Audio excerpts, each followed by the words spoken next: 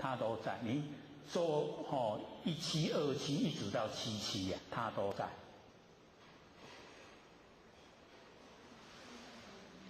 那因为我们年岁大了，不容易呀，去见到中阴身。那假如说那个比较年纪小，大概不能超过那个3岁，3岁以前啊，他可以看到中阴身，会看到那死的人也等来把那洗水加皮，那个是一个他的意念讲那囡仔搞较皮，伊爱甲皮爱甲拖来甲搞，那个是他的意念伫咧加皮，你囡仔会看到，唔是讲真正迄个皮咧动啊，这样了解嘛？就是讲伊迄个迄个爱心嘛，已经现出来，迄个囡仔看讲，阿公等下咧甲阮加皮，这样子啊。好，请说。只是简单，因为或许家里有一个求道的道亲，那他会痛的时候，或许是没有看到，他听他的家人说翻衣服来不及，那或者想说可能是刚好忘记了，那这样他已经都疾病了，我们再帮他求到，这样有没有效？谢谢。好，请说。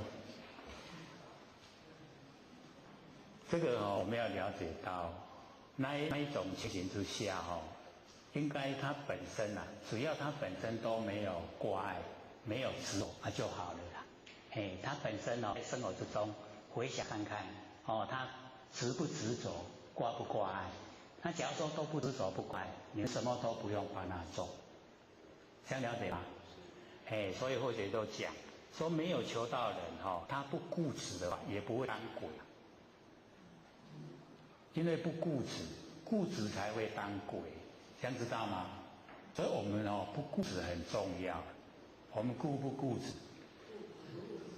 我们都蛮固执的所以就是要了解说问题都在我们本身啦。本身不固执的话都很灵活。下课了，各位讲师、各位坛子、各位人，大家好。佛学三道天师德，老千千大德，以及感谢的各位先贤。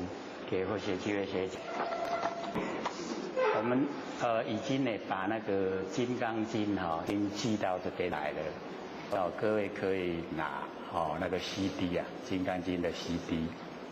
我们这边呢也要讲，可是等到我们《道德经》讲完以后也还要很长的时间那因为这一阵子有北部千贤一直在这个。称赞在北部一个佛堂，黄氏佛堂讲的《金刚经》非常适合我们大家来修持所以或许听了以后真的是因为或许本身投入的时间有50年，研究《金刚经》有50年，因为刚开始看那个新的意思那个时候曾经想，怎么这么殊胜的经典是这个样子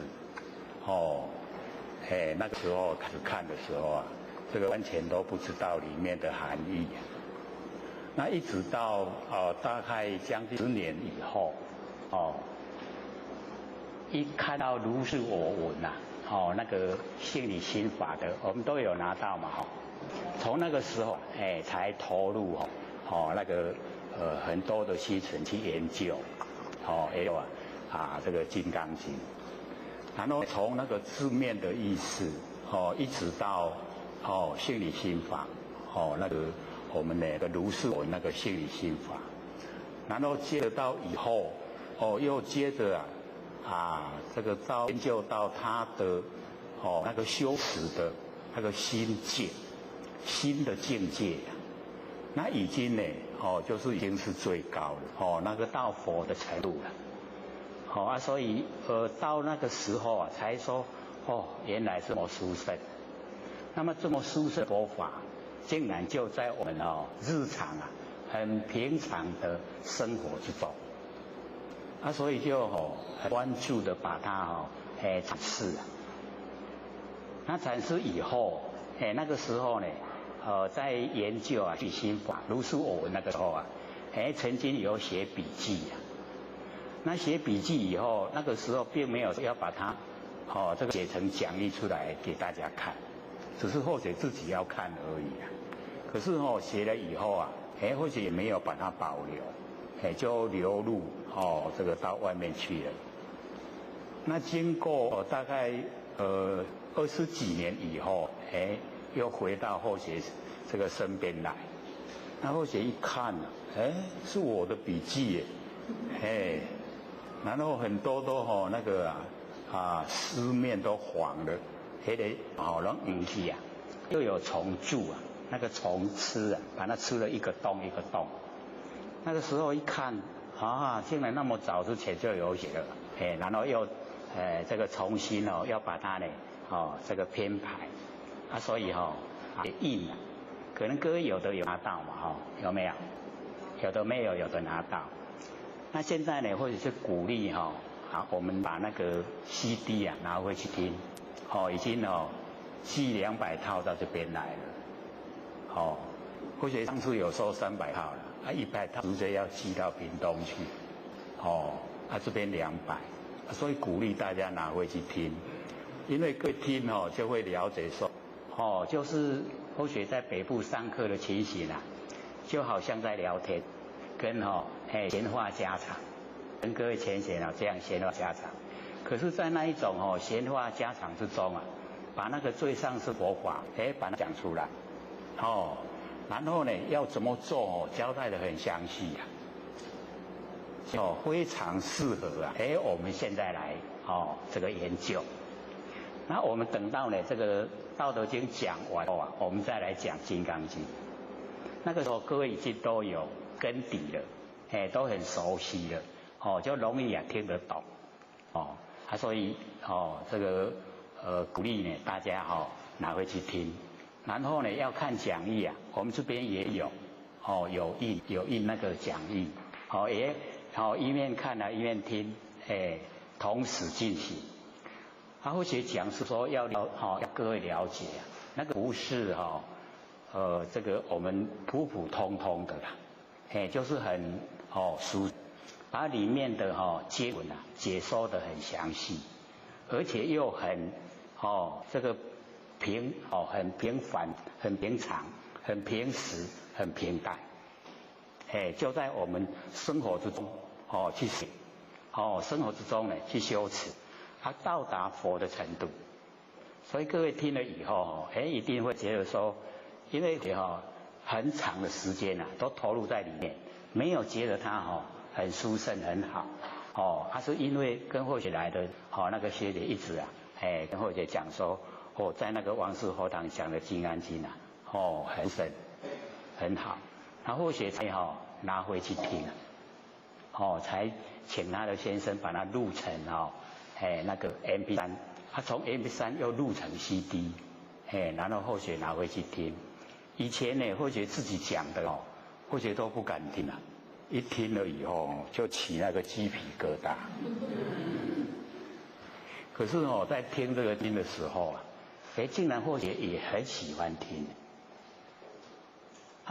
慧姐都觉得说，这刚我来讲，自己讲的自己觉得说，好像不是我在讲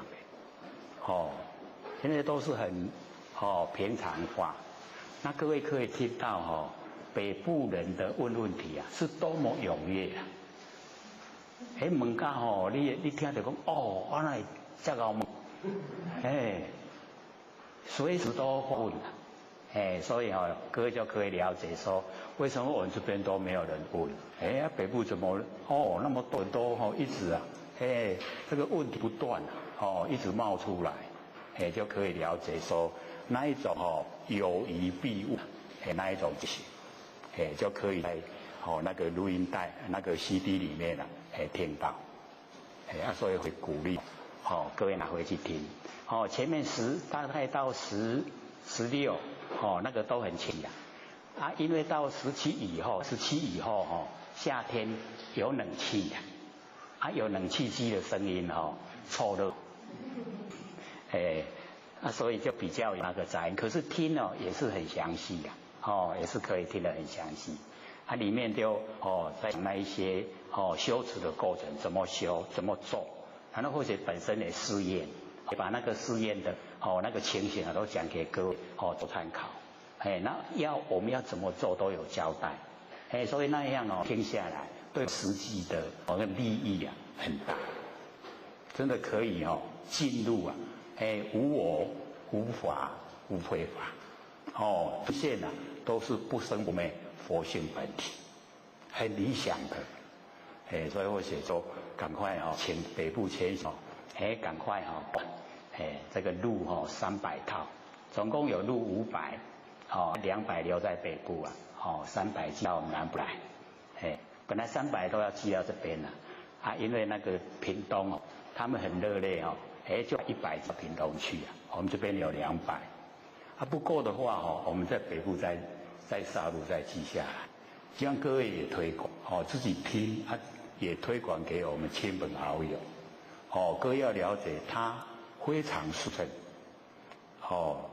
听不到的啦要到外面要去听听不到的，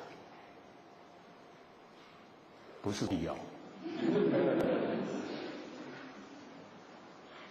因为或者竟然连听大概有10次了，一次一次反复听，听到那个第10篇，觉得说这很棒呢。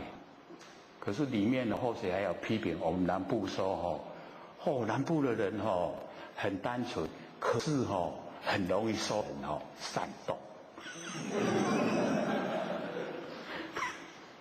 有没有啊？这个很诚实在讲的时候都是或许心里面有什么就讲什么，非常诚实的。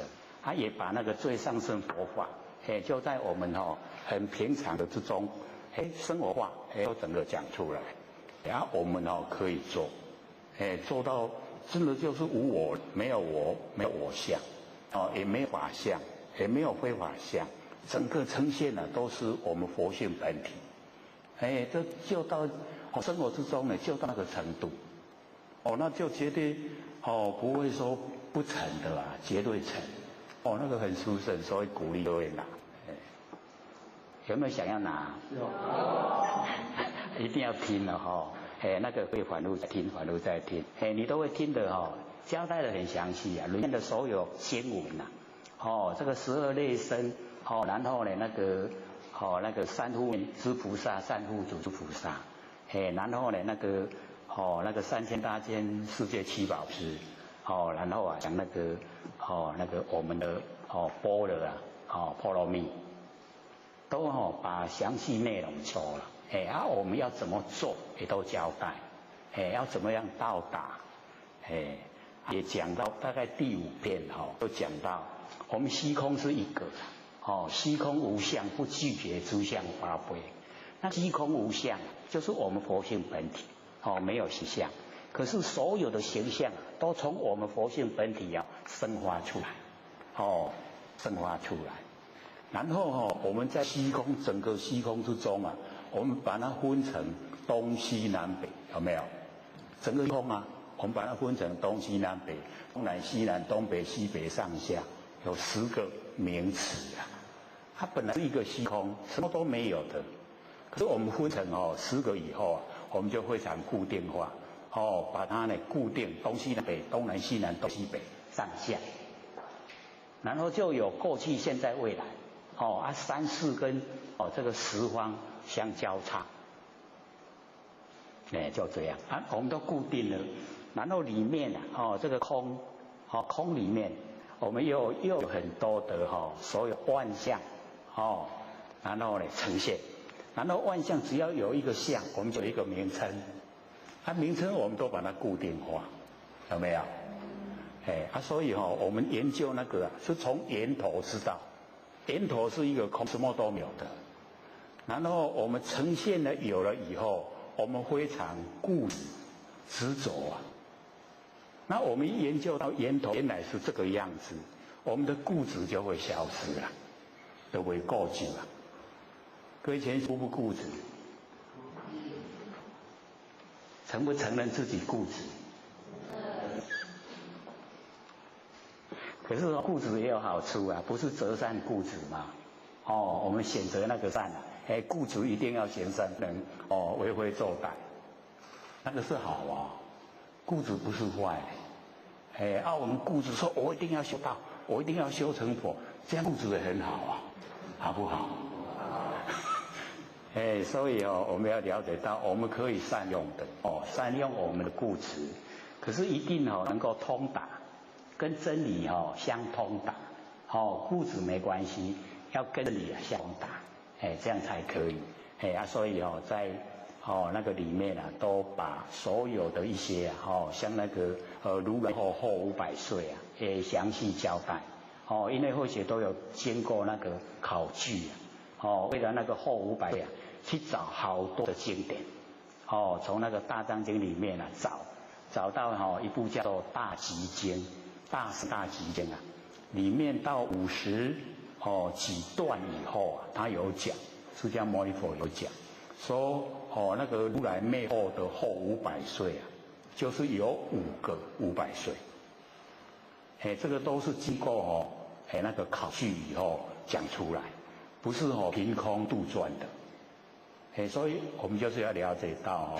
尤其我们老前辈只说讲出来一定要有根基啊，不能自己想什么就讲什么，不可以那样，一定讲出来要有根基，那或者又是讲那个经典里面的东西，更是需要去考证，连咒语里面有少一个字的都一直找，怎么会这个地方少一个字？是印时候漏掉的吗？还是它本来就是少一个字？连那个都一直考证，到后来是原来本来就少一个字才正确的，我们把它加上去，它就错了。我们就是要这样子很这个专注投入能够全部了解，了解以后再把它传播，让大家也能够知道，也接收。所以或者是鼓励我们呢拿回去听，非常对我们有帮助了。因为或许怕各位拿回去听以后那叫欠。所以上乘佛法那也安内那也叫欠安内怕他这个很殊胜的东西啊，我把它轻视了，看清了，看清了不重视我们就不会去做，不做就没功效。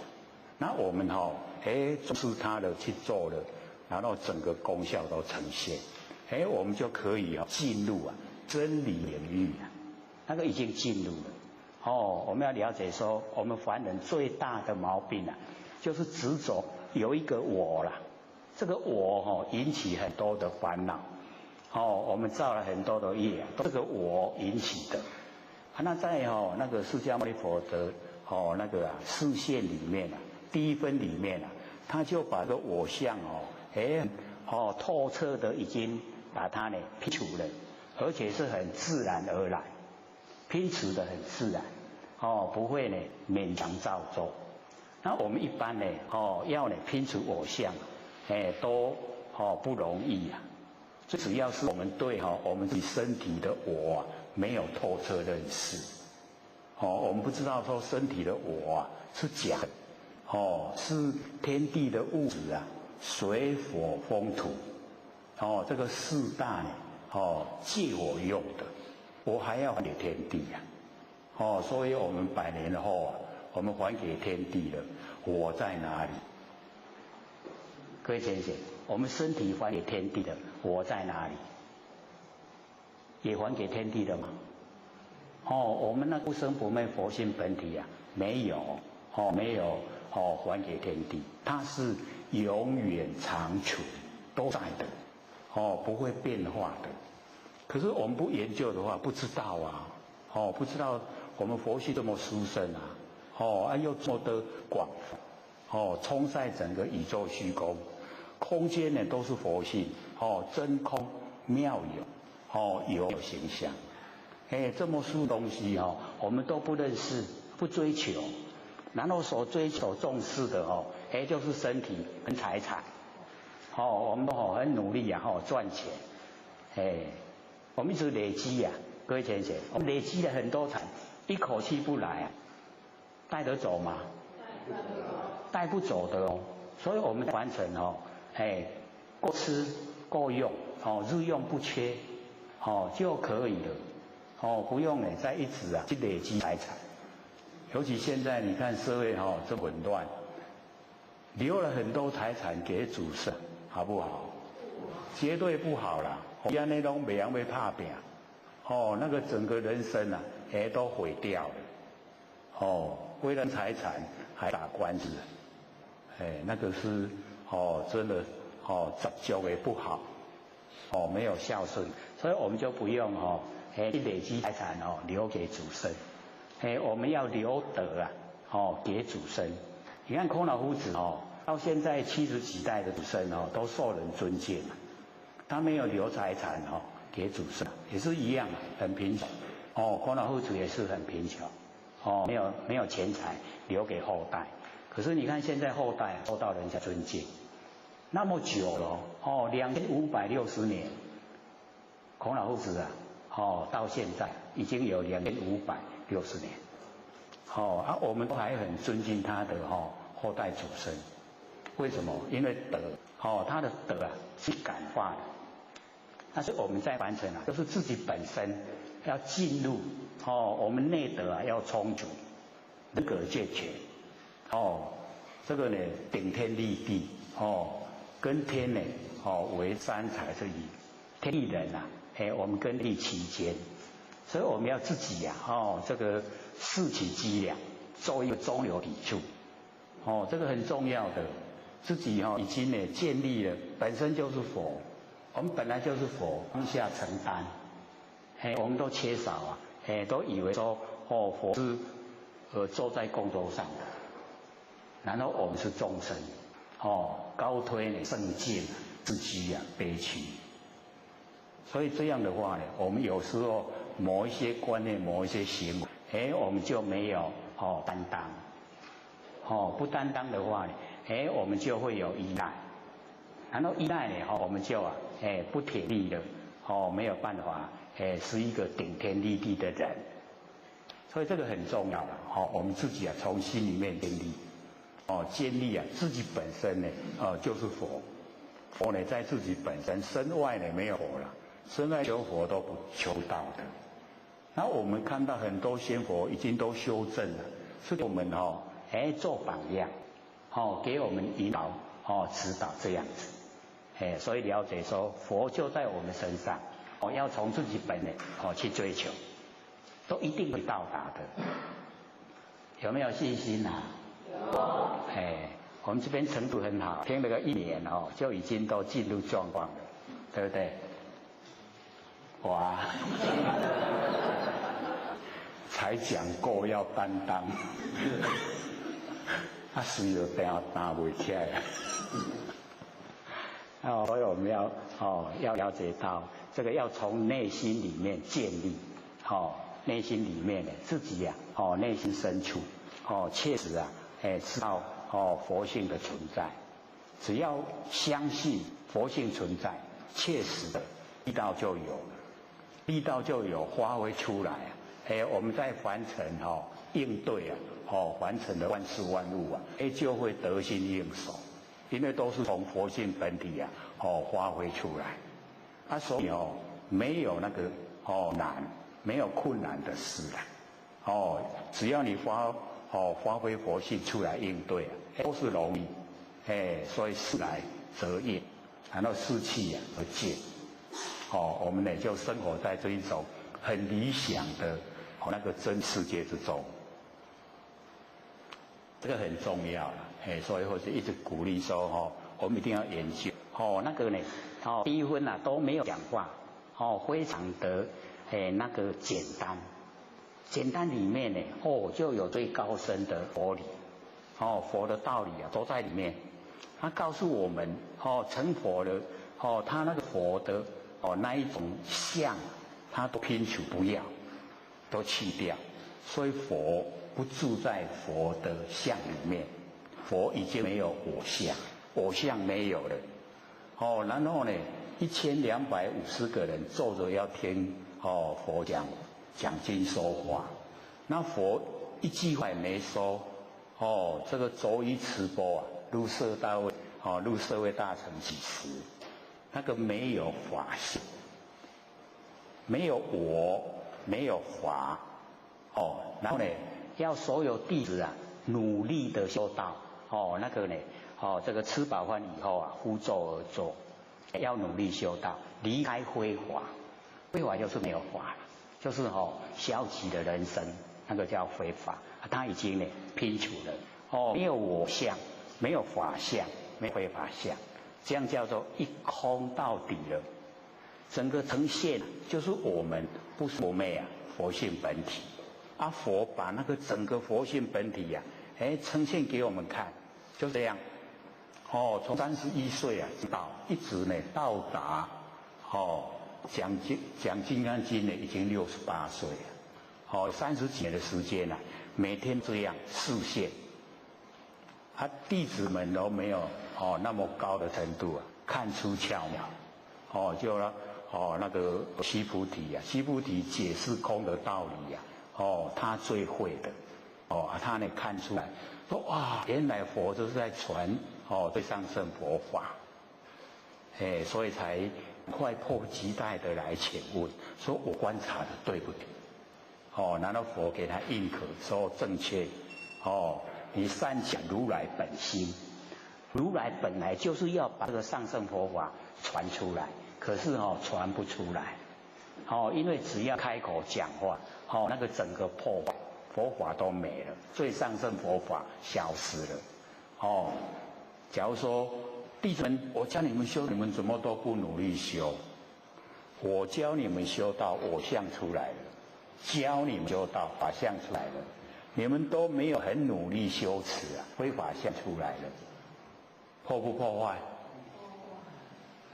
要一直表现给大家看，已经确实在生活之中没有我，没有法，没有非法，这样一直啊，从31岁到80岁都这样示现了。示现是我们讲的啦，那个佛本身啊没有，它是呢很自然流露，从性分自然流露出来，那个很自然的，我们要修的状态，都很自然的，已经没有我相，没有法相，没有非法相，所有整天的生活，整个呈现的佛性啊，没有善心，也没有事相。都不被呢，那个三世啊摄受，所以不用六道轮回，都已经在那个真理的领域啊，理不理想？很理想的，我们要了解说我们可以借着这个金刚经呢来帮助我们，在日常生活之中呢，真的进入真理世界，在真理领域啊，讨生活。过得很如意啊，心境啊那个提升啊，很高的，这样了解吗？本来是要等到我们道德经讲完再来讲金刚经啊，因为听到这样子那个内容，或者说这个唔当淡，时间不等，对不对？是不是这样？是。七担八担这个中间不知道什么变化，我们都不知道所以及时啊，及时我们马上能够听到，马上能够去做，马上能够修持，这个最殊胜的、最好的，所以我们就先把那个金刚经记下来，给大家呢这个做个参考，对我们一定会帮助很大。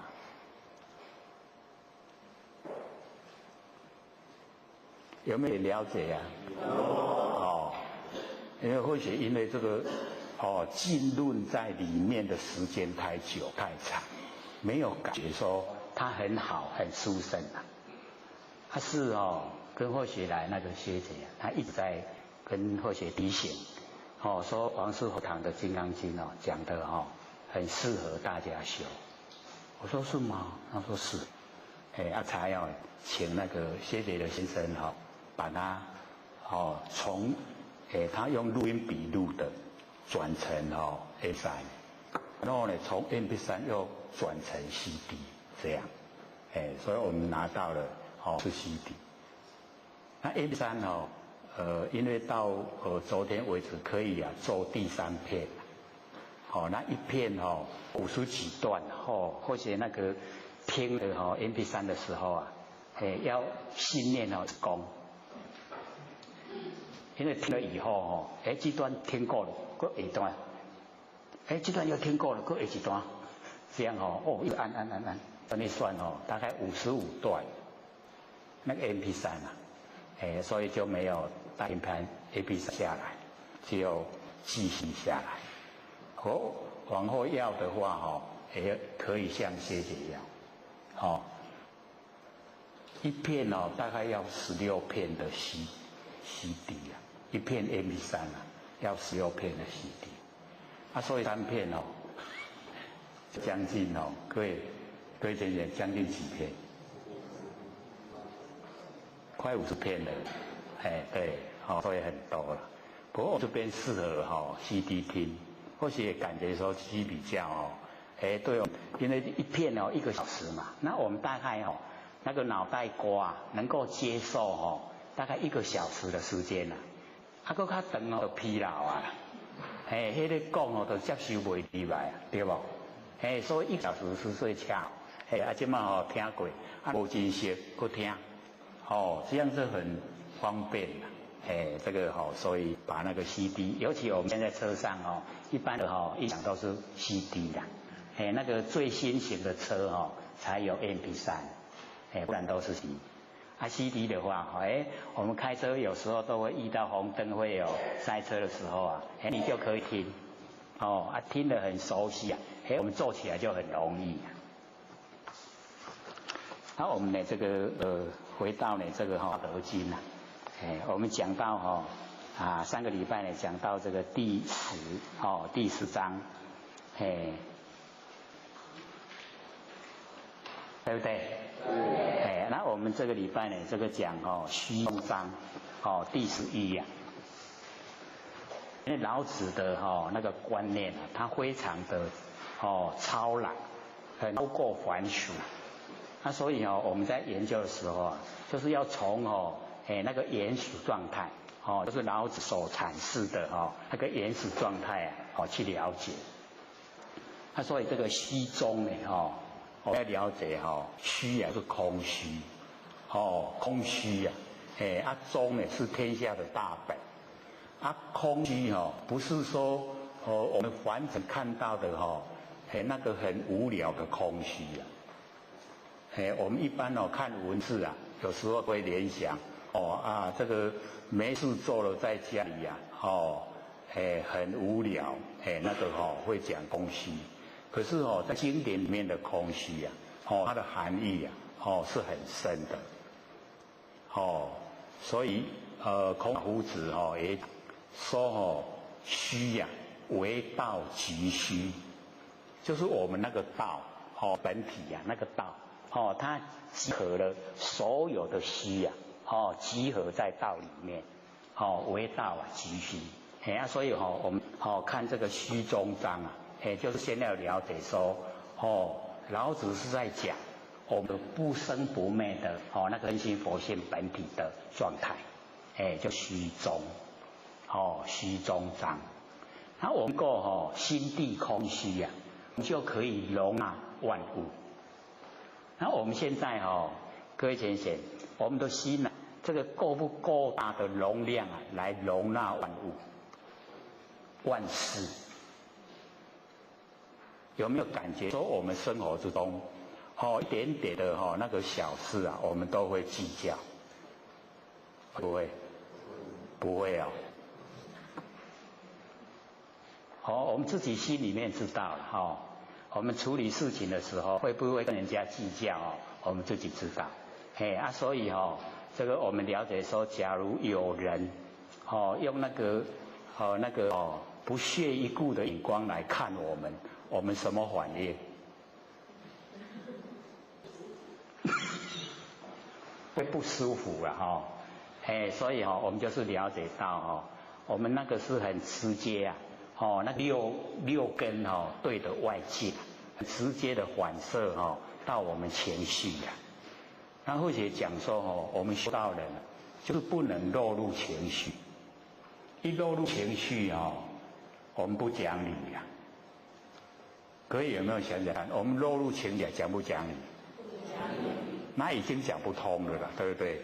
那个理跟他讲已经讲不通了，他都发泄他情绪所以我们最重要的在生活之中就是要去先去了解自己呀，为什么会发情绪出来？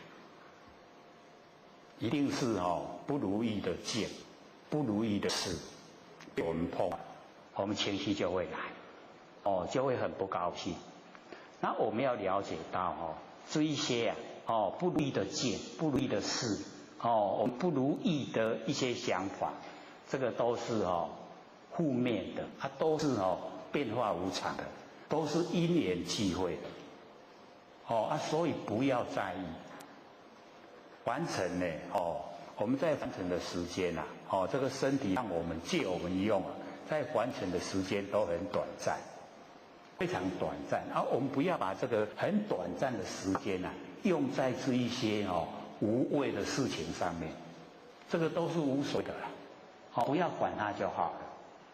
不要管它的话，我们那个度量自然就会扩大，就是能够这个容度大能容所以我们现在这个老祖师显现给我们看，就是要像老祖师这样度大能容，就可以了却人间多少事对不对？我们都是给他等教多有没有可能都不承认啦，不过没遐细比这较大比迄给他等教多较大。可是有时候我们这个扪心自问，有时候真的是心胸狭隘，不宽广。人家一句话呢，我们都气不得了，会不会？这个叫很诚实的，会。这个人之常情都是这样无神经那个。有时候啦我们就是要能够分辨有一些呢不关紧要的不要放在心上，那有一些呢我们要注重的就是有关于跟我们的那个德性有关系的，一定是要注重那有些凡尘事那些琐琐碎碎的就不要去讲过了就好我们呢培养能够容纳的心所以心地空虚就可以容纳天地万物天地万物都容纳了，万事没有形象更容易能够容纳下来或许发现我们容纳事情很不容易那个事情一来了以后我们说整个能够容纳得下来真的很不容易就是这个样子所以或许就会鼓励说在凡尘的遭遇不管是合理不合理我们都欢喜心甘愿受，这个很重要啦。所以我们看有一些人他遇到那一些不合理的那一些事情去应对的时候他很不甘愿，很不甘愿的时候事情也要去处理那个处理就变成多余的了，因为你心里面不甘愿那个事情处理完了以后那一种业障还在，甘愿没有了掉了，没有了所以它还在。那我们一段时间以后它换一个形式又让我们碰到不合理的那个遭遇又来了，要处理还是要处理甘不甘愿？还是不甘愿所以会有第三次、第四次，没完没了。他的一生就在这一种现象之下过了，值不值得？不值得所以我们要了解到讲那个达摩祖师那个恶入四行里面，不是有一个高厌行吗？有没有？就是人家不合理对待我，就是我前生以前我也不合理对待人，现在是回过来反报了，报到自己身上来，不然这个无风不起浪啊，不会说无缘无故的让你去碰那一些不合理的事。那我们以这一种心还，就是要还。以前我不合理待人，现在人不合理待我，那我就还，就心甘情愿，欢喜心甘愿受。我们一旦起了欢喜心受，整个我们的遭遇就改变。为什么？了掉业障，欢喜心甘愿受，那个业障已经了掉了。那个事情到此就结束了。以后那个业障的障主，他不会再找你的，已经了拢结果所以他走他的阳光大道，我们过我们独木都是大家呢自由自在的，理不理想啊？很理想，就了就无欠啊，无欠伊要过来讨都无迄个理由啊。他就不会再来讨了。所以我们应对的时候在还尘就要用这一种方式，欢喜心甘愿受，会不会啊？很不容易做。气拢都爱甲吞落安尼对吧？对呀，就是要这个样子啦。一定要想说既然是我碰到，不是别人碰到。那一定我有远很远的因对别人不合理，所以他现在呢回过来这个呢果报回来这样的话我们就心里比较舒坦，对不对？心里舒坦的好，欢喜心甘受受了以后就天了一次处理两次处理，所有业障都这样处理，没有业障的整天的都很快乐，都很如意的。那个不合理的不会一直来，除非我们是这个太贼，那个因重因太多了才会一直来呈现。成一样，我们只要欢喜心甘愿受，一个一个都了掉了所有一些业障都了掉了。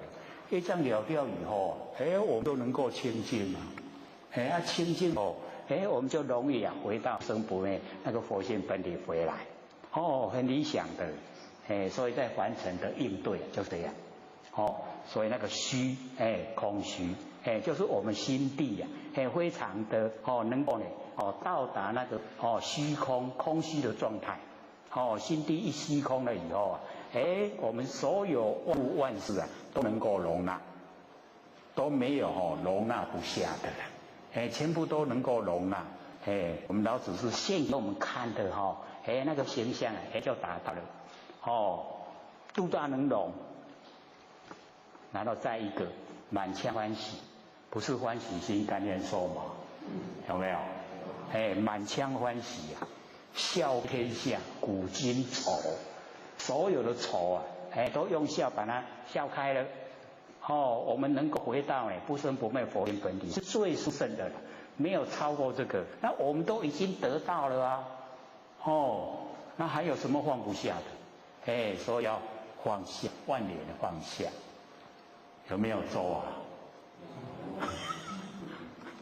要做，要每天做做万年放下我们一放下了以后我们的心越清净心一清净容易回到不生不灭那个很光明的佛性本体回来一回到佛性本体回来，我们在真理世界之中生活，那真理世界之中生活过得就非常如意非常的舒坦，那个常乐我净都呈现很好的所以这个虚中章，这样了解虚中了吗？就是我们不生不灭的佛性本体就是虚中所以呢我们讲那个孔老夫子的那个耳根圆通，各位有听过孔老夫子耳根圆通吗？有有啦，我们这边有讲过啊。那个肉一致啊，没有，肉一致。无听之以耳，而听之以心；无听之以心啊，而听之以气。听之以耳，心之以胡。去也者啊，虚而待物者也。为道即虚，虚则心哉。这个呢，就孔老夫子的那个耳根圆通啊，各位都没有印象。对啊，有讲过了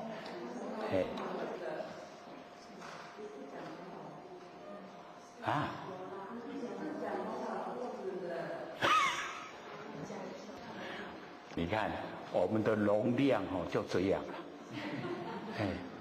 不是在讲孔老夫子的，是在讲那个观世音菩萨的。这个就是知其一呀，不知其二。我们有讲过呢，孔老夫子的耳根圆通，也有讲过呢，观世音菩萨的耳根圆通。可是他们的角度不同，讲出来的角度不一样。那我们把那个因为以前讲的时候没有详细的，因为重点不在那个孔老夫子的耳根圆通，所以没有很详细的把它解说。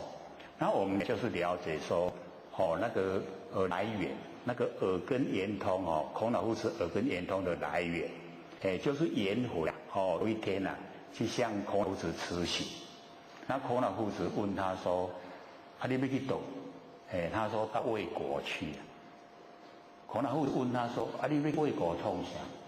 他讲那个魏国的国君就是年纪很轻很这个壮这个形子短就是独断独裁他呢这个又喜欢用人民去战争所以百姓死的已经满山满谷了他呢这个颜回想去劝那一个魏国的国王国君能够这个照顾他的百姓，那个颜回就是这样子。那孔老夫子说：“无你是要去负？”他说：“那个魏国的国君这个娇气这个充满于内显现于外，那个形无容易听人的迄个健劝，你要去甲伊劝伊无容易听你甲伊劝等于会甲你杀害你就去死伫个魏军的迄个面前所以孔老夫子就讲很多的那个不能实际的去影响到魏国的国王。那这个颜回就一直说，我伫个孔老夫子家听到遮济这道理我就来遐甲伊实行孔老夫子说这个过往的圣人他都先把自己的道修成了，修成以后再来引进这个所有众生你现在都还没有修到纯一的程度你哪有功夫通去劝别人所以就跟他讲孔老夫子说你既然那么想去的话，你把你心中的把握讲出来我听听看就是他有什么好的方法。结果他的方法都没有办法去感动那个魏国的那个国君颜回说安尼我无法度无请孔老夫子你甲我教有什么良方孔老夫子说慈哉啦有意乐，你慈哉我甲你讲迄个好的方法。颜回讲一直家贫已经几个月拢无啉酒拢无去食的荤的臭的物件你是不是已经慈哉看到颜回这样说，就是心里面都很痛，几个月都没有吃到好东西了孔老夫子说，这个是祭祀之斋，你咧祭拜是咧用的啦，非心斋，不是心斋。那颜回说，敢问心斋，什么叫做心斋？那拢无唔捌听过，所以孔老才讲，漏一字啊，就是心智专一，然后无听之于耳，不要用耳朵讲，我们要用心，耳听之以心，然后呢，无听之以心啊，而听之以气。这个气孔老夫子的气啊，因为古时候的文字很少，所以这个气不是我们呼吸的气，而是我们的心灵活动到达很纯一了，很精很精湛的那一种境界，叫做气。所以他叫他无听之以心啊，而听之以气。他说听止于耳，一听敢若听伫较耳仔尔，心止于腹啦，腹和啊，伫底啊头下骹搁一个腹，对腹的腹啊，迄个腹，讲心止于腹啦。所以你的心复合现象尔，有什么现象你心才会知啊？然后气也者啊，迄个气，就咱心灵活动，迄个气呀，气也者，虚而待物者也，虚空虚，它能够容纳所有万物万事，虚而待物，为道啊，即虚。这个道啊，把那个集合所有的虚，把它挤在一起，为道即虚，虚则心哉。这个虚啊，就是心斋。这样各位会持斋的不会啊？哇，这个真的是最高品质的。所以我们就是要这个了解到我们那个斋啊，那个孔老子的斋你看已经到达这个心都不能，心里面不能有物，心里面不能有事，这样会不会做啊？很不容易我们心里面都会有东西，不可以，心里面呢都有事情，不可以。所以我们没有持斋呀，各位有没有持斋呀？哇，一个讲不出来啊！有咧，我都已经入清口完了，那也无。可是这个层次啊又不同，它又高一层。这个心斋啊，它又高一层。就是心里面为道即虚，虚则能够呢容纳万物万事，可是心里面它都不能，你自己不能有物，不能有事，这样才叫做心斋啊。然后颜回这个一段时间呢，就跟孔老夫子讲，说我还没有做心斋的时候啊，我都觉得一个我颜回存在。我开始做的时候啊，已经都不觉得，忘了颜回是谁啊？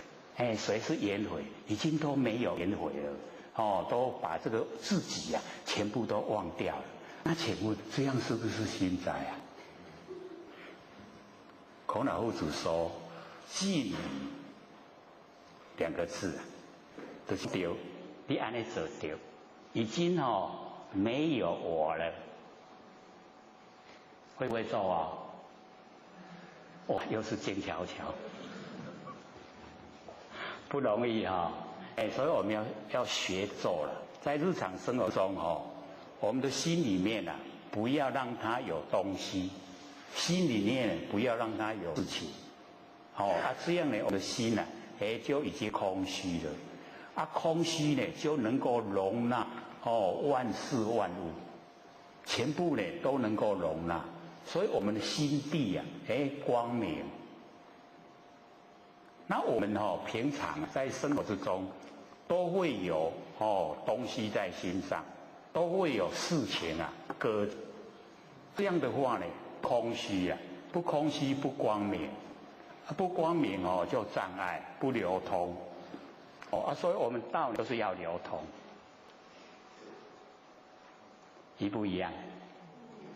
所以我们那个祭祀之灾啊，那个祭拜天地啊，祭拜祖先那个祭祀之灾啊，我们倒是做得很好了，可是新斋都没有做。好，他会不会做啊？哇，这有够软弱的力道，够无烂了所以我们要了解到就是在生活之中，把心里面的东西，心里面的事情啊，撇除，拢甲赶出去，互伊啊，规个拢空虚，规个拢安尼真光明，这样会不会啊？所以记得这个真的是在生活之中呢，点点滴滴呀，要做，能够呢把东西啊拼除，心里面没有东西了，心里面没有事情了，心里面空虚，能够发出它本来的光明。所以我们那个清净经啊，也是老祖讲的，清就是一尘不染。净就是一念不生啦，一尘不染，一念不生我们心地啊空虚光明，这样会不会啊？所以就是要做，那个大学里面啊，不是有那个8条目吗？最后一个是什么？格物。最后一个啊，格物。格物会不会？革除啊，物欲会不会？就是把那个所有的物革除，也就是心里面啊没有东西，心里面没有事情，这个叫做格物了。然后物革以后心都没有东西，没有事情了。物革以后，知至，知道就已经到达了。我们的知道啊。那个就是正知正见，那个知正见已经我们到达了。要在格物以后呢，那个正知正见才会呈现。那正知那个正见已经呈现的时候，物革而后知至，知至而后意诚。我们的意啊很诚，跟天地一样这个诚能够久，诚才能够持久。意诚啊，心就正，心正啊，身就修，身修啊，家就齐，家齐啊，国治啊，天下太平。不是8条目吗？是不是这样？所以那个圣人教导我们呢，就是要从我们呢最微细的地方把心里面的物、心里面的事革除。革除以后啊，心空虚心一空虚以后啊，所有物欲啊都没有光明的心啊呈现。所以光明的心一呈现啊，我们那个知道就已经到来了这知道不是我们完成那个变化的，而是啊那个我们佛性之中的那个正知正见，佛知佛见所以物革而后知至那个知啊到达，知至而后意诚，我们的意啊就很诚，然后意诚心正，心正身修，身修以后啊家齐整个家人啊看你这个样子，跟你这样做，家就齐，然后家齐啊国就治，国治呢就天下太平。不都有念过吗？我还没有念呢。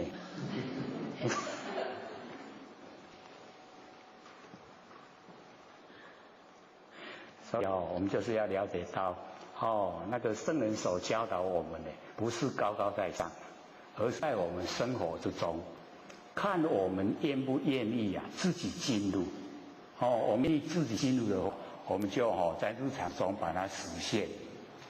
这个心啊，我们自己管制啊，可以有办法自己控制自己的心吗？我一个点点。不过呢，这个管制自己的心我们就是要跟心这个和平相处，心里面有东西的，心里面有事情的，该参详啦，讲你卖去多，卖底这代志，卖底这物件，拢甲赶出去，互心的，会当安尼真光明真虚，拢无半项。安尼因为拢无半项，才会当容纳所有万物啦。咱若有物件迄个无法度去容纳。所以我们讲西中藏就是要甲咱内底执着啊，咱有物件代志些全部把它这个拼除。拼除以后啊，真的是西中了。那西中以后啊，都可以应对凡尘的万事万物。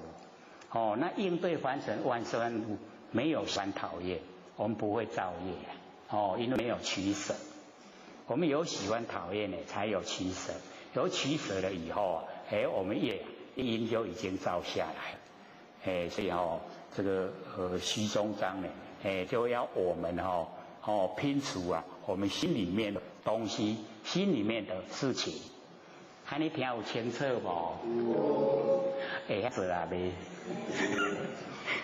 就是要做，这个真的是要做我们时时刻刻去做的话，这个心会时时刻都很高兴，那个欢喜充满，因为心清净，容易回到不生不灭佛本体。那我们看这个底下的经文，30幅拱一鼓，那个30幅就是那个辐条，迄车的迄车链啊，有一条一条，有没有？有一条一条为迄个中出来到外口，有无？外口迄个外圈一条一条迄个30幅鼓就是迄个中迄个车心嘛，伊拢迄鼓拢嘛去迄个鼓甲藏落迄个空的内底，伊这个讲就是讲迄个车的做法，做一个车的方法，迄车链一定要有迄个辐条甲伊支撑伊在外口这个链才会调，会调咧咱咧行的中间才会走知道了吗？因为没有念书袂晓形容安那，他就知道他在讲那个车那车的构造它怎么样呢？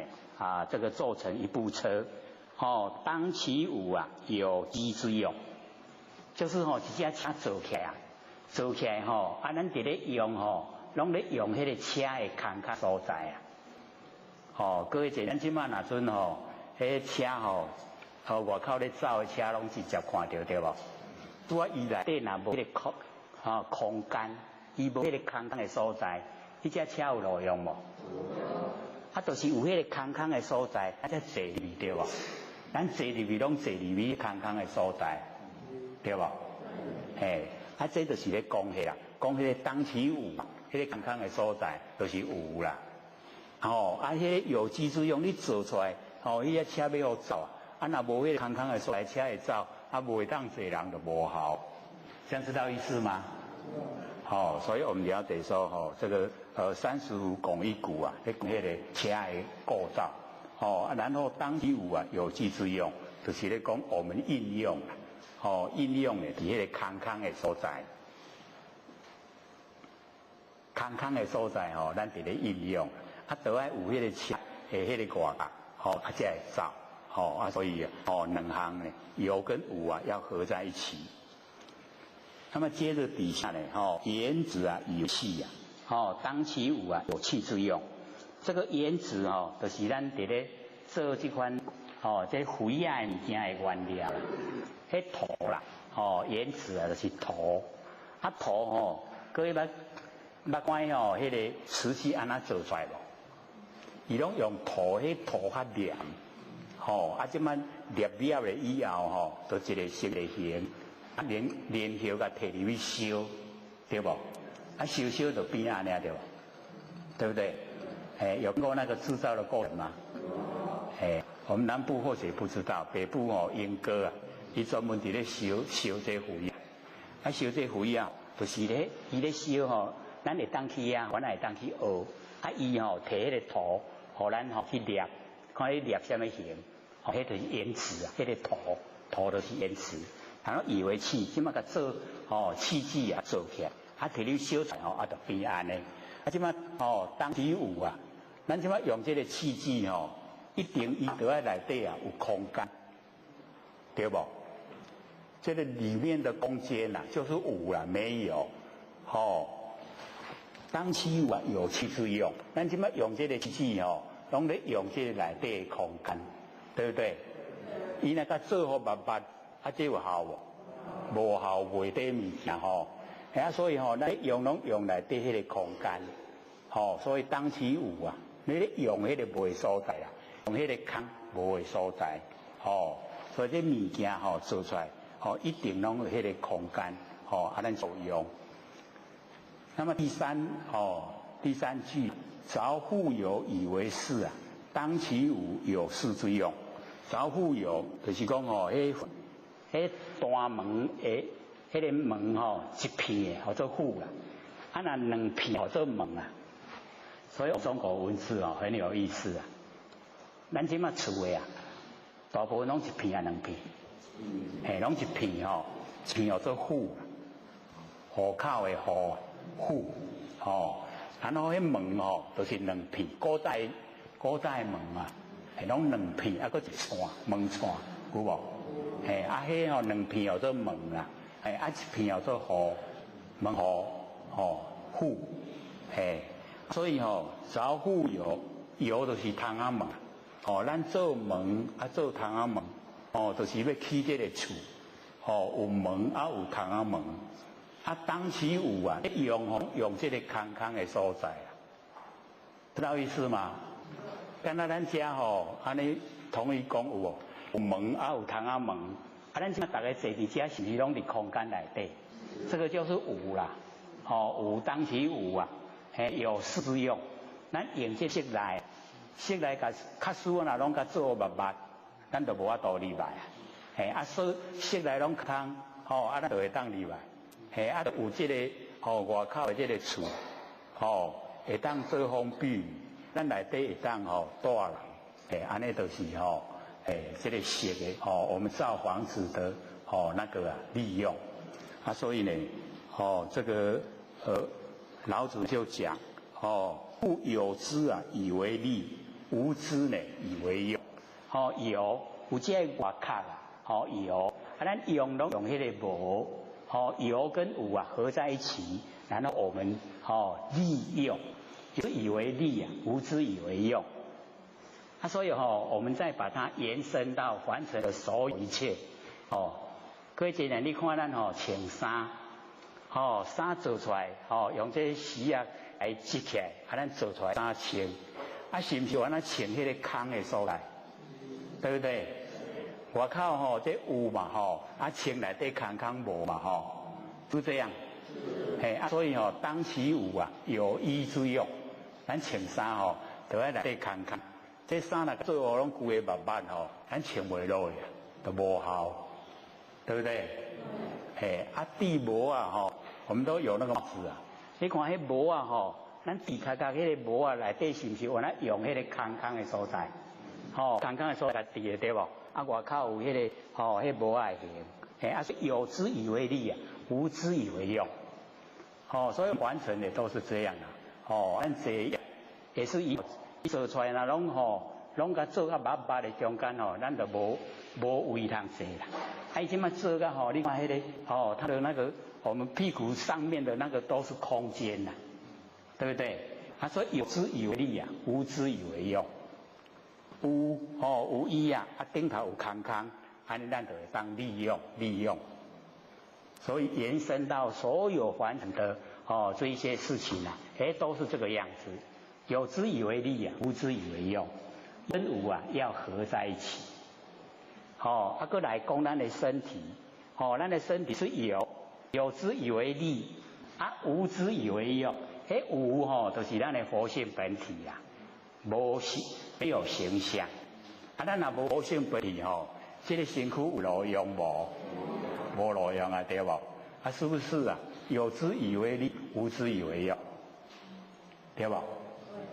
所以我们研究这个道理就是要了解到它呢不施于有，也不施于无，都要有跟无合在一起，安尼对咱家有利用，对咱家有价值，这样了解吗？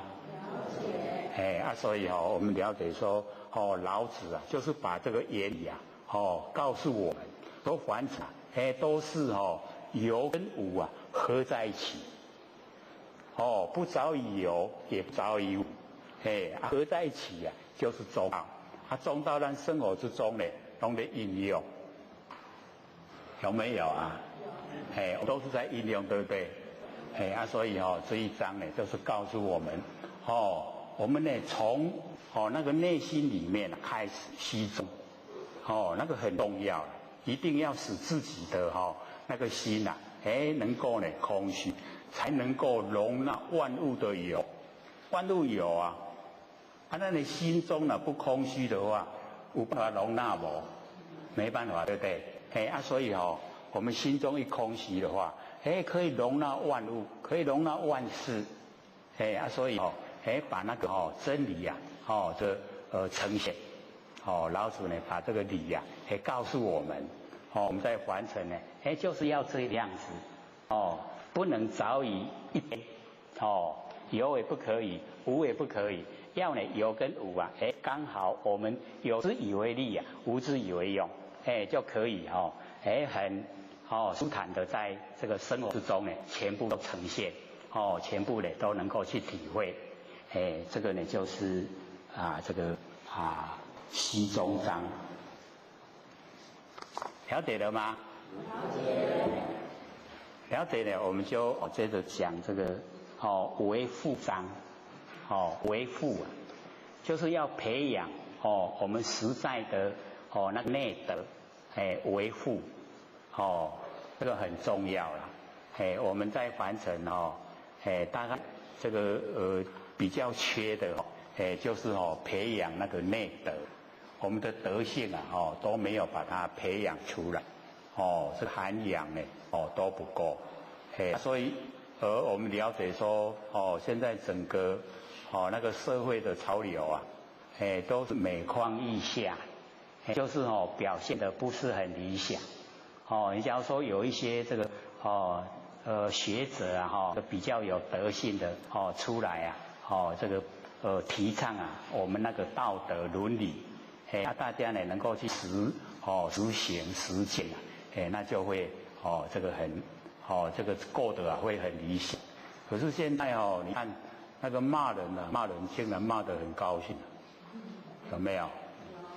那个就可以说每况愈下，我们那个内涵内德都没有，所以老子要教我们说就是我们要实际的那个内德，要实际的实学，实在的去学，实在的知道，我们呢每一个都是佛，每一个都是圣贤，可是我们现在看看这个社会的潮流，这个差呢那个圣贤差得很远，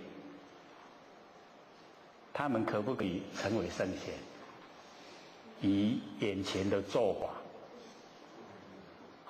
我们知道不可能，对不对？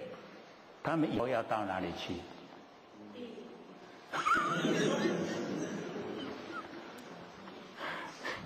倒是蛮正确的这个引导众生的错误的那个道路那个罪过很大，就一定要到地府去受那地府的那个刑罚，所以我们要知道说在凡尘影响别人的关系很大。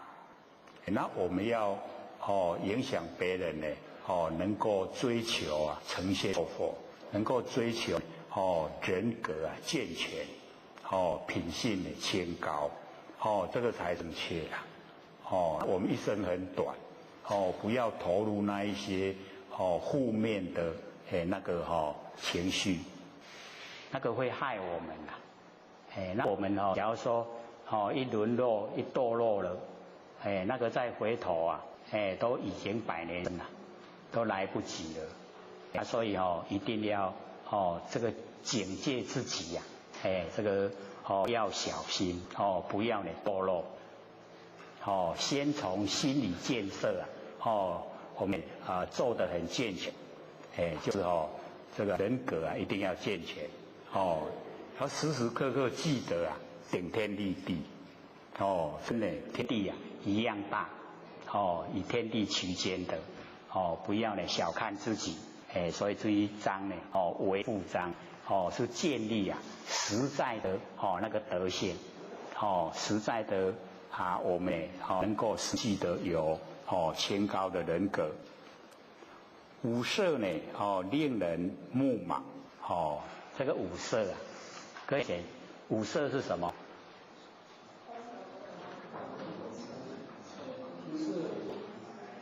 这个五色呢就是色的那个主要青红白黄黑，这个五色这个代表所有的颜色啦，用五色来代表。五色令人目盲，我们呢不要去追求那个外界的这一些那个形色，这个色会让我们丧失眼睛的功能，盲，眼睛已经呢变了盲人。那不是说这个五色会让我们眼睛变盲人了，而是说我们对那个色的辨别功能已经丧失了，就变成被那个色见诱惑，但是诱惑以后我们呢不知道它的那个是非，不知道它的那个呢这个应不应该追求，所以老子就讲说五色呢令人目盲，就是丧失那个眼睛的那个辨别作用。那我们是要了解到，不要追求外面的形象，外面的形象都一直在变化，变化无常，无常变化，那我们追求我们会投入那个无底深渊里面，无底深渊呢让我们受苦了，所以我们不要投入那一种那个情境之中，所以不要追求让外面的形形色色不追求，这样呢能够维持我们那个理智清醒的头脑。那么五音呢令人耳聋，这个五音就是工商角徵羽，这个五音代表所有的音声。所以我们要了解到，我们耳朵的功能就是要听那个真理，这个是正确的啦。假如说我们听那个靡靡之音靡靡之音知道吗？就是腐烂我们新的思想那一些音那个就不要因为听了以后我们人跟着沉沦。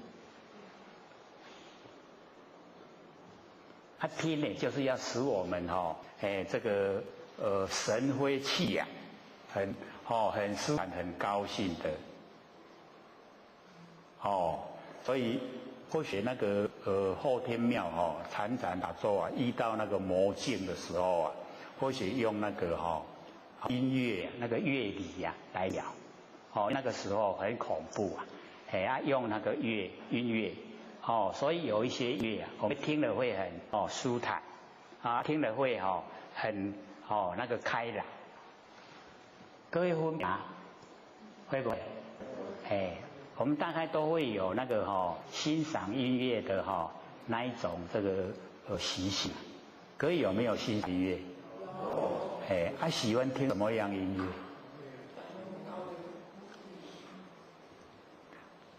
就是使我们能够很舒坦，它不会让我们这个走入那个靡靡之音就是走入那个男女情爱的那一种情景之中那个叫靡靡之音，那个会使我们沉沦堕落，那个就不要。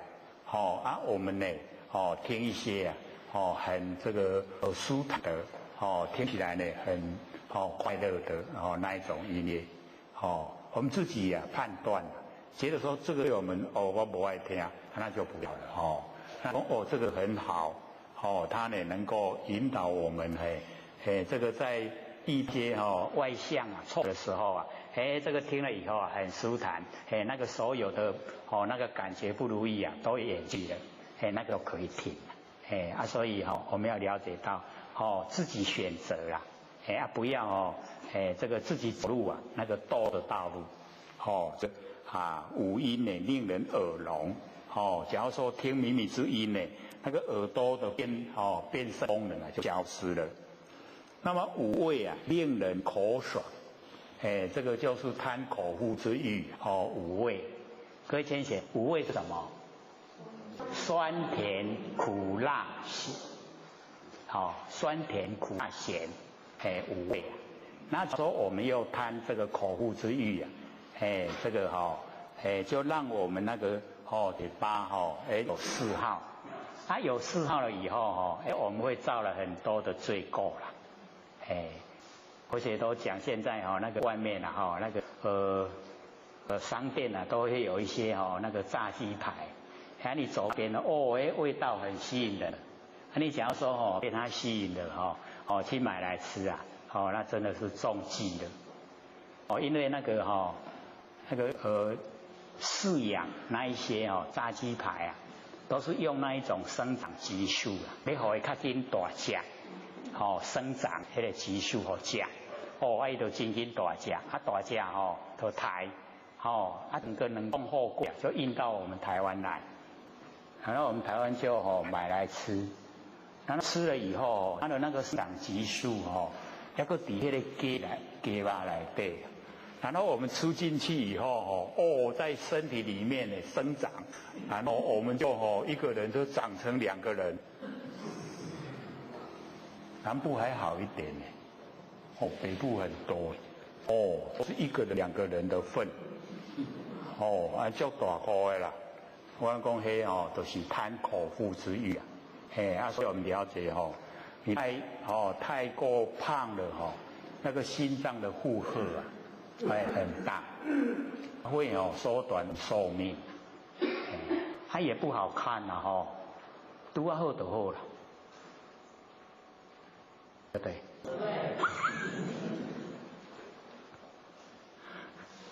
所以这个我们要得说呢，我们那个那拄好的那个身体是最健康的，那个超瘦跟超胖的那个不健康，按拄好就好，所以我们不要贪口腹之欲，不要呢着重呢在吃。那么驰骋这个田猎呢令人心花，这个呢就是以前在老子的时代那个就是驰骋田猎呢就是到外面去玩就是去猎那一种一方面也是运动了，可是我们要了解那个野兽倒霉了被你杀死的所以这边呢老子这样想说我们呢把心这个放到外面去玩这个让我们的心花垮玩那个变成没有玩会受不了。我们的运动是可以啦可是呢那个到处去玩那个就不一样有没有去玩过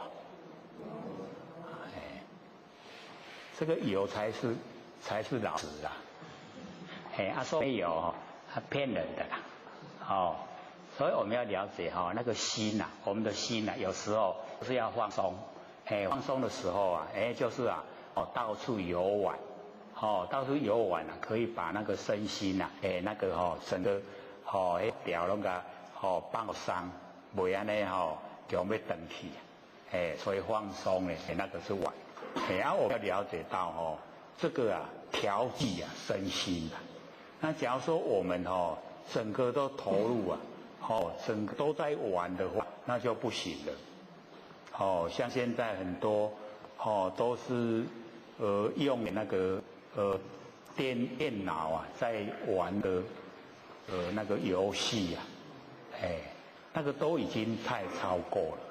哦，很多都玩到哦那个晚上不睡觉，哦玩到这个哦天亮，结果哦那个尿酸哦升高1倍，那个医生都讲，你再不哦改变生活习惯啊，要洗肾了。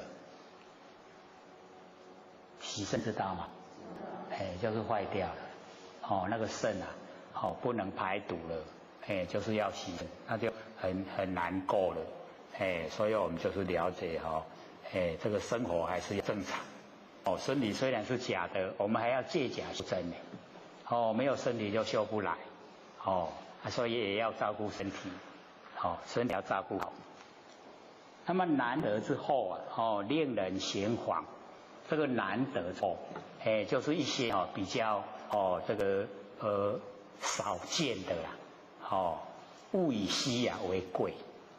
东西太少，所以它很贵，那我们就会很喜欢拥有，所以难得之后，令人行妨，那个妨就是会妨害，就是妨碍到我们这个正常的那一种那个心，所以我们也不用去追求那一些那个难得之后，我们也就是要了解到，在怎么难得之后啊。一口气不来，拢别人的啦，我们都带不走的啊，所以在生时候不要去追，我们追到太多的难得之后啊，我们的心都不保，对不对？因为唔知要甲藏喺度，这个呢，有人会来偷，有人会来盗，引起偷盗。那个偷盗会用心啊，是不是难得之后？那时候或许都讲，里面用的东西啊，都是非常平常、平凡、平直。然后开会你要爱心家己搬，你若无爱甲老的花用，这样你看是不是啊？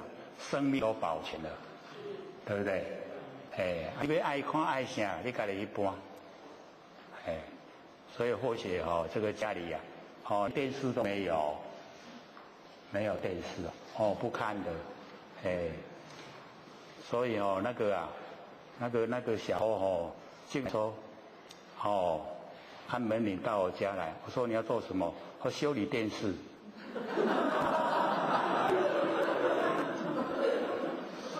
我说我家里没有电视啊。他说哪可能？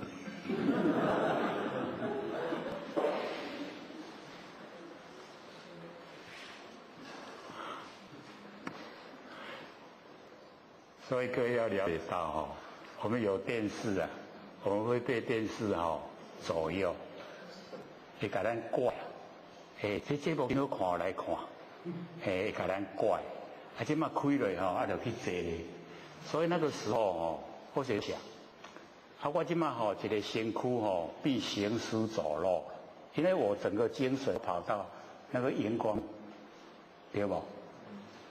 对不对？那个时候有一个人问你，你姓啥？卖差了。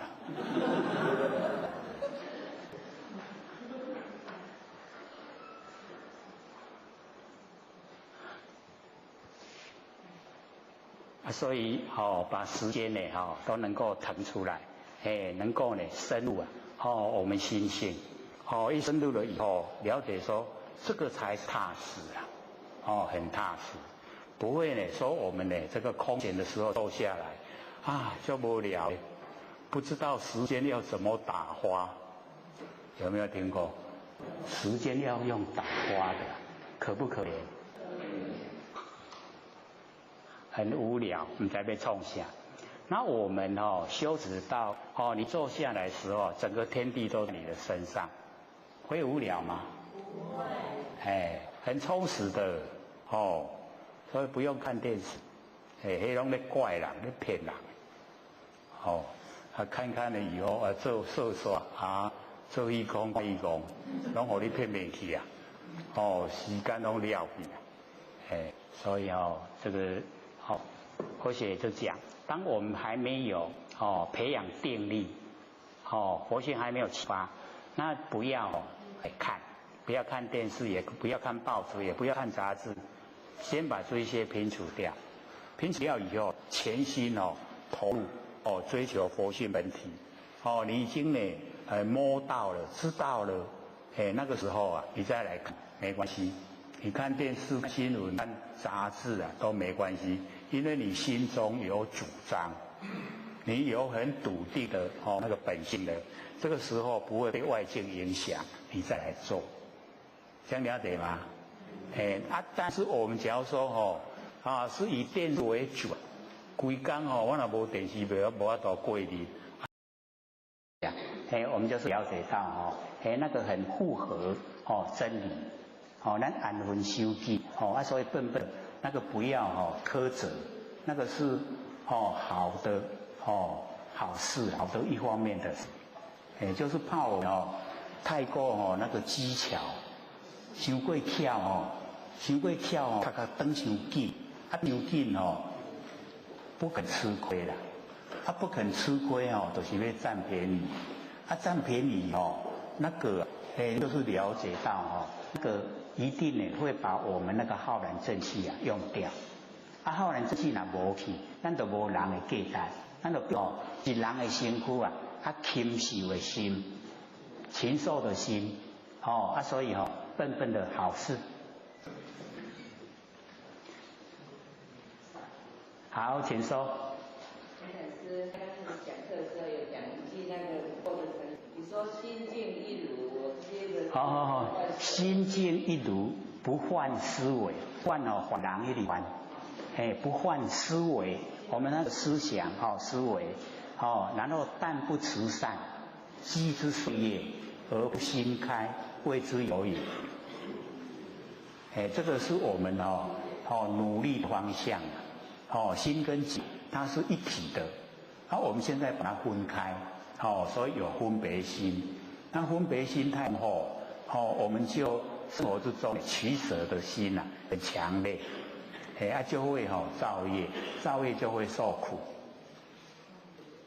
好，刚才后面不是还有一个举手吗？他跑到哪里去了？好，不是你有举手吗？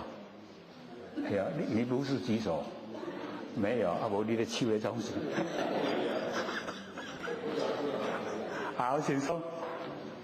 刘讲师好，之后学有跟我说，佛性在我们身哪里？那刘讲师有跟我们讲，佛性是不即不离。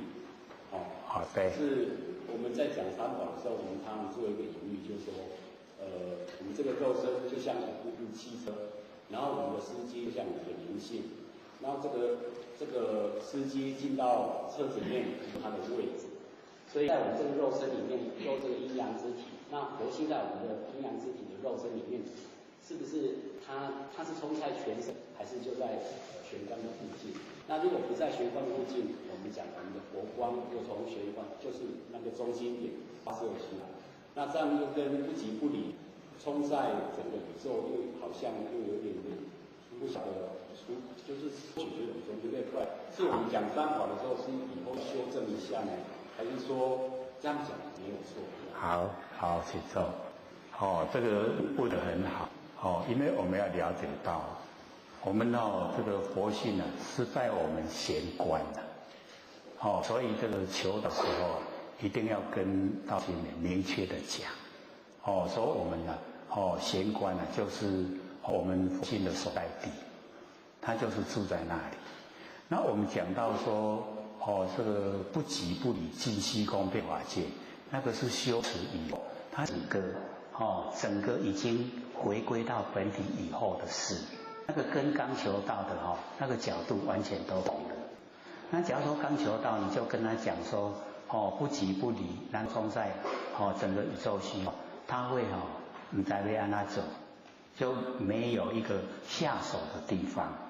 那我们要了解到我们全身哪个地方受伤都不会马上要命。玄关一受伤，马上死掉，那个一下子命就消失了。所以我们要了解到虽然它是一个门就是我们灵性出入的门，可是佛性它就是在那里。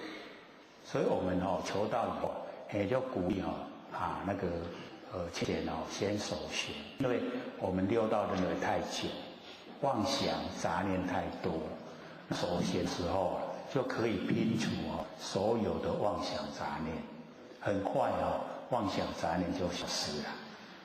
那我们要延续后面的修持啊，那个我们就讲守闲就是守住闲妙关键。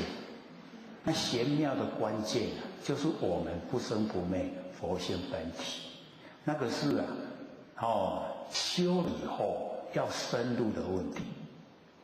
那深入的问题那个时候我们要了解说形象是假，可是你深入了以后，所有万象都是真的，这样了解吗？所以那个时候完全角度都不同了，所以才有世间相常住。相不是变化无常吗？为什么会常住？那个就是修到最高程度。我们开始不是说见山是山，见水是水，是第一阶段。第二个阶段努力之后，见山不是山，见水不是水。第三个阶段回来的时候，见山还是山，见水还是水，所不同是心，心已经不同了。那个见是山，见水不水是水的第一个阶段是住相，第二个阶段是破相，是我们努力的方向，把形象都破除，破除以后不住相了，形象都不住了，我们心就已经解脱了。心一解脱了以后，再回过来万象竟然也是我的心，所以万象见山还是山，见水还是水，那个叫世间相常住，这样了解是吗？所以那个没有矛盾冲突的地方只是我们修持构成的不同。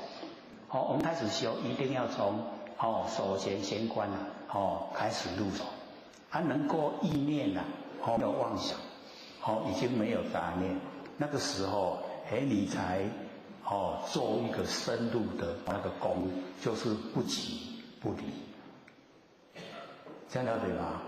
还有问题吗？所以有疑要必问，这个因为很细腻，你不问的话不会去讲。那我们要了解说，那个守闲不是错，是对的，只是说我们做入很深功夫的时候，我们和老师来介绍不是讲嘛，守着闲观跟人走，忘了闲观已成佛，是不是这样？因为我们身体会昧你身体只要你一直守在闲观，身体死掉，是不是要去埋葬了？那我们闲观一埋葬了，那闲观的价值呢就不见了，对不对？也给它的无去就代志还是讲去火种烧去就消失所以这样就会丧失它那个殊胜的功能。所以我们了解说刚求道的时候一定要强调我们那个很重要，求道很重要。你没有求道，你修得再好，你领悟得再深，那也没有用上天都不承认的不承认你可以成佛。我们求道受记才可以那个才可以成佛所以都是一代祖师来受记的一定要跟人家讲守闲闲观就住在活心就住在闲观，确实的不错。深入了以后才不强调那个了，因为深入了以后不极限，不极限在那个角度，它已经宽广了，宽广到整个宇宙虚空了。那个时候再来讲，只有闲观才是佛性，那我们就会走回头路了。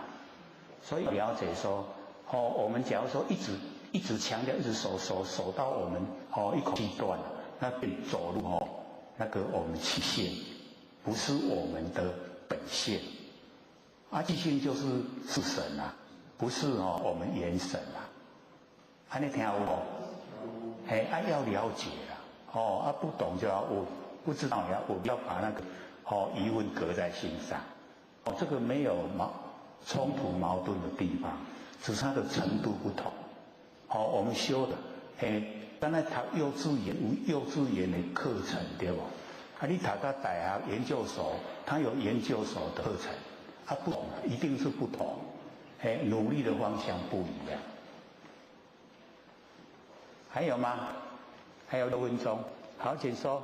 刚才有讲是讲那个起时超过期间，那个时是哪个时？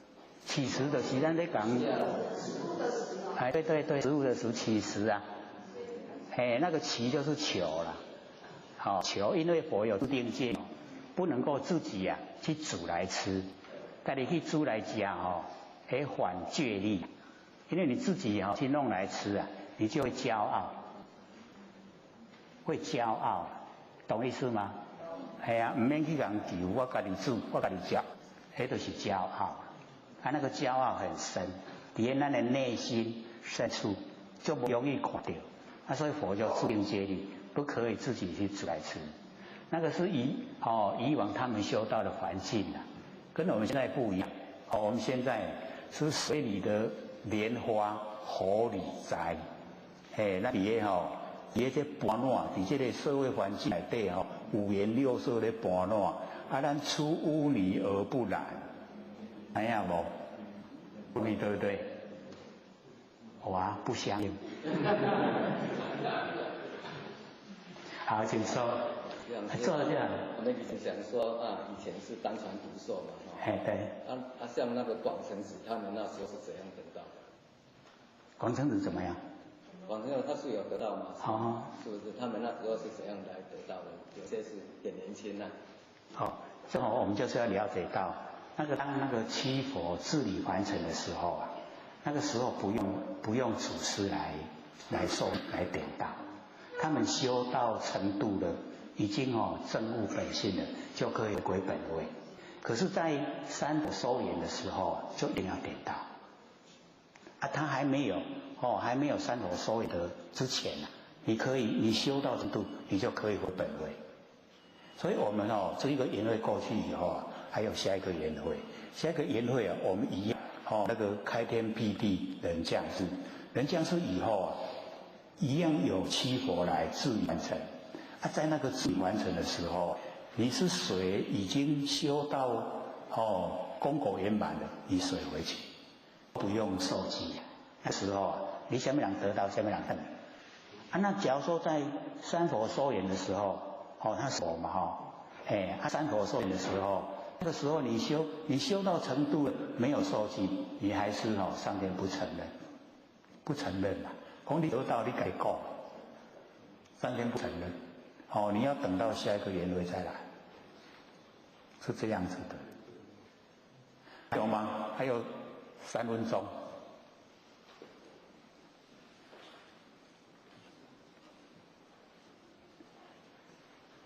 很快3分钟很快就过去了好，请说。那个手型跟练神通有何差别？你反正就是说练神通。练神通。手型跟练神通有何差别？手弦跟练神通一个是向内，一个是向外。手弦是向内的，练神通是向外。向外的话那个就跟凡尘交涉，那个心容易乱。那个手弦是把心收回来，心容易静。容易静就容易回到我们的本来。那个向外的话，越走越远我们就越野，如雅如爱气头，那就不好了。还有吗？还有2分钟。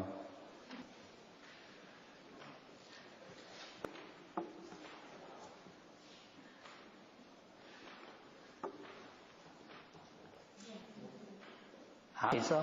你说要恢复自主自心那个小孩子，刚入小孩子就有那个自主自心，还有呢，他嘴巴还会点到上颌，我是不是会自然现在就会打坐？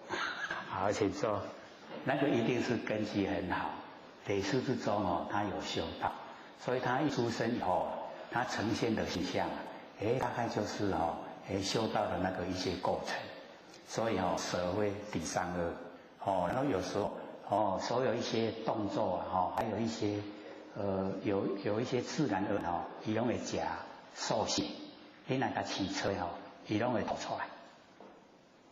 那个是它的根气啦，就是他前世有修，他已经带了，伊甲伊修的拢去大来，大来自然呈现。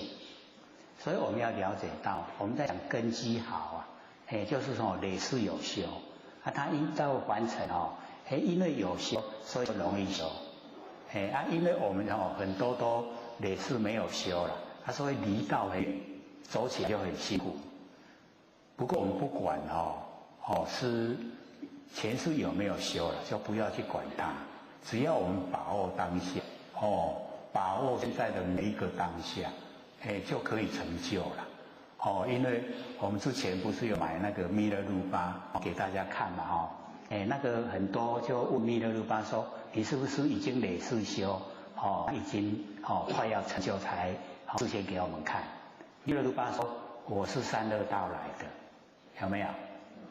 他说他是三恶道，他说我们不管哪里来，是什么样的根基缘分都没关系，只要现在你把握，能够把握得住，因为法无定法，我们要自己努力，可以把自己修成佛，也可以把自己落入三恶道，对不对？所以呢，主权都是在自己手上，看咱按哪做。要爱做分呢，还是要爱做精生？要爱做精生，咱就拢为非家去做歹，就会变精生啦。拢看咱拢要安怎做，所以拢是咱家己决定的。各位先生，决定做什么？下课。各位讲师、各位坛子、各位先生，大家好。谢谢三道天师的老先贤大德。以及呢，感谢各位先贤给获学机会学讲。我们呢，在这个完成呢都有这个看戏看演戏。各位有没有看过演戏呀？我们在完成这整个就像一个舞台，那我们本身呢也当这个编剧，然后也当导演，然后也当主角，然后我们扮演各种不同的角色，对不对？对。我们这个一个生可以扮很多的角色。那我们回想一下，到现在为止对自己所扮演的角色满不满意？有没有改进的空间？所以呢，我们要知道说，在扮演自己要怎么样来扮演，要怎么样来过一生这个都在我们自己的这个手上，是我们自己决定的。所以蛮重要的。这个编剧要编得好，这个看的人才会喜欢看。假如说我们这个看过以后都是无精打采，那表示那个编剧编得不好。那我们本身呢就是要了解到说，这个人生很短暂100年一转眼就过去了。那所以呢，这个扮演的角色要非常的有价值，对众生呢都有帮助，然后对我们家人也一样。各位现在这个家里的生活有没有过得很圆满？我们要了解说，能够相处当一家人都不容易。那我们现在是儒家应运讲究5个阿德，那所以齐家修道，都是要在家里面修道。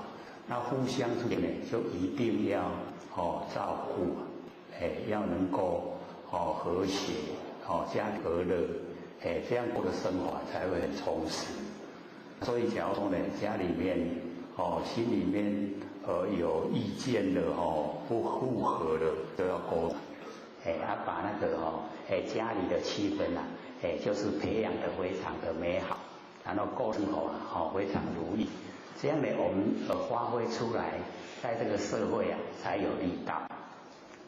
一定要先把家里顾好，能够圆满，然后呢我们亲朋好友也都能够照顾，所以我们因为是讲到这个护命章，恢复我们的本命啊，就是要回到那我们那个不生不灭的那个活性本体，所以我们在这个自己的生活里面啊，或许都强调，修道不要再找时间，不要再找地点，我们什么时候什么地点啊都在修道，时时刻刻啊都在修道，都跟自己啊不生不灭的佛性啊在一起。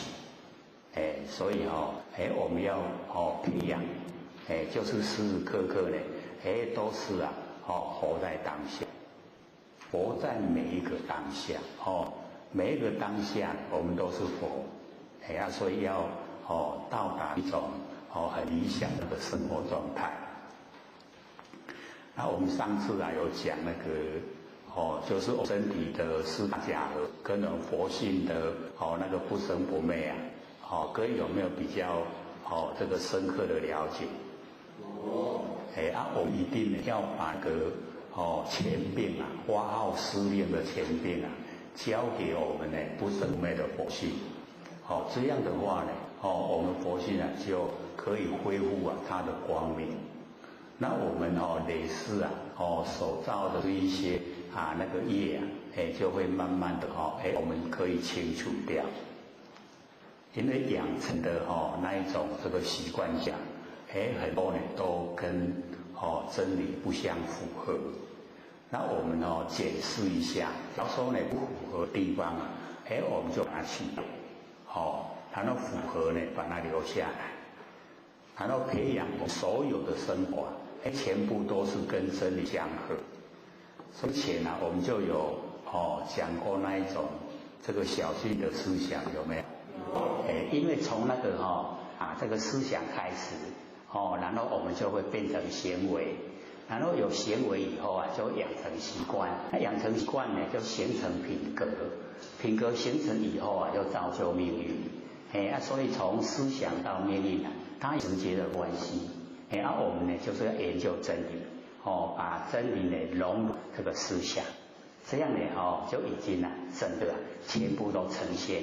我们在自己的本位啊，就是不动了。那我们在凡尘可以说我们都是应运而来，要来度化众生，所以很不容易。那我们又回到这个《道德经》的那个护命章。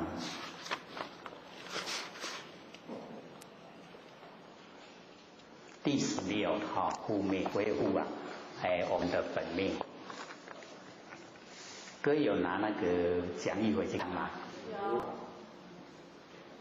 印的人回应的人很少，表示说大家都没看，看的人没几个。因为或许写那一本那个《道德经》是参考很多那个前贤的注解。很多前贤都有写《道德经》他或许看了以后把他们的那好的都收集起来，他都写下来。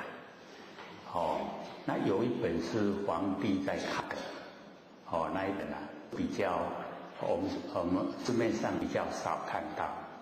那个书是用有线体的啦，有看过那种书吗？有。那种古书啦，古代册啊。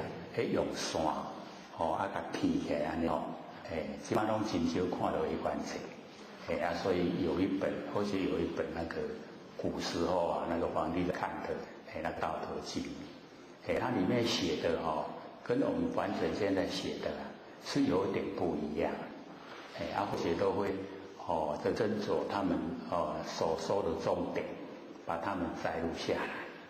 可是我们这次讲的。各位说有看讲义发现讲的跟讲义又不一样了，对不对？拢无看啦。唔知唔知影讲到底讲伊是咧写啥？讲要看啊，我们要这个深入我们的法性，就是一定要自己发心，自己发心很重要啦。假如说我们没有发心，努力来修持的话，外缘的帮助啊都不大。所以我们很重要的就是要自己发心，所以这个发心很重要。那自己发心了以后啊，我们会投入，一投入了以后啊，对我们的佛性啊，那个认识啊就深刻。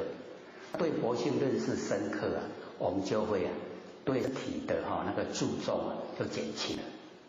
注重佛性啊，我们就会在不生不灭的本体上努力，那个方向就很正确。只要我们能够深刻的体会到了。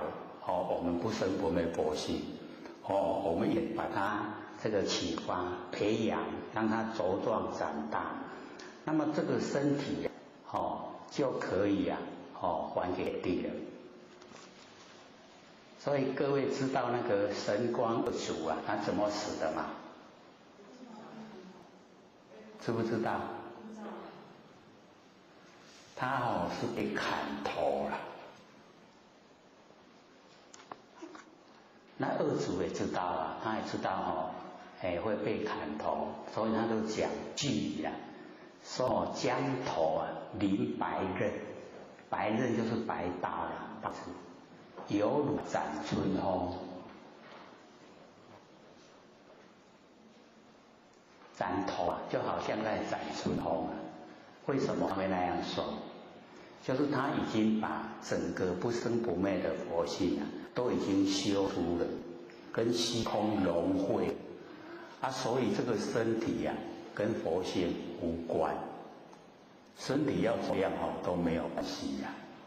那假如说我们没有启发佛性，我们把佛性局限在身上，这个身体就很重，身体的生死啊很重要。我们到凡尘被业力推到凡尘来现象，然后我们形象没有以后啊，又被业啊把我们推去受我们果报，看是到地狱去，或是到天堂去接受果报，那个都是业力在推的，我们自己呀做不了主啊。那我们先修的时候啊，就是要修到像那个神光二祖一样。往后要生死嘞，将头临白刃，犹如斩春风，无关紧要。要葬到你葬拢无要紧。天地的物质啊，都是要还给天地的。所以他就有那一种潇洒的那个句啊讲出来。那我们假如说没有的话，没有修持的话，那不行，身体很重要，生死就很重要。那已经可以了，都已经启发佛性的，然后培养的，到后来啊，这个身体跟我们那个佛性啊，无关，不关紧要，这样了解吗？所以或许都一直鼓励啊，一定要体会，体会了没？体会了。很容易，对不对？不容易啊！只要我们万念都放下因为我们在研究这个护命章，恢复本命，恢复我们那个天之谓性的性，恢复让它恢复。所以我们就是要了解说，那个是什么样的东西呀？那个本体、本命的本体呀，是什么东西？就是要去体会。体会以后，我们还有一个依赖本体，然后发挥出来，才有力道。所以我们知道那个万年啊，我们在凡尘所接近的万年都是妄，虚幻不实在啊，给。可是我们都把它当成真了。那我们在万年放下就是把这一些妄放下来。妄念都放下的时候啊，我们的真它就会呈现了。所以只要我们放一分的妄，就会呈现了一分真，真都会呈现。全部放到妄都尽了，整个真都显了，那个时候身体就无关了，这样了解吗？所以我们在这个生活中就是要实际的做，然后实际做呢，我们就达到了，不会很困难，只要我们有心就会可以达到，所以那个上个礼拜我们讲说自虚己所见独，对不对？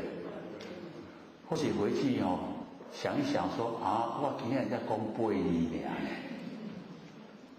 说2个字负面，说6个字自虚己所见独，对不对？因为讲得早所以印象就要深刻。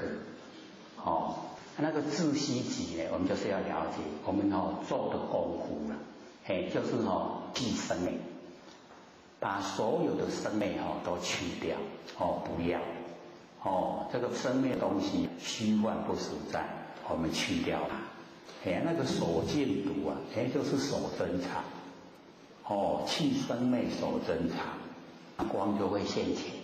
我们那个不生不灭的佛性一定就会现前。我们追求的这个所以这一章等于老师告诉我们做功夫的方法，叫我们怎么样做功夫了。自虚，虚到这个虚就是虚空，就是什么都没有。然后我们努力的方向就是达到虚空。所以只要我们把这个心跟境全部都空了，心跟境全部都空了，那个外欲外面的欲望，它就不会内侵了。我们现在受不受外欲望的侵袭？受不受？会不会直接冲击到外面的欲望？我们看到东西想不想要？真的那么理想的吗？看到东西都不想要了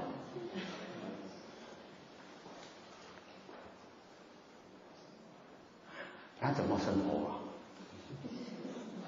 我们生活不是要东西吗？所以这个我们要了解掌握那个大德相。我们了解说心跟境，因为心有境心才显现得出来。那心境都虚幻，虚幻不实在，它都在变化，无常变化，不真。可是我们的那个六道轮回太久了，都把这一些虚幻不实在当成真。我们当成真来看待，就是因为这样我们生出喜欢讨厌，喜欢讨厌生出来就有取舍，有取舍我们就有行为动作，行为动作呢业就造下来，就要接受那个果报，就一定的就是这样，恶性循环都这样在过生活，一天过天都是这样。那我们呢了解说心跟境虚幻不在，不住了。那不住的时候我们就可以事来则应事去呢则静，就不会受到外界的影响，那心很笃定所以我们要自虚己，把那个虚空虚的全部没有的要记在心上，努力的去做，然后呢外面的欲望就不会侵袭了，就不会侵到我们这个里面来。然后我们手见毒手见那个气体把它手到毒很堵成毒的时候那个念头就不会那个离真，我们的念头不会离开真各位浅认念头嘛？我们要知道我们日常生活的起心动念那个都是念的尾巴啦。念的头各位浅念的头就是我们佛性本体。念头我们生发念的那个动机，那个是佛性本体。认识念头了没？所以我们要了解到我们那个念头一生发了以后它的方向很多。第一个实习的时候是从佛性本体出来的，那个念是从佛性本体出来。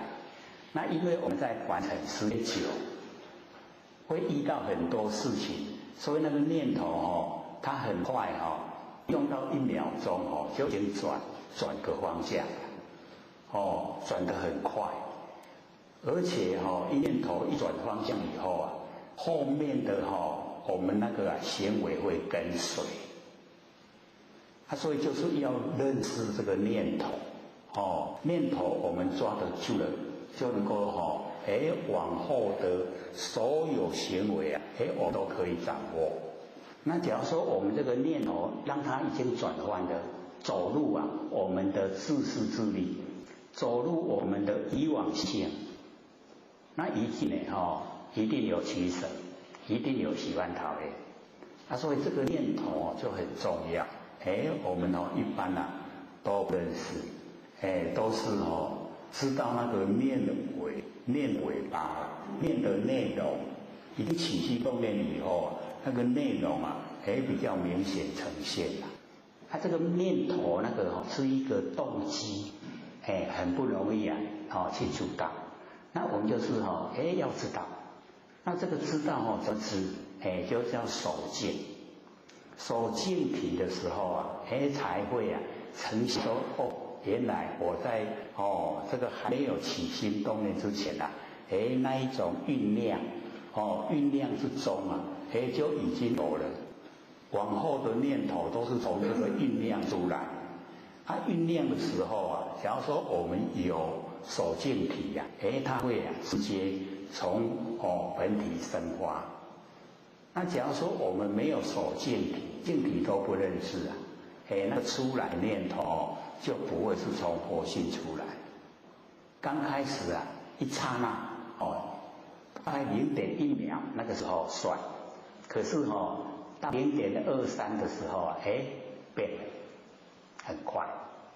所以我们就是要守静体，守到很笃沉的时候才会发现我原来我们所有的心动念自己都可以去掌握，就可以掌握。所以我们了解说这个自息守静就是非常重要。因为我们要了解这个自息即是天之道，守静笃是地之道。那知道呢，假如说不自息的话，我们万物的那个气质它就不实在。那地上不守静的话，我们这个万物那个生机就不有。所以各位就可以看我们种树咱去种物件，你种的是不是都安尼点拢袂使来叮当，对吧？像我学刚来的时候我们那个经过的道路不远的地方有一块很大它在种，大概是好像是水果还是什么差不多有几寸2-3寸长。那或者就看说这个时候假如守静再让我挖因为都是很静你现在生长，对不对？我们种也一样咱那种拢不是去绿化嘛，去绿化嘛，安尼也有挖呗，细条条对吧？那个就不守静了。所以要守静，守静它才会生长，那个是地之道。所以这个虚静天地之间就是因为有虚静之妙所以日月星辰成相一片，然后水土石成体一地然后相动以上，万物生，然后体交于地，然后万物成。所以因为就是有这个虚静才会有我们的生生不息的这一些万象。所以我们了解说这一章就是告诉我们，要自己守戒，学着天地，然后我们也回归呢到我们的本命。所以我们只要能够自己守戒，到十分笃诚的时候就可以见观呢万物那一种循环往复一直生生不息的那一种情形，可以知道呢它还没有这个生化之前的前态，以及呢生化之后的后果。前态是什么样子，后果是什么样子的，我们都可以见过得出来。就是因为自己守戒。所以我们看那个种子也就是还没有生化之前的前态。然后种子我们一种了以后它是不是会有这个整个成果呈现？整个成果呈现呢，我们也会看到。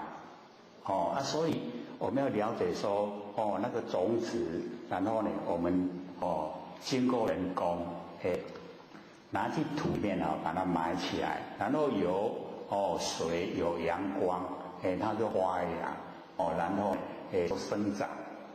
然后生长不管它生长的多么茂盛美观，结果要开花结果的一定开花结果以后把所有那个色的精华又融入在那个果实那个种子里面，跟原来的种子是一样的。所以我们就是了解观察到只要有一物它不开花结果，没有根复命那个东西它就会消失，就不见了所以我们常说万物这个并作，万物并作呢就是生生不息那么无以观其复，我们来观察它的那个往复循环往复的那个情形。所以我们只要是在这个下长大的我们比较会接近这一些那个植物的生长，没有？都会区就比较不容易去接近然后我们乡下地方呢都会把这一些看成很自然，对不对？农民主人都安内从来没有去研究它的构成那个道理没有，不要去给它研究所以我们从这一些我们看到植物的生长变化我们就是了解到这个是整个天地在运作。那为什么有办法生长变化？就是因为有虚境因为天地之间有虚境，所以才有万物的生长变化所以我们了解说咱来咧食水果的时阵水内底一定有籽迄个籽就是归根复命，伊要个恢复伊的本命，跟原来的种是一样的所以我们这个台湾的技术很好，都可以改良把那个生长那个果实水果改得很好吃那都是经过我们人的那个智慧，所以才列为三海之一天地人人跟天地是一样大的天生地养，然后我们人呢来辅助没有经过我们人辅助的话，这一些它没有办法生不息，它没有办法到达那个真善美最美好的那个状态那我们都在这个生活环境之下在台湾都很理想有办法呢就是研究让我们更能够呢享福吃起来呢都不同。只要是像或许这种年纪知道那个芭乐芭乐都是那个脱芭乐的好不好吃？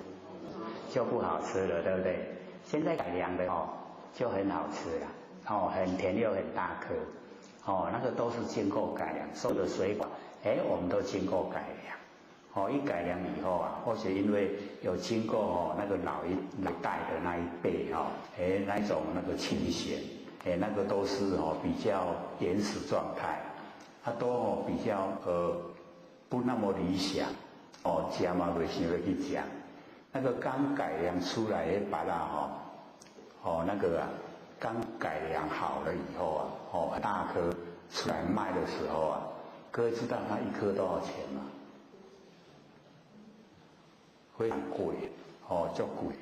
普通咱吃拢想吃一粒对无那个时候一家人吃一粒，用切的，分割一人吃一粒就好，因为太贵了，现在因为又是多了，生产的很多了又便宜了，然后像那个园林那个葡萄啊，大村那个葡萄，大村的葡萄非常甜，可是我们现在市面上都买不到，都被那个林口长庚医院全部都订走了，不管它是多少全部都运到那个林口长庚医院，所有的医生、护士、行政人员，因拢袂前卖拢已经订好了，你生产得上外地去呀，所以外面没得买。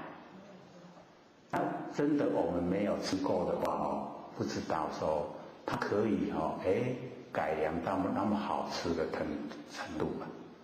因为或许有一个妹妹在那个长庚医院停车场收回所以她也拿到一箱，她拿给或许吃。我说还不是一样，葡萄就是葡萄嘛。也不贵啊，一箱250，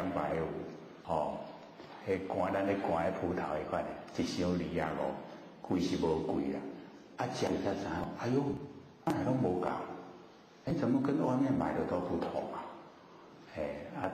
或许人们才跟或许说就是因为他们所生产的已经都被长庚长期定下来了，所以外面卖的都不是那一家的啦。就是他附近的那个种的拿出来卖，可是附近拿出来那个也不错可是跟那个比起来还是有差。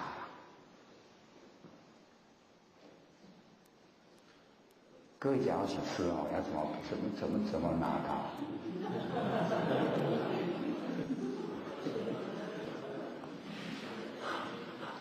还真的没有门路但很有意思而且妹妹跟我讲，说那个就是知道的人他会送到那个就是地下停车场，把那个葡萄送到那个地下停车场，知道的人他就什么时候送去的时候他就什么时候去买，然后钱花的东西就拿走了。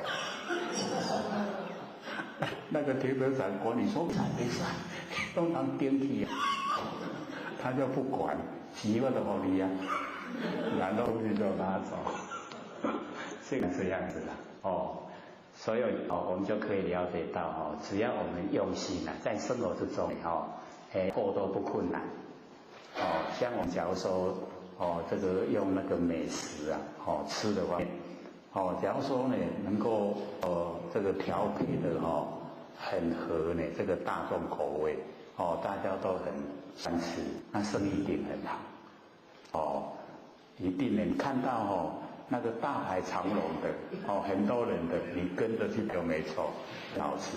那说那一家都没人，你也不要去了，那个不好吃都是这个样子。我们还可以很容易了解到我们人的那一种习惯性，所以也会看那个口福之欲。既然要吃嘛，就是要吃好吃的啦，所以我们既然要做嘛，就要做最好的，一样能够呢把这个自虚守静发挥到淋漓尽致，沉浸在凡尘就是很理想的状态。所以我们了解说老子告诉我们自虚守静回到我们的本命这个很重要我们要能够恢复自己的不生不灭的那个佛性本体回来，所以那个底下那个万物并作，无以观其父，那个就是万物并作就是万物生生不息，然后我们来观察它的循环往复，然后观察到循环往复，然后我们可以学到，就是我们也要跟天地一样，自虚然后守节。自虚极各位姐姐，就是我们那个万年放下，那个就是自虚极。万年放下师父全部已经到空了，虚的，对不对？对。我们让它到极点，到顶点，自虚极，然后守净土，就把那个佛性整个，跟我们的那个外界虚空融成一体。所以自虚守戒都有那个已经修正的这一些仙佛菩萨都有跟我们讲方法，看我们要不要做了，要做的话我们就可以恢复我们的本命护命，恢复本命，所以那恢复本命很重要因为我们之前都一直在讲无极然后生太极。生两仪，生四象，生八卦，然后相冲相凑，8864。各位邓理有较博看嘛？不过我得跟各位讲，里面有一卦或许写错了，那个同人跟家人那两个卦竟然一样。是有钱人拔出来讲，这两个那赶快，然后或许说写稿的时候是没有写错了，结果要影印的时候把那个写错了，把那个加的上卦不是钱呐，它是序，各位还在身上你就可以把个家人上卦不是钱嘛钱就三位嘛，伊迄位是坤啦，下面那一横是坤，加，那个上卦不是乾啦，是巽，巽下断了，这下面那一横上面两个乾，底下一个坤，安尼啦，这样懂吗？下面那一横不能乾是坤，这样跟同人就不同了。同人跟家人，各位看了两个卦，同人跟家人两个都在最上面的，有无？同人跟家人，那个卦讲下甲卦，它是不同的啦。或者在写稿是对，可是呢，要拿出来影印的时候竟然把它写错了，就是那个卦不同的，我们可以借着那个来帮助我们了解一些现象，这个属于易经部分的所以呢，我们了解说万物运作以观其父，那个父就是呢恢复我们本命所以我们每个万物具备一个太极，就像我们身体也一样，具备了一个太极，全部呢都有都具备，一直呢它在呢这个变化在呢循环往复，那我们呢就要了解到让它呢运转到呢最理想的那个状态。所以在生活之中我们就可以体验真正的自虚守静很堵城的时候我们来见过，然后万物的那一种这个循环，万物的那一种生生不息体会，然后体会了以后我们也可以了解说原来现象之中现象之中的这些都是我们佛性那个本体里面的东西那我们一般就称为含藏如来，叫如来藏如来含藏万事万物。那我们在日常的生活，就是不能心中有万事万物要让心中整个都清净。所以要把它万事万物从心中已经都怎么把它清除了，不在我心中。所以那个大学的那个最后一个格物，就是革除物欲我们把那个物欲都革除，心不要有东西心也不要有事情。那我们这样心就时时刻刻清净。那一清净就容易回到我们不生不灭的那个佛本体回来。那假如说我们这个生活之中都没有使它清净都是纷纷扰扰那就不容易要回到佛性本体回来就不容易所以这个要自己做功夫我们这个有些修持者之前他也会讲说这个春有百花，然后秋有月夏有凉风冬有雪，若无闲事挂心头，便是人间好时节所以我们就是了解说，这个告诉我们说万事见观皆自得。只要你静静的去观里面都有道理在，都有真理在那我们能够观察这个真理出来我们可以回归到我们的这个佛性本体回来这样的话我们知道万象万事都一直在无常变化，我们就让它自然的去变化，都不会搁在心上不攀缘。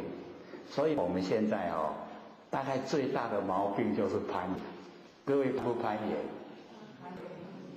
不但攀还攀得很厉害。我们攀得很厉害一点你说安尼你无安尼袂使啦，攀不了。人要安怎做是人的代志，咱一定好，我拢甲人抓骹抓手，这样可以吗？不可以这样叫做不尊重人。我们要了解要尊重，我们尊重所有的人，叫做供养之佛。我们不尊重他，看轻他，叫做毁谤之佛。大概我没有听过那这样讲对因为众生都是佛了，然后我们对他瞧不起就是毁谤他所以就是要尊重。那尊重的时候就是不要攀缘，袂使讲你对安那你安尼唔对伊要安那做是伊的代志。所以我们修道就是要知道，他行功一定不分给我们，不分那他遭罪，我们不要去担这样要不要去检讨别人？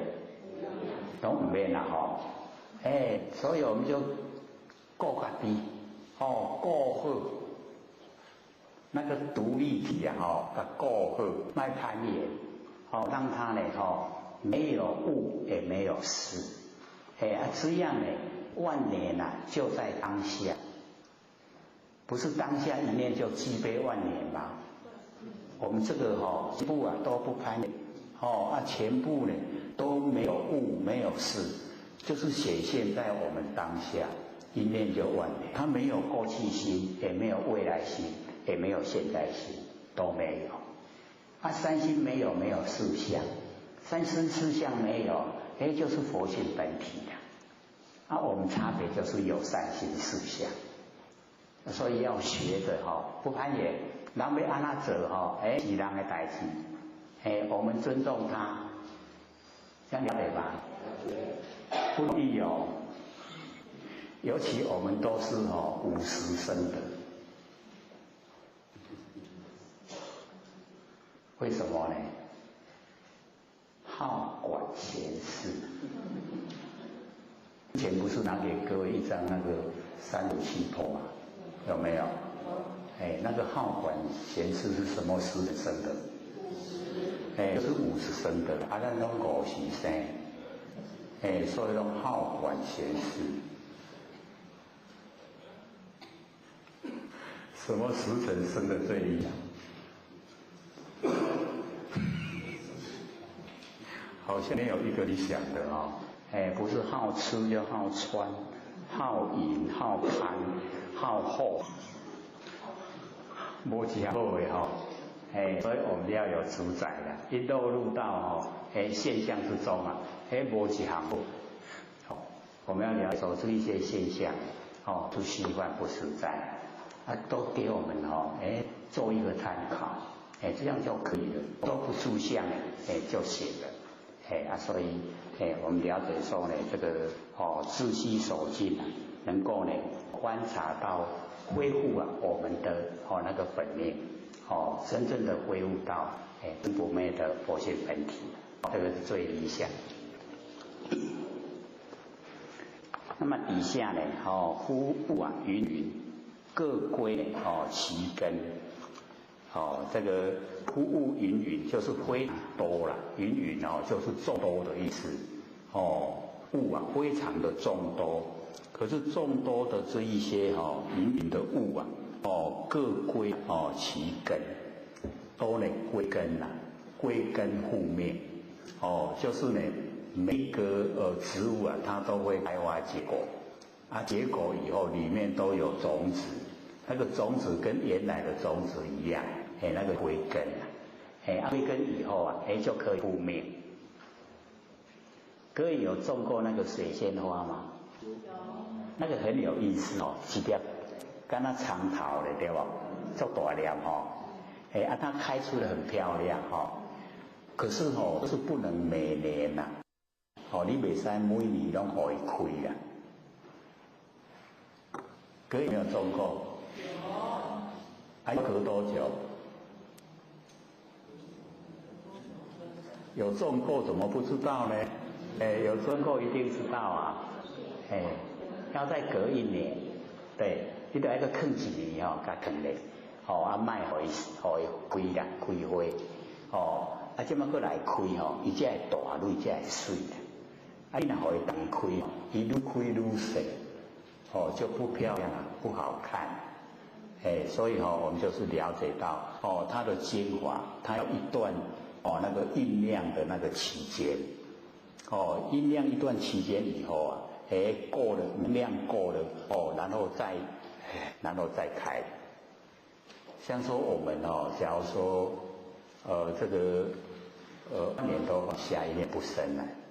那我们大概也会累积能量，会把那个吃下来的养分就在体内，然后在体内以后一段时间我们那个下丹田会温温的、热热的，然后就开始它会帮助我们把那个身体的脉络打通那个时候假如说我们是做的，那做的时候因为我们脉络它是横冲直撞看冲哪个方向我们就动哪个方向，它会动。所以有的是左右晃，有的是前后晃，有的是沿晃，有没有？那个都让它自然没关系的。那个它在打通脉络，只要通了它就停下来了，就不会动。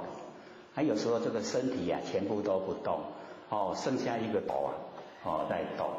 这个头动一样有规律是左右晃呢，还是前后晃，还是圆圆的，还是上下晃，都一样很有意思也不要管它通了又整个又一下所以在这一些过程中，假如说你觉得你的身体负荷很不舒服，你就可以用意念把这一些动作停下来，用你的意念就可以把动作停下来，让它酝酿，各位能量较济再过来动，再让它动，只要全部都通了你的身体脉络全部都通了，它就停止了啦。它停止了以后，它就回归我们那个佛性回来。这个动时候它是现象，是我们身体的现象。所以我们要了解说，那个身体的现象可能也就是我们累世累世的经过，然后我们有一些障碍都没有清除了，现在我们在修的时候啊，就利用这段时间，心里面不要有物，不要有事，什么都没有，让它跟整个宇宙虚空合在一起，让它回归到整个清净的状态。然后呢，整个清净的状态恢复了以后，很容易啊，就可以回归佛性本体了，可以复命了，归根复命，这个是我们要了解到所以假如说我们说这个以前呢，我们有看过某某那个名字，他没有经过一代祖师受记呢，为什么他还得到？他也成就了。那我们就要了解到，我们一个圆会啊，不是129600年嘛？然后呢，129600年有10位佛了，7位是自理完成，3位是收圆。那自理完成的时候啊，这时候假如说我们已经修到本位了，已经修到功果圆满，都不缺欠了。佛性的这个已经全部都记住了，那就可以直接你归位，就不用祖师受记了。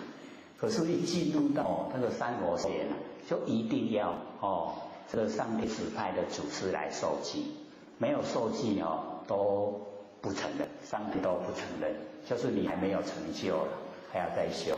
那你假如说安尼我等好到下一个圆会。等到下一个圆会这个七佛注释的时候啊，我才来成就。所以要不要等啊？我们不用了，我们都受记了。我们都已经可以，只要我们努力修正，都可以回归本位。回归本位了以后，可以千百亿化身，可以度化无量无边的众生。所以这个是我们殊胜的地方，就是沾到上天大开普度，所以一定要把握了。那我们来看一看我们很多这个求道的前贤他有没有努力在修？有没有？没有努力修的话，能不能够回归本位？没有办法，对不对？所以我们要了解说那个红旗都要坐一条，原来爱有700功夫，就是要努力我们努力把佛性没有的那一种贪嗔痴那个不良习那个习气都去掉都没有了佛性本来有的光明都全部回来这样呢才可以那做的事还是我们自己得到利益，对不对？那我们为什么不做呢？所以我们就想说都真多你那拢不做做的为你自己好绝对是为自己好了。那我们度化众生众生的增上缘，自己不花心来修那个外人再怎么度众人是先我来度也没办法。自己不花心修的话，谁都丢未行呢。各位有没有感觉？我们假如说不修的话，佛菩萨有没有办法？真的是没办法一定要自己努力修了。南佛菩萨他才可以帮助我们帮助我们把那一些冤亲债主阻挡一下，卖偷那紧你感觉紧也惊越努力修的人挫折越多，对不对？那个就是冤亲债主心急了心很急所以我们佛老师都会说我的徒弟一边努力在做，一定会还得债，不用担心所以缓一缓一缓留下来，我们日子就好过了就不会很紧急了所以我们要了解说我们的这个6万年来经过太久了造的业太多了而且很多都是不知不觉无明就是不知不觉。各位有没有无明我们不但有，还蛮深的不知不觉的无明都会呈现所以我们了解说以往受造业是蛮多那我们现在呢，利用这个上天大开普度的时间呢，赶快修正，把这些呢无明去掉，让我们时时刻刻都明，时时刻刻都明容不容易？是很不容易，做得到吗？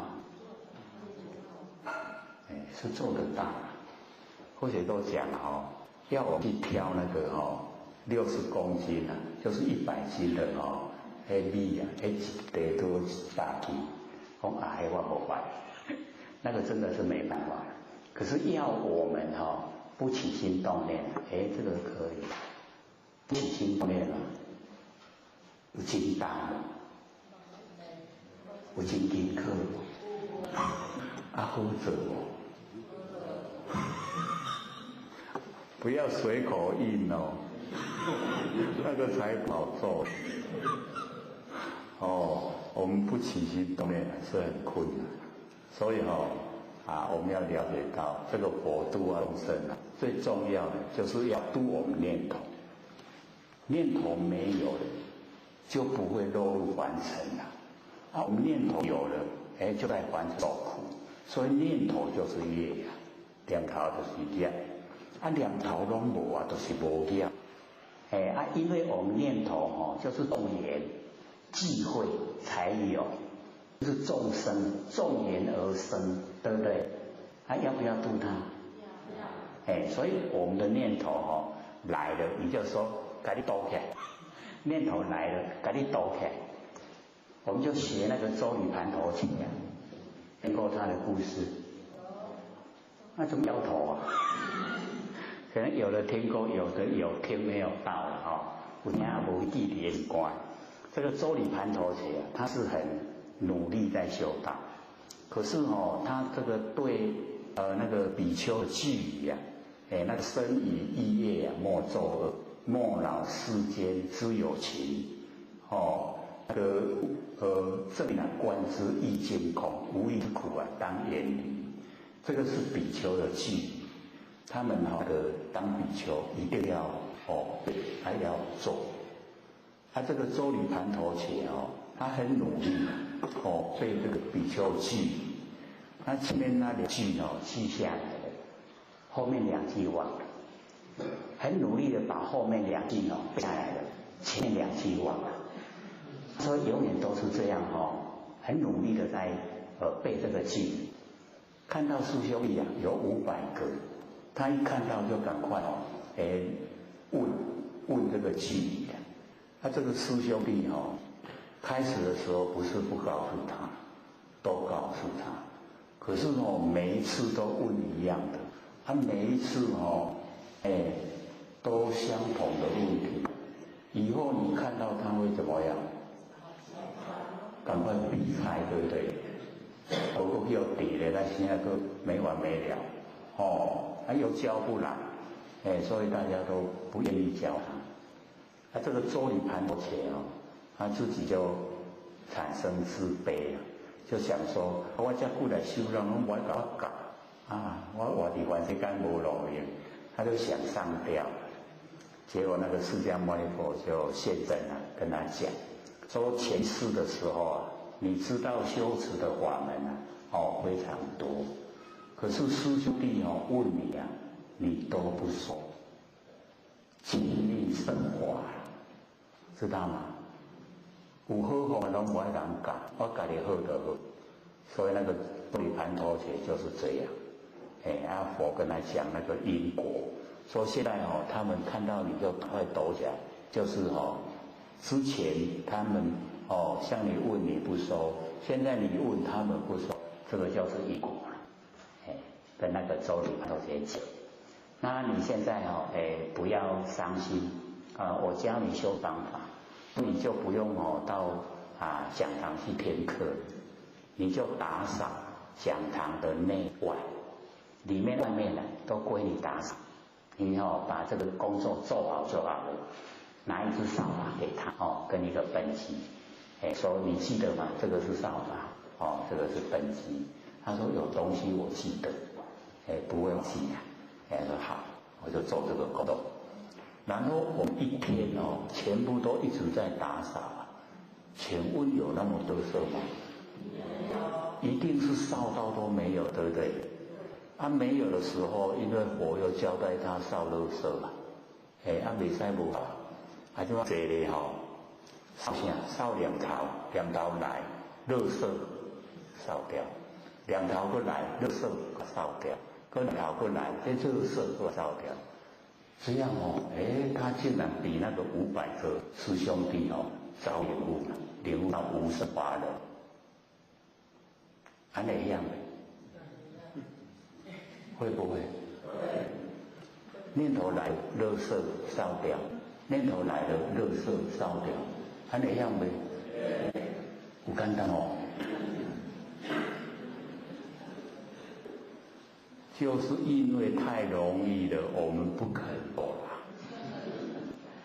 简单，简单到咱无想要做，咱若听做像做哩盘头车，都规个营营地咧，垃圾拢无好，即摆扫两头都是垃圾，扫到规个无生法忍拢呈现，不生灭的那个真理整个呈现，就是安尼啦。所以你看领悟就免真巧。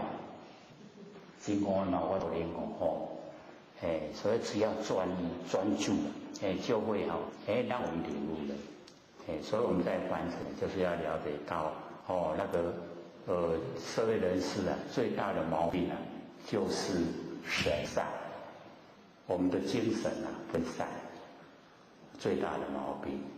咱会安尼伫安尼受苦，就是咱的精神都会散，没有集中。所以那个标语不是有写精神集中、力量集中，有没有？你跟咱修道人讲的，然后争自由、争民，有没有？迄嘛咧跟咱修道人讲的。你看卖，迄要互伊自由自在是一部性本体。咱有身躯哪互自由自在？你看迄民主你看咱迄个民主伫咱的身躯的迄个主人啥物人？佛性对不对？咱的民咱的民迄个是不是民主？要不要争啊？迄拢咧甲咱讲那个都是告诉我们修道要力量集中，精神集中。我们都分散都没有集中所以告诉我们要修道就安。简不简单？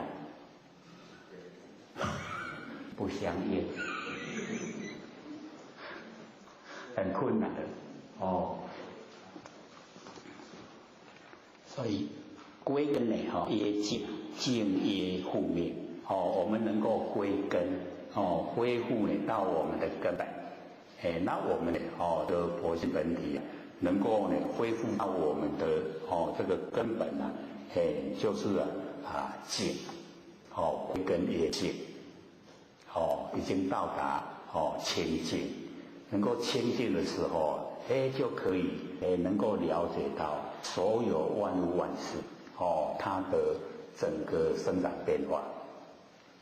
所以我们就是要知道说这个老子他有讲一部那个清净经清净，我们从2个字就可以得到答案。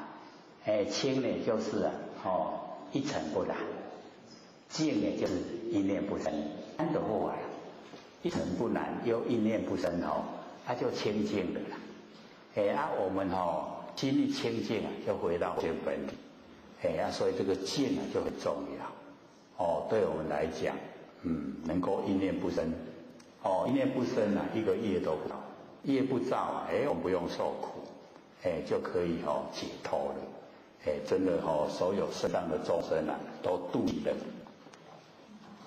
不过外面的众生还要度啦不是说只有把心里面的那个众生度完就好外面的众生都是虚幻不实在所以那个度尽所有众生已经度尽了还无量无边无数的全部都度尽，让他们灭掉所有想，恢复所有的灭度，有没有？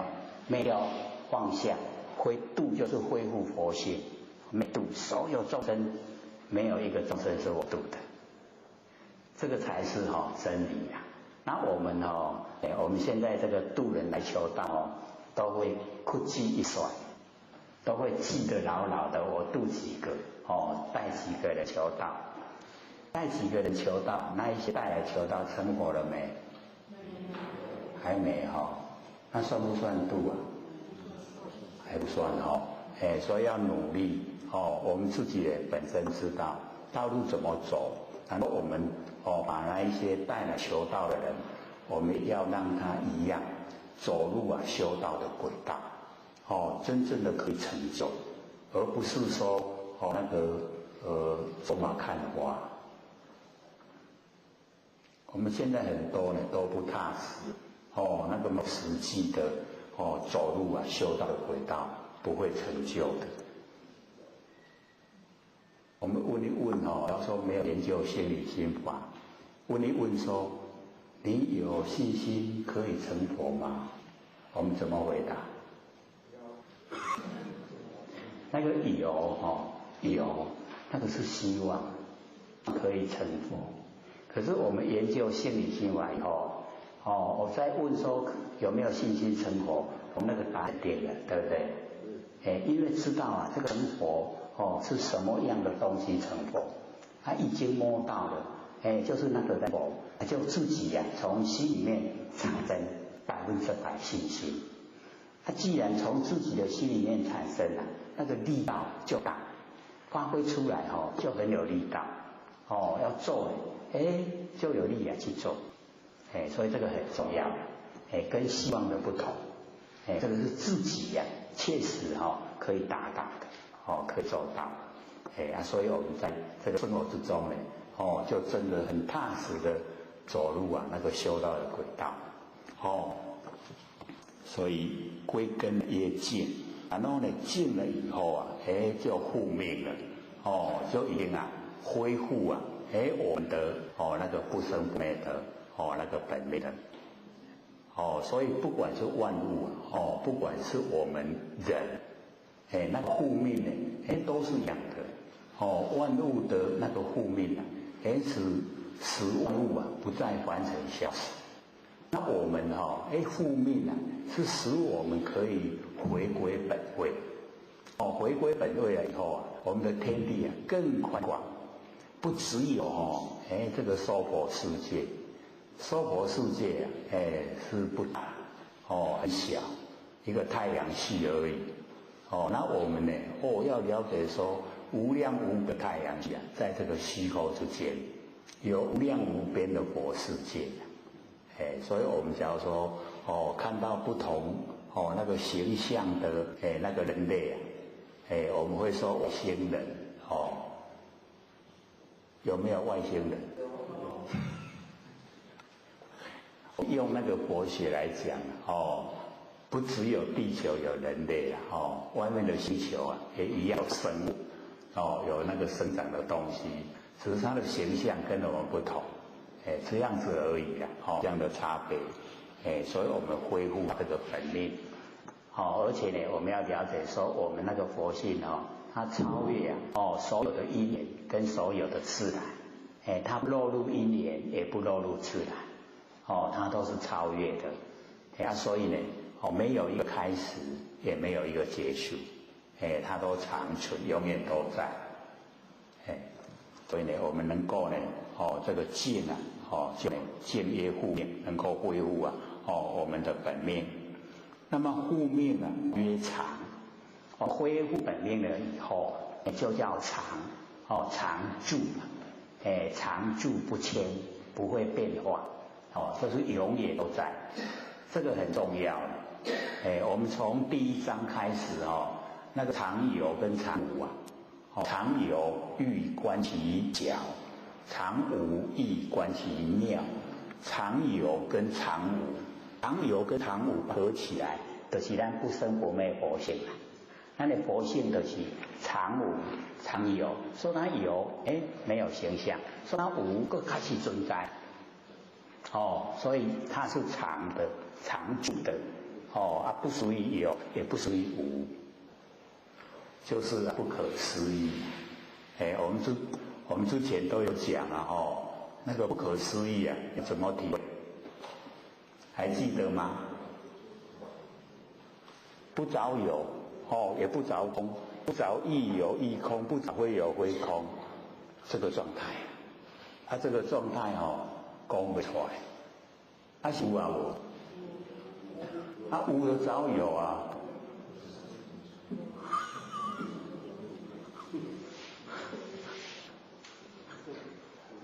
我们都在完成习惯了，不先有，所以讲有，有的都有啊，然后有就形象了，知道吗？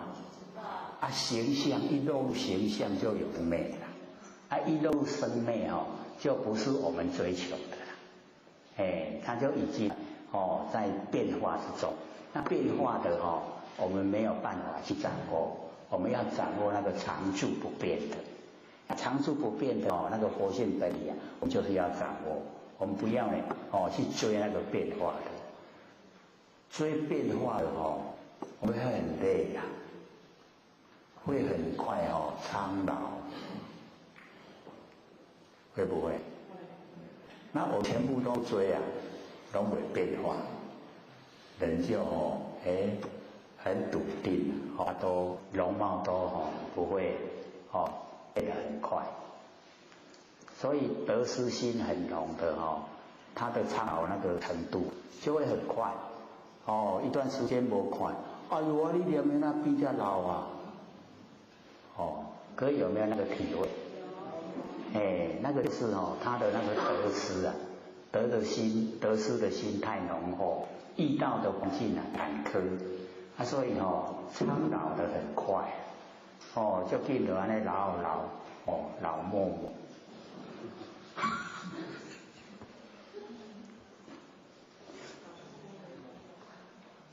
我们那个台湾话很传统，这个老还没有怎么样，默默。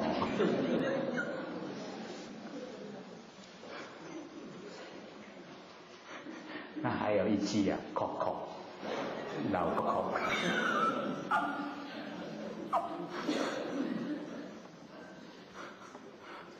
有一些那一些我们的台湾俚语啊，都还蛮有意思的，让我们也知道说这个时间是过得很快，每一个人都会很快就老了，就会一生过去了，所以我们在这一生之中就一定要把握时间，然后尽量扮演就是最好的角色，最好的能够呢这个利益众生的，利益自己的，对大家都有帮助的，所以我们要了解说，我们整个这个地球假如说负面的能量太多，我们灾难都频传很多灾难。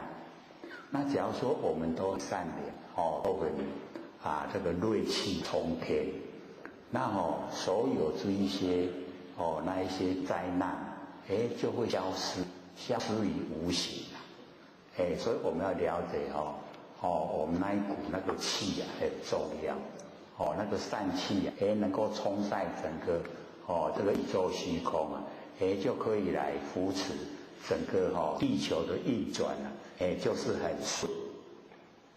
假如说是整个都是负面的，那个灾难就很多。那我们不管好与坏，同时要接受灾难。那好的话可以事先呢把这一些灾难消弭掉，让它不见了。所以我们要了解说，我们这个心念还蛮重要的。我们不用等到说以后成仙作佛才来护持这个地球。我们现在就可以护持，只要我们都付出正面，都是利益众生的，都是辅助天地的不足，跟天地呢，站在同一个角度，这样的话呢，就已经能够使这个整个众生呢都得到那个利益。这个我们想象不到可是确实是这个样子。所以那个老前人才立那个顶节救世。那个时候其实都一直会问老前人说，那为什么立那个顶节救世？不是个人造业个人担吗？那老前就会讲说我们众生很愚昧啦，都会造了业，而且又不知道造业不知道造业然后受苦的时候那个就已经太慢了所以先把那个灾难顶下来，顶下来以后让人有反息反省的空间。那有这个反省的空间我们就会改过，那改变了就好了，就已经整个都不同了老先生这样讲，然后也都一直在思索老前所讲的确实也就是这样因为我们这个现实环境就是一般的被现象的一定他会做一些违反良心的事那违反良心的事就已经是黑气那个我们形成的就是黑气。然后我们都很善良看看那个昨天前天报纸不是登一个失业的那个女孩子捡10万块一叠钱10万，然后他就赶快拿去派出所交给检查。他说那个失掉的一定很心急，你看将心比心那个就是整个他良知良能都呈现然后那个隔壁的篇幅就记载有一个工人他骑脚踏车里面有6万多块一直掉后面人一直捡有没有所以我们就了解到人心嘛你看有那个良知良能呈现10万块他个无投入无赚钱呢那10万真好用竟然摕去搞检查那叫钱刚你卖得贵哩啦拢真好贵哩呢好看到钱就要爱对不好这人外天上金球地然后那个现在不是马路都有监视器嘛红屁股前停车那个不要灯拍到你了赶快拿出来还不然你也犯罪所以我们就是了解我们发挥出来或者就讲那个念头你一想到说这个丢掉的人一定很心急，跟这个想说我不用去赚就有钱可以拿，念头是不是差一点点？我们做法是不是差很多？所以那个念头就很重要我们那个开始要发挥的时候你就是要从那头去抓到说一定要从佛理出来不要变成人心血心人心血心那个就造业了所以我们在生活之中呢时时刻刻就是应用整个发挥到佛性从佛性本体发挥出来全部都是善，整个都是没有业很理想都会生活得很高兴。各位有没有在这个1年之中这样过下来，结果现在的生活过得很高兴很如意有很明显差别对，所以这个就是我们心改变了，整个境都不一样，境也改变了整个呢我们周遭的亲朋好友也受到我们影响了他也会不知不觉也会改变这样个中国世界就真的变成莲花帮了，对不对不是空谈的啦，不是在讲给拢真是在做做到就欢喜的，各位有没有做得很高兴做到就欢喜的对拢家己咱咧为佛性发挥出来，做得很高兴所以我们就是要培养生活呢就是要这个样子走入真理世界在真理世界之中讨生活就已经呢全部都是已经都是佛菩萨所以我们能够呢这个护命越长，就已经常住了不迁的，就不会乱都一定呢都是行善以完成的角度来说行善。以我们呢修持来讲，都是率性而为率着本性来做没有说要人家娱乐的。那你只看我没有娱乐的，没有嘛就是率性按照我本性来做，做得很高兴就是这个样子所以我们呢了解到的护命越长能够呢走入那个常有跟常的活现本体之中。那么知常曰明，我们假如说呢知道这个常住不迁知常的就叫明，明呢光明就是呢我们已经呢都全部没有无明都是光明，都是觉，全部呢都是在觉，因为常，然后呢都已经不变在那个常住不迁不如不动的佛性都不变所以就已经呢到达我们那个光明的那个程度所以知常曰明，我们时时刻刻可以到达那个明，就是觉的那个程度看我们愿意那假如说让我们起心动念，那个就叫无明，因为起心动念叫不觉不觉的是无明那拢觉其实都好做明，这样了解吗所以这个看咱做人做安尼看我要不要做，要做就会达到不做呢就没办法了虽然讲得真好不做就没办法你也肯做只要你肯做它就会一天一天接近比如说我们这个妄想是没有的，可是杂念会有，杂念有呢我们就关了关照的时候会觉得说我念头那叫贼会泄气可是这个了解到，我们一泄气的时候事情就不会改善。那假如说我们不泄气念头真多没要紧，我就来给它关照，只要你肯投入我那个精神来关照关照落去以后不假济你关照伊就变足少本来伊足强的我无法想伊嘣走出来足强的你即摆直直走伊的力直直无去无力冒出来的那个力道越来就越小越来稀稀疏的就掉去直直无去到规尾杂念拢无拢无就恢复清净都是从我们一点一滴这种绝对会达到的就是不能自己放弃那放弃了不希望这个不修它永远在杂念不修永远在六道轮回断来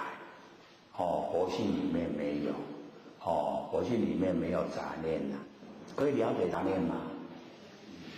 妄念是我们用力去想，那个叫妄念杂念是讲我拢无咧想，不过伊冒出来那个有没有？各位有没有？有的话呢就是要关照就像看家一样各位有没有看过家按那个厝甲坐厝的就好对吧嘿啦你都甲坐厝的这摆财看到讲厝有人伊就唔敢伊来偷听对吧那个杂念就是这样他来了跟他财啦咱怎伫咧关照跟主人在顾厝伊即摆来看咱伫的伊就无去即摆无去过来探头过来探头咱搁甲看拢毋免甲伊做对甲看落就搁无去即摆搁来看搁无去搁来搁看这样会不会很简单可是要了解说虽然这个做这么简单一定要经过一个阶段这个阶段一做了以后他那个本来很密的那个杂念就愈来愈少本来足多愈来愈少本来来足强的愈来就愈无力只要你肯甲伊关照伊就安尼迄结果伊就愈无力较规尾无去啊。咱的迄个轮回所带来迄款哦，迄个念头啊，迄种还开关照，用了照了，这样会不会？有没有想做啊？可是各位要了解哦，做这个的时候就是做这个，不要你在做这个的时候想我做万年放下，不要搞这会哦，然后万年下做一做，我跟念头。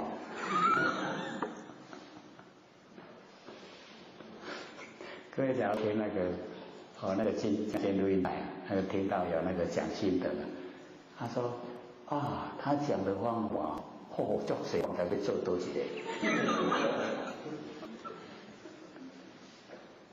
做到尾大家都做，大家都不好，所以一定要单一万年万象就是万年万象，观到杂念就是观到杂念。耳根圆通不是耳根圆通，单一你要做别的要分开不同时间来做才可以，袂使拢搞做伙啊，搞做伙到尾啊你谈到也拢无成就，有我是真咧做的做到无一项有迄个效果出来，你若分开做当拢有效果，你会知影讲无做之前的情形。甲做以后的情形，你家己上知影，一定绝对无共，所以给我们有那个细节，所以各位在做的时候，一定要把那个修持的话分得很清楚，看要做啥就做啥，我们人都是有一种，那一种那个同一件事做久会疲惫，对吧？你当那个疲惫心来的时候，你就放下，卖个做啊，因为你个做下去，因为你对这个法门会产生厌恶，那产生厌恶就不好了，所以我们在那一种很有力道之下来做，就欢喜做，那伫咧意见无拉来时阵，放下酝酿的能量，这样会不会？所以修得很快乐，对不对？我们就可以选择法门了修得很高兴。所以知常了以后我们也就可以恢复到佛性的光明。那么不知常呢妄作凶假如说我们不知道这个常住的这个真心佛性我们不了解我们呢这个在凡尘都不按照这个真理来行持。这个叫做不知常，我们凡人呢，大家都不知道不知道我们有那个常住不迁的那个不生不灭佛性本体都不知道，不知常，所以才妄都做出来那个凶就是负面的啦，就是我们造业我们对众生呢不利的那一些都叫凶，妄作凶。因为不常才会做啦，知常的话就不会因为假如说我们知常的话就会知道说原来呢全部整个众生都是我们平等同体，都是同体的，没有分别没有分别我们就不会有强烈的那一种排斥别人啦因为脸都是一样，我们落入凡尘整个这个脸都残缺不全，那我们是要把它修到完全，拢好样的完完整个脸都会圆满，就是要这样子而已啦，所以我们就是不要落入那个不知常妄作凶我们看看这个社会人士是不是做那个负面的比较没有研究啦，做负面的都会比较多啦。可是我们按照心来做的话，那都很理想。能够发挥良知良能做出来呢，我们都会很理想。感觉很温暖。所以呢，这个讲老子讲说不知常妄作凶。那么知常容，假如说我们能够呢知道这个常住不迁的那个真心佛性就能够容容就是容纳，就是我们可以容纳所有的万事万物，什么代志啊，拢我都容。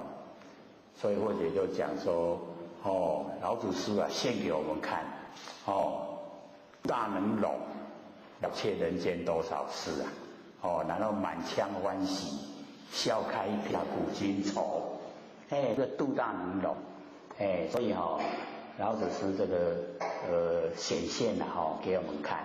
我们现在凡人都是穿的非常的端庄，可是心地就不好。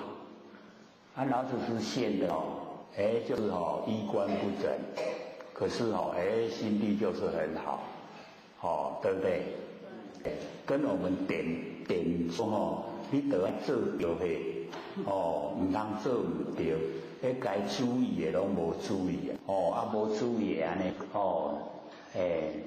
就用心的啦，所以用错心，别人是搭错车我们是用错心，所以我们要了解到这个容纳很重要，只要我们有那个容忍容纳的心只要都有了我们就能够了解到什么事都可以化解掉，不会有那个瓜葛，不会有差，我们心一起跟人不合的那会都起摩擦，那个就是没有容了，没有容就是因为不知常，不知常呢就不能够容，能够知常知道常处不迁的那个活性就都能够容纳，能够容纳呢就什么事情都解决了，所以这个字很重要，容一容什么事都没，容，这个意思吗？容纳就是都能够度大能容，什么事你都可以把它消化。容乃公我们能够容纳才能够公心一片要能够整个呈现都是没有私心，都是跟真理相合，那个就是那个容了以后就跟那个公就是真理公理都符合了，所以这个容乃公都有相连贯，知道常了以后就能容，知道容以后就能够回到真理公理一片，所以我们可以说知常容，容乃公，然后公乃王，这个公公理一片王，那个王不是说国王，不是说那个统治者啦，那个王就是山。山，然后中间一，对不对？就是一贯山，一就是道，山就是三界那个道贯三界叫做王，这样了解吗？道贯三界，道贯通三界叫做王，所以我们时常都听到说内圣外王，有没有？时常听到，对不对？那我们把那个外王的王怎么样去解读？内圣外面得来做工，是吧？是不是这样？所以以往我们对那个外王那个王怎么解读？那这个是，我们一定会想既然当内圣外面就可以国王，文字就这样很有意思啦。可是不是啦，那个内圣就是我们内心到达已经修持到圣人的程度，整个就是天性都能呈现，这个那个道发挥出来都是德，整个都是德，道德。所以就已经内圣都具备，然后内圣具备以后你表现在外面，成以中就显以外，所以外面的一切外王就是那个道啊，可以贯穿三界，就是我们那个内圣的道可以贯穿三界。了解意思吗？内圣外王，所以是变说公乃王，那个能够公心一片啊，就能够道贯了三界，整个三界啊都是道能够贯穿。那么王乃天呐，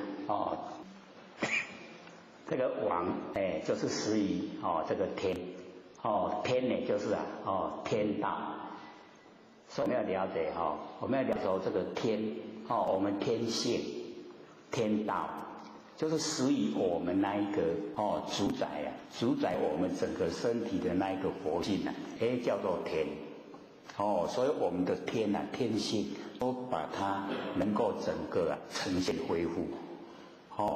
所以我们要了解说那个颜回他努力在做的要恢复克己复礼恢复那整个的那个天性，它整个天性都能够呈现恢复，所以都已经呢克己复礼，恢复到这个天性回来。那我们最不容易就是对自己那个自私自利非常在意着重看得懂，所以克己克服自己就克服不了，要克服自己的那个私心都克服不来那颜回他就是努力做到克服自己，因为这个身体的自己那个是天地的物质，所以都假的不真。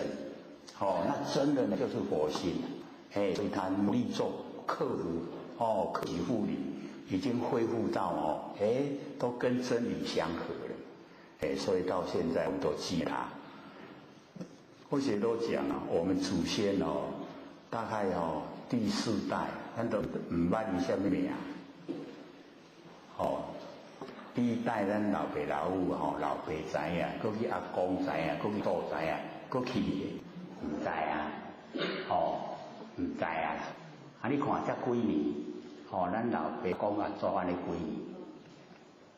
几年100年嘛因为到今嘛偌久，2000几年对不？2560年的，大概2500年左右。咱今年搁捌，跟咱也无亲情关系所以就是因为他的那个方法值得我们学习。我们可以以它恢复到天性。他恢复到天性以后配享圣庙当护圣。以后现在大陆不是在盖庙嘛？以后要供奉那个供上要供奉那个佛像。咱这努力在度化众生的人，以后就是会在那个庙里面的那个供上去做，认真做，才坐掉了。或者说没有升职得本那坐袂掉，用百团跳跳刀，挂落来所以我们了解自己呢要努力对啊王乃天，然后天乃道这个天性就是道就是我们的不生不灭那个佛性本体，发挥到整个那个宇宙大地，全部都是我们的那个佛性本体已经发挥出来，所以用道来称呼比较广用我们性来称呼呢，都在我们人身上比较狭隘然后用道虽然它是一样的啦，可是那个角度那个诠释那个意义不同。那么道呢乃久进入到道就久永远都在就是不会消失，所以这个道乃久长久都长久在这个凡尘陌生呢不歹，就是呢我们这个身体都没有不会危殆不安就是不会有危险，到我们身体消失前都不会有危险，就是我们发挥天性了以后你在凡尘生活，不管是年岁多少一直到身体我们寿命已经到了，身体要没有了，都不会有危险。所以呢，讲说呢，陌生呢，不改。我们这一章呢，总算讲完了。有12分半，给各位呢这个发问问题，要踊跃啦，踊跃发问。好，请说。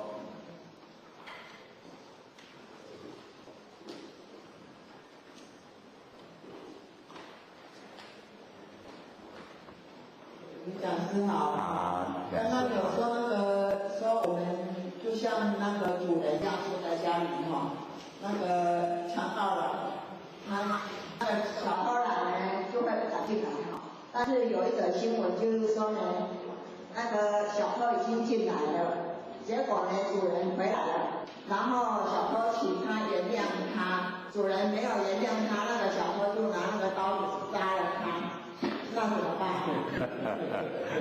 请坐。这个是实以个案，就像我们是在对治的杂念，可是，在对治杂念的过程之中我们竟然起妄念了，了解意思吗？本来是在对治杂念那个是小事啦，结果我们起妄念，那个就变大事了，是我们起心动念起的。所以那个小偷就变强盗，本来是小偷了，你今嘛起心动念就变强盗所以我们要了解这个凡尘的变化就是这个样子那个人心变化很快所以也都不固定了，就在当时的那一种他的心态是这样，怎么变化他怎么做。有时候要了解到说有那个瓜葛，有时候有因缘有远因有近因，促成汇合在一起，然后发生事情我们要了解不是说凭空这个发生的啦，都会有那个因缘。然后我们要了解一些都是小事完成时。我们不要让它进入心坎，我们进入心坎的话会污染我们的灵性我们要让它进入了解说这个都是尘垢，把它清除掉了，这样会不会不要让小偷变强盗不要观念杂念变妄念，安尼就愈行愈退啦。还有吗？好，请。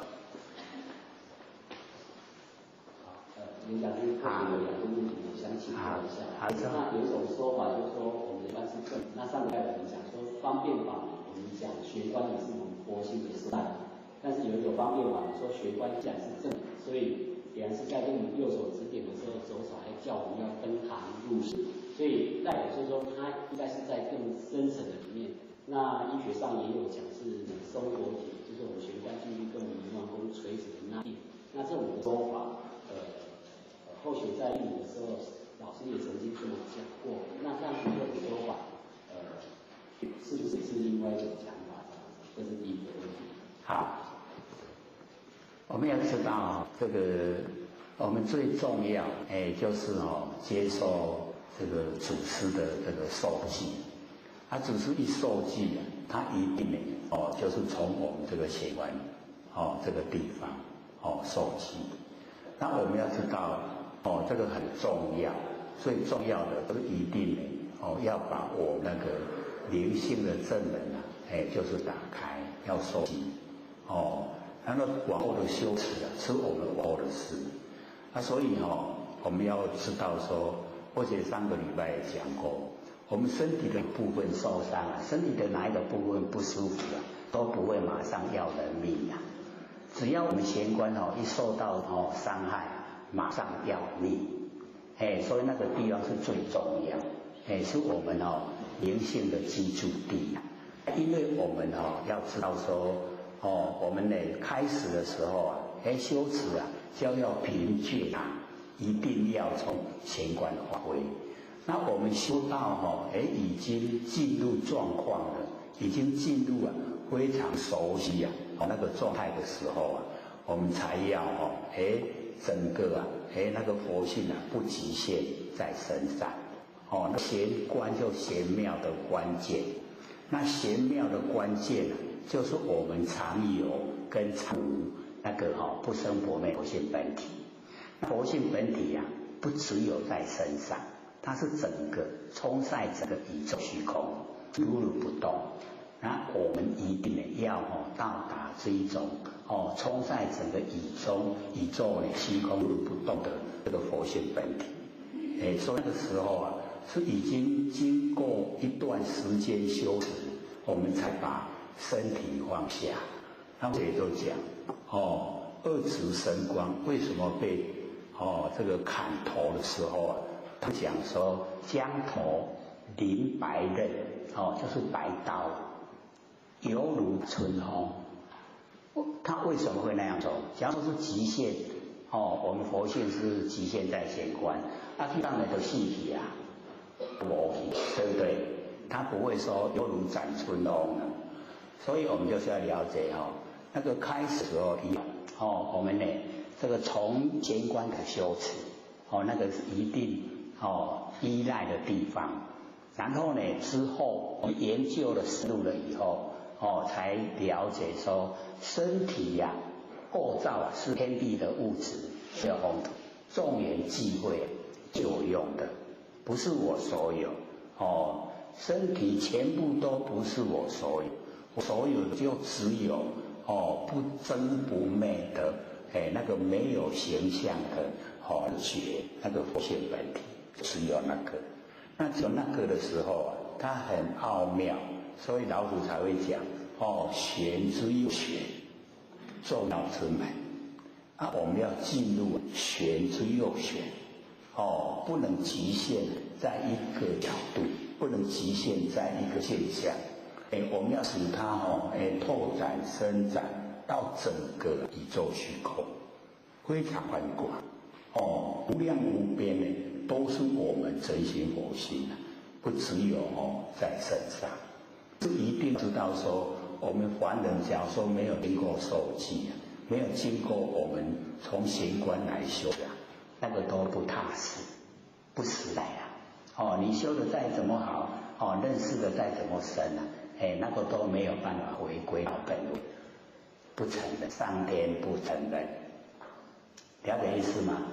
所以这个很重要一定要求道，一定要打开我们那个玄关那个正门要打开一定要从那个地方开始修只要我们一守玄了妄想杂念全部消除，很快的。各位有没有做过？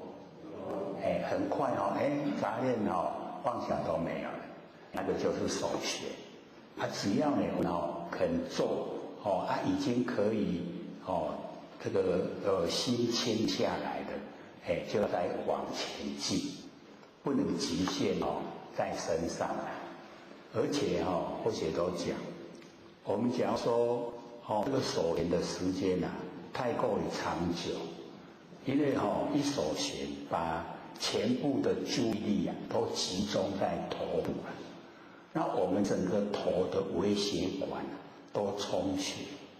这个时候假如说我们来个突然很大的声响，我们会吓到，一吓到以后我们假如说微血管内各些人会怎么样？就变中风了变那个嘴歪把揪抓一卡一气。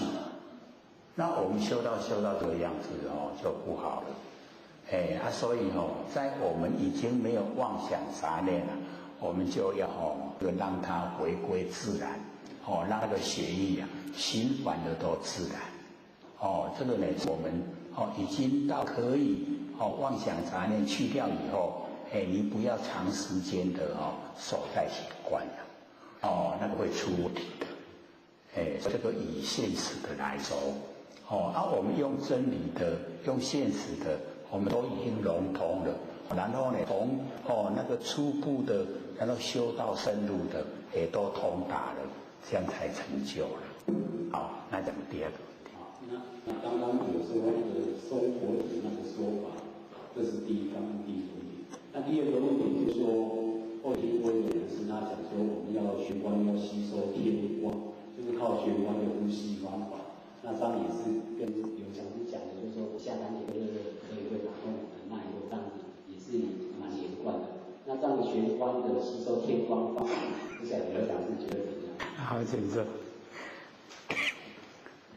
我们要知道我们那个佛性本体啊，它都缺了，没有剩余但是也不缺。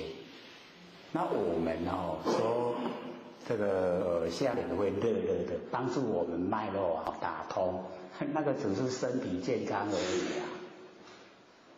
心健康啦，我都会有安尼俩啦，所以要知道那个对我们这个佛性本体它并没有直接的影响，只是在你身体状态很舒服的那一种情形之下，修行起来会比较如意身心如意所以我们了解说，不用我要接这个日月精华得这要科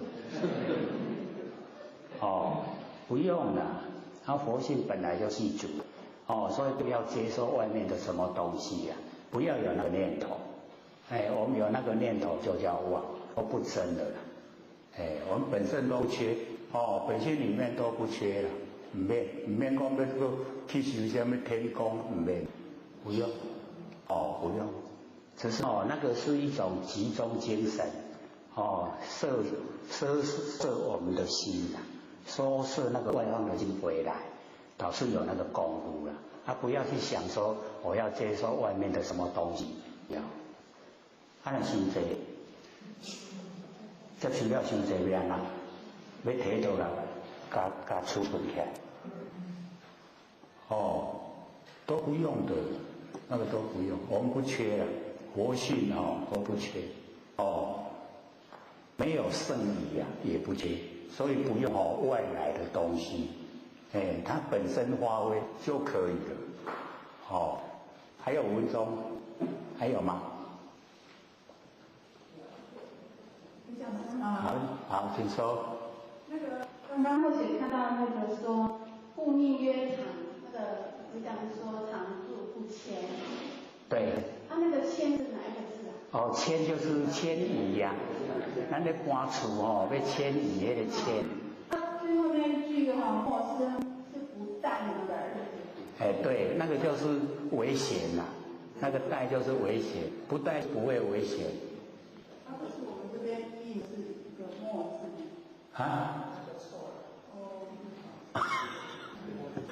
我们这个诗都很多字印错，因为或许跟各位讲过就是用背的以前都拿那一本那个黄在看那一本《道德经》来背像那个《金刚经》或者是用背的，都给背下来。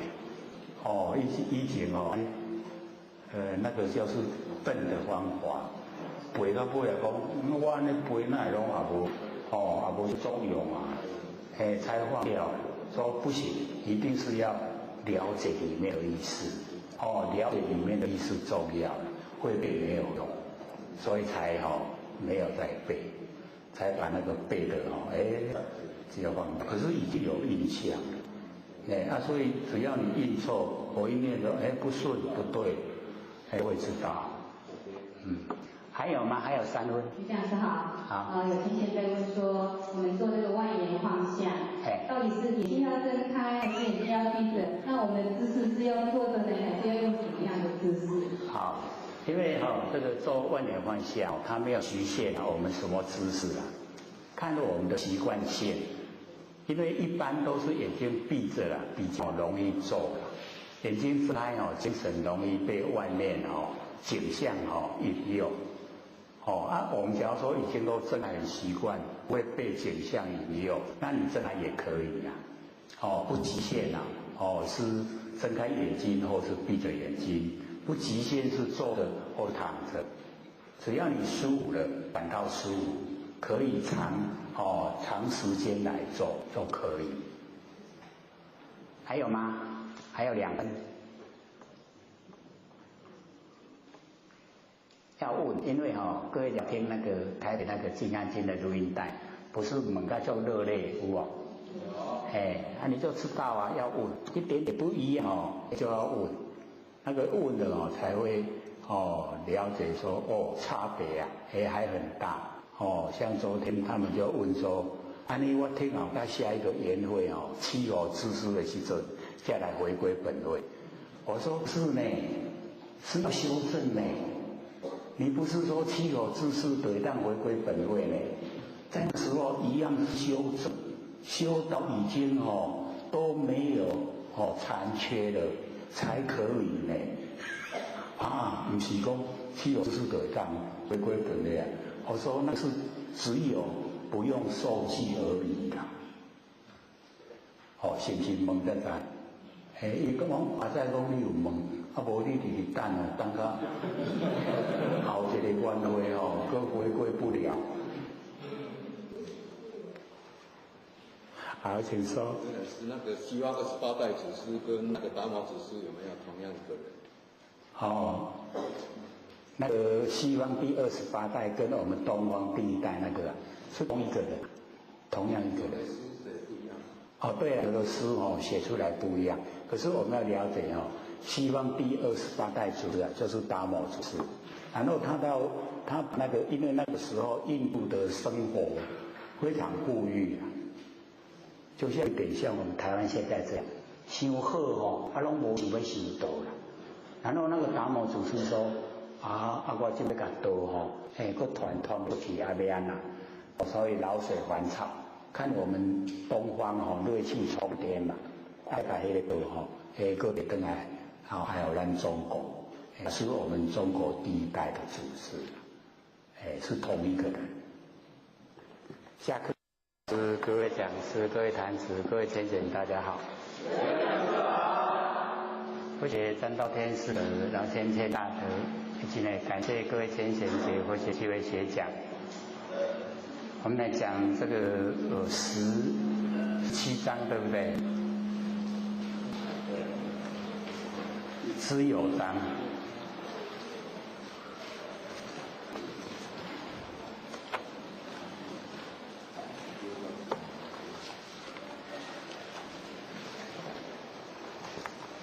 知有章，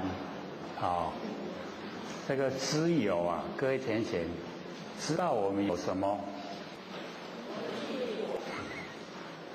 对，第一个呢，很重要的呢，就是知道呢，我们有不生不灭的真心佛性，而且呢，它都长存，永远都在，我们要知道有，然后还要知道有，我们有什么？要知道呢，我们有脾气毛病，有没有？所以呢，这个知有啊，就很多的这个内容。那或许呢，就是想跟呢各位讲呢，或许一段呢这个过去，或许民国60几年的时候啊，给这个前人陈大姑开车，到呢这个70几年的时候啊，那个大姑把道呢搬到这个国外，搬到国外的时候啊，大姑呢就到出国了，到国外去了。那或许在台湾就闲着，然后呢那一个陈姐就是开法会，就没有把行李带回家的那一个陈姐，就卤了一窝的那个塑料，然后呢就跟或许讲，说呢开车送他到这个湖山，因为前人住在台中区呀，那老前呢住在彰化湖山，那要或许开车呢送他过去，我说好，然后呢就送那个陈姐过去了，然后到湖山时候啊，老前呢就坐在主持池的前面，用那个圆板凳带一个斗笠，旁边都没有没有人服侍啊，就只有老千一个人就坐在那边。然后那个陈姐就把那一锅卤的东西啊，就拿到厨房。各位有去过福山吗？那个厨房就在旁边，对不对？离那个主持池还有一段距离啊。就拿过去了。那拿过去的时候啊，就剩下后学跟老千了。那后学想说，我应该要进去参加，对不对？他就给老千说，您老后学进去参加。老千本来坐着嘛他站起来，站起来后学就在看啊，老千被冲下，竟然打毛巾了。后学说，您老后学自己来。老千说，您来是客。就给后学打毛巾了，然后后学就去参加。那参加呢？这个出来以后啊，向老千说，您老乡您顶过礼，本来顶礼呀，就是要五体投地啦。可是我们用嘴巴讲。那假如说呢，我们是面对等下师的话，就说等下师向你参过驾，是要这样这个前人辈就要说典礼。那老千又走去那个茶几旁边做什么？倒茶。那后学看到说，你老后学自己来，一样那一句话，你来是客。所以后学不是鼓励我们大家听那个《金刚经》吗？有没有？所以各位学姐，老千这个动作就跟《金刚经》那个释迦牟尼走一持钵入社会大乘起时，那个完全是一样，没有我相，没有法相，没有非法相，修到已经最高的程度。或许说老千呢辈分在道场中是最高，他很拼命可是老千没有说我是老千人然后自己来，有没有这样？没有。老千人给或者打毛巾，给或者端茶，是不是没有我相？没有说我是老千人，没有我相，容不容易做？我们各位同学，我们想一想假如说有一个人他进入佛堂，他的形象很邋遢，地位身份很低，我们肯给他打毛巾吗？肯不肯？真棒，肯。放下身段，没有我相，很不容易做到所有了解我们那个内心深处都有自己衡量，家己我悬我低，有没有？我悬已经多高了？所以或许那个时候就老千修的程度真的是高，没有我相，然后要把那个我的形象去掉，那个法他也已经都不做到，没有法相，然后呢努力的在生活之中呈现我们那个不生不灭的佛性那个非法相也去掉，所以这个呈现都是佛性本体。我们很庆幸有这么一个老子带我们走入修道的道路到了殊胜，就这么殊胜。所以各位，我们手上不是有3张讲义吗？那个是或学知道看到好的时候把它抄录下来。那因为或许都没有留稿，这个是道清他拿到以后他把它拿去护背。那这3张呢，就是不知道怎么跑或学家里来了，竟然说这，然后看一看说哇这那家伙，所以就把它拿出来演印了，要送给大家。看一看说呢，我们要怎么修？这个呢是那个内容怎么修的内容非常的深。那后来呢，就要道清把那个，因为有整理了，有复配了，有整理出来整本。那或者一看说，我们可以来印送给大家。他说这一次要把它带下来，里面呢，有一些都比较好的啦。因为他全部都收集，只要是谁写的全部都收集蛮多。然后或者说，有的比较这个殊胜的好的那签总共有32张，那就集成一册啦。那或者说交我们这边影印送给大家，所以我们就可以要努力修的话，可以参考这一些资料。说或许这么长的时间一直在钻研，到底是在钻研什么？就是这一些啦。那我们能够进入这一种那个很深的我们那个法性对修道来讲，对很有把握。那所以或许在70几年的时候那个时候长时间给这个大姑开车，这个后来因为自己的身体也都不是很理想很健康了，坎坎坷坷啦，可以说都是意志力在撑啦，拢迄个意志安尼安尼撑过来，硬熬过来所以到后来的时候不行了，出状况了。就是心律不整，那个时候去照了心电图没有一个平均的，高高低低长长短短，然后中间还会停下来，停下来，平直的，然后再跳，再停下来，再跳。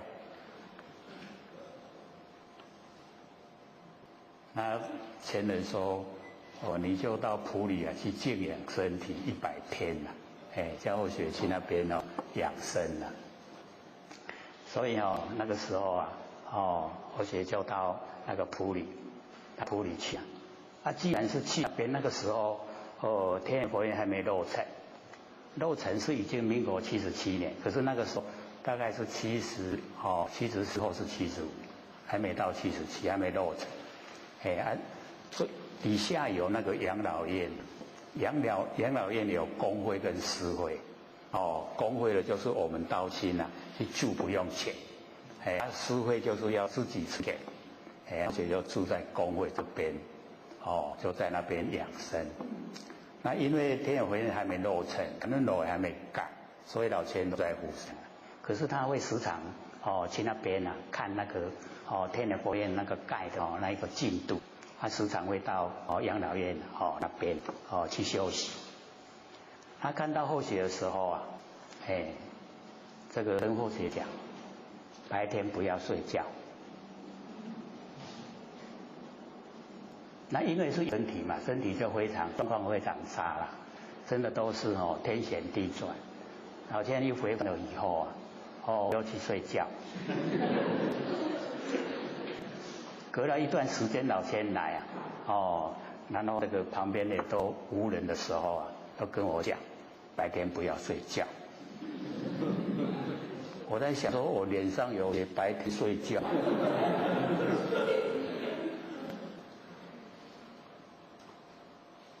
然后老天回去玉山了，实在是想说好了，不要睡觉。可是那个身体真的不行了，要起来困觉好。又去睡了。第3次来又跟我讲，白天不要睡觉。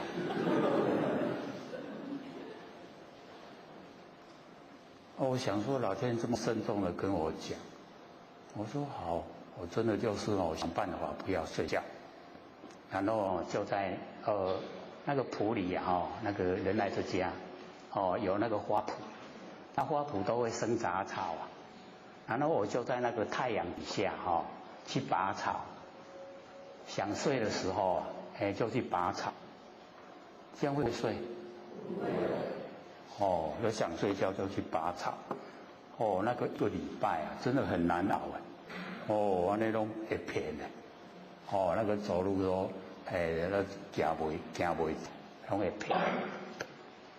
然后经过1个礼拜以后啊，真的把那个睡觉啊克服了，把睡觉克服了哦，没爱困了，白天哦没爱困了。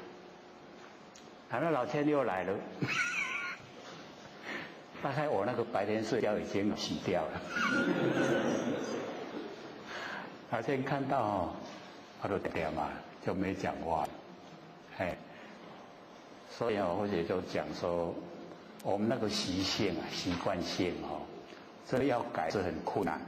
不过只要我们有心呐，是可以改过，可以改掉了。所以后来哦，看到人家白天睡觉一个就，真的是哦，被自己的习性打败了。或者就体会啊，我们要说克服困难。最怕的就是什么？各位姐，我们克服困难了以后啊，最怕就是什么？骄傲。因为你有办法克服困难，你看到别人没办法，你就会笑了，骄不骄傲？所以这个最可怕的。而且那个时候就发现了，不能，那个只是一点点而已。没困人，足多人你想到没得困。为生活打拼的人啊，他有在白天睡觉吗？完全都没有机会睡觉。所以那个白天不用睡觉，我们有那个习惯性才会说克服高兴。人家本来就没睡，对不对？所以不要骄傲，成了就好。那我们自己说，可以的。有什么呢？不好的习惯也一样可以改过来。所以那个时候啊，我们就这个修道还是有那个内容的。修道有内容。然后到这个天野佛院城啊，那个时候啊，我只说，还不行呢。本来说100天嘛，100天都还没调养好，牙哥很虚，身体很虚弱，都还不行，还不能去开车了。那个使命任务很重大，不能有那个恍惚的时候，所以不敢出去接了。干脆家去赶快都在天佛院，反正吃饱都没代志嘛，是不是很舒服啊？就在那边。然后呢，那个天佛院落成了以后，然后我们很多钱啊，等下是讲师啊，都要花心去照顾天佛院。然后谁说我这款辛苦没堪的，所以都没有那个意愿，没在想。可是老钱就是指着后学说，你来管理天佛院。然后我一听了说哇，跟后学讲说你出去也是死了，你在这里也是死了，你把这里管理好就好了。安尼慎重搞我讲，我竟然管到这边来了。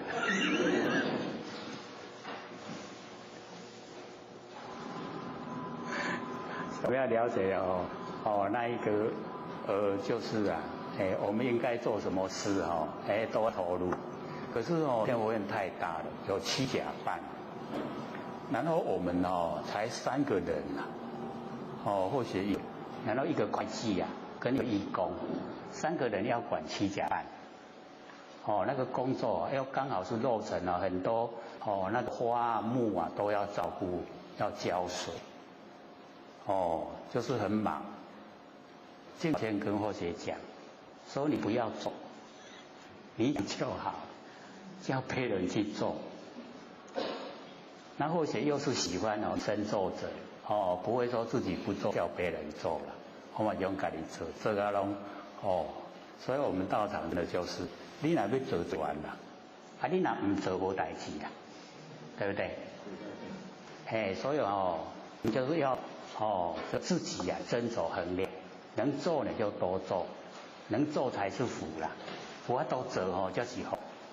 所以因为在管理这个天佛院，所以因为那个时候都会省钱，那个工程完成了哦，那个鹰架还拆了，他刚好要办哦那个法会，那或者说那个鹰架哦不好看，就说把鹰架拆掉，啊因为旧啊哦，迄烟线拢烂啦，迄个鹰架竟然鹰架车，咕噜，迄烟线断吼，我就摔落来，吼鹰架就摔落来。啊，加在吼，无摔到下骹，摔到下骹都大石头，吼，迄一声就已经死翘翘。我就想说，都49岁，因为或许都一直吼记得啊，那个或许的命啊，10岁。我想我大概这个时应该爱回去啊。不过那个时候，过去有迄个无断的迄鹰架割掉咧，啊无死啊。啊，无死吼，倒亲要甲送去医院，我唔通甲去迄落迄病，迄若送去拢吊电梯啊，我倒点吊电梯哦袂好，讲你敢来迄个拳头塞呀，我来有拳头塞桥，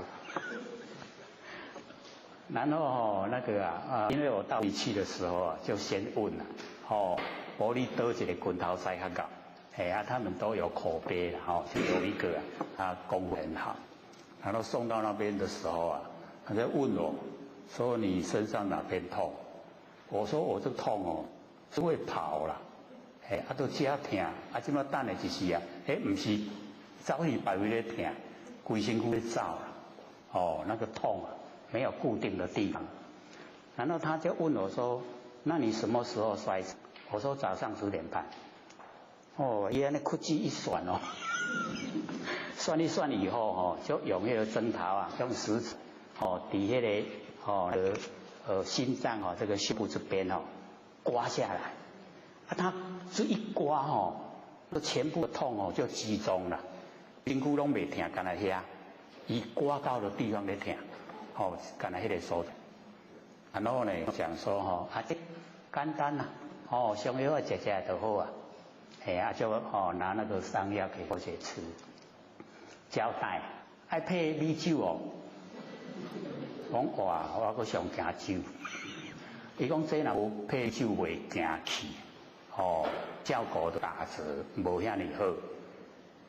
当我吃1个礼拜以后啊，规身躯拢无力，连要爬起来都爬袂起来，行路都袂行，就是啊，就是很难过啊呢。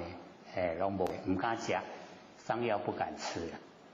他不敢吃他也跟我讲说，安尼这病会转掉嘞，会掉身躯啦。那个时候真的就是整个那个身体状况都很差。可是毕竟还是活着，那个活嘞，他也喘气啊，他还做行亏那个地方很大，工作很多，就是这样一直啊。这样一直这个撑过来。那撑过来呢，这个老天那个时候已经呢，感恩楼盖好了以后就知道那个埔里了，然后就喜欢那个地方了，是在那边。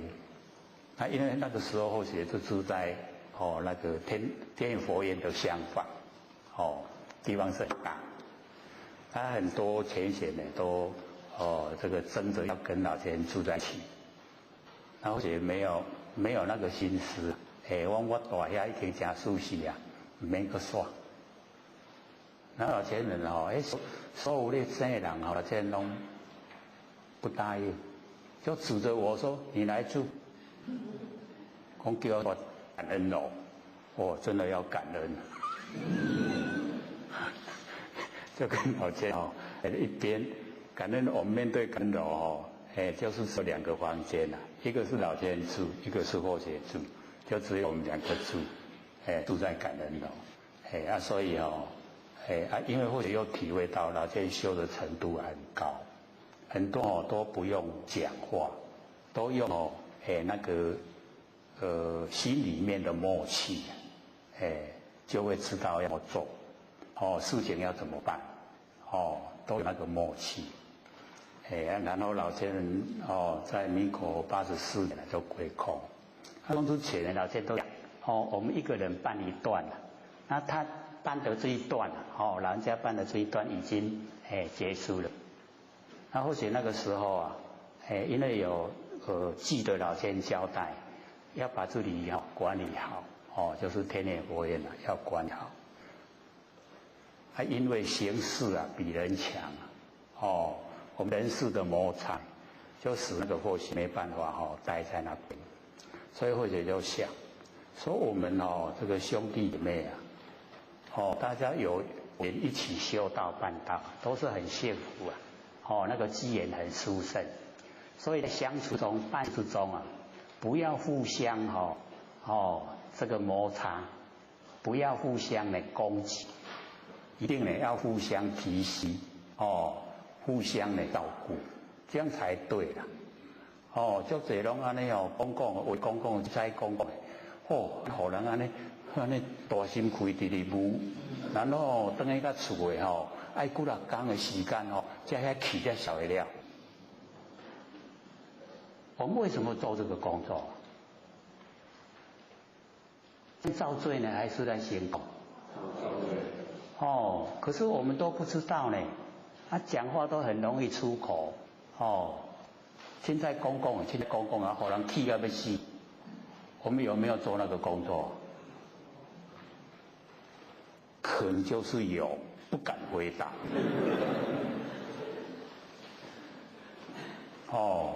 我们在生活之中呢，要了解到人在一起很难得，要互相鼓励互相提携，不互相攻击，那个对我们没有利益人都会过去的，一口气不来你若搁互人安尼要死才等去，安尼好啊无？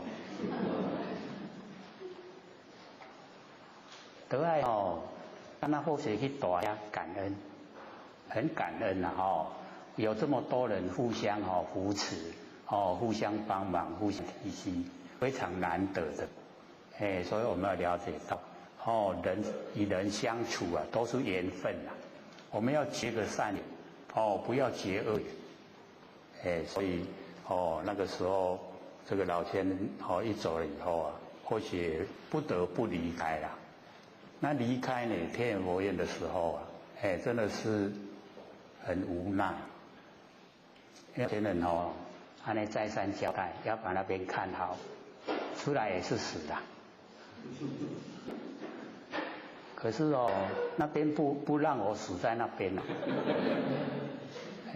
就出来了，然后出来以后或许记得，就是因为或许的户口就是在跟大姑在一起还要迁到那个或许妹妹的佛堂因为或许就回来的时候就住到或许的妹妹的佛堂桃园龟山。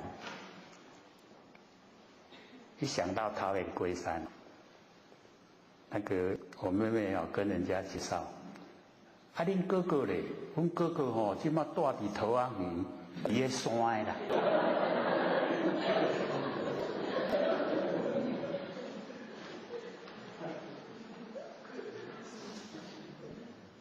然后我一想，对我住的就是桃园又是龟山，住伫桃仔园，住伫个山的。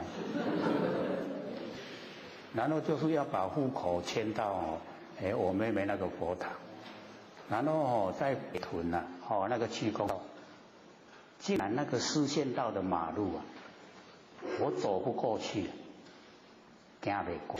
你看那个身体有多虚，然后就等去走到那个红绿灯那个路口去等，一个绿灯大概它最少都有60秒。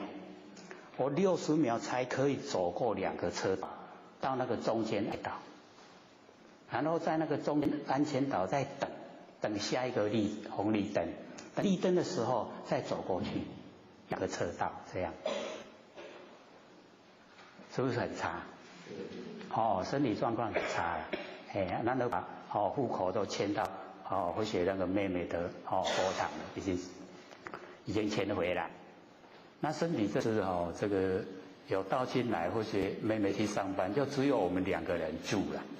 我跟我妹妹的人住一个佛堂因为所有他们那一些坛主啊，都嫁人的，都是合伙在一起集中然后开设，拢嫁啊，拢已经拢出去啊，剩我们没得大，甲我两个，然后有道亲来就连要起来给他们开门都拖命。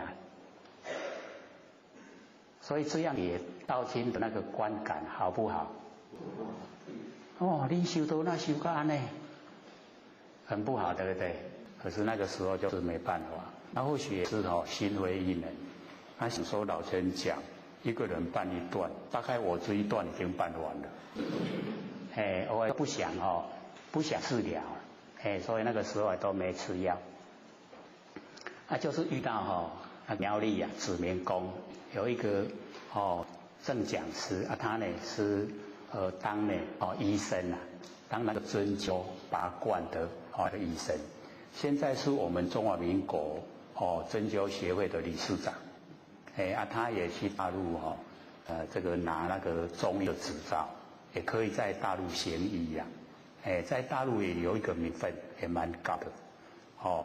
那他呢，因为带很多的外国道亲去天眼佛院，那带道亲到天眼佛院或许都会简介，然后时间有会讲课会向他们讲课。那一个那个正讲师郑医师呢，他就陪着他们听后学简介跟讲课，这样认识后学。他说我的观点都超越一般所讲的，所以对后学影响就很深了。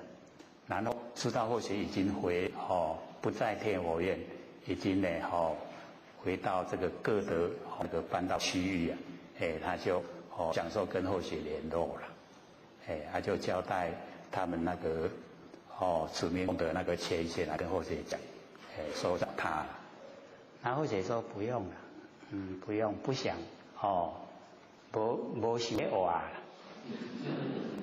了，所以都不要牵缠挂碍，都不想了。那个时候呢，因为那一个那个郑医师他花心很大，大到什么程度？就是让他们的点完师去外国看到，那个经费资源，他自己金全部都把他所有的拿出来，还向别人借钱给他点完出去办。你看是不是尽心尽力所以我们要中道而行这样的话他是不是负债？负债是不是要还？要不要认真去赚钱要还他就努力在赚钱。努力赚钱的时候呢，我就想说我们不要麻烦别人，所以我都不去了。然后呢，他后来交代一个比较亲近的他那个前线人来跟后学讲，说我不去找他的话换他要来。后学听了说唔通，伊当咧欠钱爱互伊趁钱，唔通互伊来。那后学跟我们讲说，好啦，无咱来拖命啦，看这就好啦。然后去了以后他就一直这个人说呢，说你都爱治疗啦，治疗好也年岁不很大又可以来这个练很多呢这个道经就在那一种情形之下，然后学好了，那治疗吧，就拔罐。各位有看过拔罐吗？就是那个拔罐拔罐杯扎一扎然后把那个里面的淤血都拔出来。然后后学看到那个拔出来的淤血跟那毒肺。各位有看过那个狗洞吗？那个血就好像狗洞，不是会老的是这样的规格他说这一种状况那个药都没办法来改善这一种情形。有什么仙丹都无法度把那肺给变做安尼会老，就那样把它灌出来的血就是那样。身体怎么会好？绝对不好连续3年，不能一次全部拔光对不对？要慢慢一盖扭一挂，搁吃挂，搁食挂，安尼慢慢改善。经过3年，才把那个淤血大概80%都拔出来。然后最后一次就有一个那个道亲就是在他的诊所当那个作业员那个邱姐那个邱姐呢，她这个比较称呼也蛮好。有一次看到后学那个妹妹的佛堂，她说，你身体怎么？我说这个很不舒服了。她说我来拔罐。我说好啊，然后他拔那个42杯的大的拔罐杯42罐的灰，你看偌济，光那个血倒掉，擦那个拔罐杯的卫生纸3兜的卫生纸刺迄个拔罐杯迄你42罐较倒的，迄是面汤底袂完。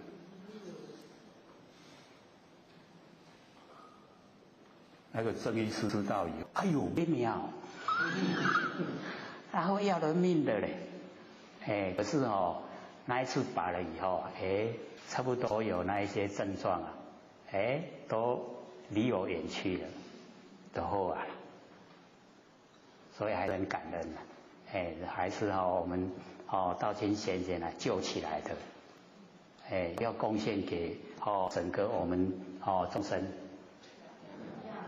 就是要，因为研究出来的这一些很不容易的，唔知拢讲到会有一点心虚之前各位听是会说，哪里单位爱较注意，有没有？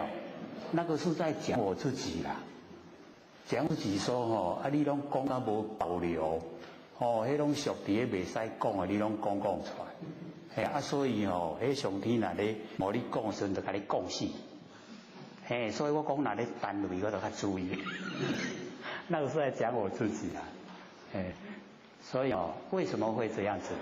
因为太不容易很多那个道理要讲出来你想破了都不知道，很恶的一世人都无法度知影，一世人10世来嘛无法度知影，领悟袂出来讲会较紧讲会足紧拢唔免经过时间，唔免经过头脑，知影答案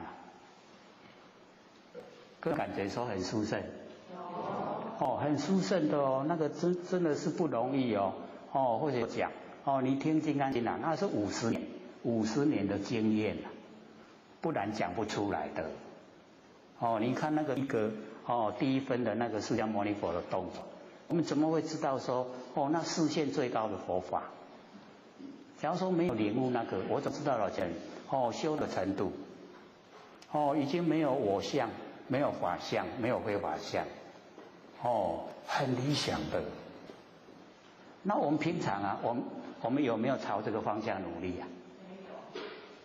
那就没有，唔知影唔知要安怎努力，对不？所以我们现在就知道努力的方向，努力的把我相去掉，没有我啦。咱的我就是这个身躯，身躯是天地物质，智慧风头，众言智慧皆有用的。绝对不是我，所以我然那个不生不灭的佛性本体，那个才是真的我。我就是如来，我就是佛所以身体不是我，要把这个身体的我去掉，我相没有了，我们就记录法性，就记录我们那个性分本体都入去咱若拢伫个身躯的我，世人足紧的。目一个念就会对不？很快我们想一想我们到现在最多年岁也蛮大的了大不大？都蛮大的了。我们怎么走过来的？都一天过一天对不对？一天过一天，一年过一年，啊，都安尼啊，安尼够偌久通安尼，是不是？哦，短暂。我们要在很短暂之中呢，求取呀最有效的生活方式。那怎么样呢？最有效的生活方式，就是努力的把我相去掉。我们要去掉我相的方法，那个叫法相。法相呢，我们努力去做，但是呢，全部不要住。就是去掉我，把我全部呢，不要留在心中。没有我了。那整个就是呢，时事古今啊，不离当年，当下整个活性呢都呈现，殊不殊胜？非常殊胜啊！所以各位手上拿的这个奖跟我们准备印的那个32张的那个等本讲义啊，里面呢都在阐释啊，是一些很深的值得我们去研究的一些真理。那我们对真理的了解越透彻啊，我们进入法性就越深。那进入我们法性越深的时候啊，我们的成就就越大。所以那个时候再回过头来，我们看看我们的生活，就会觉得说真的很虚幻不实在。那我们所追求啊，又是很粗浅，很不值得。我们过得呢，要有价值。我们到现在为止啊，过得价不价值？最价值的就是我们求道，这个最有价值。可是我们没有把握，道很殊胜呢，没有把殊胜全部都了解阐释出来。所以我们呢就是要深入呢来知道啊，我们有这么殊胜的这个不生不灭佛性本体。那已经我们轮回太久了。已经呢，不知道有多少了。那个地藏王菩萨就讲，我们那个骨头啊，不是一生有一副骨头嘛，骷髅，对不对？我们那个骷髅啊，已经累积啊，像山啊那么高、那么多、那么大，我们都不知道。那我们造的业啊，假如虚空是有形象的话，业啊有形象的，虚空做不下，你看有多大？可是我们知道我们在造业吗？我们造业都不知道嘞。所以一定要了解什么是业什么呢是我们努力值得追求的，值得去做的一定要告诉自己。那我们都已经透彻了解以后，追求的方正确努力那个呢知道呢朝那个方向去走正确了以后，我们接下来的人生啊，全部都非常有价值，都是彩色的。这样呢才不枉费我们到凡尘来，才不枉费说我们得到这个上天呢这个不轻传的道这么秘密的宝贝都让我们得到了，一定呢要好好的修正，让我们真的可以回到本来。我们每个都是佛啊，我们现在都不敢承担啊，敢不敢承担我们是佛？勇气都无敢，迄伫内心尔啦，也未发挥出来。所以我们对真理的了解啊，越透彻越深入啊，那个肯定，那个敢，相信自己不生不灭佛性本体那个相信已经够了，力道就够，发挥出来很大的我们人这个身体是非常有限度可是我们发挥出来的精神无量无边，它可以发挥，可以利益众生精神是不死的，不会死所以我们要把它呢整个都发挥出来身体是短暂不久就要还给天地哪一个不死？都会死所以我们呢在日常生活养生中道就好，再怎么努力养生都会死那中道了就好不要太全部的注意力都放在养生方面因为我们不可能说这个全部样样都得到哦，身体也照顾得到，钱也赚得到，然后道也修得好，有这样的吗？哦，没有办法，所以我们只用选择，哦，最有价值的。那最有价值的生活方式啊，我们拿颜回做榜样。颜回不是很贫穷吗？他不追求物质生活，他追求精神领域的充足，所以得一善千钱无忧，终身无失。他的态度啊，如履深渊，如履薄冰。我们有没有学啊？没有啊，他为什么不学？没用啊，是安那没用？要赚钱啊，赚钱要创啥？要吃饭啊，吃饭要创啥？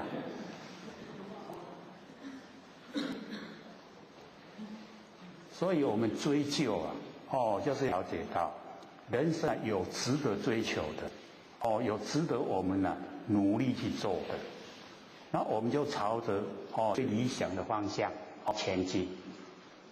因为写诗可以说经过那个非常艰困的阶段，所以投入呢，就是利益众生，从真理来这个呢阐释让众生了解，能够走入真理，解救自己，这个一劳永逸啊。只要你修这个千百亿化身，这个时候游戏神通不只有六通，是可以游戏神通，那才呢真正的是无量无边了。那我们凡所有都虚幻，一口气不全部都不是我的，不要去追求那个物质能够呢让我们这个饱穿得暖有遮避雨就好了不用去呢一定要自产，一定要有很多这个财做一个守财奴，那个都没用的啦。或许讲的对不对？所以我们就要朝这个方向努力。那因为有那一些经过了我们假如说我都先安呢，无迄个先安呢啦。法无定法，没有固定的。假如说是固定法，那么免修啊，它都固定的，众生的众生啊，福的福的，所以不是没有固定的。我们为非作歹，你都要进入三恶道。你行功立德，努力的修正可以回归本位，都是佛。那只要行善住相，去天道，一样福了。那最值得的就是能够恢复本位，所以一定呢要努力，努力呢来吃。所以这个知有章这样知道有了吗？知道我们可以追求的方向，知道我们有脾气毛病，知道我们以往呢很多都不对，知道我们要改过，知道有没有啊？所以这一篇呢，这个很理想这个呢知有章知道有，那我也就想说把那个或许一些过程呢都把它讲出来，让我们可以了解可以从其中得到一些那个启发互相之间就是不要摩擦，这个很重要了。我们要记得，手心要向下，不向上了。我们赚钱手心都向上，对不对？急来急来，我们出去这个工作做生意是不是都急来急来？手心都向上嘛。然后我们向下就是布施了，给人，给人方便，给人的利益，无条件的给人，手心都向下，你会过得很快乐，会不会忧郁？手心向下的人他不会忧郁，他会很快乐。我们接受人家布施跟我们布施给别人那是不一样的。我们能布施的话，是不是很快乐？那个内心的快乐说不出来的。实际去做，实际后自己呢会很充实。这样的生活就不枉费了。纵然这个当下已经这个命已经到尽头了，我们也不会有遗憾。假如说现在就跟我们讲，我命还2个小时会怎么办？唔通我做对代志要未办，是不是这样？那我们生活在完全都没有那一种状态，就是什么时候一口气不来都很感谢，都很感恩呐。说尘缘已了，我们的尘缘了了没有啊？还没有，还有很多众生都还没度所以要努力。那或许在那个《金刚经》的那个 CD， 然后呢也有那个六坛经的也有，然后呢那个道德经也有。那过年快到了，我们这一次讲了还一次各位可以拿回去这个过年有亲朋好友来的时候也当这盘这单上给人就是给人说这个是最殊胜的礼物你听了这个可以成仙做佛，对不对？只要你肯研究肯去做，你就可以成仙做佛，所以是最好的礼物。所以各位就是要带回去把它呢好好的发扬，自己也听，也这个亲朋好友也听，自己做亲朋好友也做，这样这整个娑婆世界就变成莲花帮，是不是呈现了？很理想，对不对？所以别人做好不好我们不要管因为呢别人行功益德不分给我们，造了罪我们也不用去担，所以不要检讨别人检讨自己就好。检讨说我有没有犯错身口意这个三业有没有这个才是重要的日常生活之中呢都很重要。那我们呢这个标题知有章知道有了知道有佛性知道有脾气毛病，知道我们该怎么做了那我们底下呢就看那个里面的经文太上不知有之那个又下知有之又是印错了所以各位就要了解到这个印说这个没有校正唔对拢甲印出来，咱一个看又住在文字上会去有怪异呗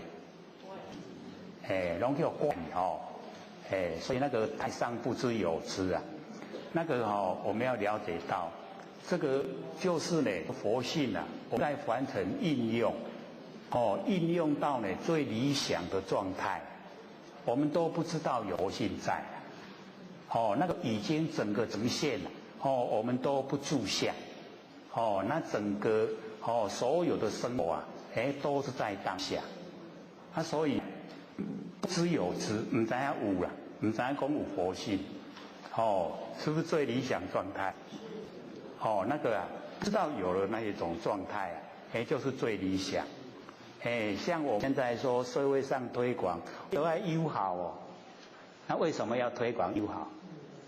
就是很缺欠对不对因为它很缺欠才要推广所以我们在凡尘看到在热衷什么就是那个最缺凶欠拢欠所以都要推广那我们呢全部都不推广就是因为大家拢做会到大家做会到的中间理想的状态整个那个行善都呈现，那个叫太上不知有之那个就是呢以那个现实来讲就是所有的历史文字都没有那个之前就已经我们佛性在那个太上，那底下有历史文字那都不算太上了就是已经很后面，所以会学都鼓励一定呢要拿那个道德经的讲义回去看拿那个金刚经的讲义回去看，各位有拿吗？有有看吗？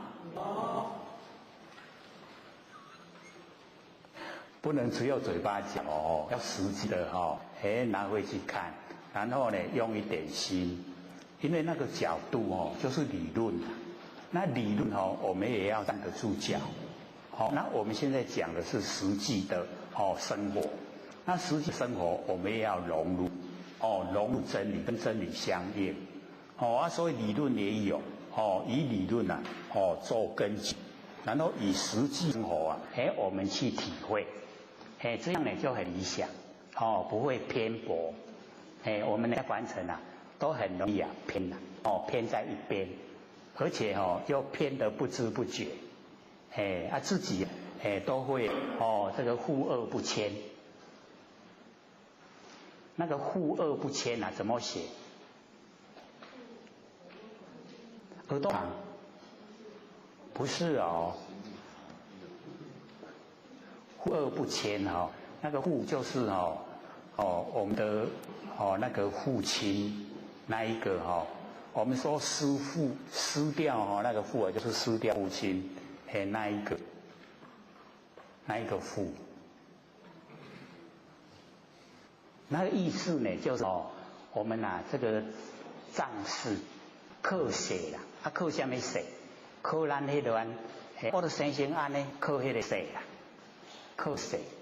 护恶，把那个不好的你都不持，然后不改过。那个迁护就是一个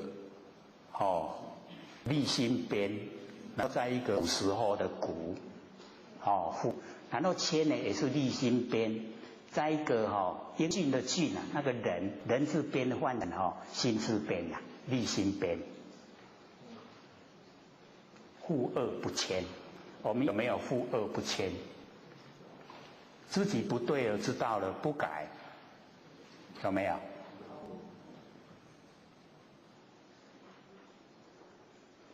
不但有嘞，还蛮多嘞。拢家己知唔对，但是都不爱改。咱可惜什么不爱改？可惜咱的生活习惯，就是既得利益啦。来改过都拢利益都拢无去所以就不改。所以我们要了解到，我们很容易患的这个毛病就是护恶不迁。知道是对，可是不想改。这样呢，可以成仙做佛吗？袂当去做咯，因为咱的佛性内底无这个代志。无迄个讲咱的习惯性强过我们佛性的，没有啦。所以一定要把那一些呢习惯性不合真理的去掉。去掉以后会很高兴或写那个除掉那个白天睡觉。所以以后我们脸上不要写着护恶不迁。像或写那个白天睡觉，老千一看，白天不要睡觉。或者一直在想说，我面也无写，你哪知我伫写咧困？为什么会知道？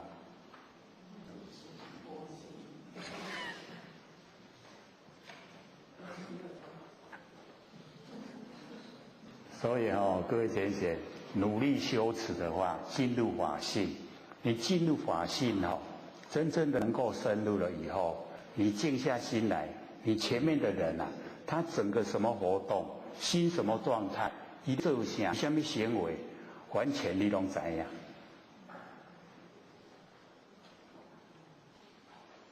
只要你肯进入那真理世界就会到达这个状态，奥不奥妙？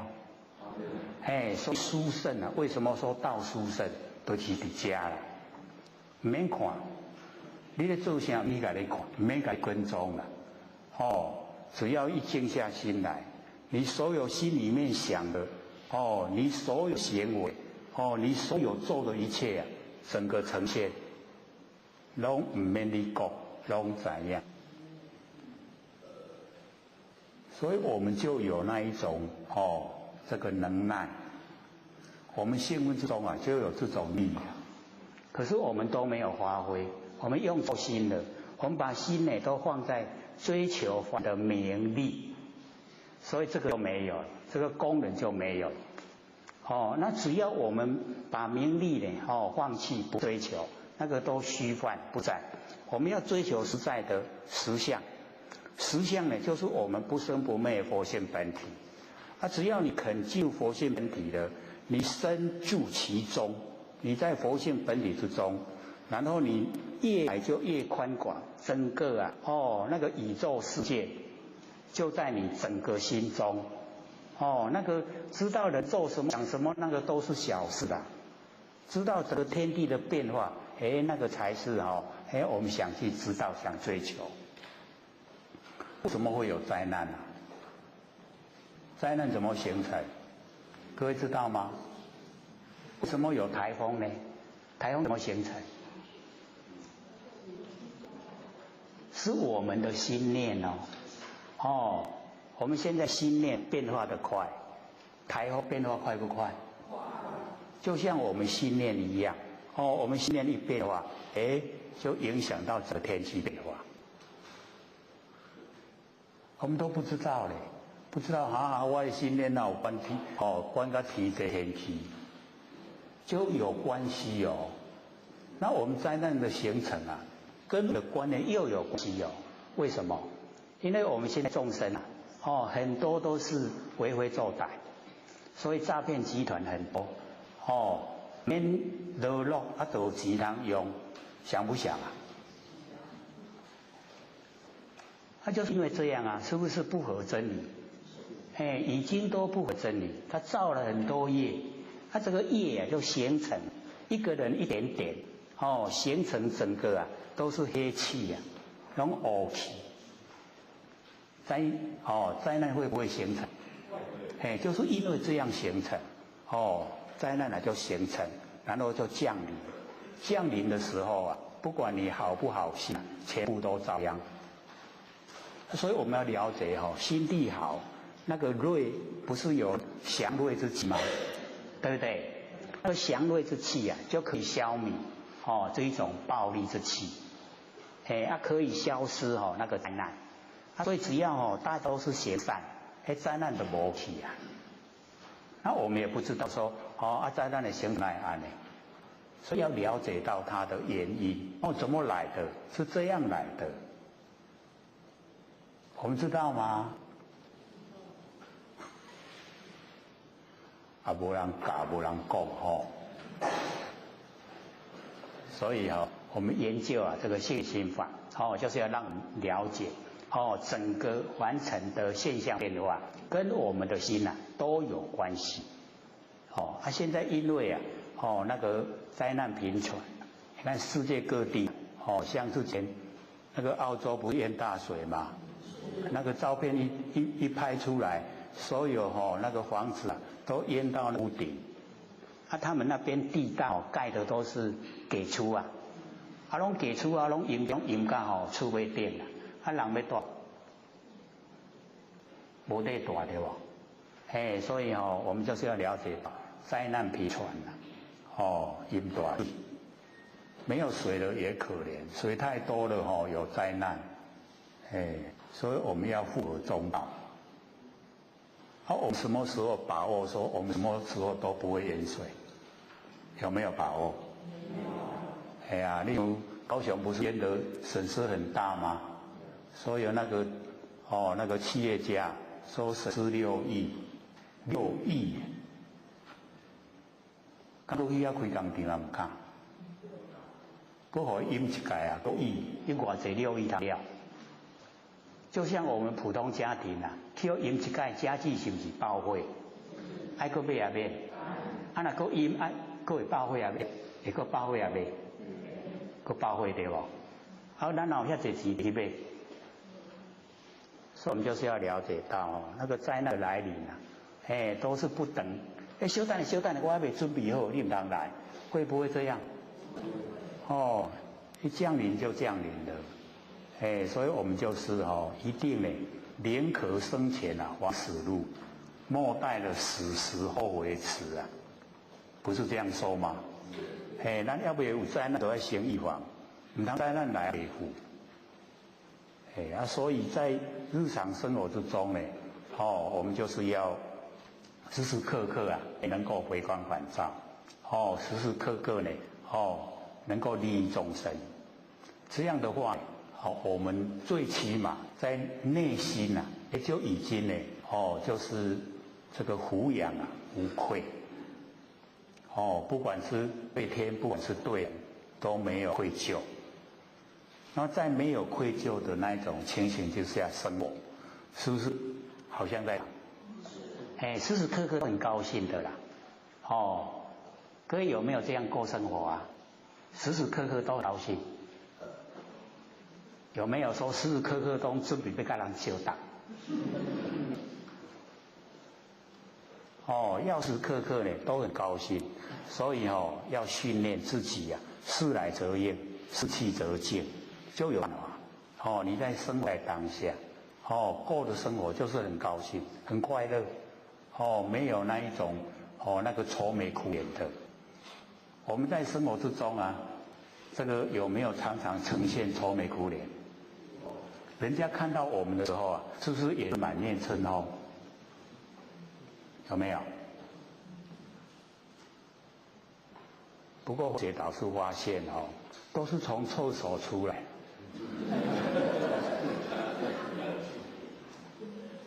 很少说这个满面春风没有，所以我们真的要改一改自己的生活习惯，要呢这个乐于啊跟众生呢接触，乐于啊帮助众生。乐于提携，乐于帮助，这样呢，才有价值，人家才会呢喜欢跟我们在一起，我们回想一下，我们周遭的人啊，喜不喜欢跟我们在一起？不好说了，对不对？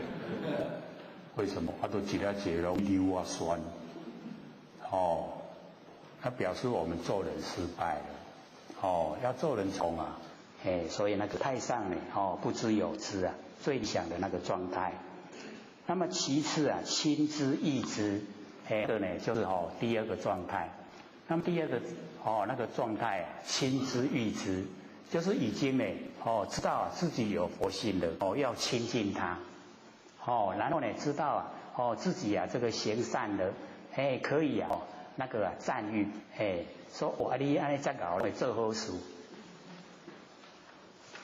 我们佛性呢，只为我们身体行善，我们会不会去奖励他？会不会？不会啊。我们现在各位先生，是我们六根在主宰，还是我们佛性在主宰？真的有到佛性了吗？还转不过去还是六根在主宰？六根主宰的话，我们会造业，因为眼睛喜欢看，耳朵喜欢听，鼻子喜欢闻，嘴巴喜欢吃，嘴巴喜欢说话，身体喜欢摸，意念喜欢想，好事多还是坏事多？坏事拢较多好事拢较少，所以不要给六根当家，不要让它呢的主宰，一定要启发我们佛性。佛性出来主宰，率性而为，率性会不会啊？率我们的佛性，佛性呢，就是我们良心率着我们良心来做事啊，会不会？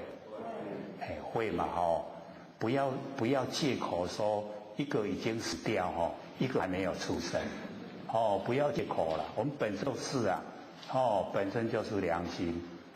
我们按照良心来做事，就德，所以道德，保持不变啊，叫经，道德经。我们不是在研究道德经嘛？我们时时刻刻呢，都把这个道德经，就在我们身上呈现，都整个啊，全部都是，做的都是将经出来，这样呢，那个啊，人家会称颂，说誉啊，誉之就是称赞。有没有人在称赞我们啊？拢无咧，怎么办？风险的有啊无？称赞的无有啦，啊要安怎？安尼咱做人成功还失败？啊，真成功，互人嫌咱真成功哦。哦，失败，哦，互嫌，爱互称赞，哦，爱伫咧后壁互人讲哦，某人哦，安尼哦，真好心哦，拢吼啊拢帮助人，遐才可以啊。哦，最起码嘛，是毋是安尼？啊，无咱来全世间做人要创啥？来囡仔生两个啊，就转去安尼哦。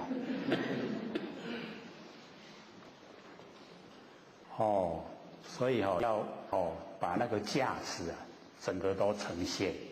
我们自己本身呢，要自爱，瞧起自己，所行持的呢，人格都健全，品性呢都端正。然后我们对待所有人啊，都是给人家方便，给人家利益。这样的人生呢才有价值啦。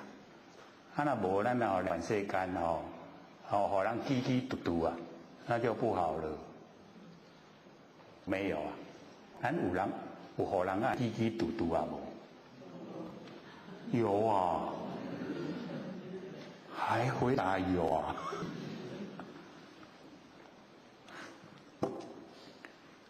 所以这个只有知道自己有，真的有很多脾气毛病，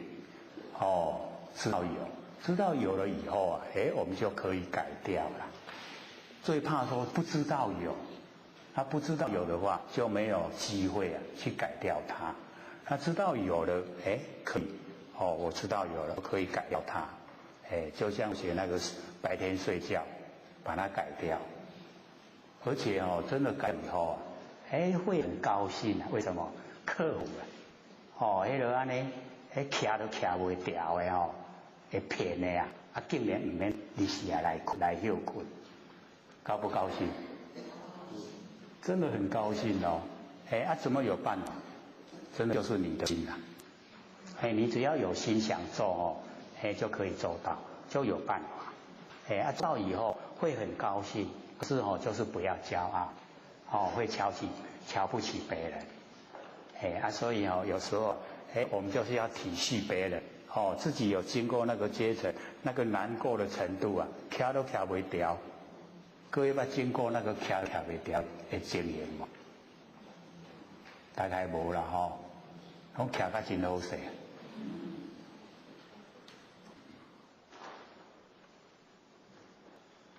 所以或者就体会我们那个精神的那个力大，因为身体不好，大姑啊那个成前人办的道场又很宽，那或许一开车有时候啊，就从台北开到台中，台中又开到高雄，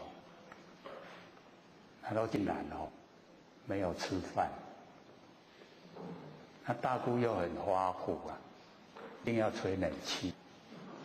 我就肚子饿，又吹冷气啊！你说这个身体会好吗？会不会好？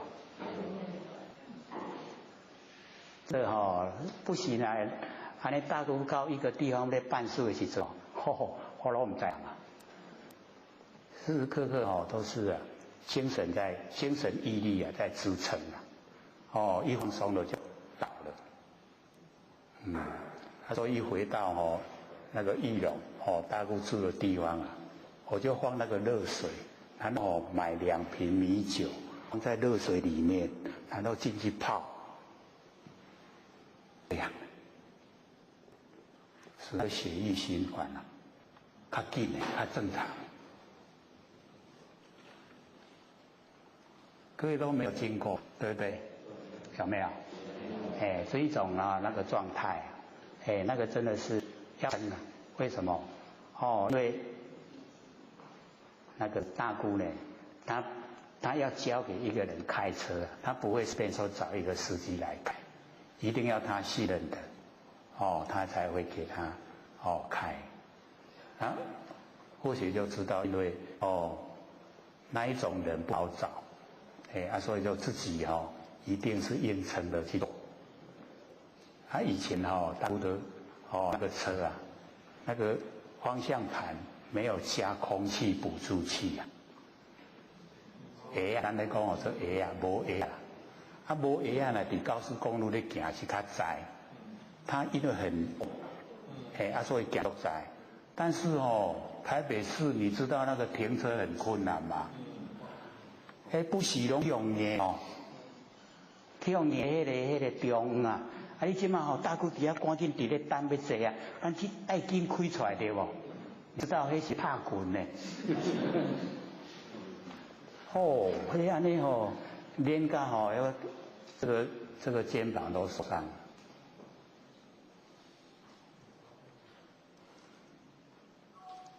所以那个蔡琴不是有演唱一个叫《有马才子》嘛？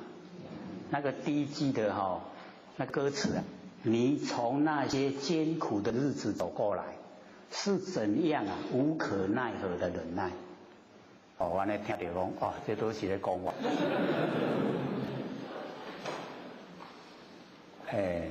就是这个样子。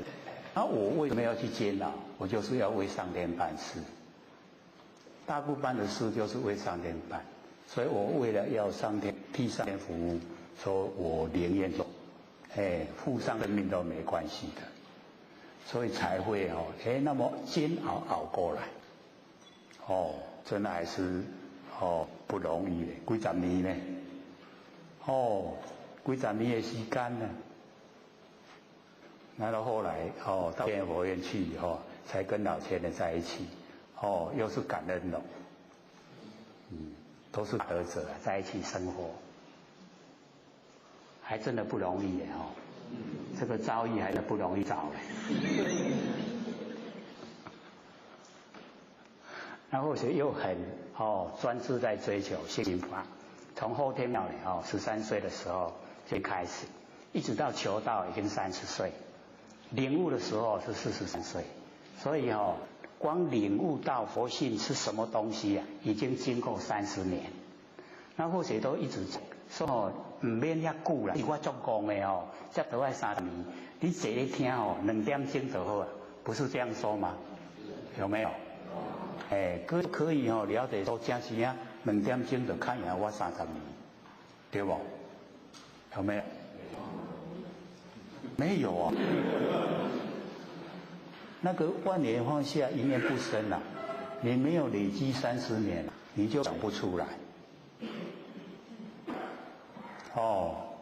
你要真正的呈现不生不灭佛本体啊，你没有这个深入长时间的去探讨，你就没有办法阐释，你就讲不出来。你讲不出，无去实验，你要讲互听，你家己都唔知，你家己都无法度行，要讲互相听，要叫相做。是不是这样？所以或许都经过先从理论着手，然后实际去实验，然后做出来有效果，然后把它传，不是很理想吗？都免遐久的时间来摸索，不是好吗？对不对？所以要了解到，那个都是累积下来的经验，讲话才会有力道啊，有没有？所以或许不骗人的你按照这样去做，绝对成就。我们因以后啊，是不是从内想生？我有办法成佛，时间早晚，对不对？不像以往说希望我以后成佛，不一样，绝对不一样。因为我们已经可以摸到那个根，一直讲啊，摸到根的成仙做佛，摸不到瞎修行。那我们这样一研究啊，真的就摸到，可以有摸到佛就是是一个真心，是一个不生不灭的这个真心，这个本体啊，成佛的，那就摸到，绝对可以成，时间早晚我们很努力的赶快把脾气毛病去掉，早成佛啦。那想讲世间好佚佗脾气毛病佫留一挂，伤紧啊去掉，伤早生活。留一些留业论生，留一些罪业来度化众生。所以或者都讲，我们既然落入凡尘，有形有相，就不要骄傲，没有骄傲的理由了，都是在受苦。纵然很大的福报，有社会地位有钱，一样是受苦，所以不用骄傲。那你修正成佛了，也没有骄傲的机会。这么多众生呢，都还在受苦，所以我们就是要了解到，既然落入现象，努力自己修，然后又度化众生，这个才是重。这样吗？所以我们听到那个第二句啊，那个亲之啊，欲之，亲之呢，就是我们亲近，亲近不生不灭佛性，然后欲之啊，就是我们佛性呢，发挥的功能作用都能够行善，称赞他，就是把权柄啊交给他来指挥，我们讲生活视听缘动啊，全部都是佛性在指挥。一定要转移过来，因为我们那个六根当太久了，要转移过来啊，要经过那个啊，真的是磨合时期呀，六根拢会唔甘愿啦，本来拢我的管理，即马唔好发个司令，司令呢都不给六根的话，六根会反扑啦。各位有没有经过反扑？拢无咧修。假如说你有真正的把那个当家的那个前辈佛性啊，你绝对会经过六根反扑。那六根反扑的力道很强，你会很难过，很煎熬。你要经过这个阶段，经过这个阶段以后啊，那个六根降伏，为什么？他自己啊，知影身份地位啦，我就是走干那路仔，我不是主人，主人是佛性本体。那个时候啊，就已经成功了，佛性可以当家了。那没经过的话都还要努力啦，还要努力一番。现在那个理论上了解真理。说这个啊，六根是对六尘产生六识，这个都变化无常。那变化无常的，我不要把它当成真，不要把它当成心。我把它当成真，当成心啊，那我的判断错误啊，影响到行为错误，所以错误啊，我造了业啊，而要受苦，这样恶性循环。然后呢，我不用了根尘相对的那个四心啊，我不用了。这个时候真心出来，真心出来，他没有对待，真心出来，他没有讲利害关系，所以事来则应啊，事去则见，完全都不造业。这样能够分别了吗？知道了吗？爱这个理知影。你知影以后，咱要做啊，才有力。去做了以后就有力道。有力道以后，那个啊，我们的信心啊，支撑着我们。咱的信心给咱后壁给他调的，讲安尼做对，就是正确。正确继续做就法度。那假如说我们还六根啊牵着走，六根都很强。看到什么，听到什么，闻什么，吃到什么，讲什么，身体触摸到什么，意念想什么，都呢，他要呢，那个前病的话，那这个道就难修，就会修得很困难，不会成就了，修了一生也不会成就，千百生也不会成就，那一定我们要转移，有没有决心想转移了啊？一定要把那个前边啊交给不生不灭的佛性，率性而为，天命最性啊，率性之为，我们率性的就叫道，能够率着本性来做就叫道。然后我们有一毛病啊，那个修道教，那个就变成教了，这样了解吗？我们现在儒家应运讲的就是儒家的思想，所以人道一定要圆满，家庭要和乐。各位家里有没有很和乐啊？要互相扶持，翁仔某上亲啦，但是翁仔某上好冤家，对不对？为什么冤家？你去找那个原因都很小，足细原因拢无需要冤家竟然会冤家。咱也知影咱拢会辛苦病痛嘛，对无？什么人要甲咱顾？就是身边的人，对无？我讲你人家身边的人伫咧甲你顾时阵本来爱摕药互你食，伊搁调药互你食。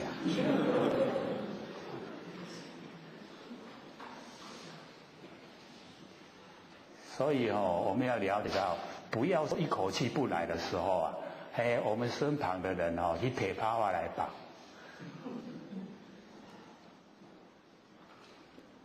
你死掉，人家很高兴要不要拿鞭炮来放？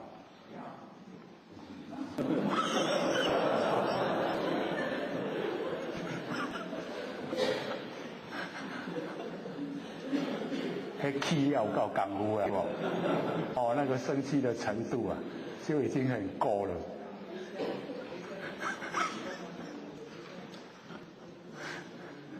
那这样的人生是不是没有价值？这个红随身放跑。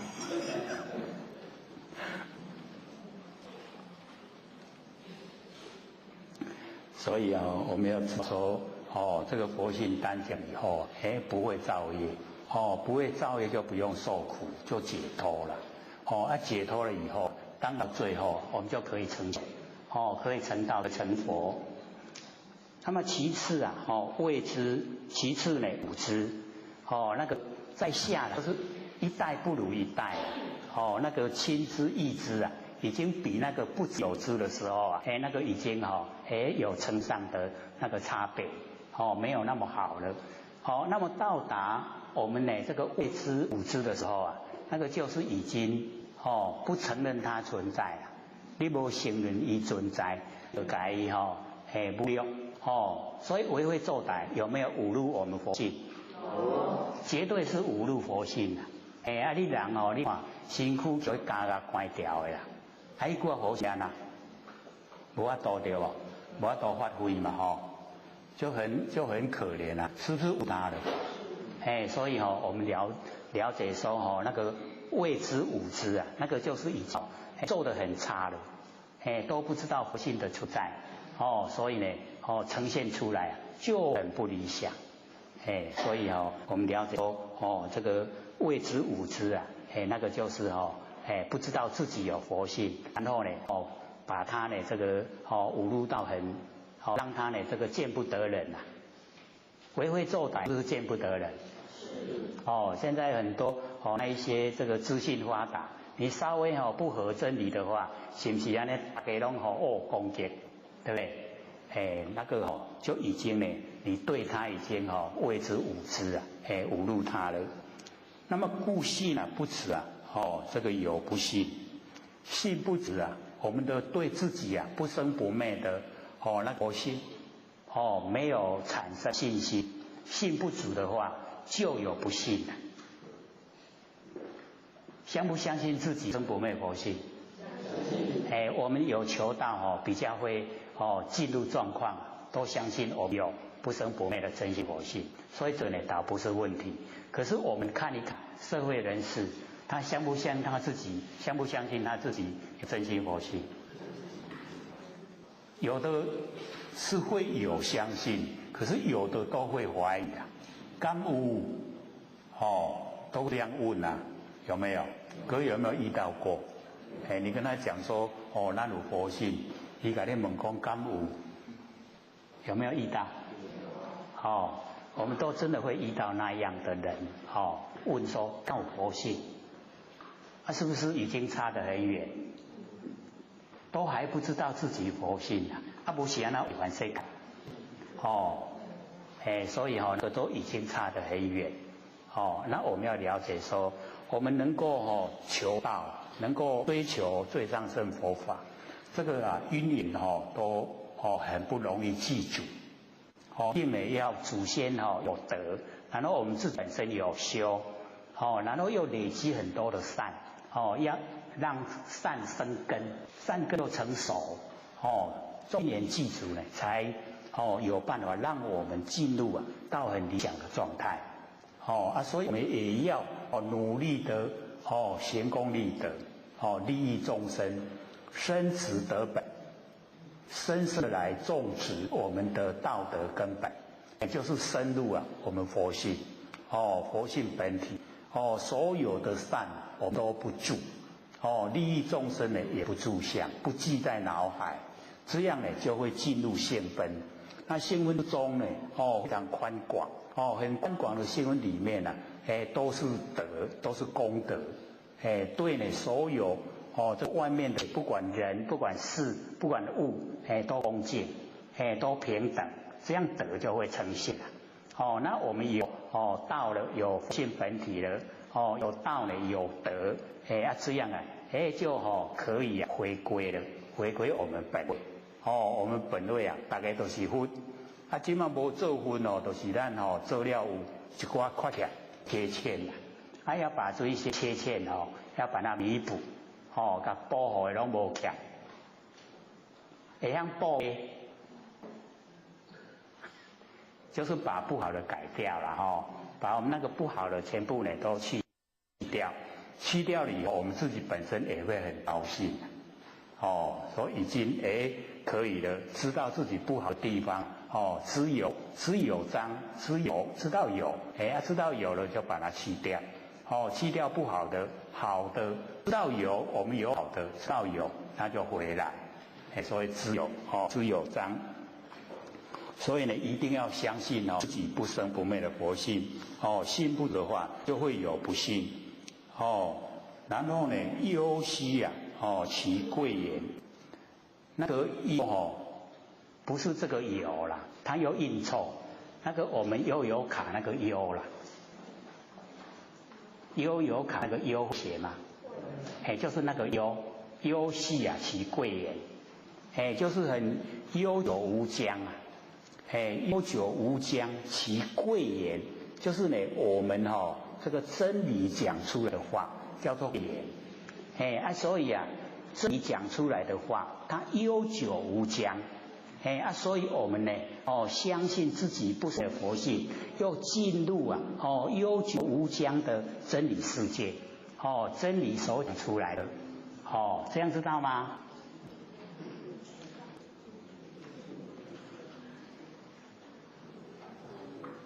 会很深吗？我看大家都茫茫然。因为文字写错了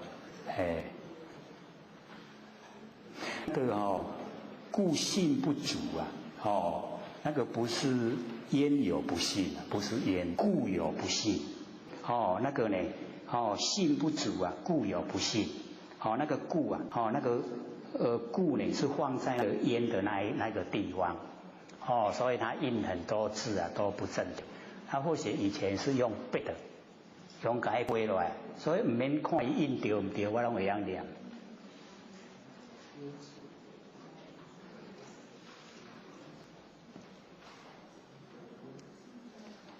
那个焉字它焉是故，信不足，那个信的上面那个故把它移到那个焉不要，说信不足故有信，因为我们就是对自己不生不灭的佛性不足不充足才不相信他有就是这个意思。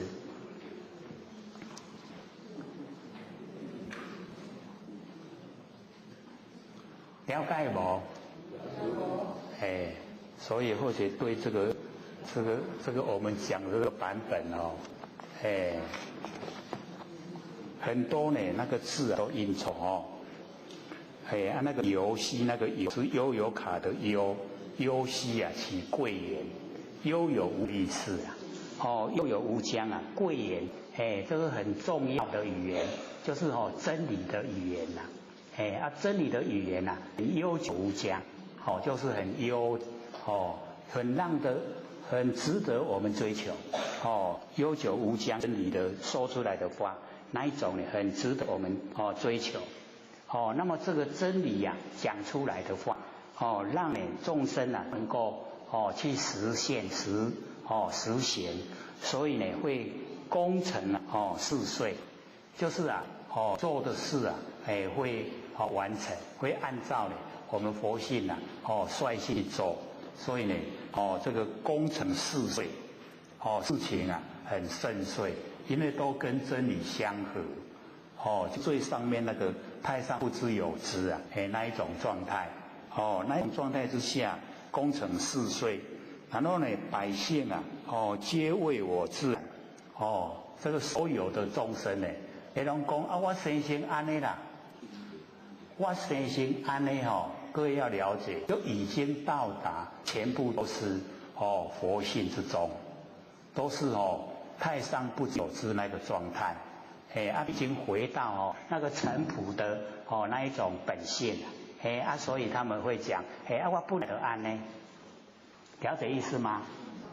我们本来就是都没有沾了那个垢，都没有这一些脾气毛病我们之所以有脾气毛病，都是六道轮回太久，一生一世染了一点点，染了久了以后就变成习惯性，习惯性的脾气毛病我们从来不知道要改，因为没有那个这个大德者来教化，所以我们不知道说要改掉一些，那现在呢，这个上天有降道，让我们都能够得到，让我们知道可以改掉这些脾气毛病，又可以恢复到达尘朴的那个本性，回到尘朴的本性就是我们的本来，所以百姓皆为我治啦，我本来就安尼本来是拢不啦，无什么分别。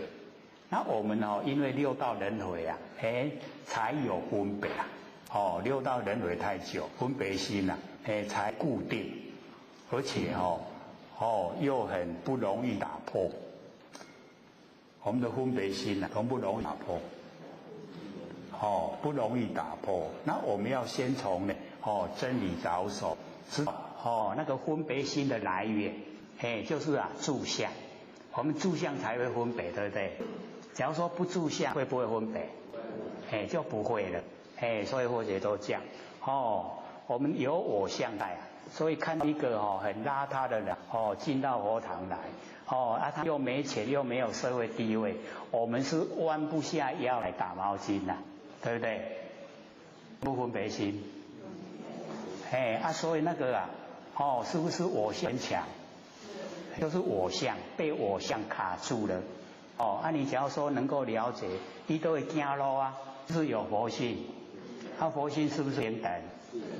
你能够能够弯得下腰来没有我相你就是可以做到你有我相做不到，这样了解吗？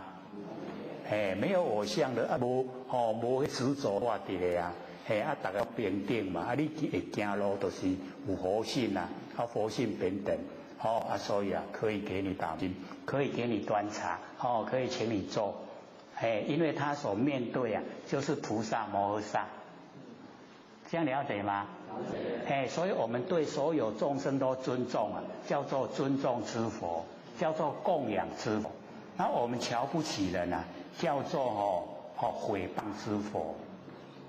因为众生都是佛我们尊重就是供养我们呢轻视他就是毁谤我们有没有在毁谤这个角度说起来我们就真的是时常在毁谤知佛。这个是维摩诘讲的不是或学讲的。可有看过维摩诘经吗？维摩诘就讲我们呢轻视众生就是毁谤知佛，就是这样众生都是佛现在现象是他的业推来完成所现的果报，像是果报，他的能够支撑他视听联动就是佛性，就是佛。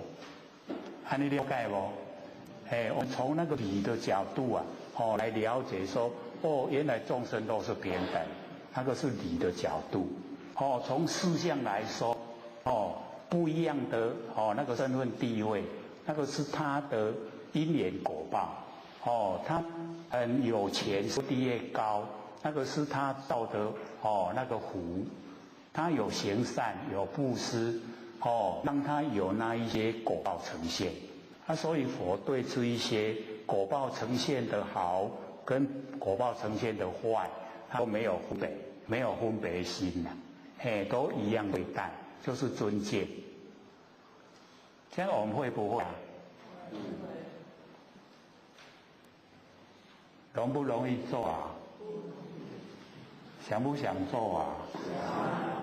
就是我们要朝着方向努力，哦，做到那个哦分别心呐，渐渐的淡薄，渐渐消失。那没有分别心的就成就了啦。我们有分别心哦，还是当众生，哦，没有分别心才可以成佛。所以我们就是要了解说，一定要自己努力呀。这个内心的世界啊，哦，就是不要有那个哦不实在的那个我。被那个我左右，所以之前我们不是有说呢，我们不要被主观意识啊跟客观环境影响，有没有？那这个我们的那个主观意识都很强，那个叫我相。那这个它本来不存在的啦，是我们落入凡尘，被那个因缘果报推到凡尘来才有。我们身体呀，消失了以后啊，就没有，它无去啊啦。所以有是讲是有的，我们不要把它当真，是假的，不真。所以要了解说，凡尘的现象都虚幻不实在。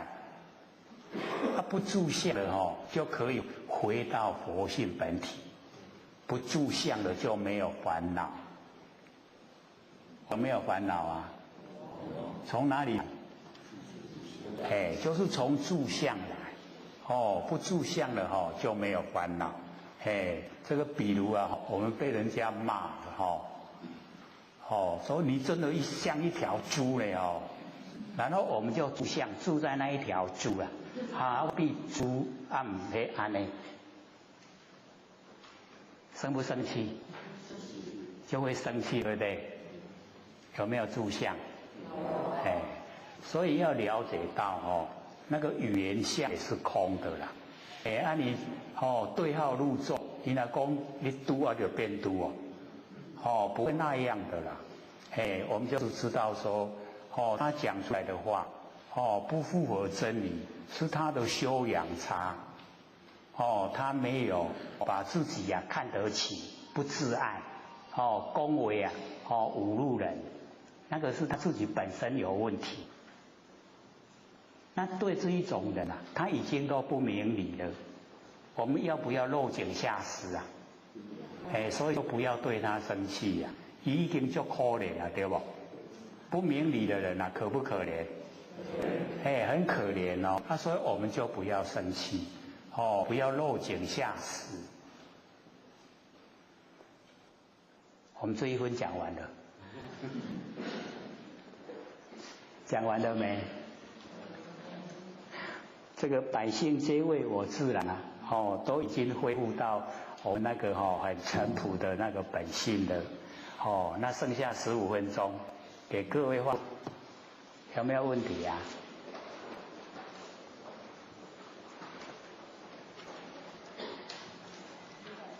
好，请说。讲师好，那个观照杂念跟观照般若有什么分别？好，请坐。那个观照杂念跟观照般若，般若我们要了解到，般若是佛性本体所发挥的妙智慧。那个妙智慧它不是我们观照它才出来啊，那个是从我们的史里面。我们努力能够进入自己不生不灭的佛性本体，时间久了然后在自己佛性本体中呢时时刻刻都在温养我们那个佛性本体，那个般若才会产生啊。般若的产生哦，它是从佛性本体直接发挥，不是说我们观照它发生了。所以我们观照那个杂念或者前面有讲过，这个杂念啊，就是我们累世之中一个习惯性的念头。那么这一些习惯性的念头已经太久了以后啊，不经过我们的那个用力来想，用力想是妄想，那个不想，它自己跑了，那个叫做杂念。那杂念我们就是用观照的功夫啊，把它去掉了。只要我们肯用观照，那个杂念它就越来越少，力道就越来越弱。到最后就无去啊，杂念就是爱安呢。敢若咱想讲伫咧厝诶咧顾厝啊，杂念查啦，咱若咧顾厝查啦就唔敢来对无？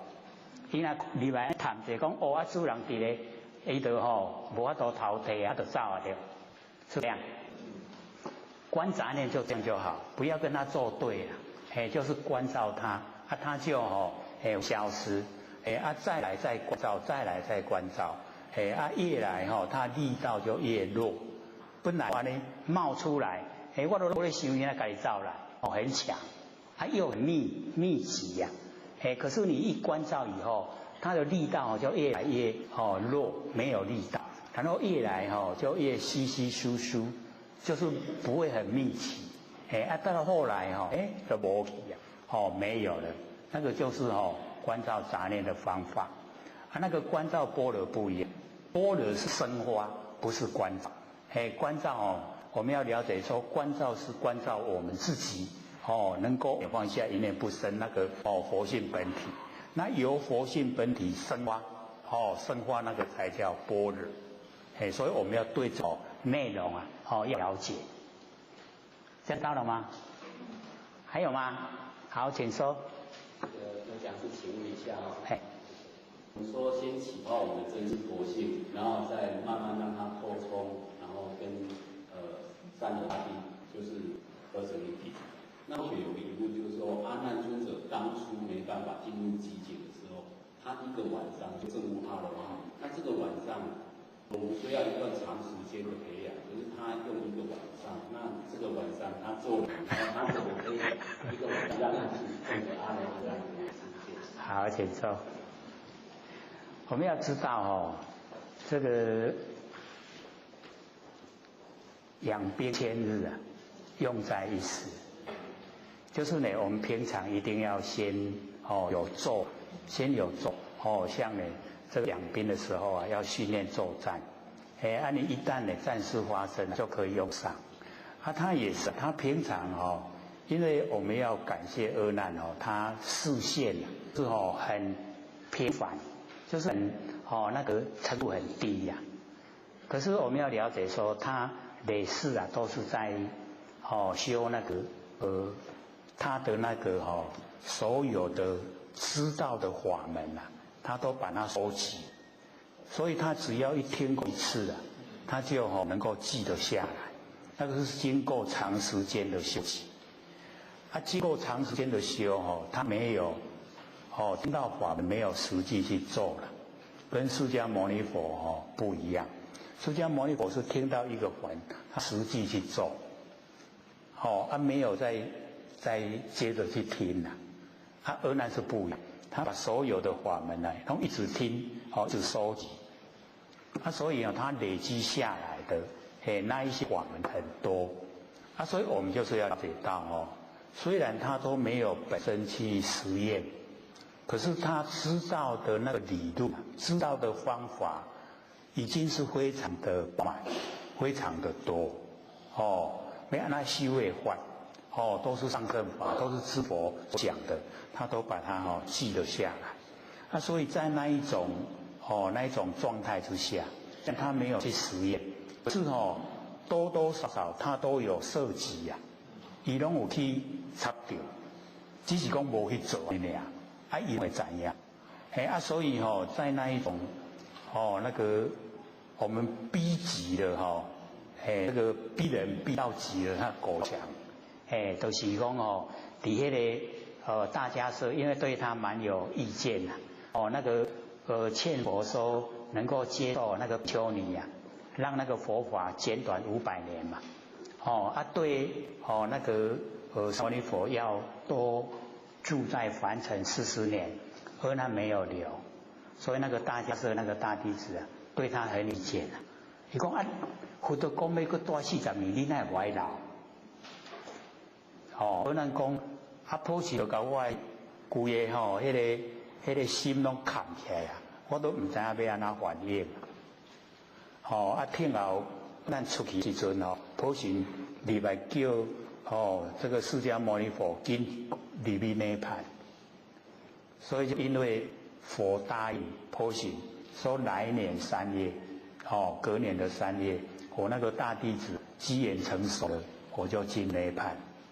所以阿难回来以后啊，他就给阿难讲说，明年3月啊，他就要进入涅槃。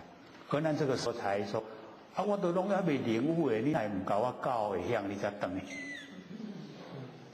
佛跟他讲说，我有跟你讲啊，再多了40年，你都不说话，所以佛还是要随顺自然。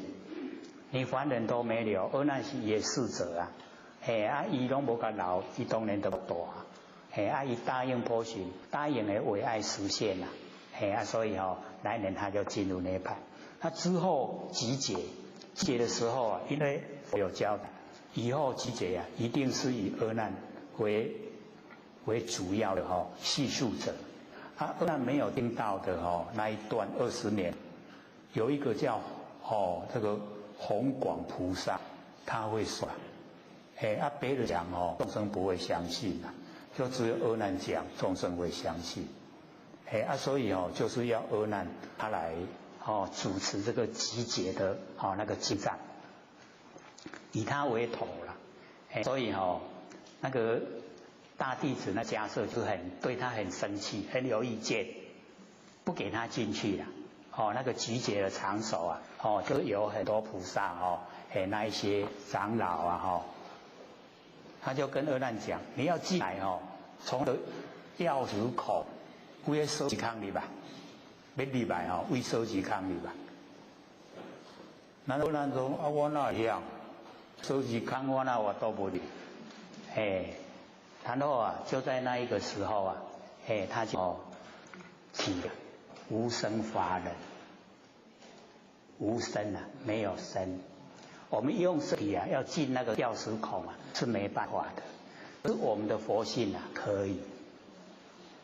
无生就是没有生，没有生没有灭，没有生灭的佛性就是千变万化所以他一直在听那么久，那一些所有知佛的上乘佛法都发挥作用。假如说没有这些上乘佛法，他没有去收集，没有去听，他没有办法说可以在那种现象之下领悟无生法。你没有进入无生法的，你就进不去，集结没办法，我们就看不到了这一些点就是这样来的。就是他之前已经都虽然没有实际去做，可是他已经酝酿累积那些知佛的所有的秘密法门都已经累积了，办法促成他在那一种紧急状态之下原来就是佛性里面不是外性苦力佛性我都理就是佛性里面还有吗？好，请说。有讲是我们说有听，还有混性，那我们的话加入我们的心意识，那或许种感觉，或许在做科学中的时候，到底现在是听还是混性？或许觉得听跟混性又很相似不晓得是我们耳朵在听，还是我们佛性在作用？好，跟混性怎么做一个区别？好，请说。这个很重要，各位浅显。我们听是耳朵的功能作用，是属于身体的听，然后闻就是我们听到声音以后这个声就是加入心意识了，然后闻性稳性就又高一层，它就是什么人在听？就是佛性啊。啊，这个时候就是已经把心意识剔除掉，不用了，因为我们心意识我们会去，那个人在咳嗽啊，那个叫心意识。你今嘛改这个咳嗽你就不要管它，它在与不在，你不要管它，就是你听到了，这个听到的那个听到的就是佛性的，就是稳性。这样了解吗？并不是说要把这个那个咳嗽去掉，才算说是稳性，是啦。那你听到一咳嗽像听到，就是我们佛性听到，所以那个稳性就属于佛性。佛性里面无在无不在，它是属于全部包含包容。你落入分别，有喜欢讨厌，那个佛性稳性没有喜欢讨厌，没有取舍，这样能够辨别了吗？那这样跟很多的听没有分别，它只是听进来的。那个我们就是了解到，那个是词语完全都是现象的东西呀。现象的东西它没有意义，要稳跟稳性较有意义啦。我不跟他听。你看我们整天跟整个的完整社会接触了，不是有千万种声音吗？我们听几种声音，我们注意的咱有法度进入咱的领域有几种？全部吗？没有啊！你说耳朵听到，它是全部啊？你看。现在无注意你去抢者。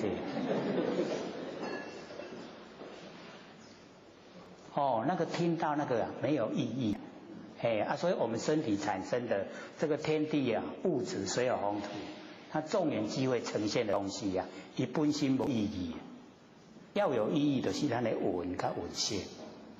那我们着重就是伫个稳跟稳性做功夫。稳的话就是咱用社会心意识，那个是要生活之中用。然后稳性呢，就是牵涉到，我们为什么会存在？然后我们有看过那个说我思故我在，那个错误的引导了。我思故我在那是从偶像入手，那偶像入手是我们要去掉的。因为那个它有生命变化，然后我们那个那个稳性它没有生命变化。我们听到静悄悄也是稳性听到有声音也是稳性所以声音有变化，稳性没有变化，差别这里。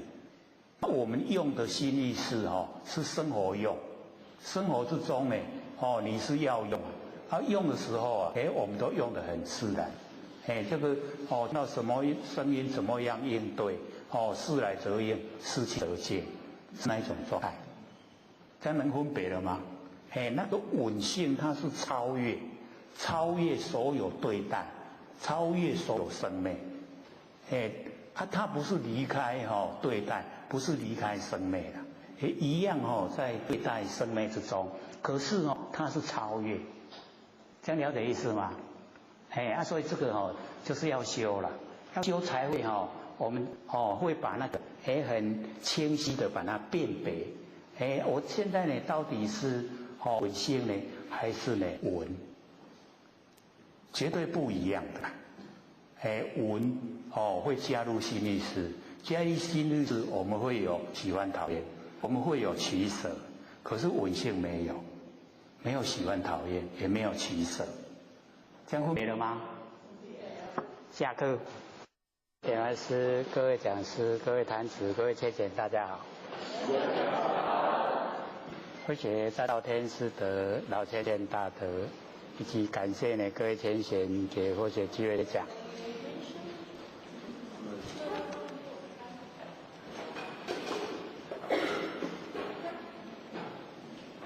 有吗？有声音吗？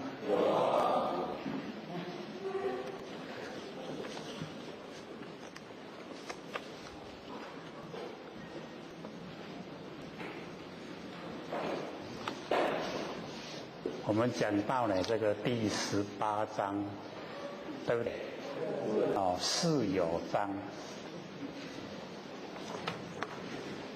各位先前四有是什么？4个有啊，有4个什么？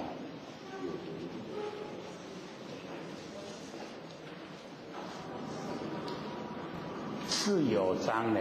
那有的把它写成见真，看见真的见真章。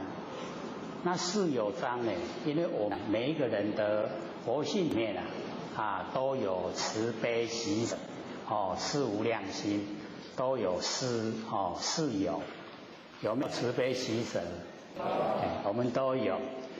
那四有呢，也是仁义礼智。我们佛性里面也都有仁义礼智所以这个四有。或许呢，在这个讲这个道德经之前呢讲一篇呢这个自己新闻，就是我们现在民国100年元月15号，那在4天前呢，元月11号有新闻报道，在日本大阪有一对姐妹活活饿死，姐姐63岁，妹妹61岁。那个妹妹呢，那个身高比较高，有128公分，可是只有30公斤各位先生，30公斤多重？你看，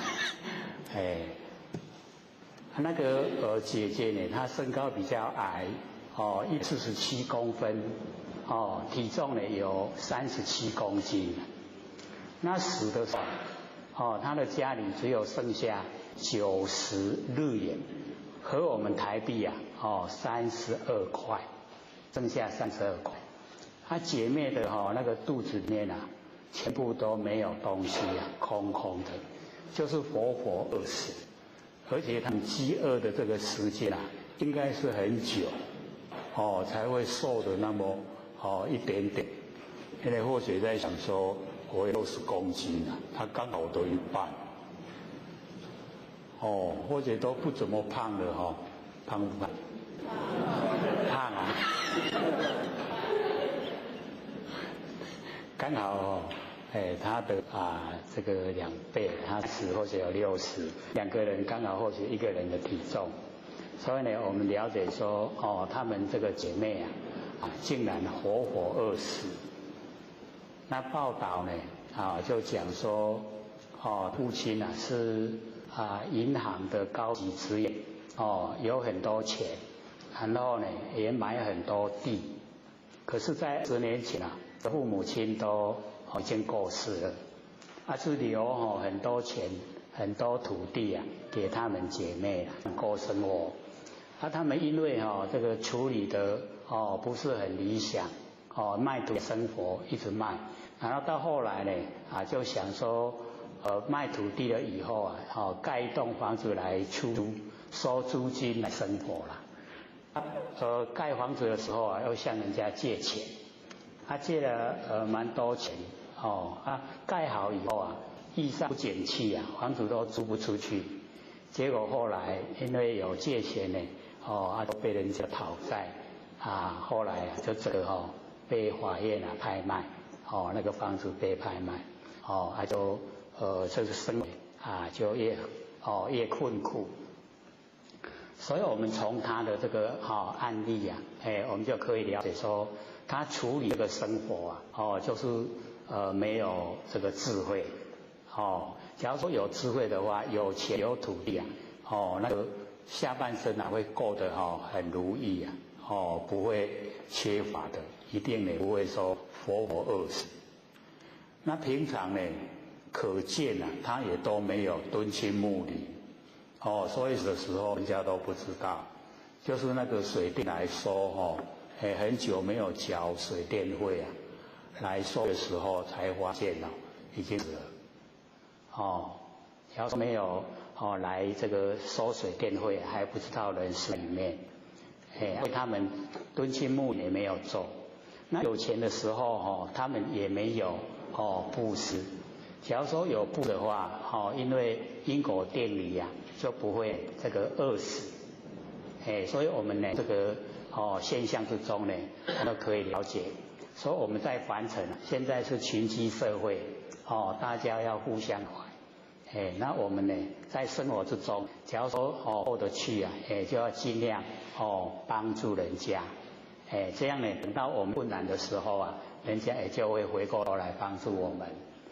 所以或许看到那个报道，是很先进嘛，竟然会有人活活死了。那个连带报道还有一个39岁的青年一样活活饿死。39岁呢，正壮年的时候呢，每一次这个要向政府申请那个补助那个政府的官员都会讲说，你这么年轻应该去赚钱，应该自己去谋生，结果也一样活饿死。所以呢，我们在凡尘就是要了解到说因为因果都定理，我们平常呢要记得乐于帮助人，要记得呢乐于布施，我们有布施了那个就可以越过贫穷，最起码都不会饿死啦。我可以想象一直饿到瘦的那个样子，然后后来没了就死掉了，什么滋味？很难过，对不对？那个滋味一定是很难过。所以或许看到这个报道，才4天前元月11号的报道，那个新闻报道说日本是怎么了，怎么会有这个现象产生？然后我们呢，就是从这一个发生事件我们来回顾自己。我们最亲的亲人一定要互相能够照顾提携，互相能够呢在生活之中过得都很快活，然后接着把它扩散到我们周遭，亲朋好友，以及邻居，都能够去关怀，这样呢生活就会过得如意了。那我们假如说有困难，这个我们左邻右舍他们也会关照，就不会活活饿死了。好像不可想象但根本有戏，好像不太可能在我们现在的这个现实生活之中，要饿死好像不太可能那我们就是要把它呢这个整个都扩散，把这个人不写三道天师德、老天仙大德，以及呢感谢各位天贤给或者机会学讲。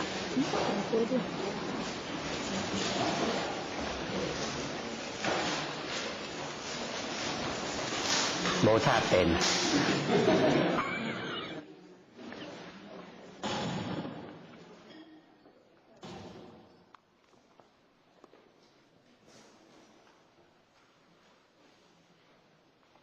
假如说会能够像那个释迦牟尼佛讲经说法的声音可以通到无边的佛世界让那个目犍连去找说要传多远糟糕，我们这么一点一点都传不到了。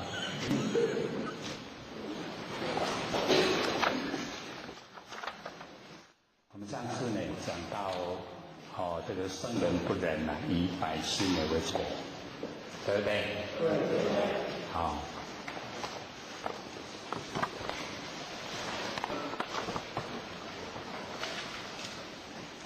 那么天地之间其有点头月，头月就是我们现在的那个风箱。各位有看过风箱吗？可能我们老一辈都看过，以前在那个打铁店，在吹那个炉火的时候那一个叫头月，一拉一推，一拉一推，不管是拉，不管是推都有风啊。我们一般的只有面嘛推的时候还是去嘛拉的时候就没有，对不对？可是那个打铁店的它进来边啊，不管是拉是推都有风出来，这全部都有风跑出来，那叫头乐。那这边老子就说我们天地间就好像那个头乐，这个一推拉，一推一拉，那我们这个凡一阴一阳，白天黑夜，春夏秋冬，都长在生生不息。然后呢，春天的时候万物发生，然后呢，夏天呢生长，到秋天呢触其成熟，冬天呢冬藏，所以这个是一个往复循环，所以呢，天地之间这样往复循环，然后我们又把合成的那一些稻谷又种，来年春天呢又可以生长。这样天地之间呢，就好像这个头乐，所以我们了解这个是一个自然的那个道理来呈现。我们所有的这个生长下来的果实那个果实里面都有种子，那甲水果来对拢有籽，米分心只要我们米收成以后不经过我们那个制造，一制造以后就不能发芽了。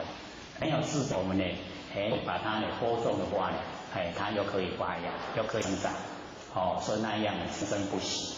所以老子就讲天地间生生不息，就好像那个头乐一样，拉一推一拉一推不是生机还是啥呢，都促成我们成熟。那我们在就是要了解到修道的时候我们有那个五练，然后有文喷。五练就是很用力努力修，知道意思吗？我不相信，还没进入状况。那个文喷我们有指过话吗？开始后是火要热，烈火来煮，点来煮对吧？等下烧来时咧收水你就要用温盆，这样懂意思了吗？懂了。那我们修道也是一样，开始的时候离道太远了，要用那五烈烈火来把它呢这个烧，让它能够比较快速的进入。然后等到快要成熟的时候迄水干的时阵袂使搁用热火热热火迄盆拢臭干，臭干就歹食，所以到迄个烧无水火也推不出来。是以前那个用茶咧用迄个灰衣咧行时阵安尼。现在问我们说会不会煮饭会，怎么煮？一煮通，开始熟了，煮熟了，所以我们了解这个我们以往有煮过饭的人就知道，在咧饭的地方，在煮饭的时候，会使甲烟点过来噻，一定袂使烟甲烟看烧来你啥这点饭一定歹食，所以说不能在中间的时候掀开锅盖，袂使。要等到它全部已经都熟了以后拢熟水拢烘搁烘5分钟10分钟，迄饭才会 Q 嘛。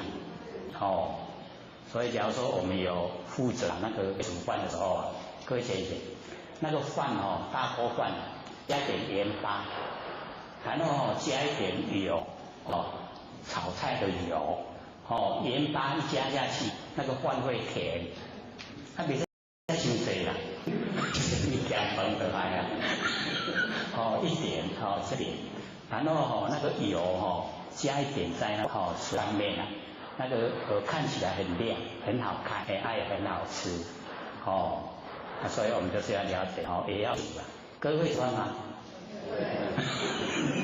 煮最好吃会是会煮啦。像3岁小孩子也会煮，都会煮，就是要了解到煮出来的饭好吃，我们现在要先洗米之前洗米，泡，先泡个半小时甚至更久没关系的2个小时也没关系。泡的以后米心较会透，较袂得了点，了解意思吗？我们有没有吃过1点的饭？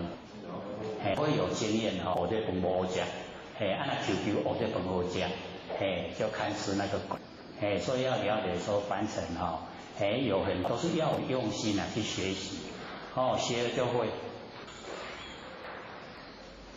或者在老爹身边，他什么都要会，不然会累。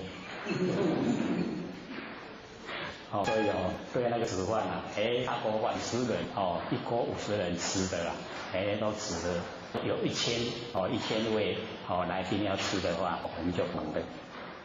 所以这边呢老子讲说天地之间有橐越不管是生机，不管是杀机，都帮助我们帮助我们能够生长，能够成就所以我们要知道这个道理。那么虚而动而这个月出，这个虚就是空虚空间我们整个这个间就是要了解到各位先生，我们这个空间有什么都不知我们不是有讲吗？色空不二，有没有？空间有风土，有没有？知道这个空间有水有风土吗？那怎么样把它呈现？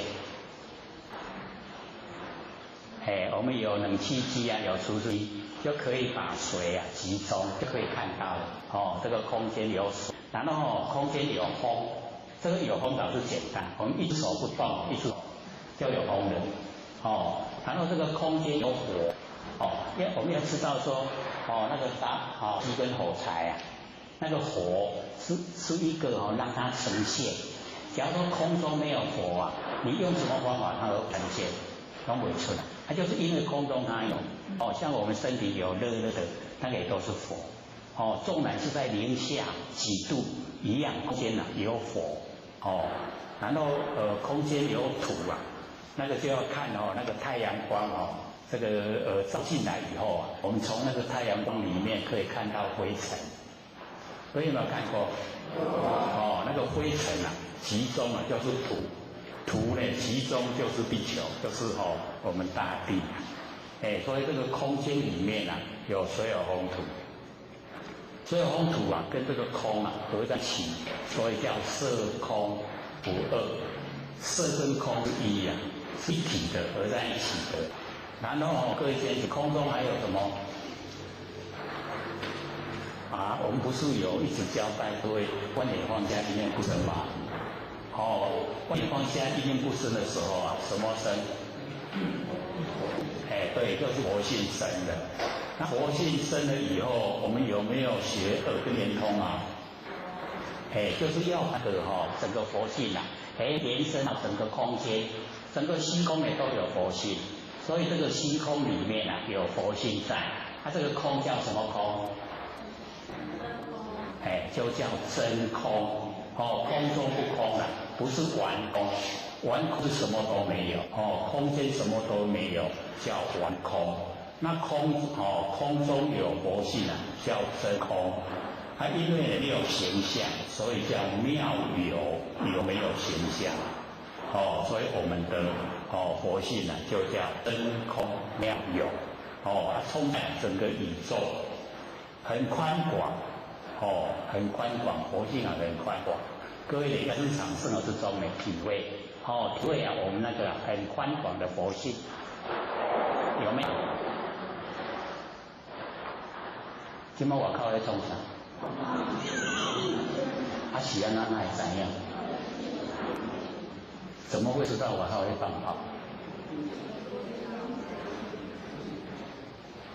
就是活性嘛。你看有没有我们活性在？咱都知影在放炮对就是活性，活性知道。我们借着这个吻线，耳朵的吻线知道说要在放炮，所以吻线已经都充在整个虚空，整个虚空都是我们活性，所以以后呢，我们一修的时候虚空之间会发生什么事我们都会知道，因为都在佛性之中一定要努力做，万念放下，一念不生，它就可以慢慢呈现，呈现了这一些佛性的功能作用，功能作用呈现，我们就会感觉到很奥妙，各位有体会了没有？可能有的已经有了，有的还没有很努力做所以那个功效还没有呈现我们也1年多了1年多要有功夫了所以要了解说我们可以的事先都可以有增长，那个就第6感特别敏锐那个是佛性的功能作用。那只要我时时刻刻跟佛性打交道那个功能作用它就会呈现。我们现在整天都跟什么打交道？都跟凡尘打交道嘛，是吗？有没有？有没有跟佛性打交道？我们大部分呢都会说佛性又没有形象，又看不到，又摸不着所以都不管它了很多人都是不管它所以没有跟它打交道，没有跟它在一起。既然都没有跟它在一起，它的功能作用怎么会呈现？不会呈现。那我们时时刻刻呢都跟它在一起，它的功能作用会呈现。这样了解吗？所以我们听了以后要实际去做实现，在日常生活之中只要有空闲3-5分钟也可以万念放下，然后一念不生什么缘都放下了那个时候我们佛性就呈现了。佛性呈现的时候我们就跟他在一起了以后时间久了，我们可以请佛性出来当家我们现在呢都是感官在当家了，对不对？眼睛、耳朵、鼻子、嘴巴、身体、意念来当家那个很强，已经当家很久，做得很习惯，有没有那我们要知道说，我们的这一些感官当家的话都会造业造业我们要受苦所以要把佛性显出要启发他让他来当家。当他来当家的时候我们就是要了解到那个时候我们每一个人都非常的有良心所以良心就是道。我们不是一直在讲吗？有没有？难道按照良心去做就叫德难道维持不变都这样一直做就叫经所以道德经。我们现在不是在研究道德经吗？有没有时时刻刻把它这个抱守在我们身上？这个一定心虚不敢回答所以我们就是要自己本身时时刻刻能够按照我们的良知良能良心，按良心来应对完成的万事万物这样的话呢我们就已经在道之中，然后呢我们发挥的所有行为完全都是按照这个良心出来，所以叫德那个德非常多一个行为动作就是一个德，所以叫恒沙妙德恒河的沙一粒沙一德沙很多，所以我们的德很多培养了各位学员就是要了解到培养浩然正气了很有用的，有没有用？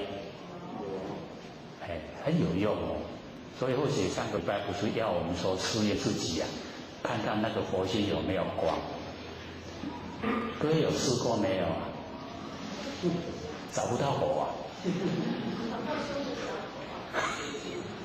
不认识的狗才可以找那个狗来先自己看看有没有发亮的，有没有德性有没有善心所以这个很实际的或者有讲过说在那个三重有一个印刷厂养一只狗在当守卫，或者还被它咬过。然后那个老先生跟先生啊，大姑呢有到那个印刷厂去，他因为或者知道那个情形啊，特别注意那一条狗，看它什么反应，看到老先生看到先的时候啊，那个狗啊那个头低得不得了，然后那个尾巴一直摇，很高兴，看到我菩萨了。所以往后啊，我们看他不认识的狗，也可以试验一下。这个朝着我们这个时候啊，就不要跑。我们狗会啊，它跑的时候啊，表示我们有这个灰心思。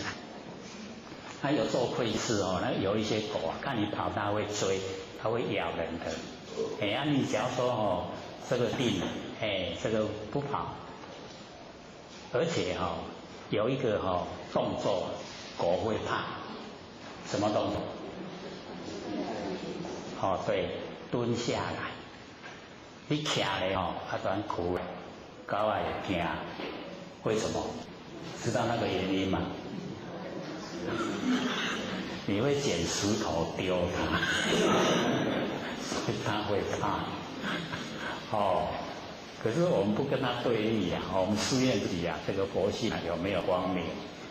这个狗在会的时候啊，是跟我们打招呼了，因为狗不会讲话，它跟你说你好你好，它用的，你不会去蹲你就站定，然后两眼就手旋，放出你自信之光，对着狗的眼睛看，那狗心看到你这个动作，它这个头低下去了尾巴一直摇，恭喜佛性都已经发出光芒。那假如说我们都这么努力两眼手去在看着它，它也朝着我们看，然后看了一段时间以后开始又会了，那什么情形？就是我们是黑暗里面的，狗眼看人低呀，说瞧我们不起，把人补呀，那就要反省了，就是要改变我们日常的一些作为，要培养我们那个德，要把德呢这个培养出来，所以我们借着这个动物，这个很容易见到狗啊容不容易见到？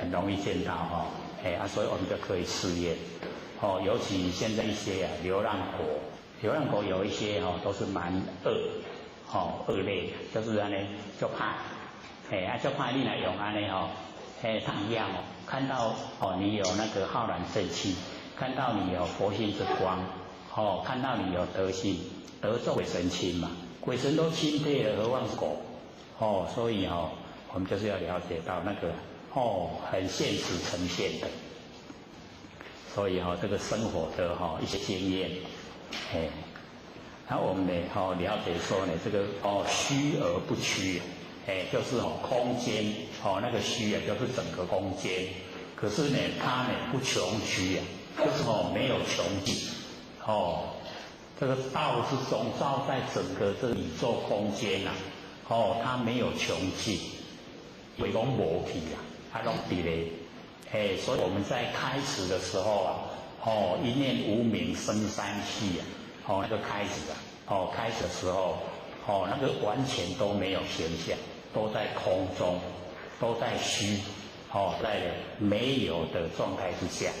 那因为我们有念头了那个念头在空中形成业力业已经有了，那有业这个业它就要发出来，它发的时候就转成转向，转向以后就现象。可是这个时候一念无明生三气三个很微细的全部都没有现象，都还没有呈现现象，是因为有这个念头，然后才有山河大地，就是我们有世界世界的形成是我们的念头妄念形成的，这个我们大概都不会去想象。那安尼咱两头会形成世界因为原始状态是没有真空妙有，都是整个佛性本体。那因为我们有起心动念，所以才有世界。世界形成了以后，才有众生，众生有了以后，才有业果。所以那个境界为缘呐，长六路，一念无明啊，生三息，都是呢我们落入凡尘的一个程序啊。那我们在那个光母性子实践，就讲说我们在山坡，然后呢，这个老母把我们的先因先邪都收回去啊，把我们赶到凡尘来。其实是我们起心动念自己来的。然后现在呢，这个希望我们都能够回去啊，这个天地啊，这个要混沌的这个缘会啊，要过完了，要交给下一个缘会。所以在这个要收束的时候啊，要我们都大家修正本来，都回到本位，都成仙做佛，这样了解吗？所以我们假如说对凡尘贪念，对凡尘啊都一直这个不放舍啊，放不落去。各位浅显凡尘啊，放得下吗？凡尘事可不可以放下？假如说过得很如意的话都放不下，凡尘都放不下。放不下我们就是要接受那一些所有的一切，不管是什么遭遇我们都要去接受。所以我们要了解说，假如说我们对众生没有帮助，那我们的生活就会很坎坷，就是很不好过生活，日子都很不好过。那假如说对这个众生都有帮助，有布施，他会有福报，会过得比较舒服。有钱又有社会地位。可是我们要了解到，有钱的社会地位我们会贪念。一贪念以后会染很多的尘垢。那尘垢染的很多我们佛性就不光明。我们刚唱那个歌不是要佛性光明吗？恢复光明，对不对？恢复光明就是恢复本来，本来都是很光明的，没有那个私心，没有自私自利都没有，非常光明。然后只要我们恢复光明，就可以回归本位。回归本位以后我们可以到无量的佛世界，看要去生活也好，要去度化众生也好，都可以。这个随意自在，随心自在，自由自在的。可是我们现在没有，因为是被业把我们推到凡尘来，跳业，把咱塞来凡地，所以我们都是在了业。那有时候我们就知道说，有的越多有的越少，遭遇呢，那个从遭遇的那个现象来推断。看我们自己本身以往造的业多不多？假如说遇到的事情都非常大又非常多，那表示我们以往所造的就是不好不善。那说很少那一些遭遇的都很小。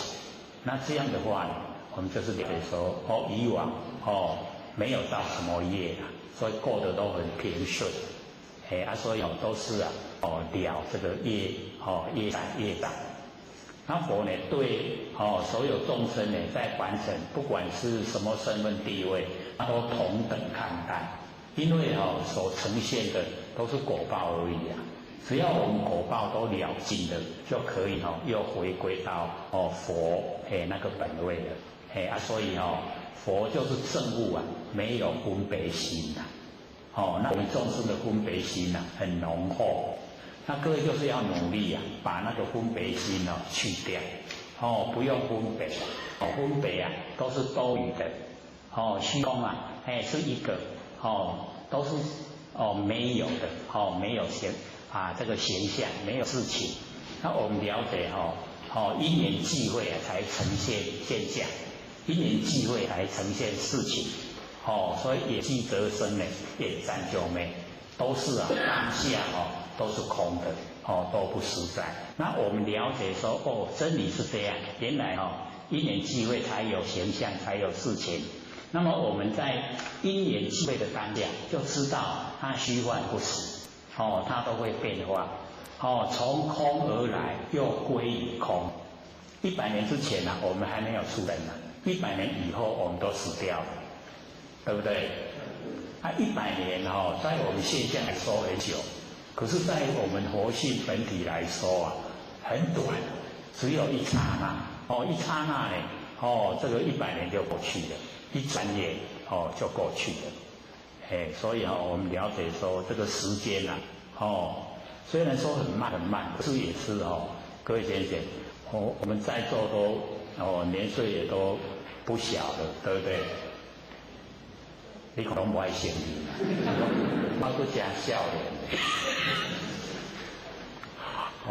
岁月不饶人啊，总有一天会把人召唤。等啊。我们假如说在生活之中啊，他已经说你可以活到今天的为止，各位先生，我们会怎么样？会说没事，我还有很多事还没做，是不是这样？我们要怎么样的生活呢？就是活在当下，不管是什么时候这个离开这个凡尘，不管是什么时候自在凡尘，都已经呢无关紧要，要生活在这一种状态之下，所以就是要努力活在当下，当下没有三心，没有志向，当下呢整个佛性圆满呈现，当下呢跟佛没有两样，这样了解吗？很不容易因为我们都有三心三心就引起四相，心四相，我们背三世就摄受，就一定得要六道轮回。那我们没有都保持清净，心都很清净，它就可以回到我们佛性本体回来。回到佛性本体，就是已经真理世界，那个叫本际，本来的那个国际的本际，就是咱本来就是伫个真理的世界内底，本来都没有动的，都如如不动，所以呢1万年在刹那之间就已经过了1万年。可是我们100年都很难过，难不难过？可能各位都过得很好，所以都不承认。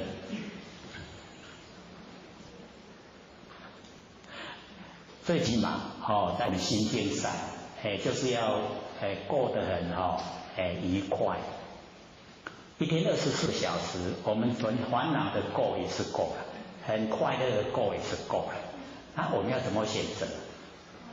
就是选择快乐，不要自己找麻烦找一些那一些不必要的有的没的，给自己障碍，那个都不要，所以时时刻刻保持快乐，这个呢我们在凡尘可以努力的，可以呢从我们的佛性本体发挥出来，那虚而不虚动而越出，越动呢就越出，愈出不出来如这样。所以我们要了解说，我们越努力的话越努力这个帮助众生，越努力工作，越努力劳动，我们身体就越健康，对不对？那规天都无颠倒我们很快就老化尤其走下坡了以后老得更快因为或许之前有在那个古里人之家。上面是天佛院下面是仁爱之家。那去那边养老的一些那个欧里长欧巴桑，那个看他们在老的那个速度快得了。因为或许上面天佛院没有去下面那个仁爱之家跟那一些老人互动，机会比较少。偶尔一到老人那个他们活动的地方。这个爱老得济那是，所以咱那是爸无代记者佫伫咧太老小班，食饱个伫咧听下一盆啦。因为养老院就是安尼啊，食饱就过咧听下一盆啦。哦，所以老得很快。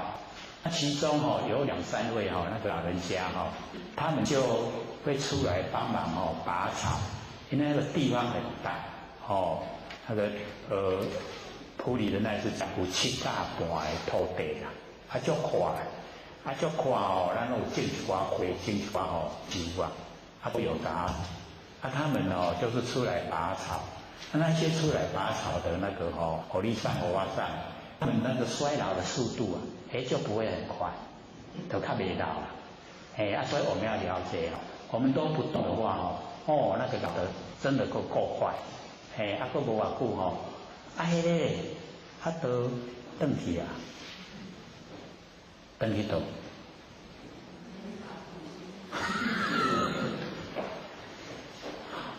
所以我们要了解到这个一生啊，真的是转眼之间啊，一生就过去了。所以我们在生活的选择就一定要能够让人家尽量帮助人家，自己吃亏没关系啦，很快都过了。我们一直争到什么都争到了，一口气不来了，那争到有用吗？没有用，对不对？生到他的气呀，还给了那个争啊，全部都是多余的。我们就能够让人就让人，这个导游本你问你导游第二个就人没找，我那让一旁了，不用这个爱惜它，所以我们了解说翻成我们要培养我们那个宽广的心。培养帮助众生的心，也会习惯了。这样呢，我们的生活真的是选择快乐，时时刻刻呢都很快乐。所以那个动欲出啊，我们越动了，佛性呢，功能显现啊，作用就越多，然后呢，过得就越有意义啊。我们在凡尘就是过得要非常有意义，真有意思啊呢。各位先生，到现在为止啊，各位觉得自己过得有没有意义？所以还会稍微这个思索一下，我过得有对达无？都会这样的思索。所以我们要了解到说，我们真到了这个上天开普渡啊，这个已经就是很难得了。不是有那个4难嘛？有没有？4难都全部不难都全部有了，那个人生难得我们都得到了，高道难我们遇到了，然后呢生在中华很难我们也遇到了，名师难易我们也全部都遇到了，4难都变成4容易了，这么幸运啊，又可以研究心理心法，我们郭老师慈悲又要我们来研究心理心法，让我们能够明心见性。跟明心见性了没？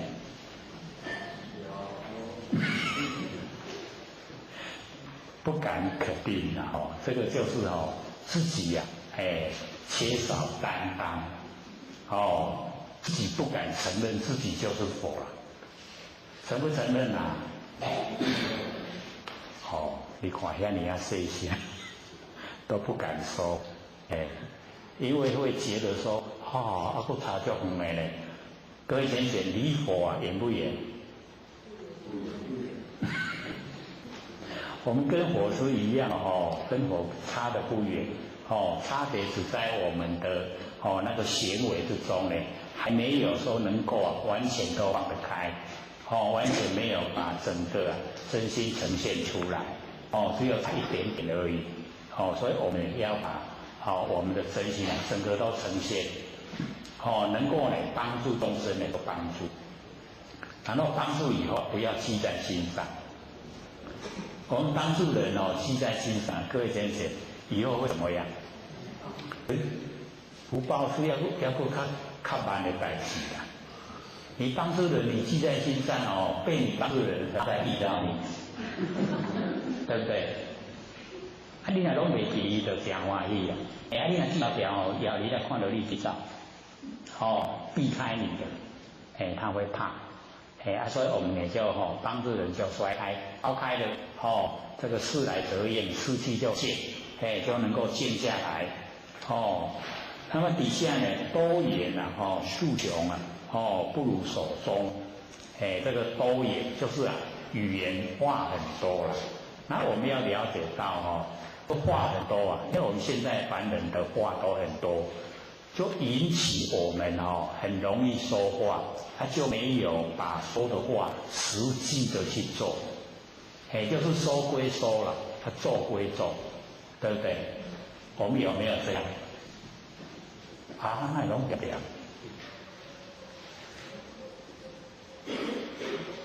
说不说啊，做归做两回事，心口不一呀。那我们就是要了解到我们本来福分都很多，那你喉咙就紧。那因为我们语言很容易就讲出口，所以把那个福从我们的语言用掉了。你讲所以你要看迄话来作济足够话伊无好，有没有发现？哇，一个点点，今天是怎么了？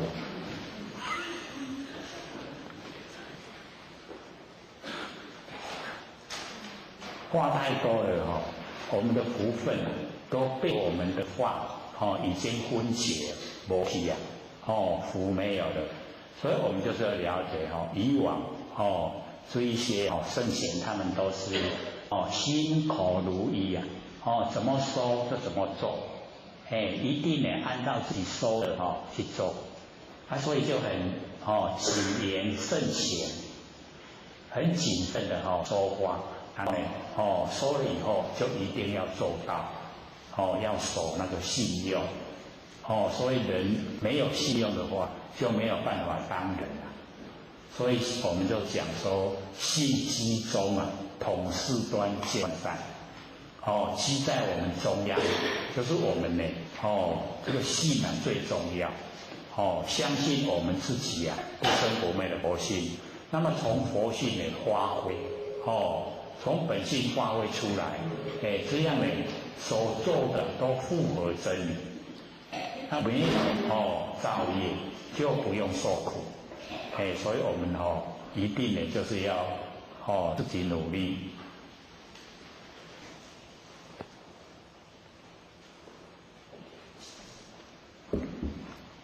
多言的话会诉求，就是讲到很多都形容到后来就没有办法讲了，就是语言有它的局限，像我们呢讲这个心理性，要把呢整个佛性跟我们那个法性能够呢全部都透彻了解，可是呢一直讲的话呢总有一些角度没办法阐释的淋漓尽致就不会很这个清晰明白，所以我们就是了解说点到就好，能够点到让我们整个都改变，那我们从这个日常生活之中呢最重要就是要记得观望一下一念不生，这个呢语言不多，只有8个字而已。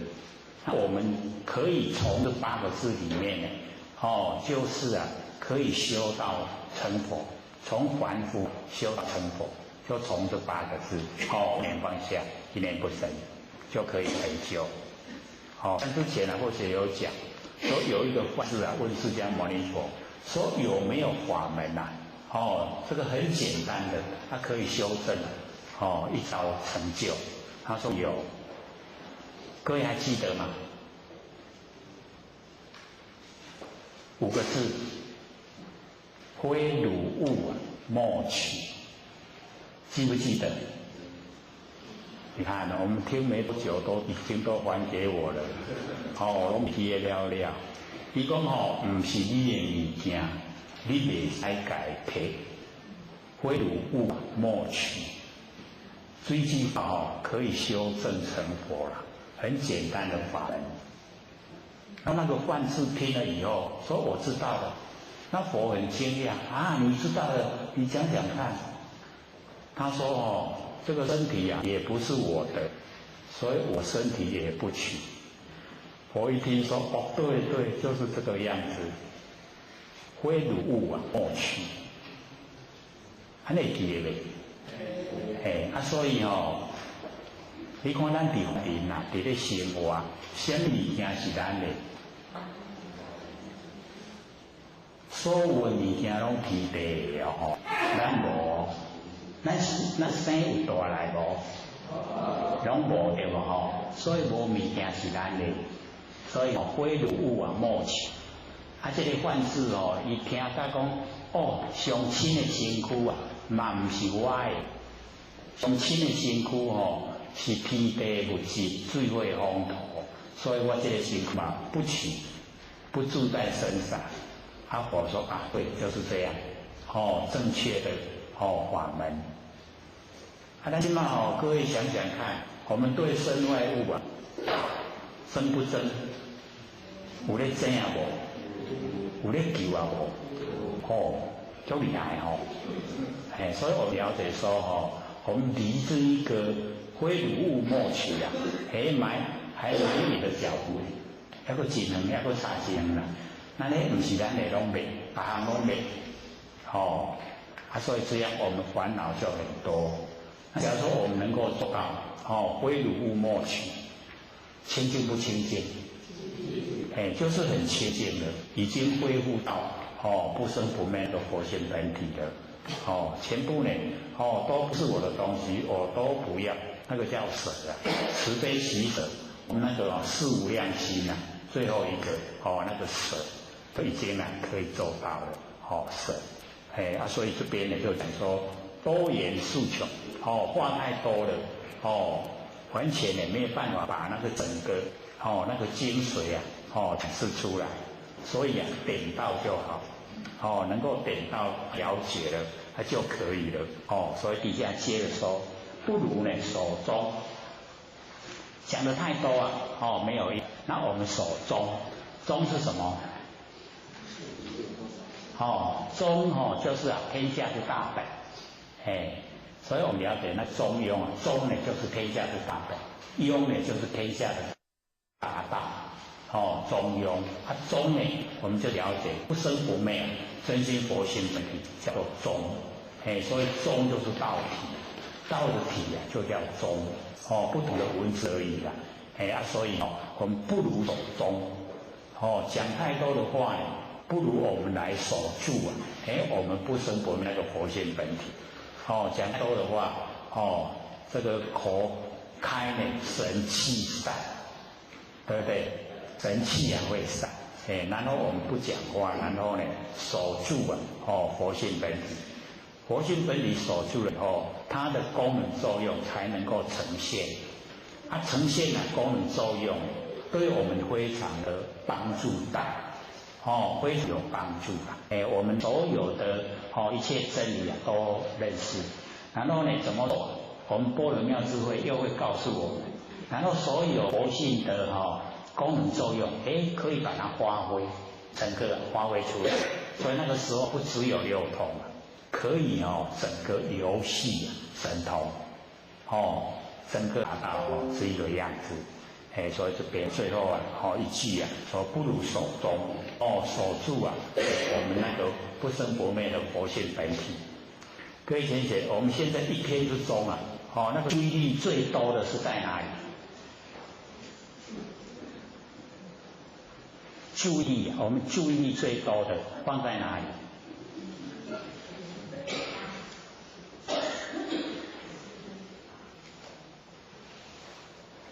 可能就是那个我们要那个怎么样买东西的那个东西放在钱上面，有没有？注意力最多的就是放在金钱上面。那我们现在就是要转移，把它转移到我们佛性上面，转移到佛性上面的这个时候或者就讲过，可以培养我们那个般若妙智慧。般若智慧啊非常重要我们能够拼除凡尘的时候一讲，般若才会呈现，才会出来。所以一定呢，我们要能够呢，观念放下一点不生，让你不生不灭的佛性整个呈现，整个都出来。出来我们跟他在一起，这个时间呢，要久。所以或许这一段期间都一直在回想说，这个领悟以后领悟是43岁，13岁参禅打坐经过30年，到43岁以后努力就把它讲到67岁又经过24年，那或者在想说，我这么努力在讲奇怪都没有看到有成就的人出来，所以最近就调整那个方向，鼓励就是要实现，实际去做，了解真理以后不要说知道不做，我们很多知道不做，因为这个心理心法它是上天的秘宝，秘密的宝贝只要我们隔了半年去复习研究，又不做，它整个消失就不见了。因为或许看过非常多的现象，那个刚开始努力的一直研究，可是隔了一段时间以后，怎么完全都不了解到那个信会里面的事，怎么会这个样子呢？才会说原来这个你不重视的，上天把你收回去，你都不爱不爱就不爱给你。所以我们要去知道了，要去实现，实际做，因为你看我们那个不生不灭的佛性本体没有形象，看不到嘛，摸不到所以这无足紧的快不快？我们可能又在产生怀疑，根本不会。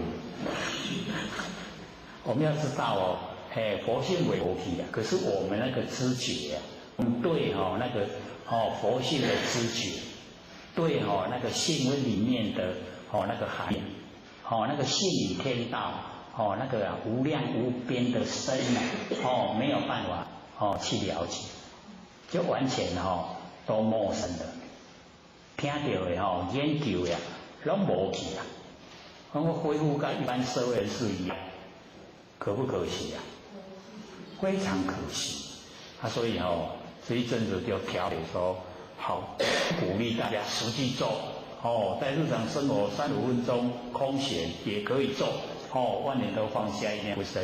你已经做到熟悉了有3年的儒谱然后有培养茁壮长大，你都不会无去都低绝对的所以我们很重要一定爱回转调的的嘞你拢真清楚了解一定要达到这种状态所以以后开始的时候那个入手比较困难一点，但是不要怕难，一定呢要做，念头放一念不生，那个时候体会到我们那个不生不灭的佛性本体体会到以后不要摸到就放掉要把它如谱。各位浅浅如谱知道吗？生囡仔的起因生胎都已经呈现了，我们要把它如谱把它培养以后会当家己吃饭，会当家己行路那个时候就已经是我们的了，上天都要不回去了，这样了解吗？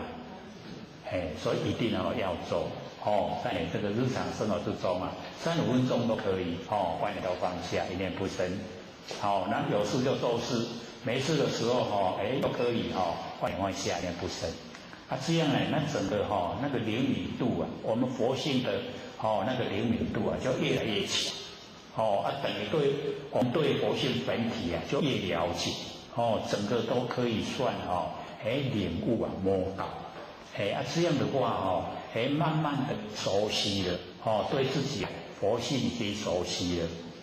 各位都熟悉了没有啊？我就知道印不出来，不敢说了，也没熟悉呀。还没有说真正的很投入进入。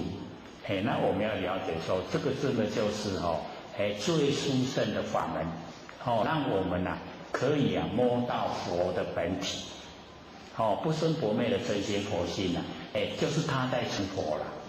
我们已经认识到他，就已经认识佛了。他呢不会很离我们很遥远，就很亲切一天24个小时都跟我们在一起。所以我们就是要努力的把那个对佛性的认识坚固坚定，然后呢一直培养，这样会吗？比较不好做了那我们呢这个把那个手中那个第5经算讲完了鼓励呢大家呢都一定要做。那么接着呢我们讲这个第6鼓神章这个鼓就是三鼓就是呢一山跟一山中间那个空间那个鼓鼓神鼓神不死，所以呢这个老子用呢这个鼓神来形容我们都有一个山鼓，有没有？就是我们的贤官它就是山鼓鼓神。那鼓神呢不死是为这个贤聘我们就是了解到呢这个鼓神我们的那个不生不灭的真心佛性它不会死亡的，它也没有生没有生它也不会死。可是我们从来都不认识，都不知道我们有这个鼓神因为呢不认识不知道所以就呢这个没有在这边呢用功夫因为没有用功夫所以我们的生死身体的生死就很重要那对呢佛性呢不生不死就不在意。那我们要了解到我们没有启发我的佛性没有使它呢延伸跟整个空间融合，那这样的话呢我们身体的生死就很重要因为这个业力把我们推到现象来，然后业力又把我们推到另外一个现象去构生，这样呢都一直在六道里面轮转不息，了解意思吗？因为我们这个台湾话真的很传神某人都贵心后一个生贵心，贵心就是死去对吧？就是已经死掉了，可是不讲死掉。那个为什么我们这个俚语里面就已经知道说我们佛性不会死掉，就是贵心而已。所以那一阵子那个百元被绑架的时候以后不是已经那个凶手都已经死掉了嘛对不对？已经经过蛮久的时间了。那因为那一个蛮好色所以他也这个转世以后呢一定就是在那个那个畜生道里面。所以你若去看迄个真大的一条你叫大声甲叫伊的名，看倒谁甲你应。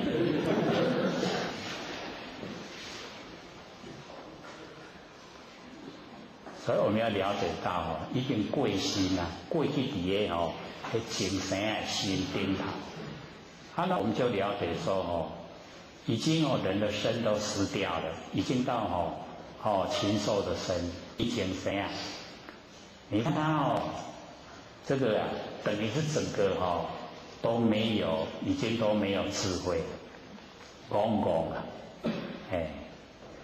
各位有没有学习过对迄个前讲道理有惊，有没有？可以试验看看，你对迄个前讲道理，看伊会什么反应。或许老师遇到很多次的那个毒蛇很大。那以往的那个记忆里面拢会想讲毒蛇一都不大，都是小小的。结果后来看到那个真的很大的时候我就很惊讶，说毒好这大我看到它我都不敢动，不敢动。他也没有动伊也无叮当，我唔敢叮当。然后开始在讲到，可能是习惯性。讲你就是拢做歹，你都不做好所以现在地动大。你就跟他讲伊买给我看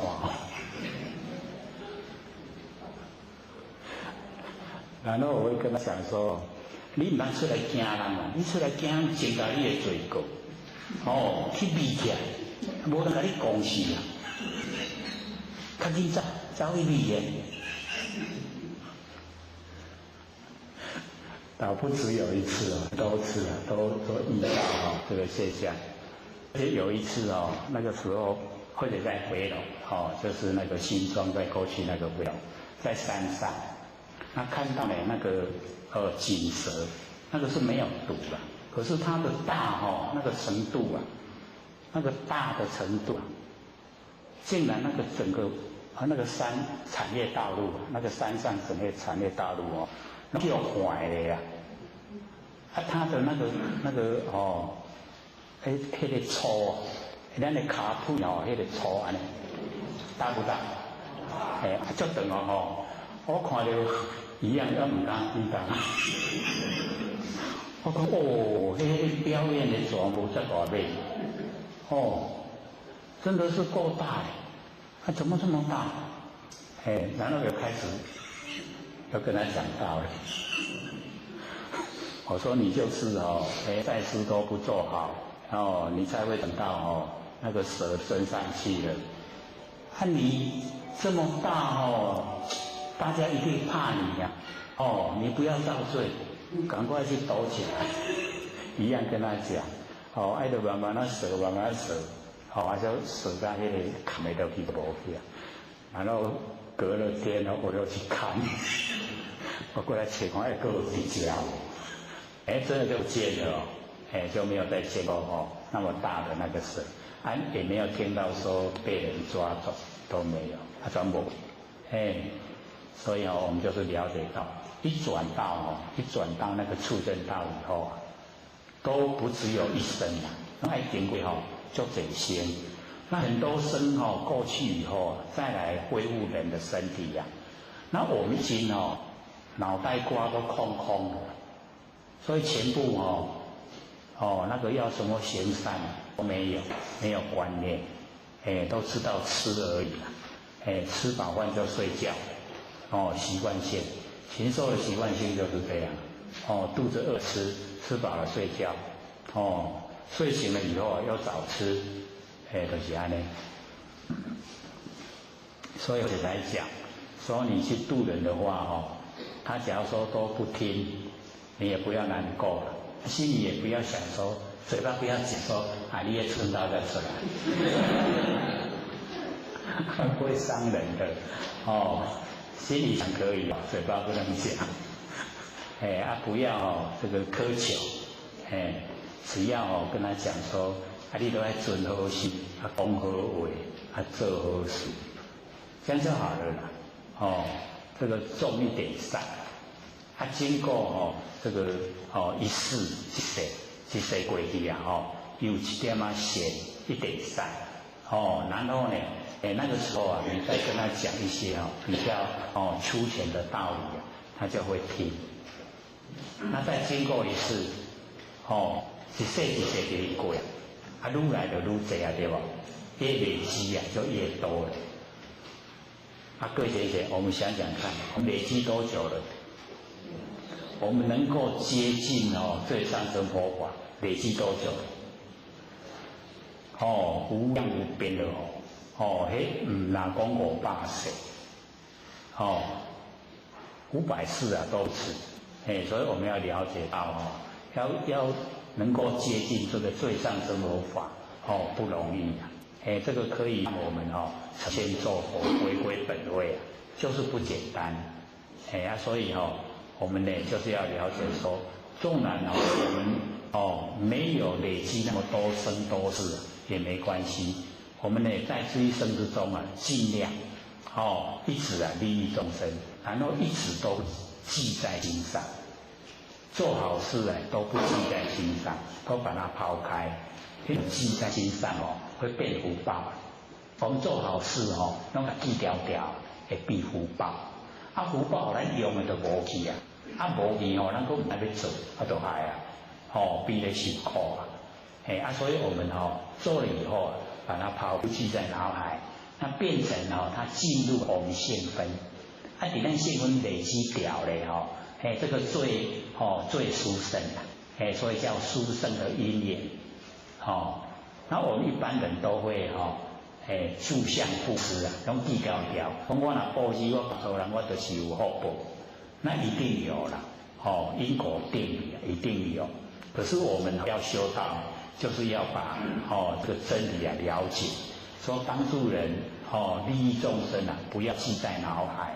我们呢不接受那个福报，我们要接受那个功德，所以或者就讲我们呢记得牢牢的，布施100块就是100块的福报，回报给我们100块。那假如说我们布施100块，已经呢全部不记在脑海，都放入虚空，虚空无量无边，是不是很大？那100块就不只有100块的价值，那已经无边的大，所以无边的大果报一回来，就变成现分中的功德。所以我们看到经典，有时候生死得本，有没有？那个就是行了善以后，帮助众生以后，不记在脑海，这就生死得本。我们众主那个等啊，都已经有本钱了，可以呢坐在这个功德上。那假如说我们都没有没有德的话那个坐不住啊，功德上坐不住。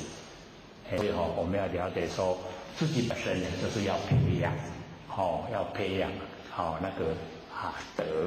那你在利益众中不记在脑海，这样会吗？做起来还不容易容不容易？脚太容易了，要当危机较不容易。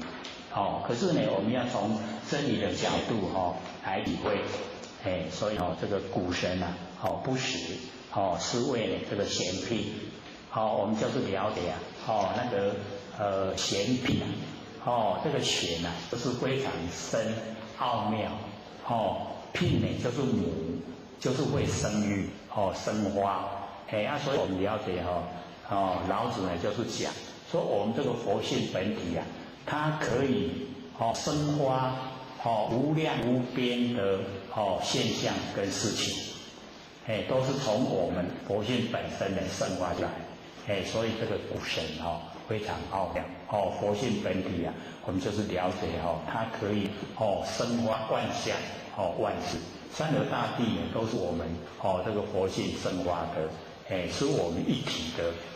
所以我们到达一体的，没有分别的，就呢可以成就。那么贤辟之门啊，是为天地根，那个贤辟，就是奥妙很深的，那个我们那个佛性的，那个它的那个本体的功能作用，然后产生那个辟呢，就是产生花。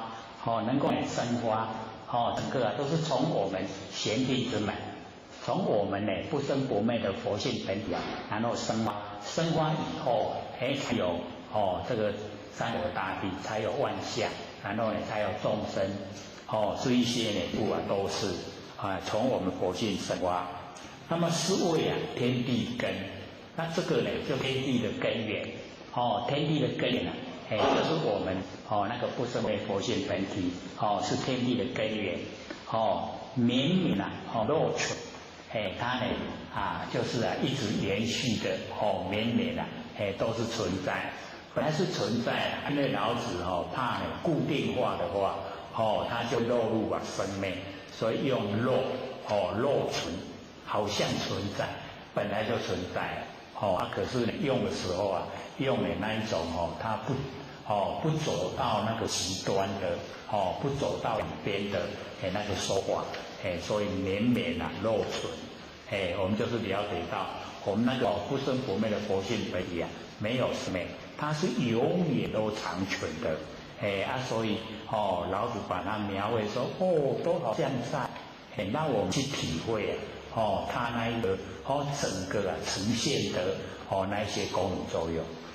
这样的话呢，我们会对到那个追求的心就会比较强，我们自己本身呢就会去追求，那么用之不勤，就是我们用了以后它不会呢这个穷尽，咱真久来用，伊就你用不完我们佛性用得完吗？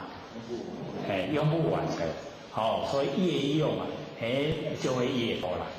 越用的话，就会变化，现象会变化，所以我们越用它就越多，所以我们了解说，这个绵绵肉存用之不勤，所以我们了解这个老子都把那个关键把它点出来，那我们知道呢，我们佛性可以这个呢主宰完成所有一切现象，一些事情。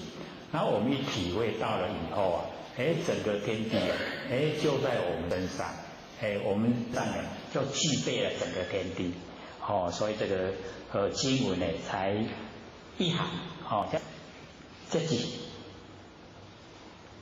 做不一堆很短就是很纲要的告诉我们，就是我们每个人都有那个不生不灭的那个佛性本体。那我们又接讲那个第七无私章，没有私心没有那个偏，整个呢都是公心一片。天长地久，天地呢所以能长且久者以其不自生，故能呢长生。这个天长地久，这个我们都这个讲得很习惯，叫天长地久。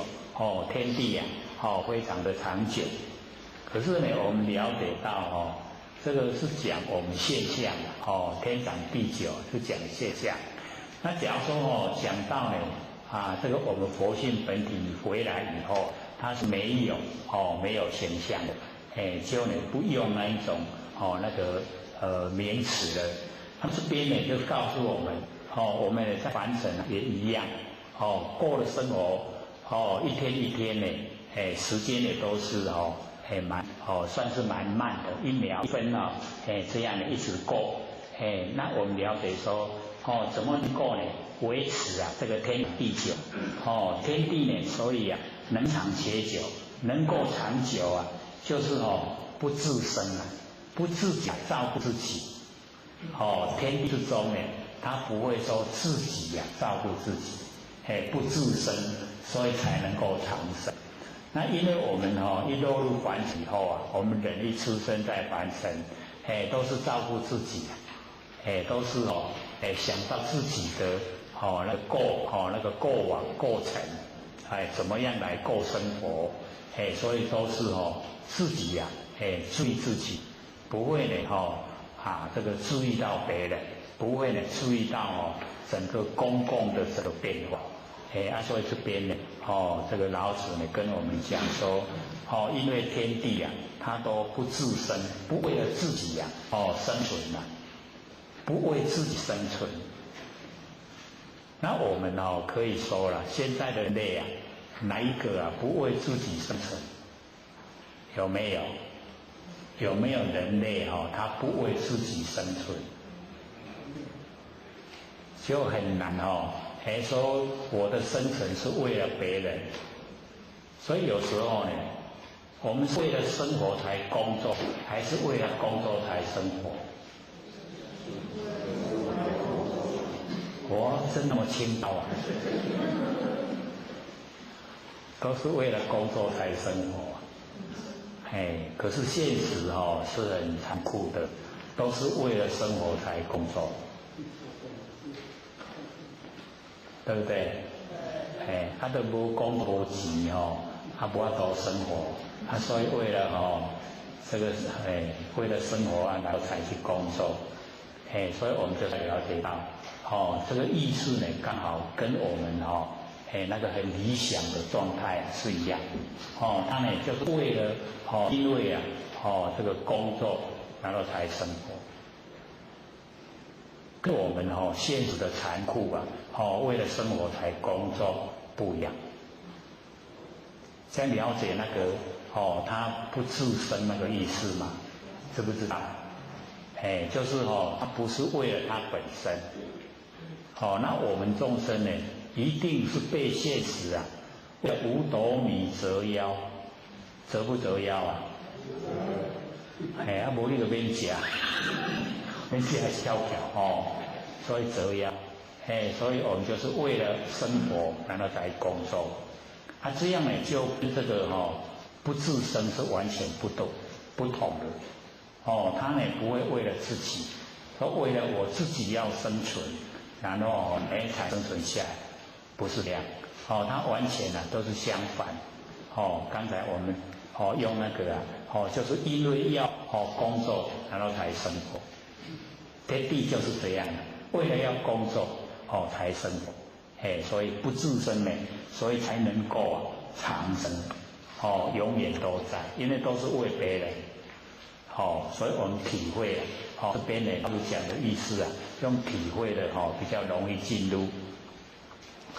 那么是以圣人后其身呢而身先，这个圣人按照呢这一个上面所讲的不自生才可以长生的这个道理，然后讲到圣人那么圣人就是我们那个不生不灭的那个真心佛性，就是圣人他呢能够后其身他就是把自己摆在最后各位先生，我们把我们不生不灭的佛性呢摆在最前还是摆最后？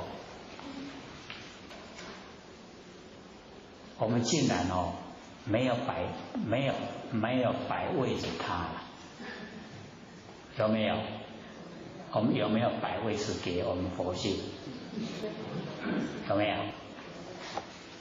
所以从这边呢，我们就是了解到说，这个圣人获其身，就是他把身已经呢摆在最后了，所以才之前我们有讲说，如来不以世间公争，世间以我争，有没有？还记得那个意思吗？就是那个如来是我们不生不灭的真心佛性，那不以世间共争，就是会跟我们完成的现象。那个世就是三世的，过去世、现在是、未来世。间就是东西南北、东南西南、东北西北上下。世间世间以我争，如来不以世间共争，世间以我争，就是世间呢跟我们的佛性在争前并争不争？我们要了解到佛性真的修养很好，他都真的后其身家己摆上露面。我们这个眼睛、耳朵、鼻子、嘴巴、身体、意念，全部都要当家，都要争管争权，然后佛性都不跟他争，争不争？真的不争真的呢，真的佛性都不争，所以圣人真的后其身，后其身有没有？所以我们要修道就是要把佛性啊这个启发，然后付给他钱币，让他来指挥啊我们身体的视听言动，身体的一切啊，都是佛性指挥，这样修道就成了。可是我们现在都是眼睛、耳朵、鼻子、嘴巴、身体里面来指挥啦。因为这个用得太久了，早干那落在目睭、耳孔、鼻、嘴、身躯一样，是不是早干那落在？主人就是佛性嘛主人要困啊，有没有在睡觉？还很好睡好不好睡啊？困到拢唔知人醒，袂晓困，袂晓起来，甲早干那落来管。那我们求道、修道、研究心理心法，就是要请那个主人呐，清醒过来，不要再睡了，然后起来整理家园。我们佛老师不是讲说我们里天的家园都已经薅蓬乱飞了，有没有？拢生迄个地都西，都已经没有整理了，要回去整理了。所以我们了解说，我们的感官真的是很强。感官眼睛喜欢看，耳朵喜欢听，嘴巴喜欢吃，喜欢讲话，然后呢，身体喜欢摸，意念喜欢想，好代志多啊，歹代志较多。好代志是有啦，毋有迄力拢无强。歹代志迄拢足强的呢，迄力拢足强的，拢甲咱救，要救伊倒，要救咱去地界啦，要救咱成天堂的干那佛性尔啦，佛性才会我们走上天堂，所以要选出来，该请出来，互伊做主。来支维咱身躯，咱就成功啊！所以这个圣人后其身，因为伊拢伫咧上煞尾啦，你在早干那落台拢甲伊降服啊，降服以后他才出来，他才呈现，所以我们了解说圣人这个后其身，可是我们要了解到为什么会升仙。因为毕竟它是不生不灭，咱这早干那落在咱这口气若无来请问咱这去倒，咱的目睭、耳孔、鼻、嘴、身躯、意念去倒，都无听到，整个都不进了所以你看，他是不是这个后其身而升仙？有没有升仙？你要真管理的拢无了了啊，无法度生啦，伊迄个圣人出来，有没有出来了？这样了解意思吗？所以圣人后其身而升仙，那我们这一些就是了解到说，我们都是争先恐后，这现在社会。你一出门了以后会不会争先恐后？尤其开车开车尤其争先恐后，一定拢要给人拼一头前安尼。所以我们要在这个真理之中去领悟，所以呢，这个都是假象，用假所以不要争那些。那我们呢，把佛性能够启发，请佛性出来当家。然后呢，它整个都呈现，就是呢后其身呢而升仙，它呢都长存。那么外其身呢而生存，外，就是把那个对外面的所有一切注意全部呢都割舍忘掉了，外其身，外面的我都不要。那我们现在在凡尘刚好相反。外面的这一些金银财宝财产这一些物质我们很想要，那个就没有外其身那么我们呢都一直努力在追求这一些带不走的东西呀，知道说一口气不来都带不走，可是我们都很努力在追求，所以没有那个外其身呢，我们能够把身已经外了看成外了，然后呢而身存，所有这一些外在的全部都已经去除了，我们那个不生不灭的佛性，才会整个存在常住不迁，所以外其身呢而身存，我们把所有这一些不重要的带不走的，全部呢都把它看成很淡，都是身外物，这一些都外其身的，身之外的，我们这一些都不要，那我们留下来的，就是那个不生不灭的佛性本体，这个身子能够存在常住不迁。那么非以其无私也，故能呢成其私，就是因为他能够这样的去做实际的利益众生，所以他能够永远亿万年都还在这个不变之中，如如不动之中，所以我们了解这个老子就讲呢说我们呢就是要启发呢我们那个不生不灭的那个佛性，能够启发了以后我们用之不尽可以用不完的，所以呢这个最值得我们努力的一个方向。然后那个身外物就看淡一点，想想一口气不来，没有1毛钱带得走何苦为了那一些惹了满身罪垢，就不要，就可以当下你都谦戒，身外物都是假的啦，不用去争，不用用心去求，这个是这个无私章。我们这一次呢讲的比较快，有81章呢，这个《道德经》有81章。那我们呢还有几分钟，今天问题多不多？多的话留半个小时，不多的话呢，我们有讲，再讲到45分，留15分就好。因为上个礼拜好像还没有过完。是留的太多大家都不爱问，这个大家都不爱问时间就过得很慢。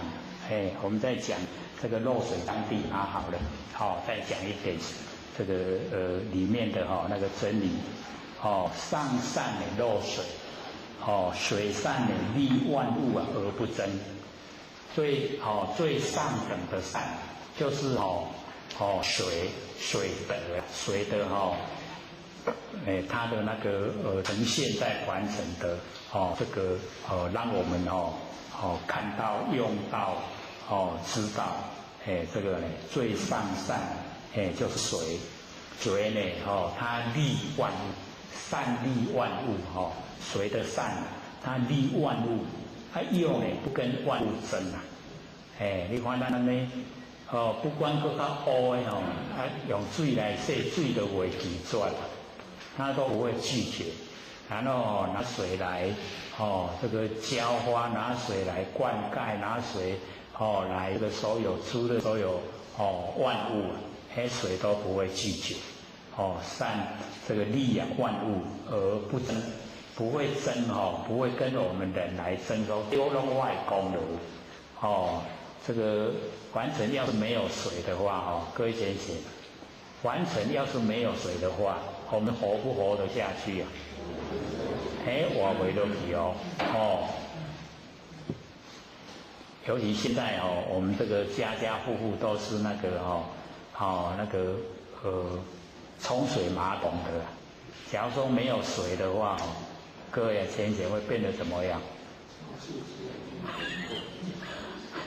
不能使用的不像以往那个茅坑那个茅坑岛还是没有水，还是还是可以用的。可是我们现在那个冲水马桶没有水就是不行的只要有一个人用过以后你就要捏着鼻子的没有水冲就是不行。所以我们了解这上善，就最上等的善就是水。水呢，它利万物呢，而不跟万物争，然后呢，又处在众人之所恶，众人所讨厌的，众人所恶讨厌，众人所讨厌的谁都不讨厌啦。咱搁较乌甲摕水来洗，水都袂记住。水你要看直直流到那个上低所在，伊袂讲流位悬流倒去。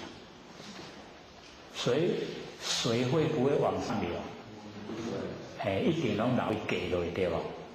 所以我们去体会那个水的德性假如说能够学那个水的话在凡尘是最圆满的。一定拢安尼，安尼流的足加，伊袂讲要爬真悬，所以他不会争先恐后伊拢安尼安尼。走到那个最低的那个地方去处众人之所恶，众人所讨厌的谁都不讨厌所以我们了解那个水的德性就是很大故机以道，机呢就是接近处众人的所恶，众人所讨厌的他都不讨厌，所以已经呢几乎接近道了。这个上善那个水德就已经在道之中。那么积善力那个水它积在最善的地方，就是最低上低所在那个最善。咱住伫个较悬危不危险？地位我们的身份地位高的话不危险。我们身份地位高的话我们要了解到要小心的就是会有那一些人嫉妒就会发生事情的所以呢，我们积善地就是积在最下最底下那个水因为流上低一定拢上低所在，而且大发伫个上低所在，所以积善地。然后呢，心善焉。水心你看那大海深甲安尼几千公尺落去同款伊还佫是大条水深渊很深渊像我们的花莲那个东部在过去不是太平洋那个地区那个水就是很深的所以我们看地图它的颜色深蓝色的，迄就是足深的海水若看到迄个较白雾迄青白雾迄迄较浅的海像我们台湾海峡迄个足浅咱太平洋迄个足深的。所以以前不是有人在讲说你唔去太平洋无看惯，唔去跳太平洋就是讲那个话是没有修养所以我们了解说那个很深的那个一样所以记住了，所以那个心就是很深心呢这个善渊很深，很有包容这个全部不管你是什么水流到海它全部都容纳所以我们了解说那个山上的那个石头各位先生，那个海水为什么是咸的？也咸味道来，是从山上的石头来。迄石头内底有迄落迄流出来咱一般拢无法度去了解，那是科学家他们研究说那一些一直流，然后流到海里面囤积以后慢慢的就变成那个咸石头流出去的变咸。所以或者看那个科学报道石头那样佫较啥会咸，佫去安去家想嘛袂讲会咸，确实迄一流迄石头伫咧山顶然后那个泉水啊一直流到海里面，然后累积了以后，它就会形成慢慢的囤积的必掉，减水。本来呢都是我们那陆地流往那个海里面流，它也很有意思这个或许因为有住过那个就是大文就是那个武正街那边靠近那个现在的核电二厂，核电二厂那边它的那个出去就是海了它出去海可是那一个方向出去的方向是北它那个水所有的一些河高啊，一些我们那个道路的那个沟渠它的水都往里面流，往基隆市区这边流。我想讲奇怪，流水都海就流水就好那也得个往东流。水水拢是向东流。流得很远我讲安尼流水就海，咱唔流出去，佫洗一大年洗位为迄个基隆河、淡水河，再流去八里遐水，流了一大圈时常都会引起那个汐止地区淹水，所以就在那个瑞芳那个地方从山打一个洞，打一个山洞，让那个水从山洞直接流到海里面，很奇怪自然的一般力量，很奇怪，那就流出去就好那就这样，水往东流，所以这个自然界有时候很难去解说，所以我们了解说这个心的善念它的心就是呢很容纳很深。那我们就是要学那个心的那个善业，就是很有容量。那么以善人，以就是给人家那个人下面我们来灌溉，那个水都不会拒绝他的人心呢表现。那么言善句这个各位讲讲，这个水会不会说话？可是这边老祖就讲言善气，他就是讲我们那个让那个海草那个潮，那个涨潮跟退潮那个来的那个海浪，它都有一定的那个时间涨潮跟退潮都有一定的时间所以那个言善气，就是守着他的信用。不会说该涨潮，它退潮；该退潮，它涨潮，不会。一定呢，你可以去算出来，它什么时候涨潮，什么时候退潮。所以呢，言善气，然后呢，那个正善治，那个应该就是正，我们管理众人的事那个正这边把它写成那个正，正当的正。那个正呢，善治就是水能够管理水水家己管理家己所以我们就会讲说这个水到渠成可以引导，因为水要互安怎流，你安怎做，伊就安怎流所以那个讲说呢，正善治就是管理的意思。那事善人这水呢他做出来事情那个能力就是很多因为呢他呢能够利益这个万物然后利益我们众生，所以那个事善人，然后动善时就是这水的动一定得按照那个时间所以我们了解说这个为什么天会下雨？因为我们这个太阳这个一照我们地上的那个水是不是蒸发？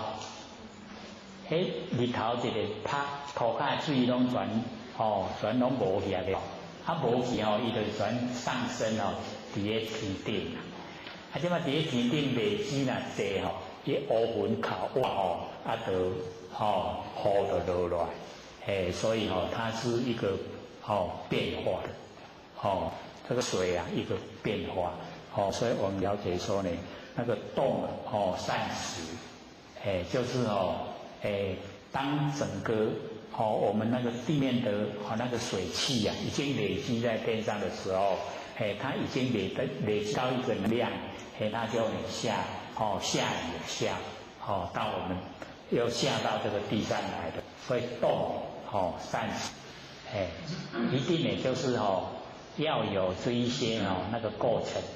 那现在天气变化无常，那个跟我们人心有关系因为我们人的心的变化也是一样很快很无常，所以我们了解说这个呢整个大地的变化就随着我们人心的变化心一变了然后呢整个气象也变了，所以之前呢看到那个这个佛经里面写说这个台风的形成竟然是我们众生心念，众生的心念变得太快，有很多众生都同样的变得太快，形成台风。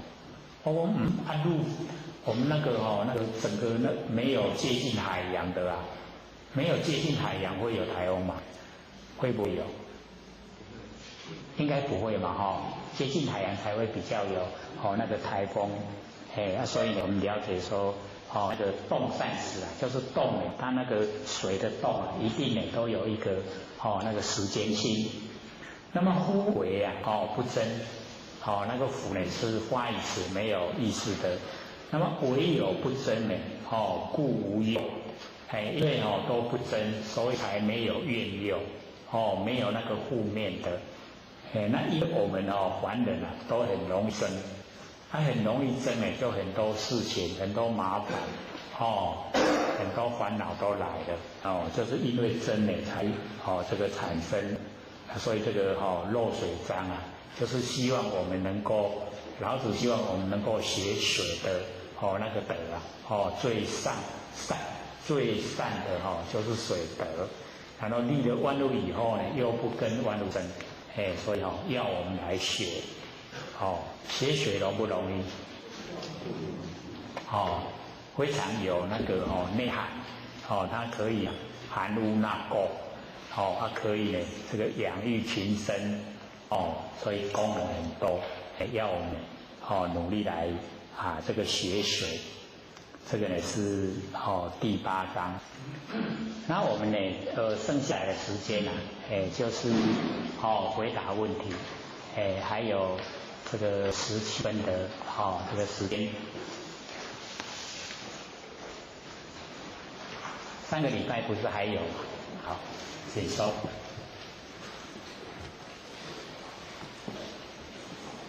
前人认为释迦牟尼佛时代生活环境最辛苦，所以佛说所有生物要守死。后学认为佛和圣人讲的话皆是很普遍的真理，不应该有时候的差异。请刘老师你认为呢？如果没有的话，那水果和沙拉食材如何守死？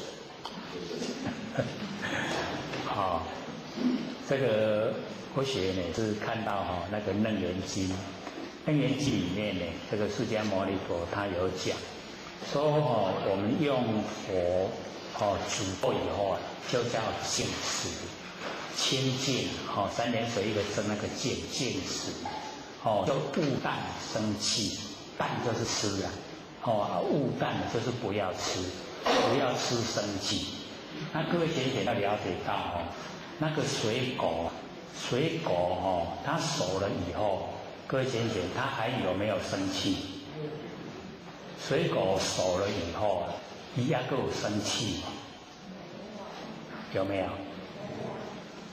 水果若熟你无甲摆，伊热落来，烂去，伊无生气啊，所以那个佛有讲说，假如说我们生下来的那个婴儿，他还没有大概我们都是大概满周岁的时候都会给他起风嘛，都会让他吃一些我们大人吃的东西呀。伊讲迄句啊，就一定唔通食到青。你若食到迄款生气，伊还佫会生长，你就甲无煮就甲摕来食。他说那个婴儿啊，他那个神经会错乱，会神经。所以我们就是了解到，他讲的是说勿但生气，莫去食迄个还佫会生长的物件，你甲摕来食。水果水果已经熟啊，伊无生气，水果物件就是要你生食，这样知道意思吗？或许不是说决定固定是这样，因为看佛经里面有这样讲，或许才把它阐释出来。所以我们就是了解到我们有一些是不吃可以，吃了有毛病，我们怎么办？对不对？无伊也去看嘛，囡仔开始学食，伊就拢甲食光，迄个拢无煮过的物件伊也佫会生长，你互伊食，你看后日会安那？佛讲话不会骗人啦，那佛这样讲，或者就可以把它阐释出来，是这个样子的。那我们了解有一些你说沙拉就是要人生起来物件。沙拉不是那个白白勾勾一块的吗？对不对？所以有一些啦，我们就是了解到在我们这个已经都是大人的那个现象之下，已经呢，拢有法有一些都有办法我们身体里面的生理机能可以处理。我们的生理机能会当处理可能那个毛病就不会产生。那我们既然是知道说那个不要食迄个要生长的东西勿但生气。它重点就是食迄个生的气，这样了解吗？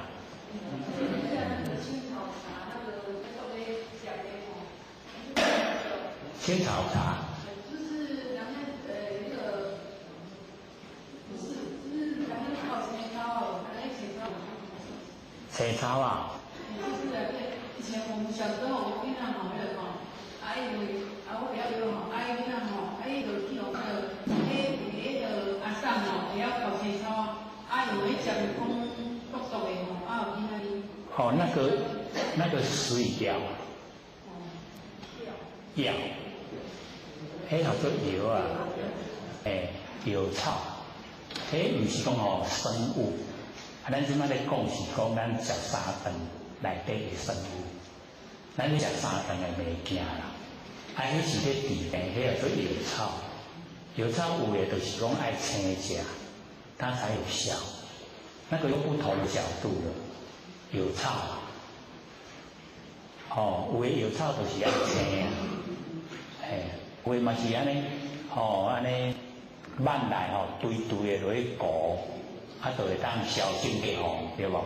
嘛是都爱青，那个不一样的啦，那个是药草类。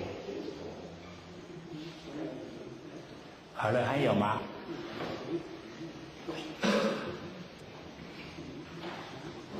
那或者是一个课外的问题好，那或者家是有那个先天佛堂。那旁边也供奉的那个七天使，还有仙的牌位。好，那或者在点佛灯献香的时候，同时也会一起献。那或者是说让七天使还有祖先也能同时沾光。那可是前点说要先灭佛灯以后，那才在现破天的时位，请问这样对吗？需不需要这样分别来对待。好，请说。所以我们了解说，我们家里有设这个先天佛堂，然后又有供奉7天神仙，然后又有祖先的牌位。然后我们要了解到那个要我们是重点是在一个戒尊戒。那所有7天神仙，它也是一个过程而已，他想修也可以，这个修到成佛的程度。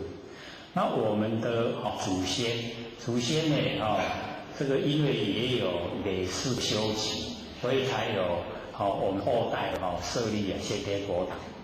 这样它是一系列下来，所以给佛灯的时候也要呢庇荫到7天神仙，也要呢庇荫到我们祖先。那个是一定的，固定的道理。你假如说一定要先送掉再来这个对那个后天神明上香，对自己祖先香，你这个分别心就太强。那佛他没有分别心才成佛，所以我们了解那一种并没有说你安袂使，你安真好，不是啊。那个不是，是我们一个心静的心，全部都一样的。这样了解意思吗？就是那个恭敬的心，对这个先天佛堂恭敬的心，对后天的那个神明恭敬的心，对祖先恭敬的心，都是一样的，很感怀。虽然他们现在的位阶有一点不同。说7天神仙，位阶呢说我们的历代祖先位阶不一样，可是他们的根源都是一样的，都是本位都是佛。那现在被我们在朝拜的那个那个时间线不同，那不同那个是过程只是过程而已，它最终它最后还是成佛7天神仙，他利益众生有那个福报，他往后他也会再完成，再修也会成佛。那我们历代祖先，他也会到完整再来投胎，他修正也成佛，这都是一体的啦。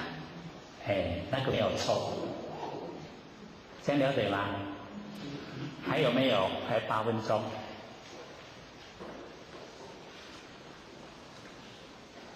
好，请说。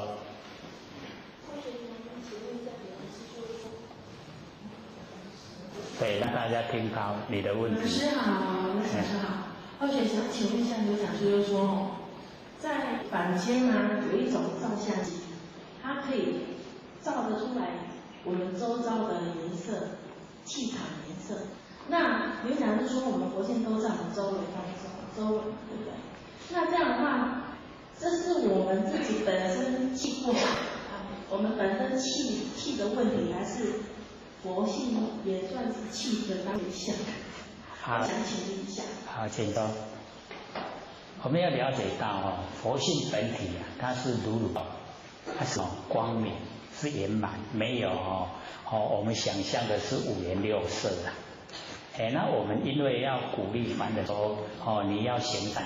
你这个这个头顶上就有那个黄的颜色，那个做的不好有黑的颜色，但是要循循善诱叫我们都是行善。好，请说。我来问一个问题。好，你说。那刘讲师刚刚讲到那个真心佛性那个变虚，尽虚空变性，充塞整个宇宙虚空。对。那要我们想来启发。有没有捷径？我们现在的人都要捷径，这个真的没办法，没有捷径，而且别人也帮不上忙，就是要自己本身这个一步脚印，自己本身的去做，在入手的时候就是万法下不生心。把那个我们那个佛性的轮廓先能够摸到，先能够知道说我不行就是安，什么都没有的，那一种灵敏那一种知觉，那一种佛性本体你一定要先去了解，了解以后你一定要让它成熟，袂使讲咧摸到你就甲放弃，摸到一直个会熟，足熟咧，熟到已经，敢若像讲咱安尼碗摕来底饭底落食，足自然理念，迄个时迄个状态之下，已经很熟悉了。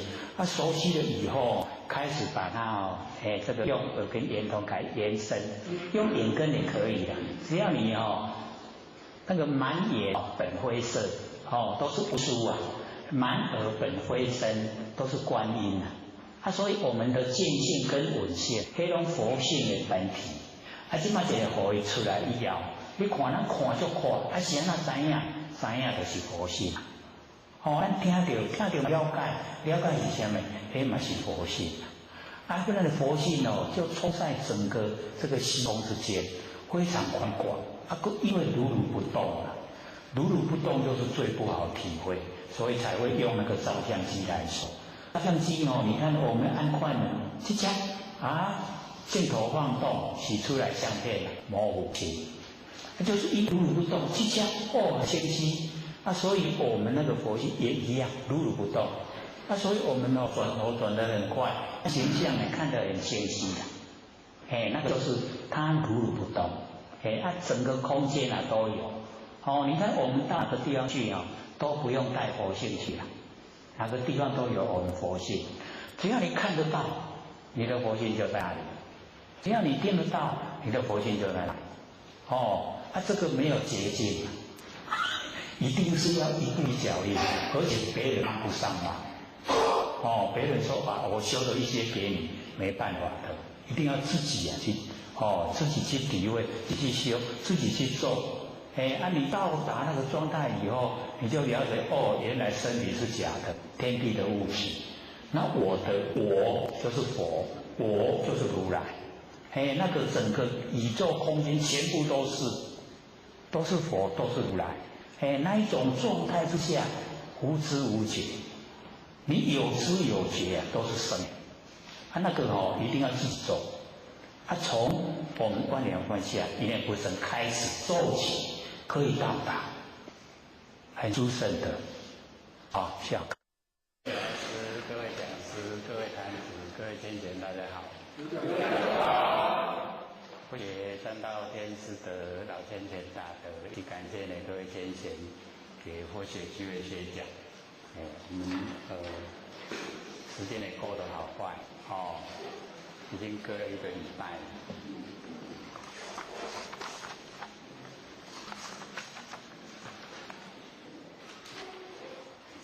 我们讲到第9章持影，对不对？持影章第9章，这个呢持而言之不如去。这个老子讲，这个持就是把持，言也就是圆满，我们呢把持圆满，是我们呢在凡尘这个生活的态度不是我们心都想这个拥有，而且呢要拥有很多拥有到能够圆满持而言之所以先贤在日常生活之中，我们用什么样的心来生活？思想拥有很多的这些物质可以享受。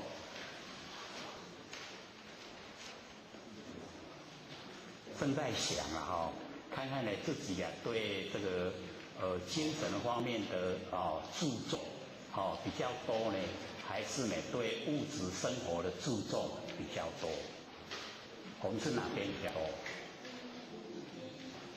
多？那很不错能够注重我们精神的话呢，我们就会重视我们那个不生不灭那个佛性本体。各位都有启发的吗？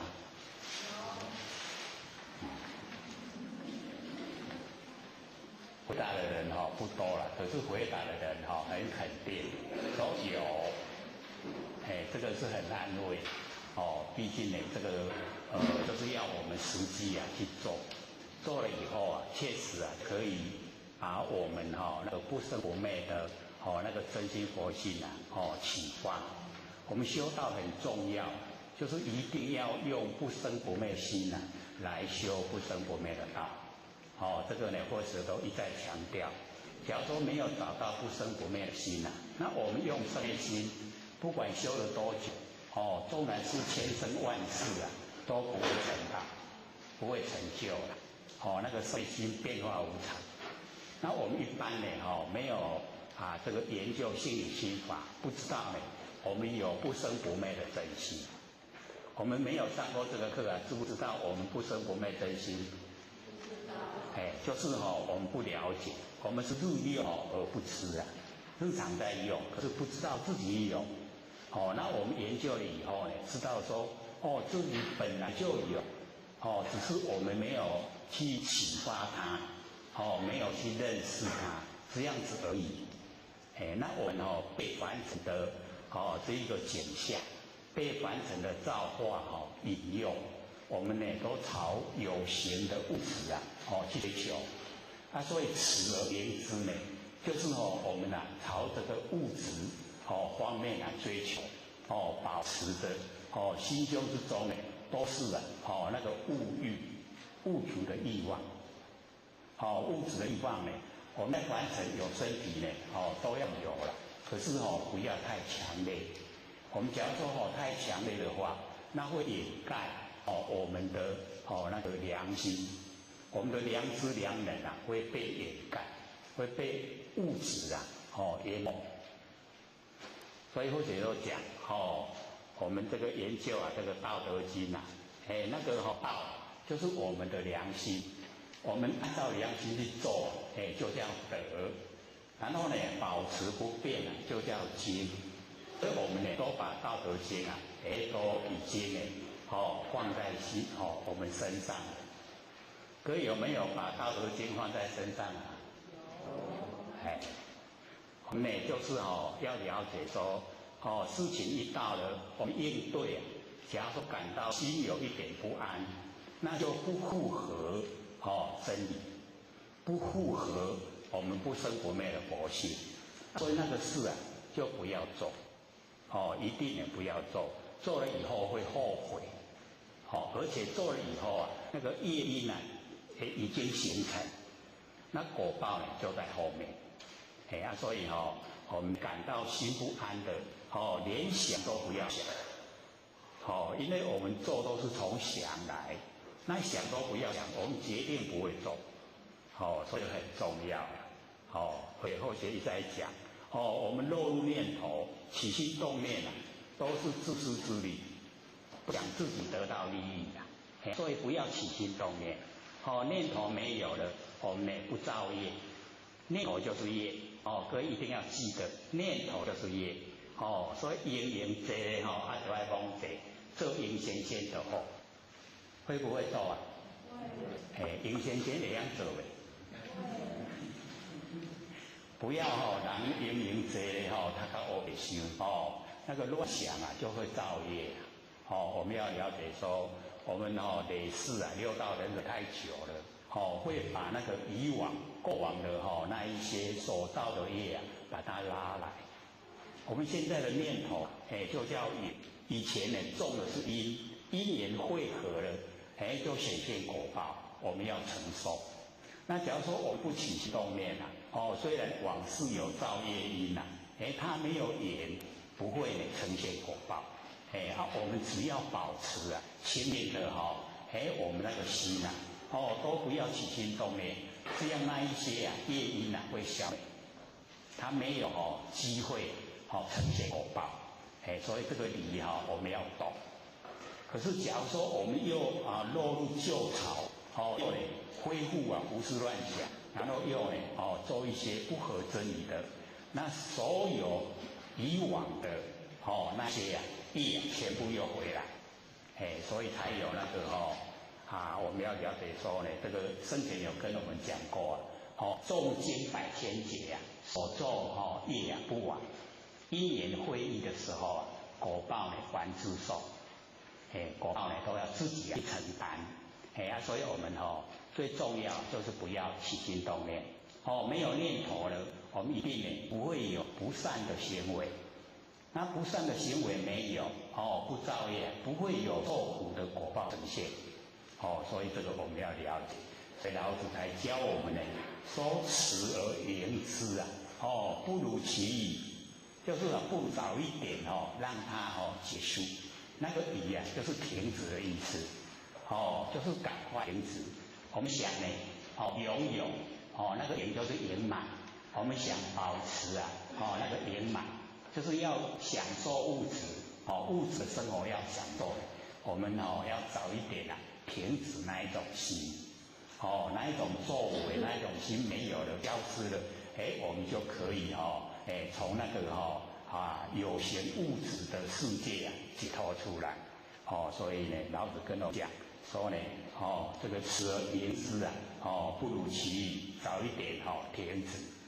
这样知道意思了吗？我们心中有没有一直想追求物质的享受？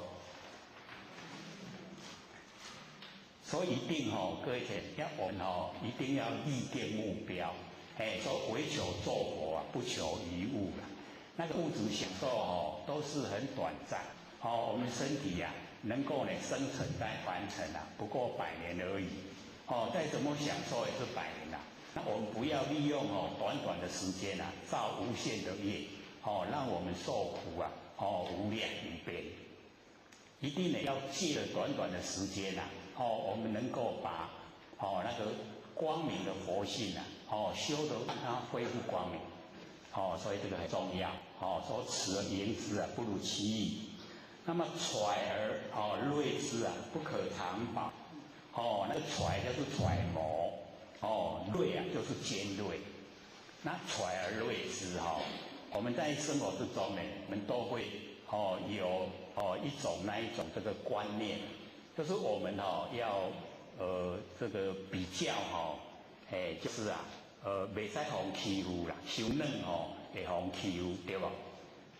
啊，就爱较强咧，迄揣啊锐之就是要磨较来咧安尼啦，懂意思吗？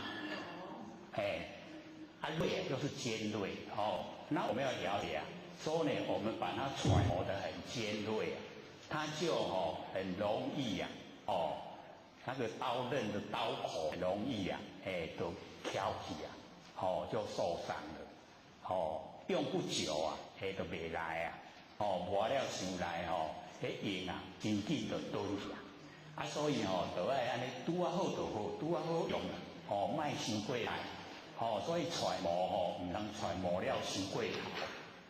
那我们在做人的时候啊各位先生就是了解，我们假如说太强势啊，各位先生太强势人容不容易相处？不容易相处，对不对？那家人也是一样夫妻也是一样，尤其这个夫妻之间那个是要长久相处，要互相扶持啊。假如说这个有一方面太那个尖锐啊，太那个有自己的个性，那另外一半是不是倒霉了？所以我们要了解到一定要互相能够扶持，互相帮助，不能太尖锐啊，不能够太强势。可是后学发现我们大部分现在有一点反常，就是天道拢真软正，坤道拢真强势，有没有？可能跟这个应运有关系现在是坤道应运嘛，所以不强什么可以那个不是这样我们要了解到那个变成会摩擦太强势了那先生就抬不起头来。那我们让先生抬不起头来好不好？对啊，都是不好嘛所以先生也不要太强势，那大男人主义没有这个有是坤道在回答的，奇怪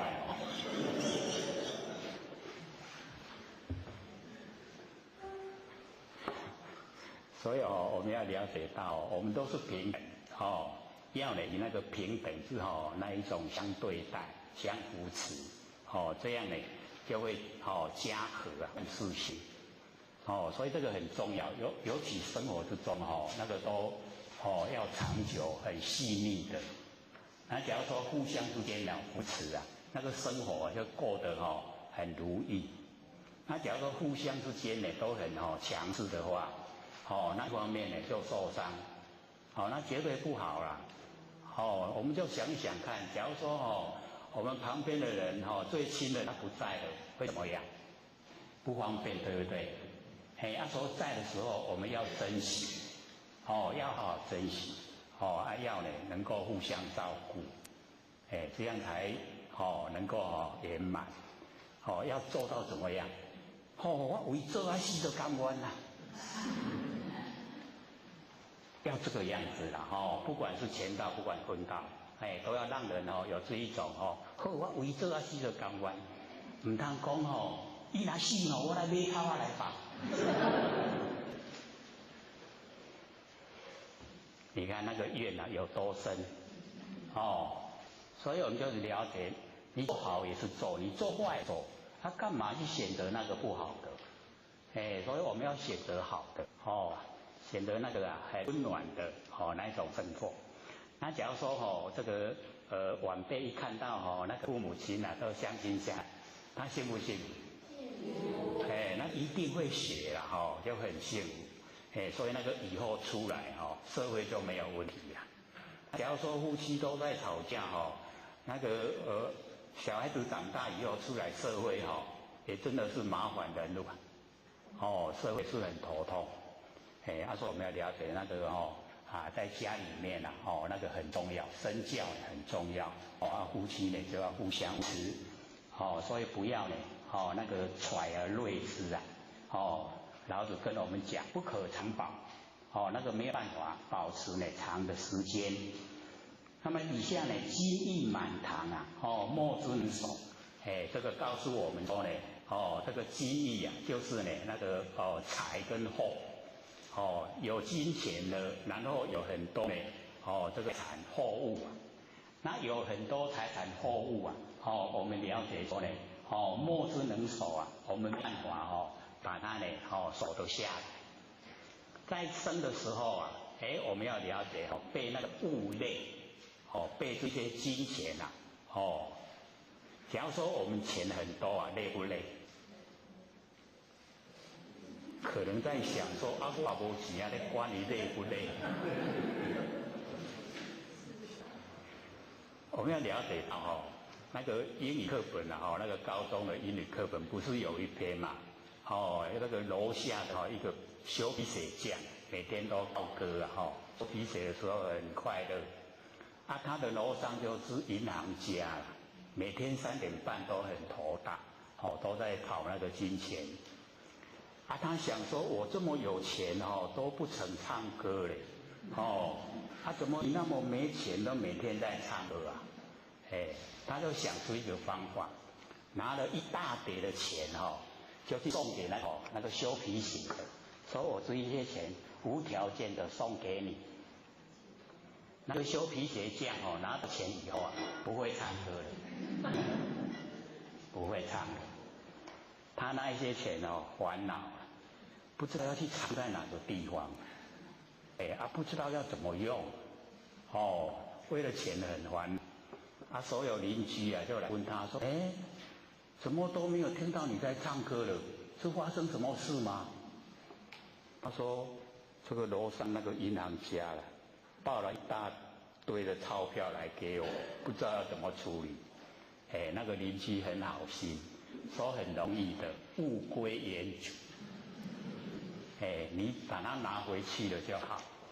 他真的又抱回去给那个银行家，他开始唱歌了。所以我们要了解到，我们在生活里面有的吃有的穿，可以遮风避雨，这样就好了。再多的那个财产我们一口气不来，谁的？全部都别人的啦。咱无一仙钱都爱行。1毛钱都带不走啊，干嘛我们那么拼命的想去拥有它，对不对？咱巧啊不？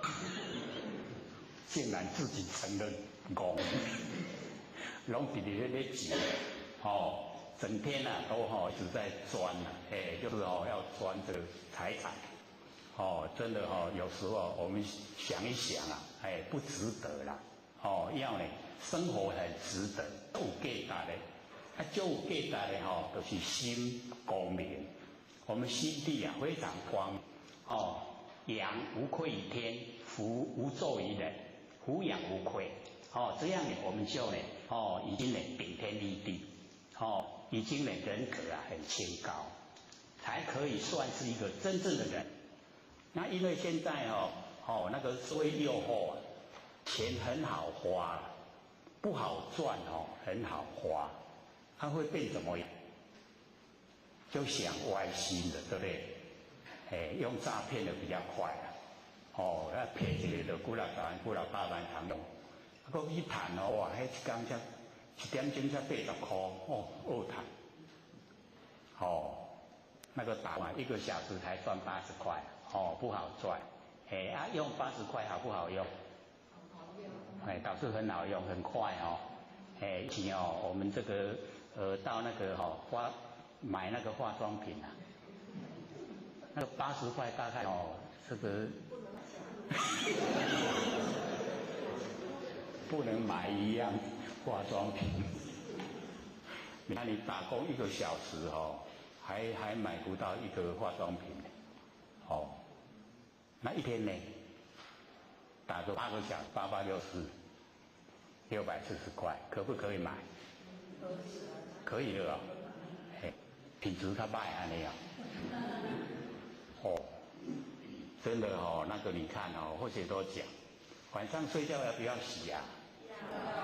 那磨一磨要把它洗掉，那不是很可惜吗？跟老人明仔载都出技能的好啊，可不可以？不可以，会怎么样？皮会坏掉既然皮会坏掉，我们干嘛去磨啊？好看啊，画起来真的很好看啊。可能是见仁见智啦有的都看起来很好看，可是假如说你平常都没有化妆的话有一天浓妆，把它装的画的这个全部都画，会变怎么样？妖怪，真的会变妖怪，人家都不认识你的，你是像。所以讲那个老子就讲说积力满堂呢，莫之能守。就是呢，我们不要呢这个累积这一些财产，我们生活够用的能够这个整个呢安我们的心那个君子爱财求有道，都是正确的那个钱赚进来的我们才要。那么富贵而骄自以其咎，就是我们富贵了前面呢这个已经呢这个揣而持而盈之揣而锐之，然后积力满堂，这样呢就呢富贵而骄。富就是有钱，贵呢就是有地位，有钱有地位的，然后就骄傲。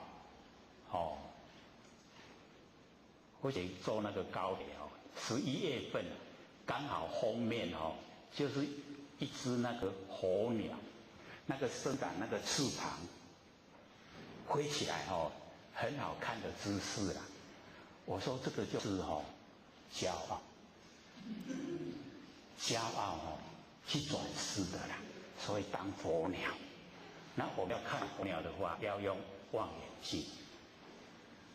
那假如说小骄傲就变切骄傲，切骄傲要看小小的那我们有没有骄傲？竟然有兴趣。所以我们要知道，我们内心里面那个看不见的都会有点骄傲。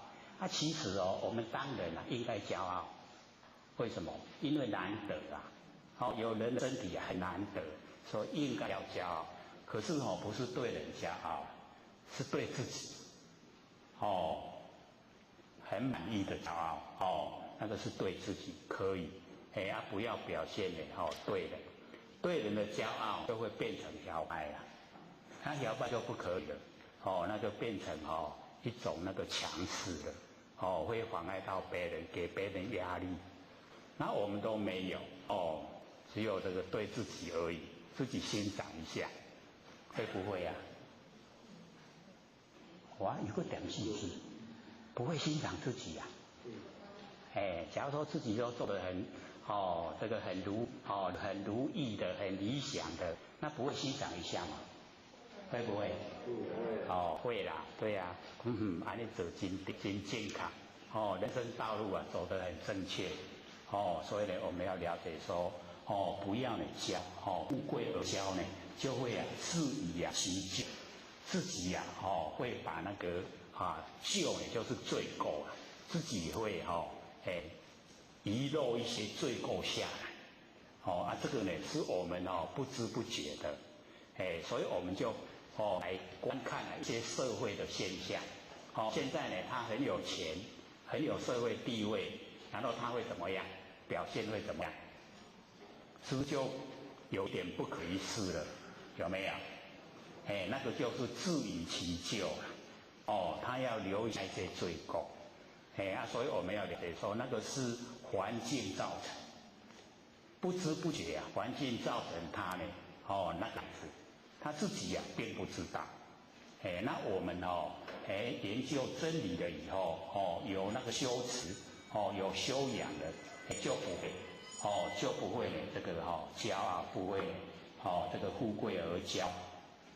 那么功成名遂身退功成身退天之道，我们这个所有在凡尘这个辅助整个天地的运作，那个已经功成了，帮助众生呢过生活，已经也过得很安居乐业的功成。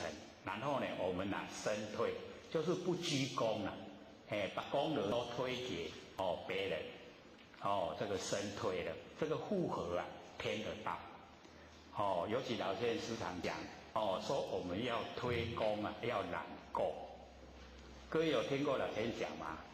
有没有？老先生时常举这个说我们要把过错把它揽过来，这样的话我们会培养我们的内德，会培养我们的含量，那个涵养就越来越深，然后把功劳都推给别人，这个事情完成的功劳不要自己揽过来，那样也不好，人家会嫉妒，你把功劳全部推给别人，这样会造就别人，他会很高兴，越努力的去行善，所以推功揽过，只是不容易做了，对不对？你看我们这个社会现象，大家拢嘛有功劳，拢嘛讲这我的，这我的，大家拢相争，相争分，有罪过迄拢是，对不对？怎么都不反应了呢？所以这一篇这个慈云章这个一直呢在告诉我们，所完成的现象就是这个样子。我们慈而盈之一直想拥有，不如其已，早一点停止，这一种状态呢不适合我们长时间的来做，长时间来做一直造业所以不要，早一点停止。那么揣而锐之不可长保。我们太呢这个强势的话，那个做人失败不可以永远都这个常常的保住你这一些想拥有的，那精力满堂呢莫之能守，太多的财产一口气不来，全部都别人的我们不要呢为了这个财产的事投入很多心力时间，富贵而骄呢自以其咎，我们呢不要这个有了身外物有了，然后就很骄傲，那个都是虚幻不实在的我们呢能够了解。那么工程呢，身为天道，我们呢就是要推功染过，这个符合天的真理，所以这一章啊，这个第9章，算起来是蛮短的。这样了解意思吗？了解的话，我们就再讲下一章这个玄德章。这个玄德章呢，在营破暴易啊。那因为这个在营破暴易啊，对我们来讲，就有很实际的那个修持方法啊，所以各位手上有一张那个三魂七魄跟那个西洋12星座，有没有？那个在就是承载，营呢就是经营，那个魄呢就是我们魂魄，我们要呢承载，要经营我们自己的魂魄，然后报治那个大道，所以啊，别人或许就把那个在营魄怎么样来了解认识啊，我们这个三魂七魄，那个三魂七魄各位先生。我们呢，这个先天我们求道以后啊，大部分都不谈这个三魂七魄。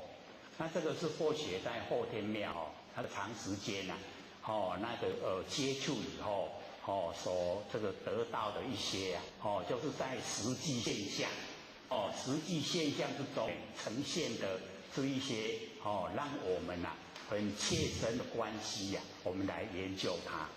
因为研究以后我们可以事先防范，知道我们的那个气数被什么样的气数左右了，会怎么样做，我们事先知道，我们会防范，会做得很好，就不会深陷其中。比如讲各位先生，我们现在在不在气数之中？我们都在气数之中，而且或许那个时候也试验过了，非常的准确。怎么样试验呢？就是这个认识的人早上一见面，早上见面的时候你就可以试验，看看在不在气数里面。他都没事，平常，你跟他讲，说你身体不舒服吗？怎么脸色那么难看？哎呦，这样就好，话不多，对不对？对他造成影响整天。他今天整天的时间他一定都会这样。为什么？因为气数，伊去这个手拔掉的本来伊身体都没事去互你讲一个，伊规个拢有事什么事？不舒服。我身体面白真歹看，我唔知倒咧唔好，整个都被这个事绑住了，整天都不会舒服。然后你隔一段时间，在试验不一样的那个情景，他也是没事的状态，你就跟他讲，你今天有什么喜事吗？怎么红光满面？可以点点，他今天怎么样？他的走路拢会跳，那个很轻快那个3步单成2步走，对不对？可是还一样没事嘞。他为什么会这样？这个叫做手气数，咱去有气数拔掉嘞。所以我们就是要了解那一种就是无形的暗示，你暗示。讲你也安那，你有灾难，你有安那，你的心会怎么样？就会怪怪的，对不对？然后跟你讲你有什么安尼好的，可是你会说这个是诈骗集团。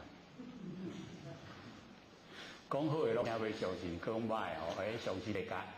所以我们都在气数里面所以我们要超出这个就是跟我们修道很有关系我们认识自己不生不灭的佛性你管它是怎么样好，管它是怎么样不好，都跟佛性没有关系，是不是已经撇开了？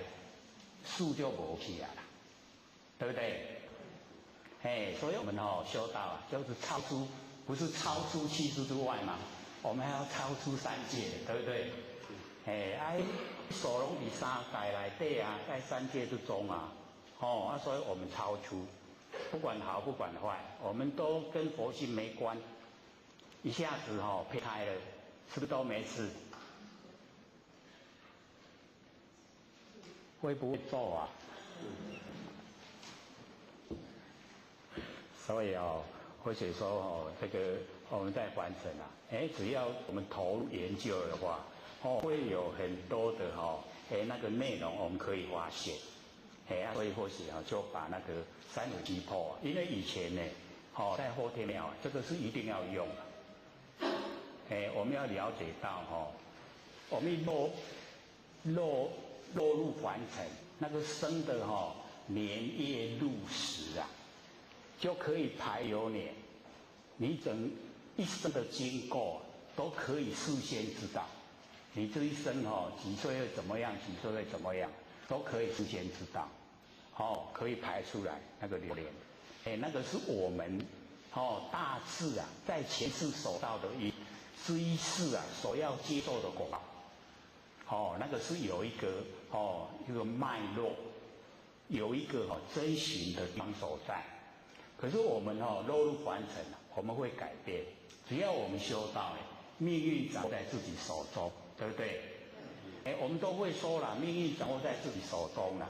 可是有时候，我们会不知不觉的受到气势左右，不知道。那我们这个呢，探讨这个就是要先知道，先知道这一些。要影响我们的那一些变数，那我们事先都知道了，往后应对起来，我会怎么样？我思想防范就不会再这个犯那个的过错了。在这边呢，就把那个3魂7魄，我们稍微呢了解一下。那个3魂呢，就是生魂，这个生魂啊，动植物啊都有，它会生长。那么结魂啊，就是有那个痛结、恶的结，那个结魂，那个动物也有了，我们人也有。那灵魂呐，我们人有，可是呢，我们要了解那个动物也有，可是动物的灵魂被它自己掩盖，它自己盖覆，把这个灵盖住，所以所有的动物啊，一定是背朝天。各位回想一下，所有的动物啊，它的背都朝天，那就是违背天理呀。违背天理啊，它才会总是当动物。动物啊，它的背一定是朝天。纵然像小猴子坐着的时候啊，头是朝天，可是它只要走路啊，一定是背朝天啊，都是背那个背天理，违背天理。所以我们要了解说，那个灵魂啊，那个禽兽动物不是没有，而是被它自己掩盖。那个7魄我们要了解说，我们人类有身体以后呢，才有这个7魄。7魄呢这个身体死亡以后啊，这个7魄就消失不见了，它就归于在墓地的墓地咱大雕一样。所以底下呢就有讲了魄的那个名称。然后呢，有讲那个生的时辰，那看下面时阵生。然后呢，后面就有讲，他那个时辰生的有一个主事，就是迄个北斗这边伫咧掌管，即马倒一星君来掌管，伊互咱的迄个喜好会变做爱相的，所以那迄个主席出生的人伊别行拢无啦，迄食的真爱。那个主食村的人对那个吃的他特别注重，特别喜欢他穿的睡的男女之间那个就比较看淡。可是呢，那个仇跟害这个时辰生的人他好穿，他呢这个吃的倒不重视穿的很重视，所以他家里衣服一定很多。后学跟各位讲，这是一个倾向。就是你那个时辰出生的一个倾向，不是绝对的。可是它大概70%-80%就是有那一种朝那个方向去进行。那么从饮食到呢那个40出生的人就是好饮，就是男女之间呢那个做爱的事很喜欢那个毛油那个好赌，这个好赌各位同学不是一定要坐上牌桌了，我们在生活时常也可以听到无来修的讲有没有？那个就是好赌啦，无来修的讲喜欢跟人家那个赌那种在生活之中就会呈现。那么辰跟申那个生的人他好货，看到法都笑那个就是喜欢人家有灾难那个好货。然后呢，素食跟未食生的人好贪这个好贪我们都有程度上的差别啦。有的贪心比较大，有的贪心比较没有那么显著都会有。可是呢，这一个时辰生的人他特别的就是好贪。那么午时出生的人他好一切杂事，自己的事放着不管没关系啦，别人的事没有管他很难过。我们凡尘有没有这种？所以他可能就是午时出生的人。所以这个或许把它都写下来，就是让我知道，看看我们哪个时辰生的。你假如说是那个时辰的话，那你特别去注重这时辰会怎么样嗜好是什么样那假如说是我们像或许是猪喜出喜的所以就好吃，春的拢玩吃的特别较注重知道了以后，你看或者吃的就会比较这不是要吃的好，也不是要吃那一些有那个生命的那些肉都不会的只是吃一些比较自己喜欢的是比较好吃确实是没错所以这个是给各位做参考所以底下才讲说三轮七魄呢是人类人为六道，已经被天地阴阳气数所影响左右支配。我们人们呢又对它呢很少加以探讨所以在知不觉之中呢被无形的气数这个影响左右了没有加以防范。那么顺着气数的喜好我们就会造业造了很多业他不知道回头的话，一转眼大好的时光已经过去了就后悔莫及我们翻过来呢背面呢是西洋的12星座，这个12星座那个生日要看国历的，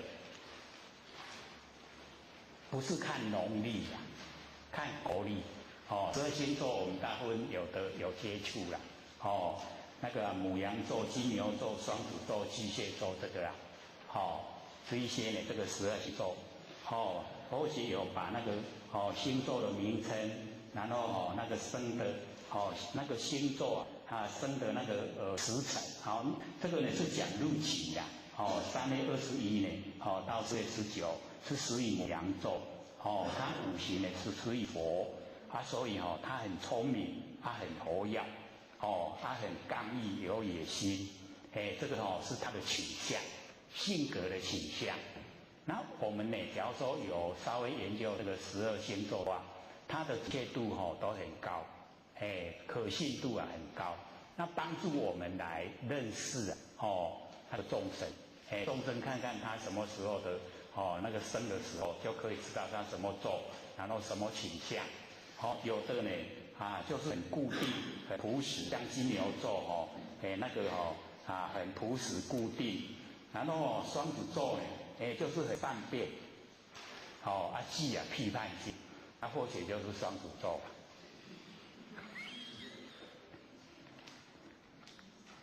那巨蟹座呢就很活跃然后呢好管闲事，所以或许就讲在6月22号到7月22号这个时间生的又是那个50，又是50的话，这两个都是自己的事放着不管，喜欢管别人的事假如说刚好又是在6月22到7月22，又是50哇，但是现在没地了家代志拢不爱管，别人的代志无管就艰苦了。所以有那个倾向，那我们就了解说自己的生的时候就是那个时候，那我们就是一样要自己约束自己，不要管别人的事，别人事跟我无关，要管自己的事，这个叫事先防范。不然咱就有气手，给咱支配不知不觉自然就管别人的事，所以这边呢，或许就把它写下来，说他大概的那个性情是怎么样子，然后后面那个处事大概用什么态度来处事，这西洋12星座呢，这个对照我们那个国历的那个生日，蛮准确的。伊或许在后天庙大概是有影无代志做拢咧研究一下。这个看命白年8字啦那个手相面相大概都是在学这一些。可是后来或许一求到以后我全部把它丢开了，我全部都不看不管了，也不收了。这个是说要讲到在营破报一才又把它找出来，才写下来的。不然我都不再探讨这个。那我们有没有稍微了解的？有。这个稍微了解对我们有帮助了。看我们那个性格的倾向以及我们的嗜好，大概会怎么样的情形？那我们了解以后，我们事先去防范。事先防范这个等于说呢功效很大。可是我们用的心很少。那假如说我们没有事先防范的话，用很大的力道它功效没有什么这个呈现出来。所以我们就是了解到这个是我们这个研讨那个问题的那一种利益所在。那么在营破这个在就是承载，就是要带咱家己的分配啦。各位将会自己带自己的福报了不会啊？会不会了？在营破，营就是经营，来经营咱家己的这个魂魄，安那来甲经营，经营的有声有色，能够呢，这个在营破，我们3魂7魄都是呢，收摄的好好，拢无欠一魂一魄，不是有时候会说。少1魂1魄吗？有时候后天庙师长会讲，讲你的魂魄已经散去呀。各位有没有散的？没有，都齐全了魂7魄呢都齐全，所以我们呢在营破，然后要报一，这个报一就是报住那个道，一呢就是道，所以。各位要了解到知得一万事毕。你知道一万事万物都毕业了，因为那个一我们把它牵起来一把它拉成一个圆圈，就变成无极我们把那个圆圈一切断一拉直就变一，然后把它浓缩就变一点，这一点就是玄关了。所以这个一就千变万化，所以树木的开头就是一，知得一，你知道根源了，知道本来的，万事万物都毕业了，毕业了没？毕业了因为一还没知道透彻所以还没毕业。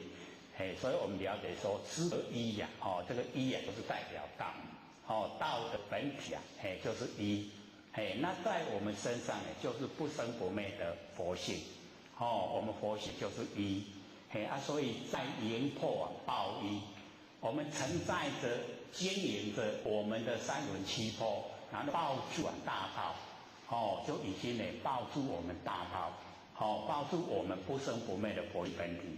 因为有佛性本体以后，才生发所有万象万事，所以我们能够抱一抱住呢，达到了本体了，这样就没有问题了。想了解意思吗？深不深？加欠了哈。所以我们要了解说，了解了就不深了，不了解就很深了。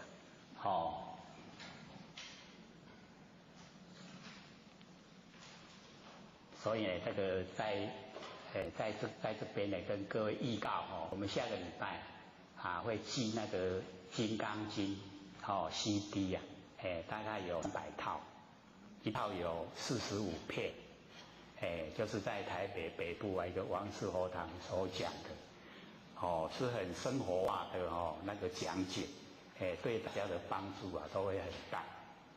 我们这边也要讲，可是因为我们这个《道德经》有81章，等到我们讲完时间还要很久，所以呢，先把那个《金刚经》寄过来，让各位先听一听，了解一下，以后我们再讲呢，也就容易了，有开列的认识这个预先说了，因为本来是想。这个是1个礼拜寄过来，因为赶工来不及了，所以等到下个礼拜再寄过来。在因破报依呢，能无离夫啊，就是不要离开呢这个大道。我们知道呢，这个不离开大道，就是不离开呢我们那个良知良人。就是不离开呢我们良心所以能够这样的生活态度就会很理想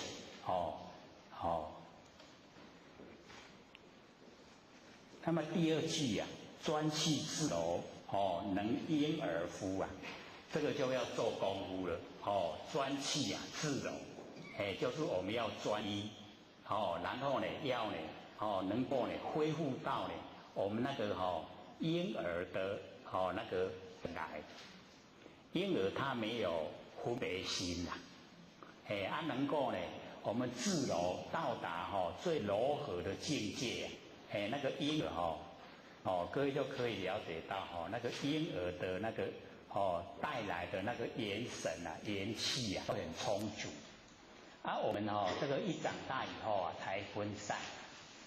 所以我们看那个婴儿的哭声，是不是很响亮？靠这久拢袂烧声为什么？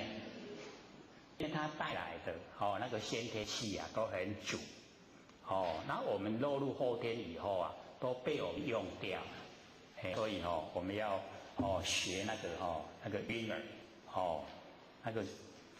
那个元气很充足。然后他握起那个拳头浅浅，那个婴儿握起拳头紧不紧？紧，握得很紧你那要为什么？那个就是先天带来的。那我们一样越长大以后就越用掉它了，都消失了，元神元气都一直一直消散。那婴儿我们假如说这个有这个育孩子的时候，就会了解到，你陪着孩子你跟他一样的动作，你绝对会累垮了。他不会啦，可是你一定累垮了。他还没躺平你已经先躺平了。所以我们就是了解说那个婴儿先天带来那个元神元气都很充足那我们呢，假如说能够专气自柔能够柔和到那个极点的时候就跟婴儿一样都全部记住了我们先天的那个元神元气都记住所以老子就讲专气自柔能婴儿夫到达那个婴儿很专一没有分别的状态所以婴儿是最纯真的。他有没有分别心？婴儿没有分别心所以你有钱没钱，有社会地位没地位婴儿都不会去管不会管这个啦。那我们长大以后管不管？管不管？我们都管都会在意所以呢，我们要了解说能够像呢恢复到婴儿，就是呢能够恢复我们的天性，天性呢整个都恢复，所以老子教我们呢专气自容，到达婴儿的状态。那么敌此贤难能无痴夫？敌此敌就是洗涤，然后除掉，洗涤除掉。贤难呢就是我们学的很多，看的很多，知道的很多，所有的一切都列入贤难，就是我们落入凡尘所知道的啦，落入凡尘所知道的这一些全部都把它洗涤干净，就是全部都没有了。那我们要了解到，学的越多就越放不下。那我就或者都讲能够这个研究心理心法，大概是因为国民小学没有毕业。假如说我念到大学，念到留学当博士了大概就没办法了，没办法呢了解到很深的那一种性分里面的真理，所以这个大概有得有失。我们凡尘有这个所得的话，所得心一存在心中那个真理就格格不入，所以我们要发挥呢般若妙智慧我也都跟各位说，一定呢要万年放下，一念不生，然后呢认识佛性本体，又呢如朴3年，又培养茁壮长大，然后以后发挥出来，那个就叫般若妙智慧。不是呢我们落入后天学来的啦，不是有身体以后去学用金钱时间去学得到的，不是是我们佛性本体发挥来，所以就是要了解到那个佛性本体发挥出来那个般若。那为什么不把它翻成智慧呢？就是因为它包含的蛮多意思在，而且是跟凡尘的智慧不同。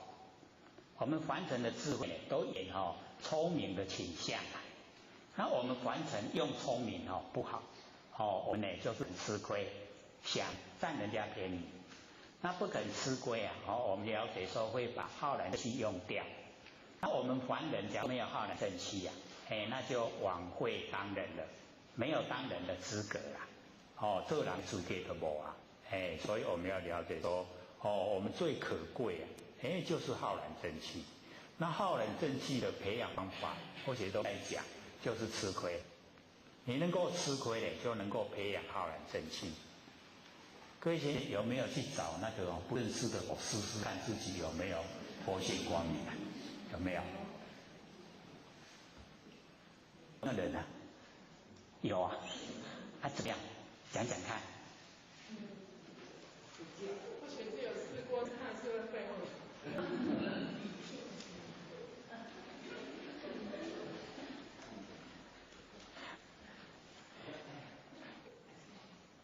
所以那个有时候就是遇到一些这个字的完全都没有见过的然后他看到我们以后会会那个会呢，或许就讲说跟我们打招呼，狗不会讲话，打招呼也是用会的。然后我们站定他就这个两眼手闲，就是自性之光，对着狗的眼睛去看。然后呢，那个狗也朝着我们看，那个时候我们那个动作就和那个求道的点弦那个已经放出我们自性的那个光出来。那个狗看到它看到这个光，会很刺眼，它会这个低下头，是呢，它会感觉很高兴，看到这个光就是佛菩萨，所以尾巴呢就一直摇，摇得很快，那个就恭喜了，佛性已经有亮了。那假如说我们都这样做了，他也朝着我们看，然后看了一段时间以后又开始会，对着我们就又开始又叫又会，那什么情形？佛性没光了，五更啊狗眼瞧人低啊对不对？那看人瞧不起啊，所以又开始会了。那我们就要检讨了，我没有发出光明的，一方面也没有行善啊，因为行那个善啊，累积了以后啊会生根，善根会成熟，那善根成熟以后我们才可以遇到大乘佛法，才可以有这么殊胜的这个机缘，这个都很不容易啊。那我们了解到，只要你有培养那个善，有根，那个叫德重鬼神亲，鬼神都很钦佩啊，这个有德性的这个人，他呢就不会对你废，会对你很尊敬，那个都可以从那个外表形象看得出。以后要有勇气看到不认识的狗试试看，要勇敢面对自己，我们最大的敌人就是自己我们修心理心法，全部都是要从自己那个内心深处去修持，把内心看不见的那个不好全部都去掉，不要它，才能够恢复我们佛性的光明。佛性恢复光明，才能够成就佛，才可以坐在供桌上受人朝拜，对不对？所以这个是要我们自己努力涤除闲染，把凡尘的所有一切都能够放下，那个万年放下一不生就是涤除闲染。各位会做了吗？或许有讲过我们这边那个第一个问的不是说我做万年放下就最早的那个郭讲师他现在在纽西兰嘛对不对？然后他改天他回来问说因为也是躺着做万年放下，现在环境改变了，说要坐着，坐着的时候他说那个坐着的万年放下有一点困难，为什么？因为我们那个身体在万年放下的时候身体会歪头会倾斜口会流口水，然后因为万年放下都不能去提起一提起就远了所以不能提起嘛，对不对？不能提那个远他说那个样子已经到大概他的意思说已经到不能看了。这个做法非常正确，你是把万年放下真的放到空了，他那个放到空，妄已经尽了，妄尽了真显，妄已经全部没有，真就来了。所以你要认那个真，那个全部都没有，连身体也没有了身体全部都没有了，整个呈现就是真，不生不灭的真性佛性，本体都呈现。你要不要这个摸到以后你就放掉，要把它继续给养，让它能够茁壮长大，一段时间一定要经过一段时间，你才会熟悉，这样以后你那个进入法性之中就可以慢慢深入，一深入以后那个尽虚空遍法界都是如如不动的真心佛性，到达那个圣物那个本性的无知无觉，整个都会呈现很高的程度，所以那个已经是亿万年都在当前当下，没有那个时间跟空间的那个障碍。我们现在有身体都被时间跟空间障碍，这个时间现在是2010，时间2010，然后空间我们在台南，对不对？都有时间跟空间的障碍。那我们一进入到佛性本体全部都拼除了，没有没有时间，没有空间，全部都没有所以你要说它是民国几年都不对了。它呢1万年前也在当下，1万年后也在当下。是不是？就是很深的法性啊，都呈现了，那跟佛都一样的。所以我们要追呢，就是追这个。不很困难的。只要我们有心呢，都可以呈现。所以我们把完成的涤除闲懒，万年放下。会做吗？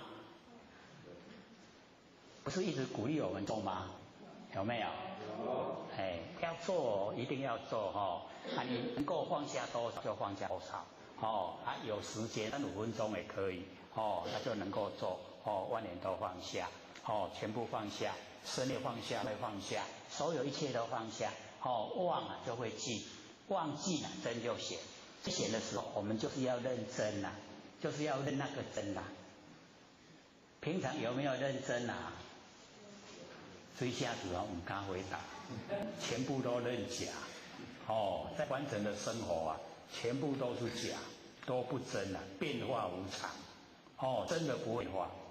那我们就是要认那个不会变化的。那个1万年都不会变化的。值得我们追求的就是这个。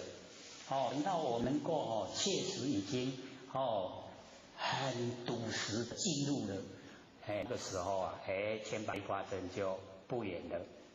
要游戏神通也就可以了。就大用无限，这个佛性的那个功能作用就可以呈现。所以呢，我们在日常生活就是要做。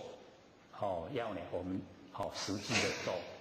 能够做1分的功夫呢，就有1分的那个功效出来。所以涤除闲懒，能无痴夫，就是没有一点点瑕疵啦。一点点瑕疵都没有。那我们就是朝这个方向努力。只要各位做呢，一定都有成效出现。最起码一定呢会对我们自己本身的脾气毛病会认识。各位认识自己的脾气毛病没有？有没有？所以我们在做这个功夫的时候也会呈现我们脾气毛病会现。呈现的时候我们会了解说本来我都没有发现到它，都不觉，现在怎么都会发现能够知觉了。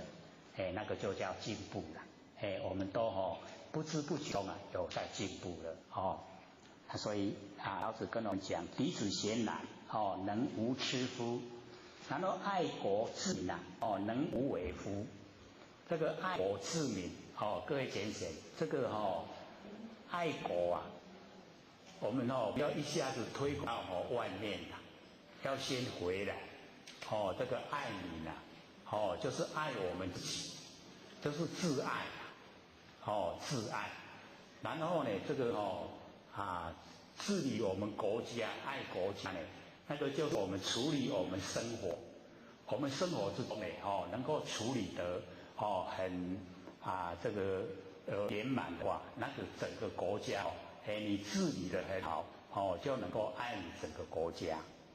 所以在那个爱民的时候我们要了解到，那个从那个大学之道在明明德，在亲民。在明德呢，就是呢使我们的那个佛性本体我们佛本体叫做明德。那上面那个明就是修我们的佛性让它恢复它的本来，所以在明德。然后明德了以后，佛性光明以后，再心明，就是做一个心明。不要做旧明。旧明跟新明我们分得清嘛？就是我们这个按照旧的那一些行为动作去做，就是旧明。然后我们佛性已经发挥光明了，那是一个新明。新明的行为跟旧明就有所不同。所以做新明，然后再止于至善。所以这边那个爱民，爱我们自己，我们能够自爱才能够爱人，对不对？所以我们还没有都还没有修持之前，就不用想说我现在去治理国家，然后去爱人民，那样就太不实了。那我们先把自己能够呢做心灵，能够恢复佛性光明，来做一个心灵，不做旧名。我们各位先生，我们还没有研究，我们研究心理心法刚好1年，对不对？我们1年前跟现在1年后我们自己看自己有没有一样？有没有做心灵的？换一个不同的人了，对不对？我们那个什么态度都不一样了。因为认识真理以后，我们从内心深处呢发挥出来的那个作为，跟想法都跟以前不同了。以前的想法跟现在的想法不一样。以前呢是比较呢超以那个自私自利，那现在呢会走入那个比较实以真理的世界，去进行所以整个我们心不一样，做法也不一样，所以我们爱呢就从爱自己开始，自己能够呢做一个心灵，那以后我们推广到整个家庭圆满以后推广到整个邻里乡村，然后整个我们相处的人都受我们影响。我们在环就是这样，不是影响别人就是受别人影响。那我们呢是希望影响别人，还是希望受别人影响？对要影响别人，自己一定要做心理。那个呢，大学之道在明德，在心理，做个心理，然后再止于至善。我们了解说，到达最善至善的那个程度就是我们要追求的在止于这至善。所以这个爱国治民能无为乎？就是无所作为。无所作为就是我们佛性本体。我们有作为就是我们想利益自己，就是自私利益自己那个有为都是利益自己，而且有为很快就不见了，很快呢它就会变化。所以有呢我们呢不追求追求无为，这样了解意思吗？因为可能跟我们以往在看《道德经》呢都不同的那个意思解说都不同意思，而且或许也有写那个《道德经》的讲义可以有看吗？那个讲义是对照很多的那个注解写下来的，看很多本的那个注解，然后把最好的都把它收集一起，然后写下来。那个时候还用了蛮多心思也用很多时间，因为那个很多都要去看，先去了解他们的观点，以及呢他们把老子的意思阐释怎么样，然后才写。其实呢或许也是觉得说，按照那个来讲就很理想可是我们的习惯性，假如说或许按照那个讲义来讲，各位怎么样？各位一定会想说，要听伊安尼讲，我坐转来看就好对不对？就会那样想，因为北部也是这样跟或许反映，所以你按照讲一讲拿回去看就好了。不过有一些没有讲解虽然写是写下来，里面的意思也不见得会知道那有一些都是蛮有一点文言文言文那因为或许看久了会习惯性知道它阐释什么意思所以这次呢在这边讲解就完全都不按照他们的那个讲义里面的意思就直接从那个老子想传达的这个采用六祖所说的讲道不离性，离性讲道叫相收，有没有？就是形象的说法了。那形象的话，对我们众生的帮助就是不大。所以讲道不离性，不离开我们本性所以或许把那个《道德经》全部都拉到本性来，爱国治民一样也拉到本性来，就是爱我们自己，能够自爱才能够爱人，我们能够自己尊重自己了，能够尊重别人，对不对？咱若看家己袂起别人看咱会起，一定原来看袂起，对不对？所以呢，我们就是两道这个全部都到我们身上，爱国治民。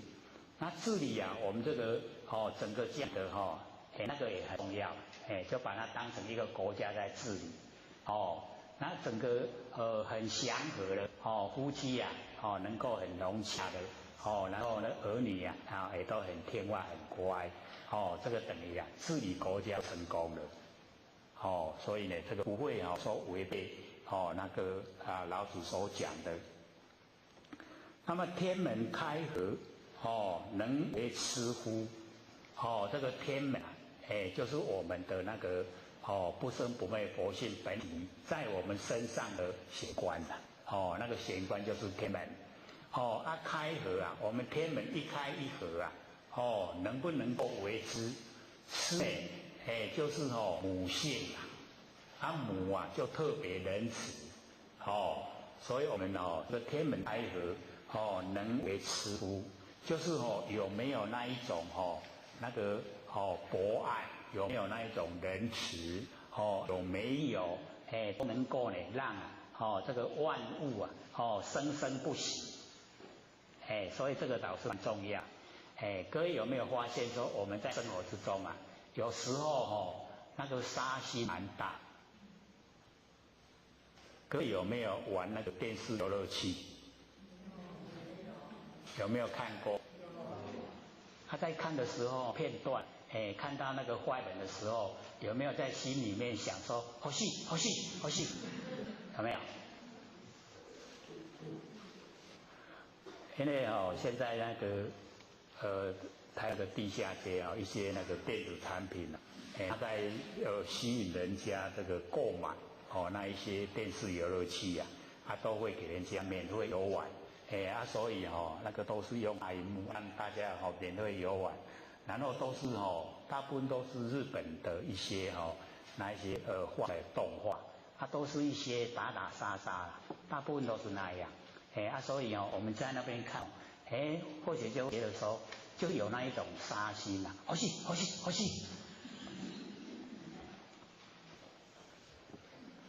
所以那个小孩子耳濡目染，那个心就会变成有一种比较残暴就比较有一种那个暴力的倾向那个不是好现象。可是我们可能大概没有那样的话生意不会好你做出来没有生意就不好所以还是要生存这个有时候我们就看看就好了知道那个是假的还是假的？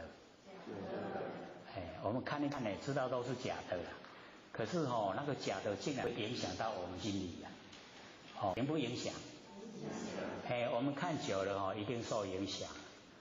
所以这个还蛮真的悲哀了整个大环境让我们觉得很悲哀。那明白是达明无知夫。这个明白是达明呢就是光明白呢就是虚白就是整个都非常光明的那个没有污染能够呢这个是达四通八达。所以呢这个就讲说我们呢能不能够使我们的佛性恢复它的那个光明洁白。各位学员有没有那个信心使自己的佛性恢复光明洁白？不错所以这个很重要的一个，这个叫观点我们呢要先建立直观意识就是不要有负面那个好的我们不接触不要接触那一些不好的不好接触以后我们会不知不觉受到影响我们呢就是要朝着明面进行然后我们自己能够做到然后也引到我们周遭的亲朋好友也能够朝这个方向去努力不要讲那个细的话，也不要讲那个不好那方面的话，所以我们了解那个那个佛要进入涅槃之前那个第3件事说那个弟子变心了怎么来对，不是说莫病嘛，有没有？因为我们都还没有接触到那边，所以比较生疏了。然后也把那个精神讲出来，那个默就是点点。人家不好的，你看到不好的，不要说就是有一点那个隐恶他的恶把它隐藏，它扬善，发扬那个善，所以那个默闭。所以呢，那个变心的弟子假如说有觉意修得不好，那佛就讲说默闭，默就是不要容纳他，不要讲他的不好，都不要讲，这样让他还有改过的机会。你讲了以后，我们人都会有都唔好就唔好，大家都拢知愈做愈唔好，就会变成那个样子所以它叫默。病就是讲你卖惨，所以在佛家的觉力来讲，卖惨那就是最重的惩罚了。因为他已经就是没有成佛的机会，人不爱插你对，你有成佛的机会不？都无所以那个默病就是最重罚，病不爱插你。所以我们观尘导师也会用，我们有没有跟人家说我不爱跟你讲话？有没有？有没有？那个是不是也是很严重的罚？很严重的才会到这个程度，对不对？有没有夫妻说我不爱跟你讲话？有没有？还有那个不好嘞。所以我们要了解说那个明白四达明白四达，使我们呢这个那个光明的这个佛性恢复到真的光明，没有那个尘垢污垢所以这个要靠我们自己本身努力自己内心呢自己会知道自己有没有光明自己会知道。各位知道自己佛性光不光明？这导师还可以啦因为都讲出来的行规炫耀了而且有一些呢自己都还不敢很肯定所以这个是努力的方向明白四达我们要让我们那个光明可以呈现整个宇宙虚空宇宙虚空呢都是佛性，都是光明，能无知夫就不用我们的那个机智不用聪明的意思它能到达无知。这个我们要了解到那个文字无知不是说那一种那个什么都不知道的无知而是它呢不表现那个能守，没有能守了，没有能知没有守知。可以了解这个意思吗？这个导致比较深一点因为没有能守，已经是进入一个绝对体绝对体以后就没有对待，没有能守现在我们这边呢知道说可以到达这个绝对体一体的，到达那个绝对体就无所不知呢，无所不觉那个呢是最理想的状态我们先把这边呢先讲一下，让我们呢都可以修到这个程度。那么生知续知这个生知续知呢就是我们凡尘都使它能够生花，它能够呢这个持续这个是我们一般人的那个习惯性可以使它生花，它可以有那个持续下来生知续知。然后生而不有，这个导师比较不好做了，生而不有，就是能够生，可是呢我们呢不拥有。然后我们现在一生了孩子以后，都会把孩子变成我们财产，都想拥有它，就不符合真理，所以我们呢要呢知道说，生而不有，是以后不拥有。各位有没有把自己的后代当成自己的财产？大部分都有啊，这个很诚实，有，都会这样子啊。所以我们你看社会上我们看到新闻报道，这个有那个父母亲来想这个走捷路了，一定会带子女一起走，对不对？那个都是把那个子女看成自己的财产，不知道呢那个佛性呢是平等的。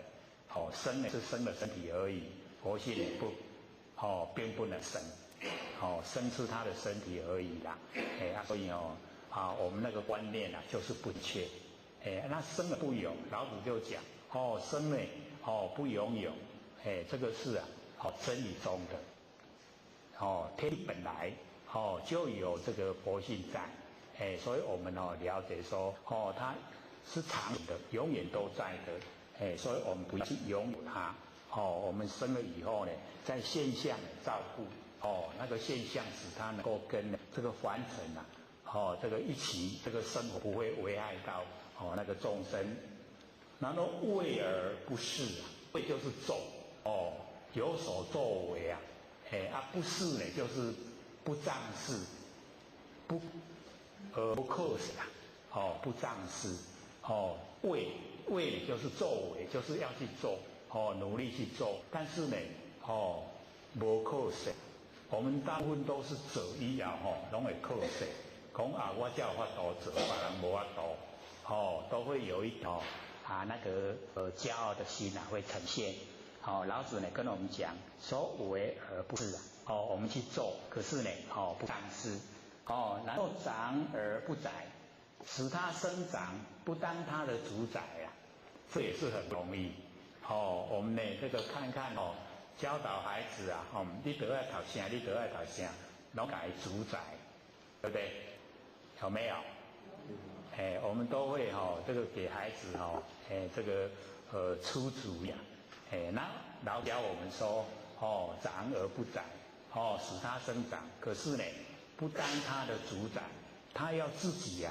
主打自己，家己呢，爱发挥家己的兴趣，自己发挥自己的那个兴趣，自己的兴趣自己投入，这样呢往后会做得比较顺利因为拢家己选的，家己有兴趣，那迄个许多人家主张的他大部分都会有埋怨的心虽然也去完成可是那个都是比较呢过得一生不很如意，所以我们讲说按老子的意思就是长而不宰，使它生长，可是呢不当它的这个主宰，遂贤德，这样就是贤不可穷尽的那个天德，所以我们了解说这一篇呢这个贤德章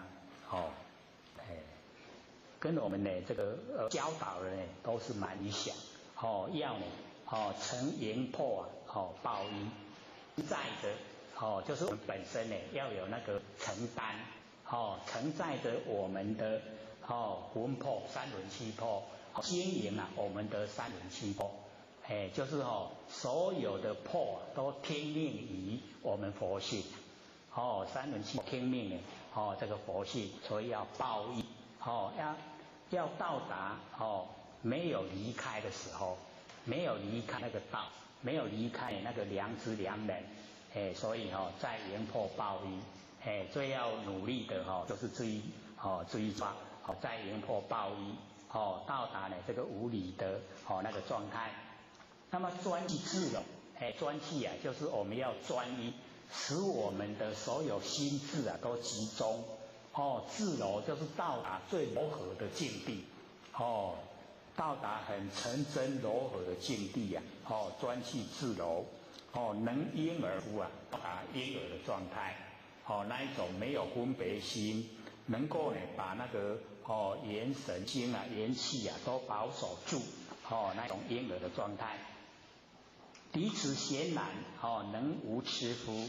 我们把凡人所学的、所知道的，这一些啊，都把它洗涤干净，到达呢都没有妄，妄都已经尽了，妄尽了，真就显，到达没有一点点瑕疵啊，爱国治民，能无为夫。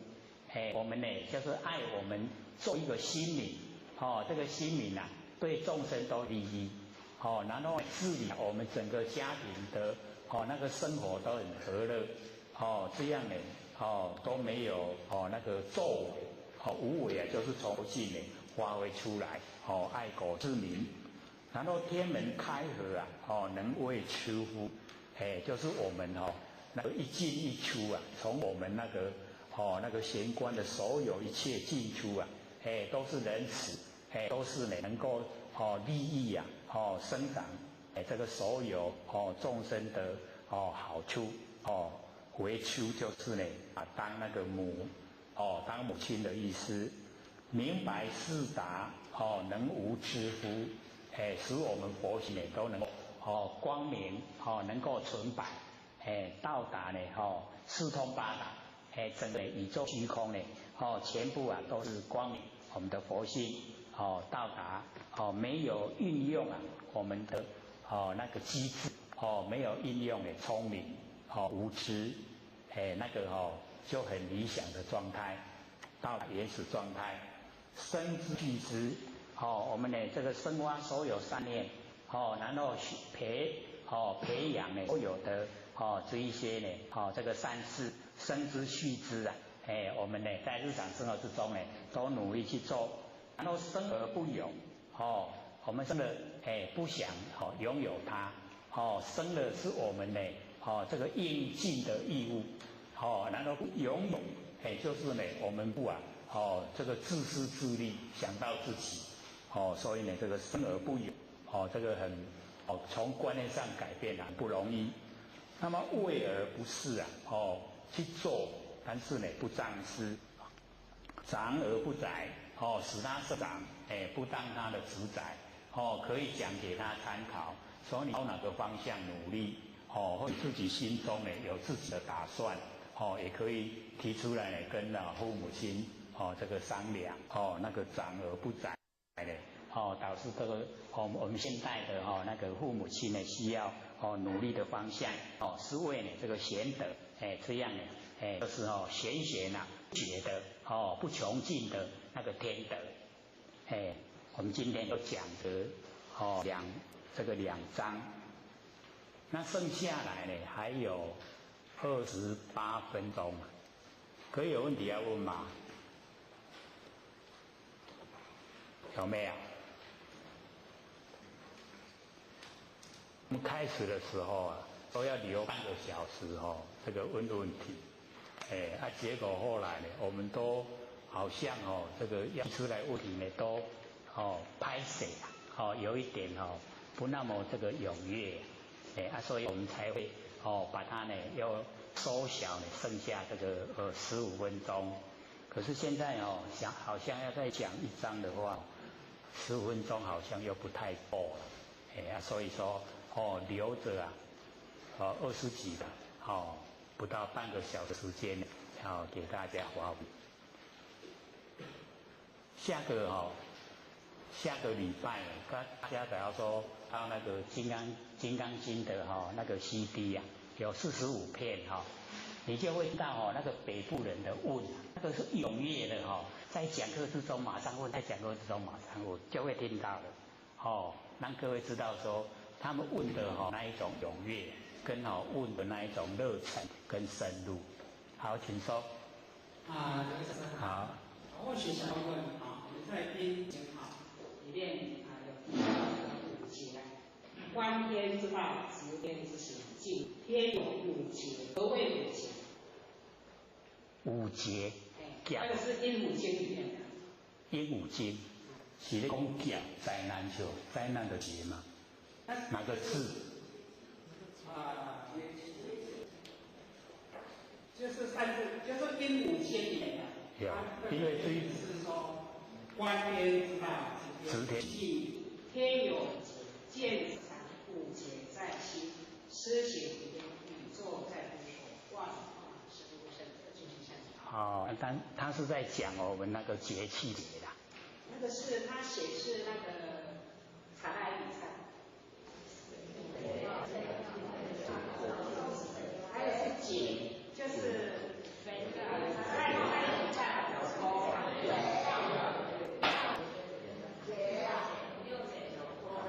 小偷那个节呀，五节哦，应该哦，我们要了解到是在讲我们的那个根呐，五根，眼耳鼻舌身。天哦，天有五节。见之者三，这是在《阴五经》里面的。好，《阴五经》哦，因为或许没有看过这一本经，没有，它是不是始于佛教的。是我们佛堂这个是研究了，因为这个或许30几年前就看过。30几年前啊，对啊，它是始好像。或许以前啊，那个有刚好7000人有过来，他有请问7000人，可是现在就是顶了，就是说还不是演了，所以说请问那个刘讲师。因为或许对那个没有这个看过啊，没有研究过了啊，他大概是始于道教的。他是三圣经里面的。对，三圣经叫始于道教的，它是始于道教里面的经典。道教的经典或许在开始接触到修道的是接近道教。所以那个时候有那个五柳仙踪啊还有一些那个始于三清方面的那一些祈祷是有看。可是那个时候讲的都比较始于这个现象方面的事啊，是在有形有相方面的事。因为你讲的或许不了解那个内容，所以不能这个加以回答。就是说，他那个解是小偷那个解。塔拉，塔拉。那因为我们一般会用到这个节啊，讲五节的话那就5个塔，那5塔拉就是我们的眼耳鼻舌身啊。我们一般呢最贴切的就是这5个跟我们最亲切在一起。经是这么说，天有五节，见之者三，故且在心是宇宙在无所方，一直下去。它是一本经啊。假如说有那一本经他或许有看的话或许再找找看看。有，假如说有那个经可以看的话，大概或许就会知道他讲什么。好，下次有机会带过来，比较切实啦。可是或许觉得我们在生活中呢遇到的这个五节啊5擦，就是咱的眼耳鼻舌身啊，这5个真的是对你最损害不大，就是它会影响到我们整个6道轮回的一个主要原因，就是你的鼻舌身。那有时候会用5欲5个欲望说了。那平常有时候我们讲，在佛经来讲的话，会讲6节6个刹那，6个跟的那个加一个意念，变得身。谢谢大家好，想要请问一下那个张哲悟道体里面的真心不落入思维，最后那一句不向光中常自在。好，你说。那个真心呢不落思维，真心不落入思维，心呢本无处所。3句求心心不有，心不有处妄言空，妄言空处即菩提，无相光中常自在。这个是句的全部啦。就是我们的真心它不落入思维，一落入思维就是世心，就是生灭心妄心。所以真心不落入思维。那妄心本无处所，就是我们的妄心啊，它没有地方所在。那因为我们了解说那个妄心没有地方所在或者都会用那个实在的东西来比喻的。说我们这个茶杯很漂亮，很漂亮我会喜欢是不是心？可是呢，我们这个东西啊，它会变化，有时候我们摔破了。那摔破的时候啊，我们那个喜欢的心去哪里？就不见了，怎么找不回来，对不对？所以那叫妄心啊，没有地方所在，它随着环境的变化而变化。所以妄心啊，本无处所，本来就没有地方所在。三际求心啊，心不有。三际就是过去、现在、未来。我们要求过去心，求现在心，求未来心呢，都求不到了。这个心不有，那心不有处，妄言空。既然我们求三际的心都求不到，那我们要攀的那个妄言，它当下都是空啦。所以没有。我们也要知道说，凡尘的万象万事啊，都是空的，没有。那我们这个心不有处，妄言空，妄言空处啊，即菩提。妄言我们攀不到言的，那个全部都空了，那个呢，本身呢就是菩提。妄言空处啊，即菩提。然后无相光中常自在。这个无相光啊，就是我们佛性之光。我们佛性我们刚才讲乃四大，那个就是佛性之光。那佛性之光呢，它常常都呈现，都在。而且呢，它呢不受这个环境时空的影响，时间空间呢都不会影响到它。它呢自由自在。所以那个无相光中形容它的那个片虚空，这虚空全部都是。然后呢，那个常自在，就形容它的那个本体呀，自由自在，无相光中呢常自在，是这样的。还有吗？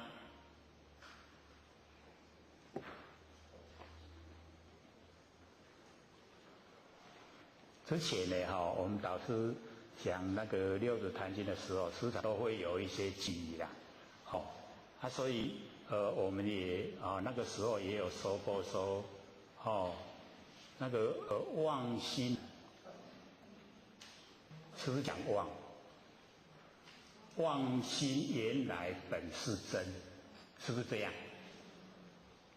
除时又起一重尘，言思动静美水利，仔细看来无别人。有没有？有没有听过？那个时候你就是讲说，那个妄心原来呢本是真，就是妄心生发妄心的那个是我们的真心佛性所以我们又一直在讲说我们起心动念谁能够起心动念？就是佛性，佛性本体能够起心动念。所以起心动念的那个就是佛性本体。那我们了解说，我们心动念的没有去回光返照那个动念的来源，我们都起心动念以后跑到那个念的内容里去了。因为跑到内容里面去所以我们就变成行为。行为已经不符合那个真理了，所以才造业这样了解吗？有没有更详细的知道说，我们凡尘怎么样会造业，然后怎么样起心动念？有没有？就是起心动念都是佛性本体没有佛性本体没有那个能力可以起心动念，没有能耐所以起心动念的来源能够起心动念，我们说关照念头就是在关照这个佛性本体这个佛性本体才有办法起心动念。那我们的差别就是在那个起心动念的内容去做，没有回光返照来看这个谁在起心动念。这样听懂吗？知道意思吗？比较细腻的所以我们修呢就是要透彻了解能够透彻了以后，我们就知道说起心动念呢，那个没关系，那个是佛性生化的，只要我们不进入那个念的内容就好，进入念的内容就烦恼了，对不对？那个念的内容一定使我们烦恼，然后烦恼了以后造下来一定是业了，尽量业起来。还有吗？还有4分钟，好，请说。我想或者想请教一下，因为我们都处在那个气数当中。那假如你这个一个星期当中，你就是眼皮跟着一直跳的话，那你会如果去面对这个眼皮处理的眼皮跳的话怎么处理啊？对，因为我们都是太执着了，就是这种情形一直做，所以我们要这个自己告诉自己不管它是左眼跳还是右眼跳，都是好事。左眼跳右眼跳都是好事，好事来了。所以那个我们要了解到有一些是那个血液循环的问题不要在意那一些啦，都是好事，就是不要负面的啦。一负面一来我们要了解到我们这个假如说在晚上，你一直想象有鬼，那个鬼真的让你出现，让你看见，很奇怪。你自己来想以形象的到来你要想看仙佛一样你自己来想仙佛形象的照出来所以我们那个意真的是很重要，所以要训练自己不要起心动念，动念都在自己的知觉之中，这样就可以了。还有吗？好，请说。对，我们的那个357与我们人的灵性有什么关系？357。因为我们现在357破。那第2点，人神做佛七都是代表什么？谢谢。这个或许刚开始解说的时候就有讲，说3轮7破那个3魂生魂、结魂跟灵魂那个呢就是我们有身体了以后生魂使我们生长结魂使我们知道痛饿那个觉，然后灵呢那个呢我们就是要了解到我们生的灵就属于4神我们有一个元神就属于不生不灭的真心佛性所以那个3轮7破是我们身体有了以后很注重的那没有身体以后那个7破就那7破我们了解说就是主宰我们呢这个在凡尘的所有一切那个行为动作，我们在凡尘呢都有一些那个嗜好行为动作那个都属于3破7破在主宰。一到我们那个死的时候那个都全部都归到那个我们那个墓地为无地去别人为无地去所以只要稍微到就好了，不要去着重。我们去着重它了以后就会有很多的不必要麻烦会来。说你的三门就散去你减几撇减几魂那个就会很麻烦的。那我们了解说住不生不灭佛性以后这一些有的没的都不见了。好。那光明放下是还有清净而已吗？还是那个是说启发佛性是智慧？那说是说少做事少说话，还是那个多做少说那种也是那种德性吗？还是怎样？好，你请坐。你这个问倒是大在问得很大然后我们要了解到这个妄言我们凡尘所接触的所有一切都称为妄言。放下就是不执了，不固执，不执着了，全部呢都放下。所以我们要了解到，我们在做的时候啊，先从自己本身啊，那个身上做起，从身上放下，把身上的力道放下，把身上的执着放下，把身上的所有一切放下，然后呢，再推广到所有外面一切，我们挂碍的所有外面的所有事，也把它放下，全放到已经全部什么都没有了，那个叫彼此歇了，就是呢已经忘尽了，忘了全部都被我们放弃的时候啊，真啊它显，那个忘尽那个时候做到忘尽的时候啊，我们连身体都不见了啦，身体有伫咧啦，可是咱的感觉已经无迄个身躯啊啦，身躯的知觉性啊拢无，身体的知觉性啊已经都不见了，没有，变成没有。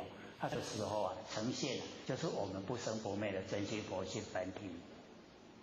所以要一段时间，各位先生，那个是教导各位做然后朝这个方向，然后一段时间很努力做，才会达到，不是一下子就会达到，很快。那个少说那个是过程之间的努力啦。你讲较莫甲人学白讲一寡无路用的话那个是在我们做公务之前的一个努力阶段，那个都还没有进入状况。进入状况以后是所有知觉，身体的知觉都不见了。这样了解吗？要努力那个要努力。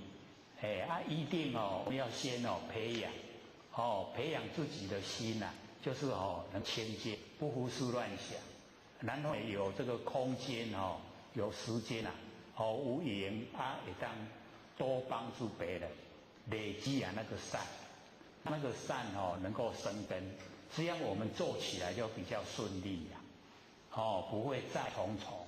那假如说我们这一些善都没有累积做的时候我们会有很多障碍，那一来我们就做不顺了，就没有功效呈现。所以要了解说，你真正的做到万年放下，一念不生是身体的知觉性都没有了，那个妄才尽，妄尽真显，那个时候真的就是不生不灭佛性。还有各位看论事不？所以我们要了解这个是慢慢来的。一步登天慢慢走，慢慢走一点高一定可以到达。还有吗？你讲是头球够有头气。那个头气你看我们都是我们为什么每一个人你看我们都有这个七口目睭耳汤鼻嘴，是不是刚好七？那我们一个礼拜有几天？7天。为什么都是7？所以这个就有它的那个含义在。那我们一断气了以后就是走入那个中阴身，就是我们这个已经身体不能用了我们又没有归位，还没有归到我们要去的地方所在，那个中间的过程就有有749天。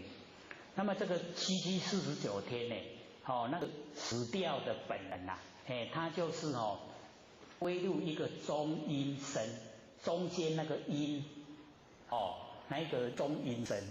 那这个中阴身我们要了解说，在凡尘，假如说我们都一直在帮人做好事，那么他这个中阴身的活动就比较灵活，而且可以时间比较久到达7 9天。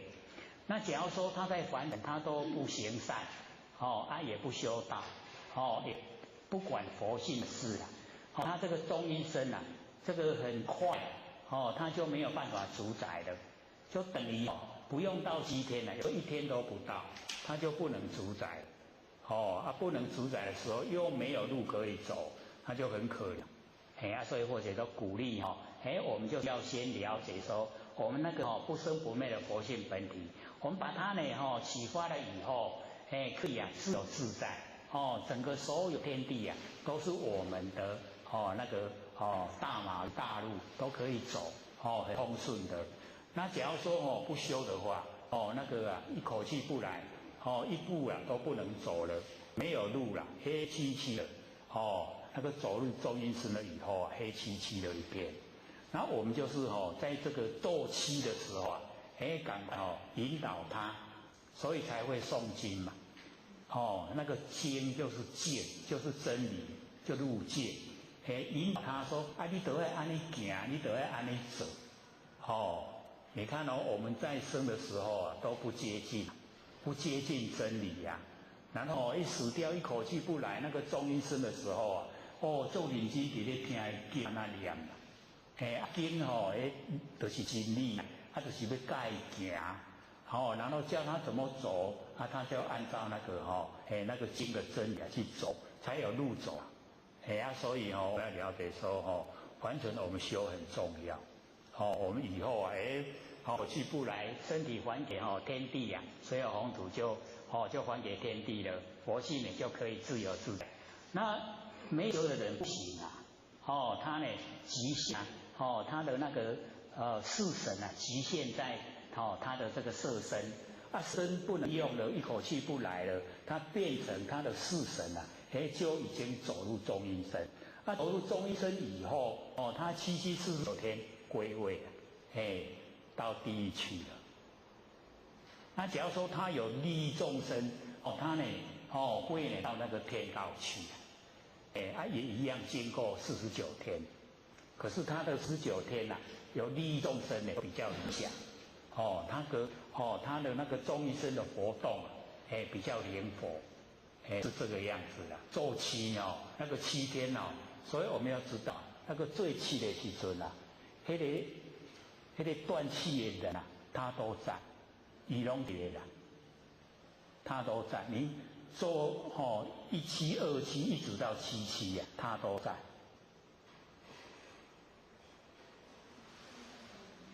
那因为我们年岁大了不容易去见到中阴身。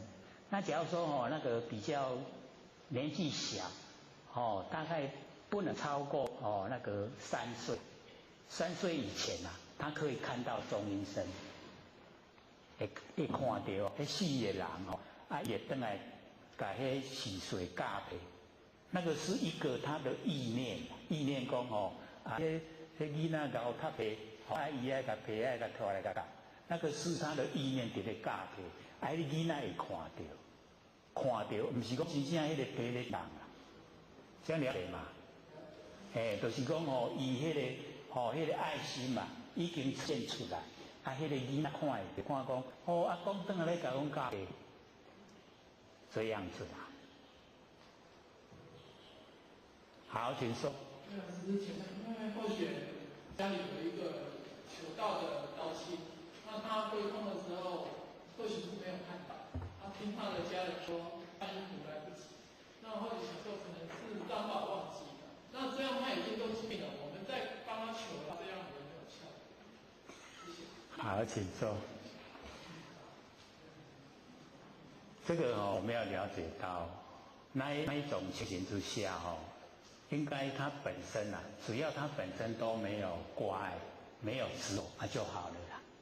他本身在生活之中回想看看他执不执着，挂不挂碍。那假如说都不执着不挂碍，你什么都不用帮他做，这样了解吗？所以或者都讲说没有求道的人他不固执的话，也不会当鬼，因为不固执，固执才会当鬼。这样知道吗？所以我们不固执很重要。我们固不固执？我们都蛮固执的所以就是要了解说问题都在我们本身真不固执的话都很灵活。下课了，各位讲师、各位坛子、各位人，大家好。佛学三道天师德、老千千大德，以及感谢那个先贤给佛学机会学讲。我们已经呢把那个《金刚经》已经寄到这边来了，各位可以拿那个 CD 啊，《金刚经》的 CD。我们这边呢也要讲，可是等到我们《道德经》讲完以后啊，也还要很长的时间呐。那因为这一阵子有北部千贤一直在这个称赞在北部啊一个佛堂，黄氏佛堂讲的《金刚经》啊，非常适合我们大家来修持。所以或许听了以后真的是因为或许本身投入的时间有50年，研究《金刚经》有50年。因为刚开始看那个新的意思那个时候曾经想，怎么这么殊胜的经典是这个样子？那个时候开始看的时候这个完全都不知道里面的含义。那一直到大概将近10年以后，一看到如是我闻那个性理心法的，我们都有拿到嘛从那个时候才投入那个很多的西存去研究也有这个《金刚经》，然后从那个字面的意思一直到性理心法那个我们的如是我那个性理心法，然后接着到以后又接着这个到研究到他的那个修持的那个心界，新的境界那已经呢就是已经是最高了那个到佛的程度了所以到那个时候才说原来这么殊胜。那么这么殊胜佛法竟然就在我们日常很平常的生活之中所以就很关注的把它展示那展示以后那个时候呢在研究去心法如是我闻那个时候曾经有写笔记那写笔记以后那个时候并没有要把它这个写成讲义出来给大家看，只是或许自己要看而已可是写了以后或许也没有把它保留就流入这个到外面去了。那经过大概20几年以后又回到后学这个身边来，那后学一看是我的笔记耶然后很多都那个诗面都黄了那个拢引起又有虫蛀那个虫吃把它吃了一个洞一个洞。那个时候一看竟然那么早之前就有写了然后又这个重新要把它呢这个编排所以也印了。可能各位有的有拿到嘛有没有？有的没有，有的拿到。那现在呢或者是鼓励我们把那个 CD 拿回去听已经寄200套到这边来了或许上次有收300套了100套直接要寄到屏东去这边200所以鼓励大家拿回去听，因为各位听就会了解说就是或许在北部上课的情形就好像在聊天，跟闲话家常，跟各位前贤这样闲话家常。可是在那一种闲话家常之中把那个最上师佛法把它讲出来然后呢要怎么做交代得很详细非常适合我们现在来这个研究。那我们等到呢这个道德经讲完后我们再来讲金刚经。那个时候各位已经都有根底了都很熟悉了就容易听得懂所以这个鼓励呢大家拿回去听。然后呢要看讲义我们这边也有有印那个讲义也一面看一面听同时进行。或许讲是说要各位了解那个不是哈，这个我们普普通通的啦，就是很书，把里面的经文啊解说得很详细，而且又很这个很平凡、很平常、很平实、很平淡，就在我们生活之中去写，生活之中呢去修持，它到达佛的程度。所以各位听了以后，一定会觉得说，因为很长的时间啊，都投入在里面，没有觉得它很殊胜很好，是因为跟慧姐来的那个学姐一直啊，跟慧姐讲说，在那个王氏佛堂讲的《金刚经》啊，很深很好，然后慧姐才拿回去听才请他的先生把它录成那个 MP3。他从 MP3 又录成 CD， 然后后学拿回去听。以前呢，后学自己讲的后学都不敢听啊，一听了以后就起那个鸡皮疙瘩。可是在听这个经的时候啊，竟然后学也很喜欢听。我后学都觉得说，这刚我来讲，自己讲的自己觉得说，好像不是我在讲的。现在都是很平常化。那各位可以听到北部人的问题啊，是多么踊跃啊！问到你听到讲原来这个问，随时都会问所以各位就可以了解说，为什么我们这边都没有人问？北部怎么那么多人都一直啊，这个问题不断一直冒出来，就可以了解说那一种有疑必问，那一种就可以在那个录音带、那个 CD 里面听到，所以会鼓励各位拿回去听，前面大概到16，那个都很轻啊，因为到17以后夏天有冷气有冷气机的声音凑热。所以就比较有那个杂音，可是听也是很详细也是可以听得很详细。它里面就在讲那一些修持的过程，怎么修，怎么做，然后或者本身的试验，也把那个试验的那个情形都讲给各位做参考。那我们要怎么做都有交代。所以那样听下来，对实际的利益很大，真的可以进入无我、无法、无非法，这些都是不生不灭佛性本体，很理想的。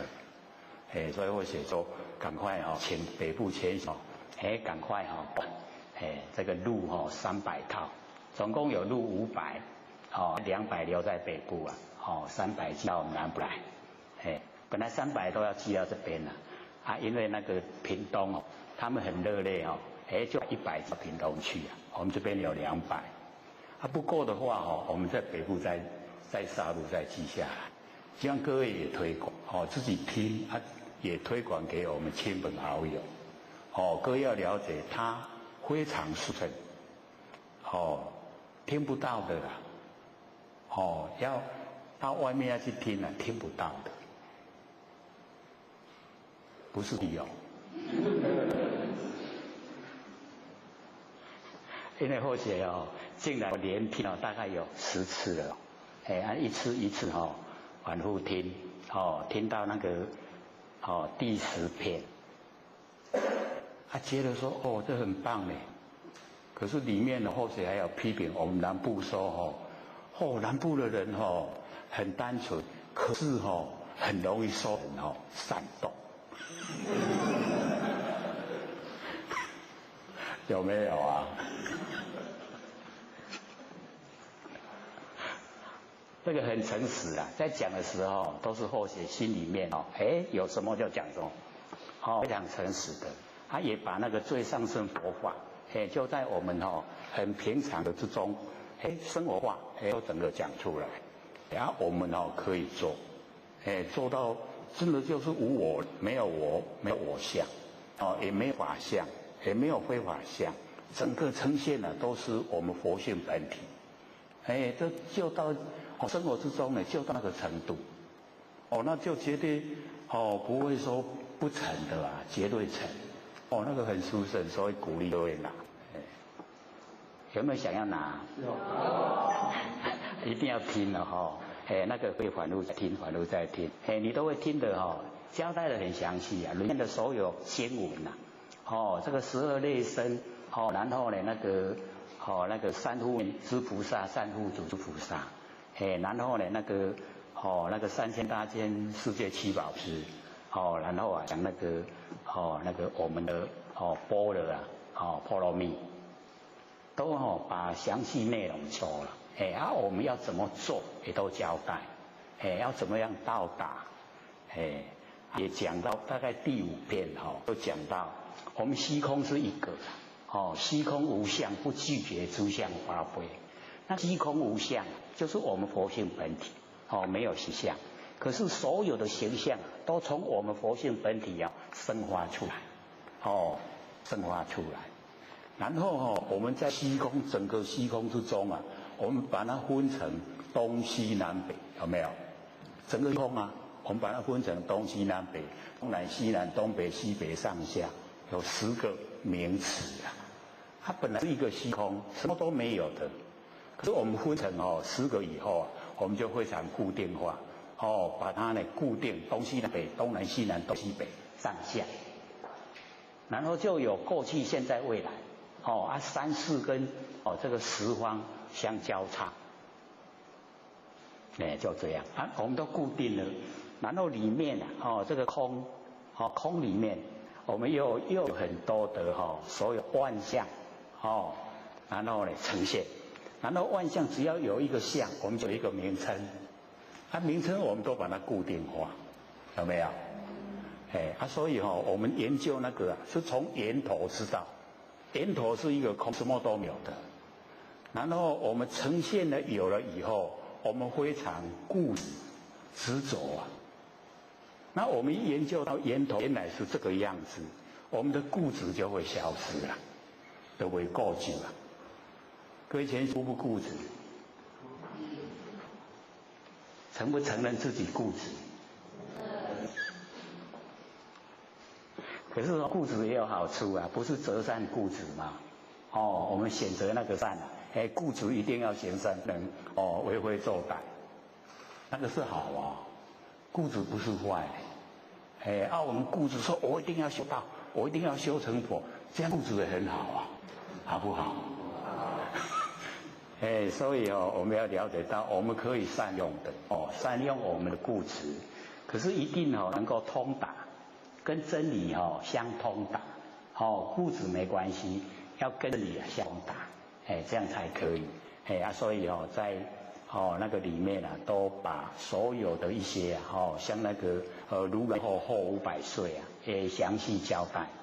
因为或许都有经过那个考据为了那个后500岁去找好多的经典，从那个大藏经里面找到一部叫做大集经，大集经里面到50几段以后他有讲，释迦牟尼佛有讲，说那个如来灭后的后500岁就是有5个500岁。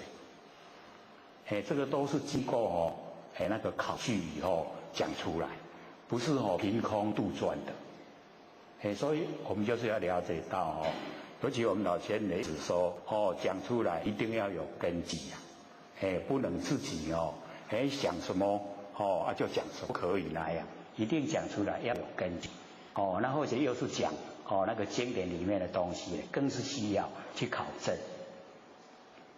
连咒语里面有少一个字的都一直找，怎么会这个地方少一个字？是印时候漏掉的吗？还是它本来就是少一个字？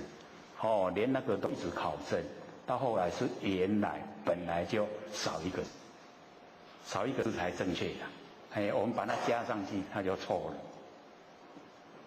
我们就是要这样子很这个专注投入能够全部了解，了解以后再把它传播，让大家也能够知道，也接收。所以或者是鼓励我们呢拿回去听，非常对我们有帮助了。因为或许怕各位拿回去听以后，那叫欠。所以上升佛法那也安内那也叫欠安内怕他这个很殊胜的东西啊，我把它轻视了，看清了，看清了不重视啊，我们就不会去做，不做就没有功效。那我们重视它了，去做了，然后整个功效都呈现，我们就可以进入真理领域啊，那个已经进入了。我们要了解说，我们凡人最大的毛病啊，就是执着有一个我啦。这个我引起很多的烦恼。我们造了很多的业，都是这个我引起的。那在那个释迦牟尼佛的那个示现里面啊，第一分里面啊，他就把这个我相透彻的已经把它呢摒除了，而且是很自然而然，摒除的很自然。不会呢勉强造作。那我们一般呢要呢摒除我相，都不容易啊。最主要是我们对我们自己身体的我没有透彻认识。我们不知道说身体的我是假的，是天地的物质啊，水火风土，这个四大呢借我用的，我还要还给天地啊。所以我们100年后我们还给天地了，我在哪里？各位先生，我们身体还给天地了，我在哪里？也还给天地了吗？我们那不生不灭佛性本体啊，没有，没有还给天地，它是永远长存，都在的，不会变化的。可是我们不研究的话，不知道啊，不知道。我们佛系这么殊胜啊，又这么的广泛，充塞整个宇宙虚空，空间呢都是佛性，真空妙有，有形象，这么殊东西我们都不认识，不追求，然后所追求重视的就是身体跟财产，我们都很努力啊，赚钱，我们一直累积啊，各位先生，我们累积了很多财。一口气不来啊，带得走吗？带不走的所以我们完成够吃够用日用不缺就可以了不用再一直去累积财产。尤其现在你看社会这混乱，留了很多财产给祖上，好不好？绝对不好啦！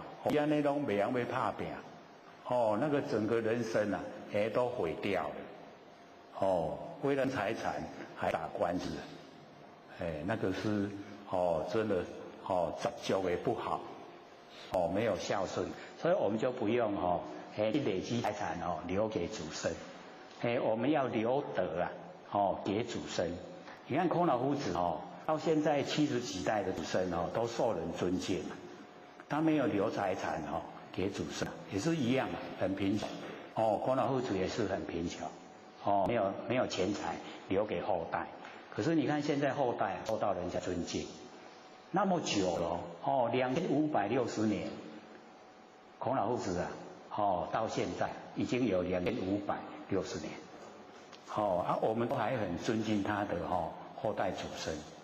为什么？因为德他的德是感化的。但是我们在完成就是自己本身要进入我们内德要充足，人格健全这个呢顶天立地跟天呢为三才是以天地人我们跟立其间，所以我们要自己这个视其机量，做一个中流砥柱这个很重要的。自己已经呢建立了，本身就是佛，我们本来就是佛，当下承担我们都缺少都以为说佛是坐在供桌上的，然后我们是众生高推呢圣境自居悲屈。所以这样的话呢，我们有时候某一些观念某一些行为我们就没有担当。不担当的话呢，我们就会有依赖。然后依赖呢，我们就不铁力了，没有办法，是一个顶天立地的人。所以这个很重要了，我们自己从心里面建立，建立自己本身呢，就是佛。佛呢在自己本身，身外呢没有佛了，身外求佛都不求道的。然后我们看到很多仙佛已经都修正了，是给我们做榜样，给我们引导，指导这样子。所以了解说佛就在我们身上，要从自己本人去追求，都一定会到达的。有没有信心啊？有。我们这边程度很好，听了个1年就已经都进入状况了，对不对？哇！才讲过要担当，水就担不起来。所以我们要了解到，这个要从内心里面建立，内心里面呢自己内心深处，确实知道佛性的存在。只要相信佛性存在，确实的力道就有了，力道就有发挥出来我们在凡尘应对凡尘的万事万物就会得心应手，因为都是从佛性本体发挥出来所以没有那个难，没有困难的事只要你发挥佛性出来应对都是容易所以事来则应，然后事去而见我们呢就生活在这一种很理想的那个真世界之中，这个很重要了所以或者一直鼓励说我们一定要研究那个呢第一分都没有讲话非常的那个简单，简单里面呢就有最高深的佛理佛的道理都在里面。他告诉我们成佛了他那个佛的那一种相他都拼除不要，都去掉，所以佛不住在佛的相里面，佛已经没有我相，我相没有了然后呢1250个人坐着要听佛讲经说法，那佛一句话也没说这个周一持钵入社会大成几时，那个没有法性，没有我，没有法然后呢要所有弟子努力的修道那个呢这个吃饱饭以后呼咒而坐，要努力修道，离开非法，非法就是没有法了，就是消极的人生，那个叫非法，他已经呢拼除了没有我相，没有法相，没有非法相，这样叫做一空到底了。整个呈现就是我们不是我妹佛性本体佛把那个整个佛性本体呈现给我们看，就这样从31岁到一直呢到达讲金刚经呢已经68岁了30几年的时间每天这样示现弟子们都没有那么高的程度看出巧妙就那个须菩提解释空的道理他最会的他呢看出来说哇，原来佛就是在传最上乘佛法所以才快迫不及待的来请问说我观察的对不对然后佛给他认可说正确你善讲如来本心，如来本来就是要把这个上乘佛法传出来，可是传不出来因为只要开口讲话那个整个破坏佛法都没了，最上乘佛法消失了假如说弟子们我教你们修，你们怎么都不努力修，我教你们修到我相出来了，教你们修到法相出来了，你们都没有很努力修持非法相出来了，破不破坏？要一直表现给大家看，已经确实在生活之中没有我，没有法，没有非法。哦，这样一直啊，从31岁到80岁都这样示现了。啊，示现是我们讲的啦。哦，那个佛本身啊没有。哦，它是呢很自然流露，从性分自然流露出来。哦，那个很自然的。啊，我们要修的状态，都很自然的，已经没有我相，没有法相，没有非法相，所有整天的生活，整个呈现是佛性啊，没有善心，也没有事相，哦，都不被呢，那个三世啊摄受，所以不用六道轮回，都已经在那个真理的领域啊，理不理想？很理想的，我们要了解说，我们可以借着这个《金刚经》呢，来帮助我们，在日常生活之中呢，真的进入真理世界，在真理领域啊，讨生活，过得很如意啊，心境啊那个提升啊，很高的，这样了解吗？本来是要等到我们道德经讲完再来讲《金刚经》啊，因为听到这样子，这个那个内容，或者说。这个唔当等，时间不等，对不对？是不是这样？是。7担8担这个中间不知道有变化，我们都不知道所以及时啊，及时我们马上能够听到，马上能够去做，马上能够修持，这个最殊胜的、最好的，所以我们就先把那个《金刚经》记下来，给大家呢，这个做个参考。对我们一定会帮助很大。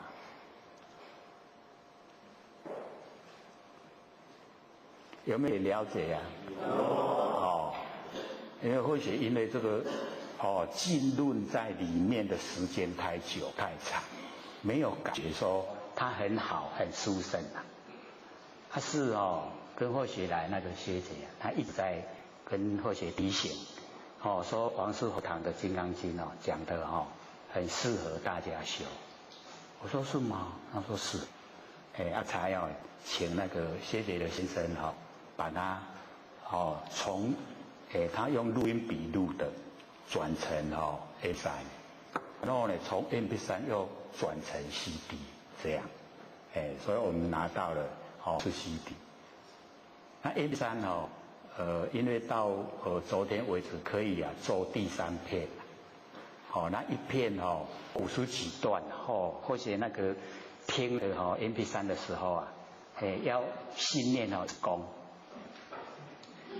因为听了以后这段听过了，过一段，这段又听过了，过一段，这样又按，你算大概55段，那个 MP3 啊，所以就没有大音盘 MP3 下来，只有记忆下来。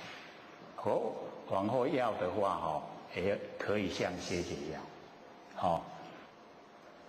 一片大概要16片的 CD 啊，一片 MP3 要16片的 CD，所以3片将近各位姐姐将近几片，快50片了，对，所以很多了。不过我这边适合CD 听。或许也感觉说CD比较对因为一片1个小时嘛，那我们大概那个脑袋瓜能够接受大概1个小时的时间啦，搁较长就疲劳啊，迄个讲就接受袂入来，对不？所以1小时是最恰，即马听过，无真实搁听，这样是很方便啦。这个所以把那个 CD， 尤其我们现在车上一般的音响都是 CD 啦，那个最新型的车才有 MP3，不然都是 CD。CD 的话，我们开车有时候都会遇到红灯，会有塞车的时候啊，你就可以听，听得很熟悉啊，我们做起来就很容易啊。那我们呢这个回到呢这个德经啊。我们讲到上个礼拜呢讲到这个第10章，对不对？那我们这个礼拜呢这个讲虚空章，第11呀。因为老子的那个观念啊，他非常的超然，很超过凡俗。那所以我们在研究的时候啊，就是要从那个原始状态就是老子所阐释的那个原始状态啊去了解。那所以这个虚中呢我要了解虚是空虚空虚中呢是天下的大本空虚不是说我们凡尘看到的那个很无聊的空虚我们一般看文字啊，有时候会联想这个没事做了在家里很无聊那个会讲空虚。可是在经典里面的空虚它的含义是很深的所以孔夫子也说虚为道即虚，就是我们那个道本体那个道它集合了所有的虚集合在道里面为道即虚所以我们看这个虚中章就是先要了解说老子是在讲我们不生不灭的那个真心佛性本体的状态就虚中虚中章。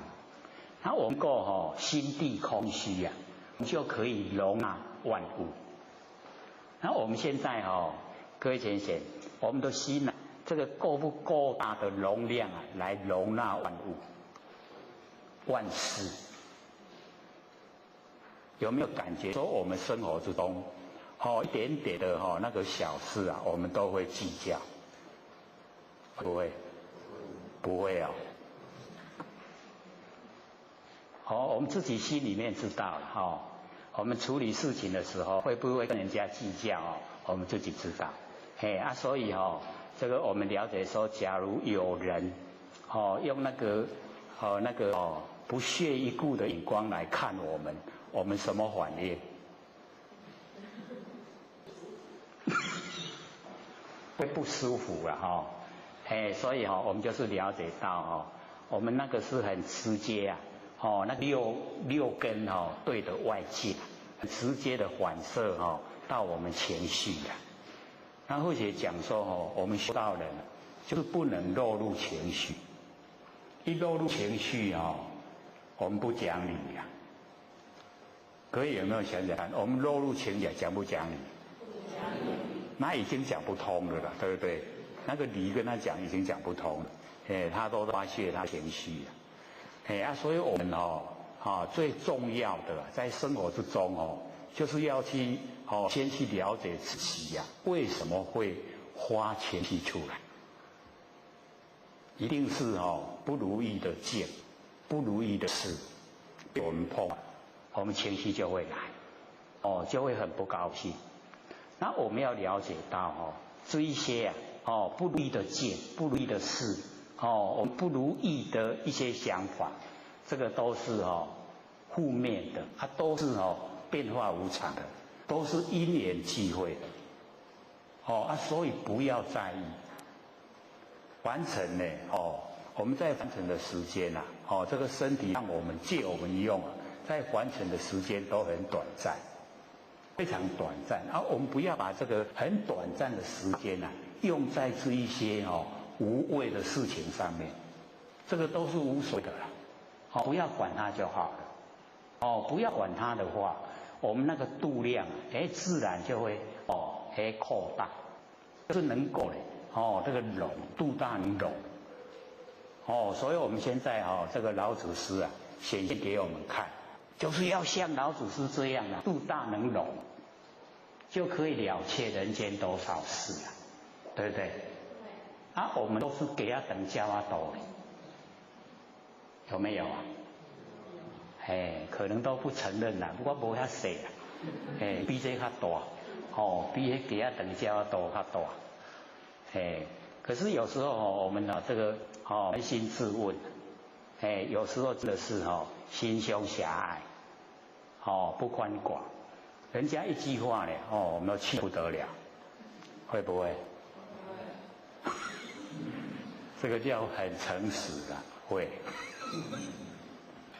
这个人之常情啊，都是这样啊，无神经那个，有时候啦，我们就是要能够分辨，有一些呢，不关紧要的，不要放在心上，那有一些呢，我们要注重的，就是有关于呀，跟我们的那个德性有关系的，一定是要注重。那有些凡尘事啊，那些琐琐碎碎的就不要去讲，过了就好。我们呢培养啊能够容纳的心，所以啊心地空虚啊就可以容纳天地万物。天地万物都容纳了，万事啊没有形象更容易能够容纳下来。或许发现我们容纳事情呢很不容易。那个事情一来了以后啊，我们说整个能够容纳得下来，真的很不容易。就是这个样子。所以或许就会鼓励说在凡尘的遭遇，不管是合理不合理啊，我们都欢喜心甘愿受，这个很重要啦。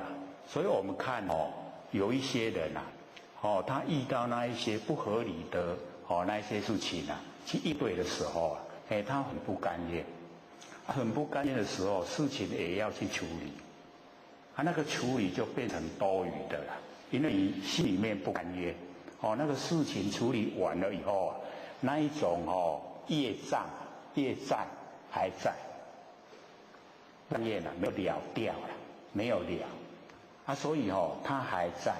那我们一段时间以后，要换一个形式啊，又让我们碰到不合理的那个遭遇又来了，要处理啊，还是要处理，甘不甘愿？还是不甘愿所以会有第三次、第四次，没完没了。他的一生就在这一种现象之下过了，值不值得？不值得。所以我们要了解到讲那个达摩祖师那个恶入四行里面，不是有一个讨厌行吗？有没有？就是人家不合理对待我，就是我前生以前我也不合理对待人，现在是回过来反报了，报到自己身上来，不然这个无风不起浪啊，不会说无缘无故的让你去碰那一些不合理的事。那我们以这一种心还，就是要还。以前我不合理待人，现在人不合理待我，那我就还，就心甘情愿，欢喜心甘愿受。我们一旦起了欢喜心的时候，整个我们的遭遇就改变。为什么？了掉业障，欢喜心甘愿受，那个业障已经了掉了，那个事情到此就结束了。以后那个业障的障主，他不会再找你的，已经了拢结果所以他走他的阳光大道，我们过我们独木都是大家呢自由自在的，理不理想啊？很理想就了就无欠啊，无欠伊要过来讨都无迄个理由啊，他就不会再来讨了。所以我们应对的时候在凡尘就要用这一种方式，欢喜心甘愿受，会不会啊？很不容易做，迄气拢都爱甲吞落安尼对吧？对呀，就是要这个样子啦。他一定要想说，既然是我碰到，不是别人碰到，那一定我有远很远的因对别人不合理，所以他现在呢，回过来，这个呢果报回来，这样的话我们就心里比较舒坦，对不对？心里舒坦的好，欢喜心甘受，受了以后，就轻了，一次处理，两次处理，所有业障都这样处理，没有业障了，整天的都很快乐，都很如意的。那个不合理的不会一直来，除非我们的是尽量太贼，那个因啊，重因太多了才会一直来呈现。呈现一样，我们只要欢喜心甘愿受，一个一个都了掉了。所有一些业障都了掉了。业障了掉以后，我们都能够清净了。清净我们就容易回到生不灭那个佛性本体回来。很理想的。所以在凡尘的应对就是这样。所以那个虚，空虚，就是我们心地非常的能够到达那个虚空空虚的状态。心地一虚空了以后我们所有万物万事都能够容纳，都没有容纳不下的了。全部都能够容纳。我们老祖是现给我们看的那个形象就达到了。度大能容。然后再一个满腔欢喜，不是欢喜心甘愿受吗？有没有？满腔欢喜笑天下古今愁，所有的愁都用笑把它笑开了。我们能够回到不生不灭佛性本体是最殊胜的了，没有超过这个。那我们都已经得到了那还有什么放不下的？所以要放下，万年的放下。有没有做要做，要每天做做万年放下。我们一放下了以后我们的心越清净。心一清净容易回到不生灭那个很光明的佛性本体回来。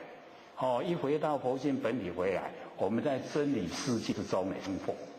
那真理世界之中生活过得就非常如意非常的舒坦。那个常乐我净都呈现，很好的所以这个虚中章，这样了解虚中了吗？了解。就是我们不生不灭的佛性本体就是虚中。所以呢我们讲那个孔老夫子的那个耳根圆通，各位有听过孔老夫子耳根圆通吗？有有啦，我们这边有讲过那个肉一字没有？肉一字无听之以耳，而听之以心；无听之以心而听之以气。听之以耳，心之以胡。去也者虚而待物者也。为道即虚，虚则心哉。这个呢，就是孔老夫子的那个耳根圆通各位都没有印象。对啊，有讲过了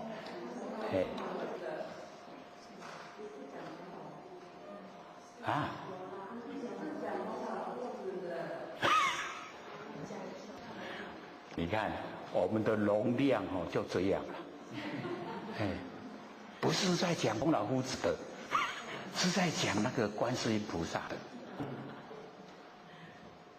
这个就是知其一不知其二。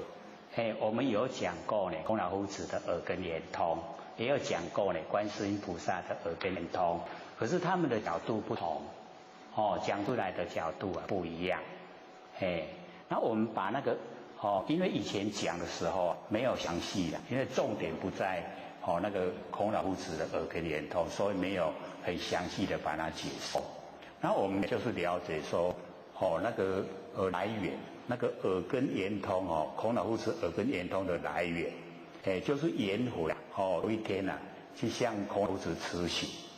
那孔老夫子问他说你要去哪？他说到魏国去。孔老夫子问他说你要魏国创啥？他讲那个魏国的国君就是年纪很轻很这个壮这个形子专断，就是独断独裁他呢这个又喜欢用人民去战争所以百姓死的已经满山满谷了他呢这个颜回想去劝那一个魏国的国王国君能够这个照顾他的百姓，那个颜回就是这样子。那孔老夫子说：“啊，无你是要去富哦？”他说：“那个魏国的国君呐，这个啊娇气啊，这个充满于内啊，显现于外，迄个形啊，无容易听人的迄个健劝，你要去甲伊劝伊无容易听啦。啊，你甲伊劝等于会甲你杀害，啊，你就去死伫个魏军的迄个面前。啊，所以孔老夫子就讲很多的那个不能实际的去影响到魏国的国王。那这个颜回就一直说，我伫个孔老夫子家听到遮济这道理我倒来遐甲伊实行啊。孔老夫子说这个过往的圣人，他都先把自己的道修成了，修成以后再来引进这个所有众生。啊，你现在都还没有修到纯一的程度啊，你哪有功夫通去劝别人啊？所以就跟他讲孔老夫子说你既然那么想去的话，你把你心中的把握讲出来，我听听看。就是他有什么好的方法？结果他的方法都没有办法去感动那个魏国的那个国君啊。颜回说安尼我无法度，无请孔老夫子你甲我教有什么良方？孔老夫子说慈哉啦有意乐，你慈哉我甲你讲迄个好的方法。颜回讲一直家贫啊，已经几个月拢无啉酒拢无去食到荤的臭的物件啦，你是不是已经慈哉啊？看到颜回这样说，就是心里面都很痛，几个月都没有吃到好东西了。孔老夫子说，这个是祭祀之灾，你咧祭拜是咧用的啦，非心哉，不是心哉。那颜回说，敢问心哉，什么叫做心哉？那拢无唔捌听过所以孔老夫子才讲漏一次就是心智专一，然后无听之于耳，不要用耳朵讲，我们要用心耳听之以心，然后呢无听之以心而听之以气。这个气孔老夫子的气因为古时候的文字很少，所以这个气不是我们呼吸的气，而是我们的心灵活动到达很纯一的很精湛的那一种境界叫做气。所以他叫他无听之以心而听之以气。他说听止于耳，你听敢若听伫较远尔，心止于腹啦，腹和你跌头下骹搁一个腹，对付的腹迄个腹，讲心止于腹啦。所以你的心复合现象尔，有什么现象你心才会知然后气也者迄个气就咱心灵活动迄个气气也者虚而待物者也，虚空虚，它能够容纳所有万物万事，虚而待物为道即虚。这个道把那个集合所有的虚把它集在一起，为道即虚，虚则心哉。这个虚就是心哉。这样各位会慈哉了不会哇，这个真的是最高品质的。所以我们就是要这个了解到我们那个哉那个孔老夫子的哉你看已经到达这个心都不能，心里面不能有物，心里面不能有事，这样会不会做很不容易我们心里面都会有东西，不可以；心里面呢都有事情，不可以。所以我们没有持斋呀，可也没有持斋呀。哇，一个讲不出来啊！有嘞，我都已经入清口完了，那也无。可是这个层次啊又不同，它又高一层。这个心斋啊，它又高一层，就是心里面啊，为道即虚，虚则能够呢容纳万物万事，可是心里面它都不能，你自己不能有物，不能有事，这样才叫做心斋啊。然后颜回这个一段时间呢，就跟孔老夫子讲，说我还没有做心斋的时候啊，我都觉得一个我颜回存在了。我开始做的时候啊，已经都不觉得，忘了颜回是谁啊？谁是颜回？已经都没有颜回了，都把这个自己啊全部都忘掉了。那请问这样是不是心斋啊？孔老夫子说：“敬礼2个字啊，就是对，你按呢做对，已经没有我了。”会不会做啊？哇，又是静悄悄，不容易所以我们要学做了。在日常生活中我们的心里面不要让它有东西，心里面不要让它有事情，这样呢，我们的心就已经空虚了，空虚呢就能够容纳万事万物，全部呢都能够容纳。所以我们的心地光明。那我们平常在生活之中都会有东西在心上，都会有事情这样的话呢，空虚不空虚不光明，不光明就障碍不流通所以我们道就是要流通，一不一样？所以我们那个祭祀之斋那个祭拜天地祭拜祖先那个祭祀之斋我们倒是做得很好了，可是心斋都没有动。会不会做啊？哇，这有够软弱的力道，够无烂了所以我们要了解到就是在生活之中，把心里面的东西，心里面的事情拼出，拢甲赶出来，心互伊规个拢空虚，规个拢安尼真光明，这样会不会啊？所以记得这个真的是在生活之中呢点点滴滴要做，能够呢把东西拼出。心里面没有东西了，心里面没有事情了，心里面空虚，能够发出它本来的光明。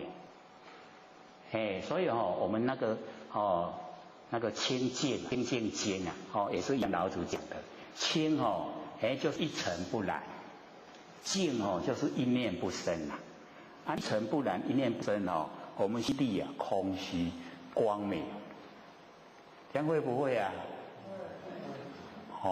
所以就是要做，那个大学里面不是有那个8条目吗？最后一个是什么？格物。最后一个格物。格物会不会？革除物欲，会不会？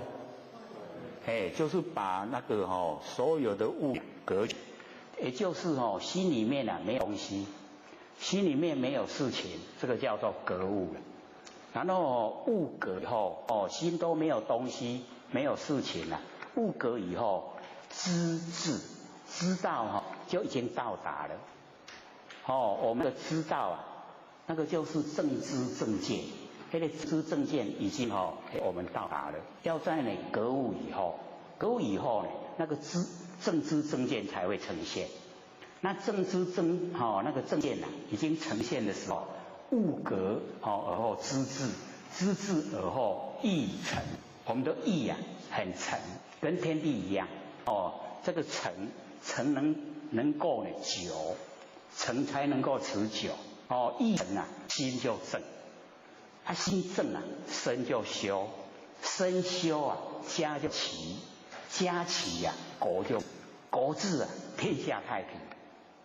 不是8条目吗？是不是这样？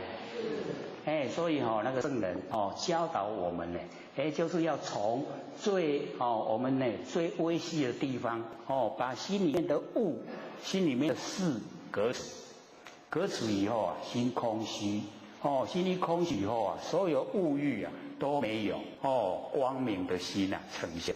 所以光明的心一呈现我们那个知道就已经到来了这知道不是我们完成那个变化的，而是那个我们佛性之中的那个正知正见，佛知佛见所以物格而后知至那个知到达，知至而后意成，我们的意就很成，然后意成心正，心正身修，身修以后家齐整个家人看你这个样子，跟你这样做，家就齐，然后家齐国就治，国治呢就天下太平。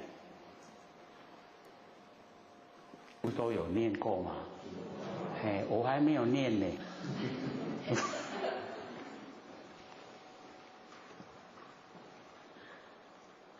所以我们就是要了解到那个圣人所教导我们的不是高高在上，而是在我们生活之中，看我们愿不愿意自己进入我们愿意自己进入的话，我们就在日常中把它实现这个心我们自己管制可以有办法自己控制自己的心吗？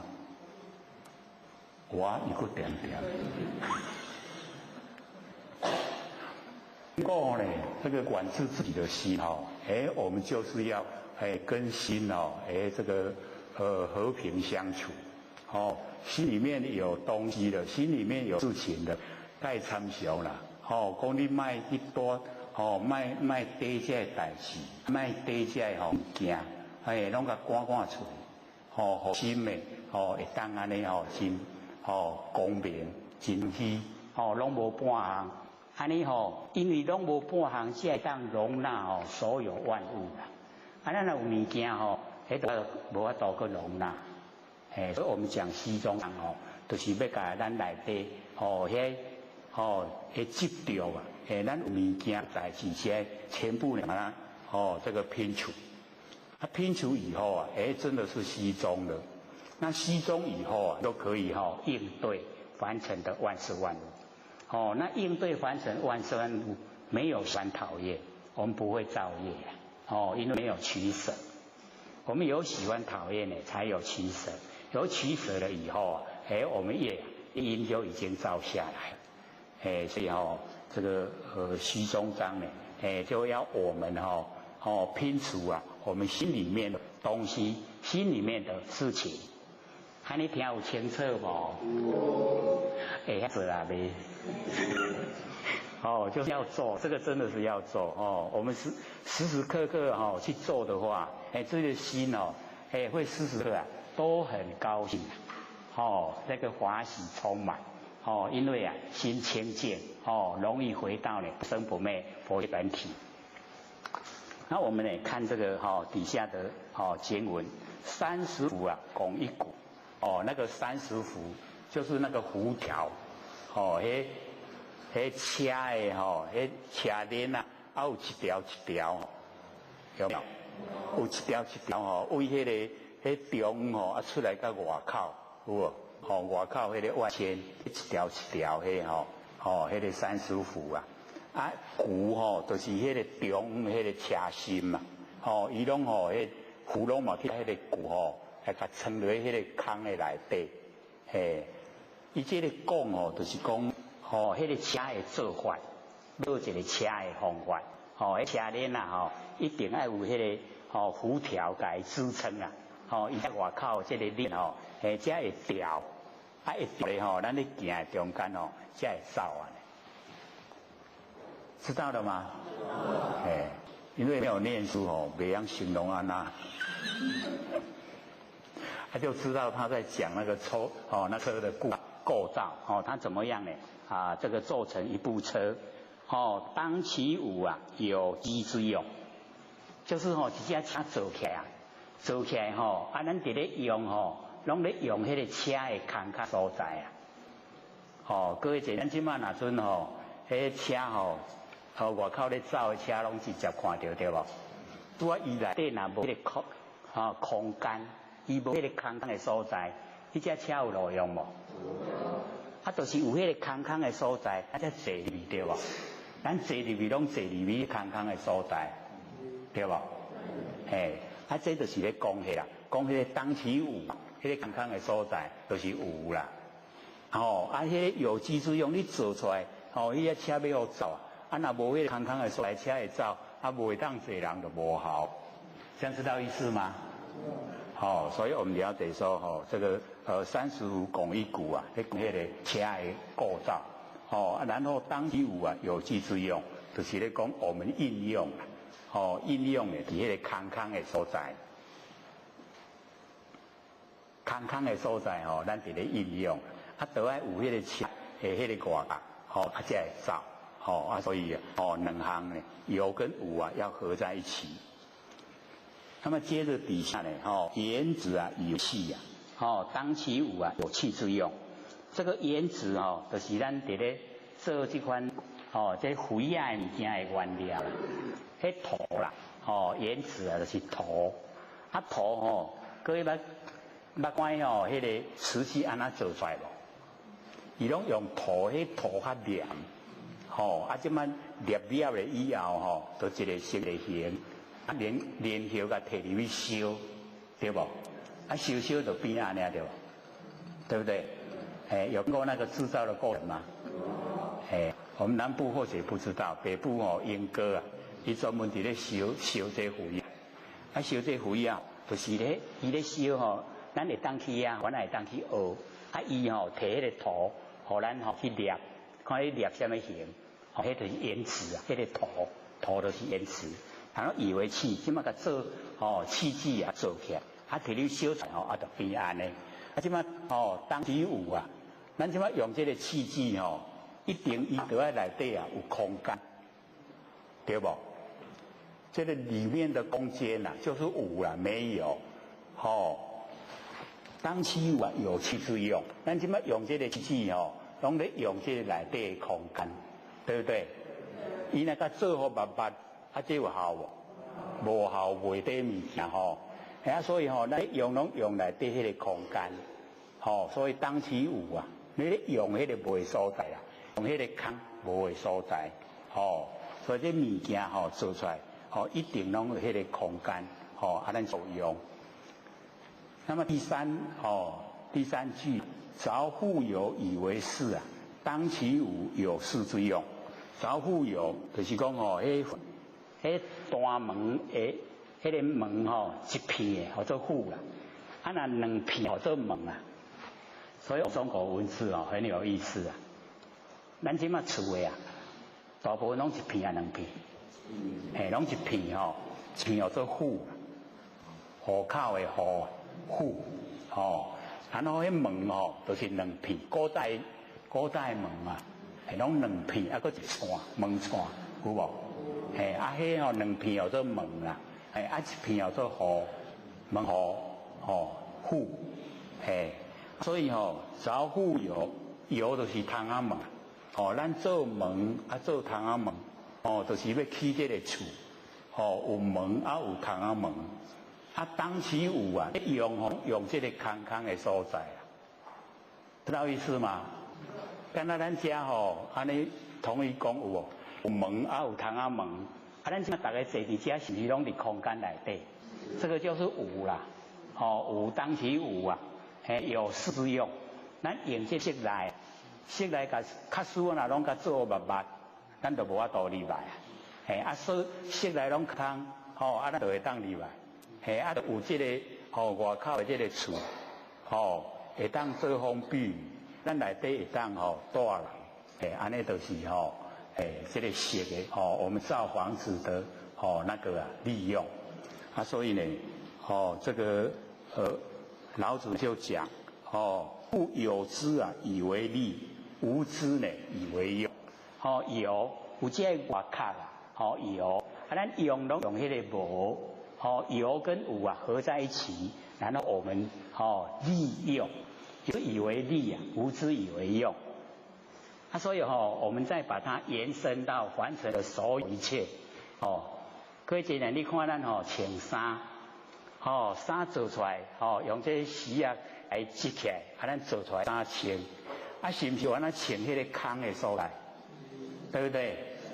外口这有嘛穿内底空空无嘛就这样。所以当其有衣之用，咱穿衫就要内底空空。这衫若做好拢规个密密咱穿袂落去就无效，对不对？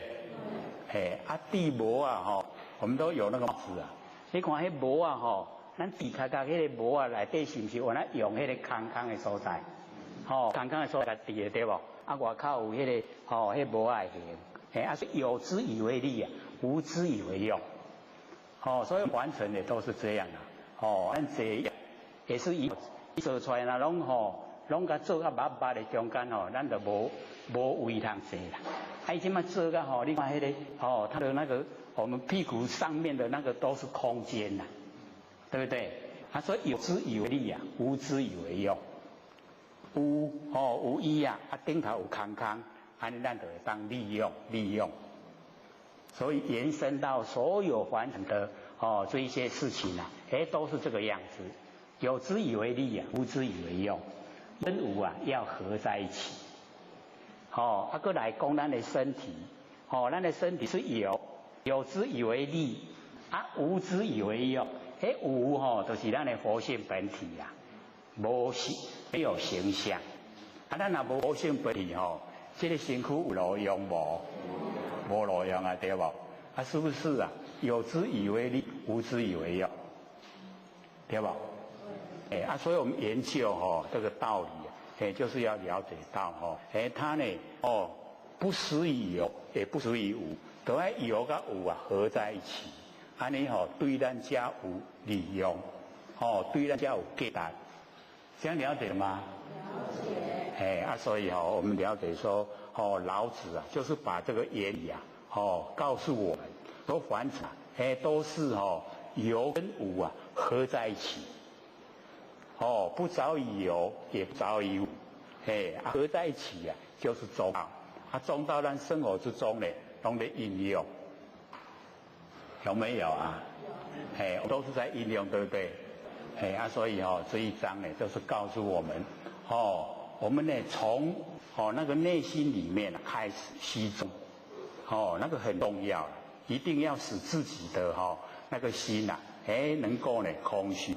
才能够容纳万物的有，万物有那你心中不空虚的话，有办法容纳无？没办法，对不对？所以我们心中一空虚的话，可以容纳万物，可以容纳万事，所以把那个真理呈现，老子呢把这个理告诉我们，我们在凡尘呢，就是要这样子，不能早已一边，有也不可以，无也不可以，要呢有跟无刚好我们有之以为利无之以为用，就可以很舒坦的在这个生活之中呢，全部都呈现，全部呢都能够去体会，这个呢就是这个西中章，了解了吗？了解。了解了，我们就接着讲这个为父章，为父就是要培养我们实在的那个内德，为父，这个很重要了。我们在凡尘大概这个比较缺的就是培养那个内德，我们的德性啊，都没有把它培养出来，这涵养呢，都不够，所以而我们了解说，现在整个那个社会的潮流啊，都是每况愈下，就是表现的不是很理想，你假如说有一些这个学者啊，比较有德性的出来啊，这个提倡啊我们那个道德伦理。大家呢能够去实行实践那就会这个很这个过得会很理想。可是现在你看那个骂人竟然骂得很高兴，有没有？那个就可以说每况愈下。我们那个内涵内德啊都没有。所以老子要教我们说就是我们要实际的。那个内德，要实际的，实学，实在的去学，实在的知道，我们每一个啊，都是佛，每一个都是圣贤，可是我们现在看看这个社会的潮流，这个差呢，那个圣贤呐，差得很远，他们可不可以成为圣贤？以眼前的做法。我们知道不可能，对不对？他们以后要到哪里去？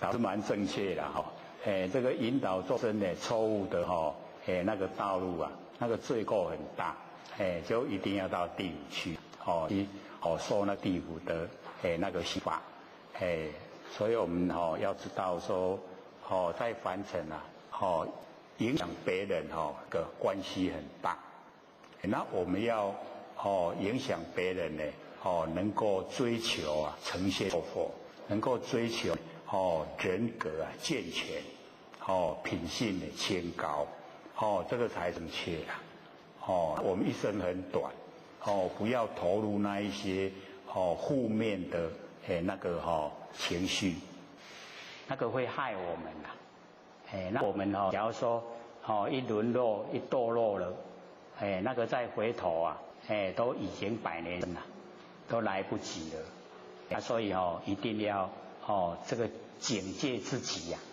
这个要小心不要堕落。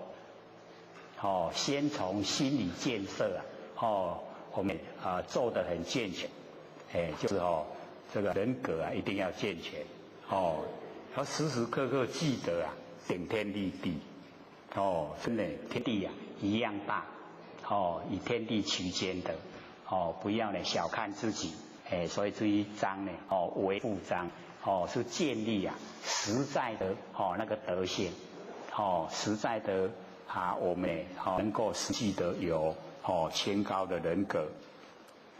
五色呢令人目盲这个五色各位五色是什么？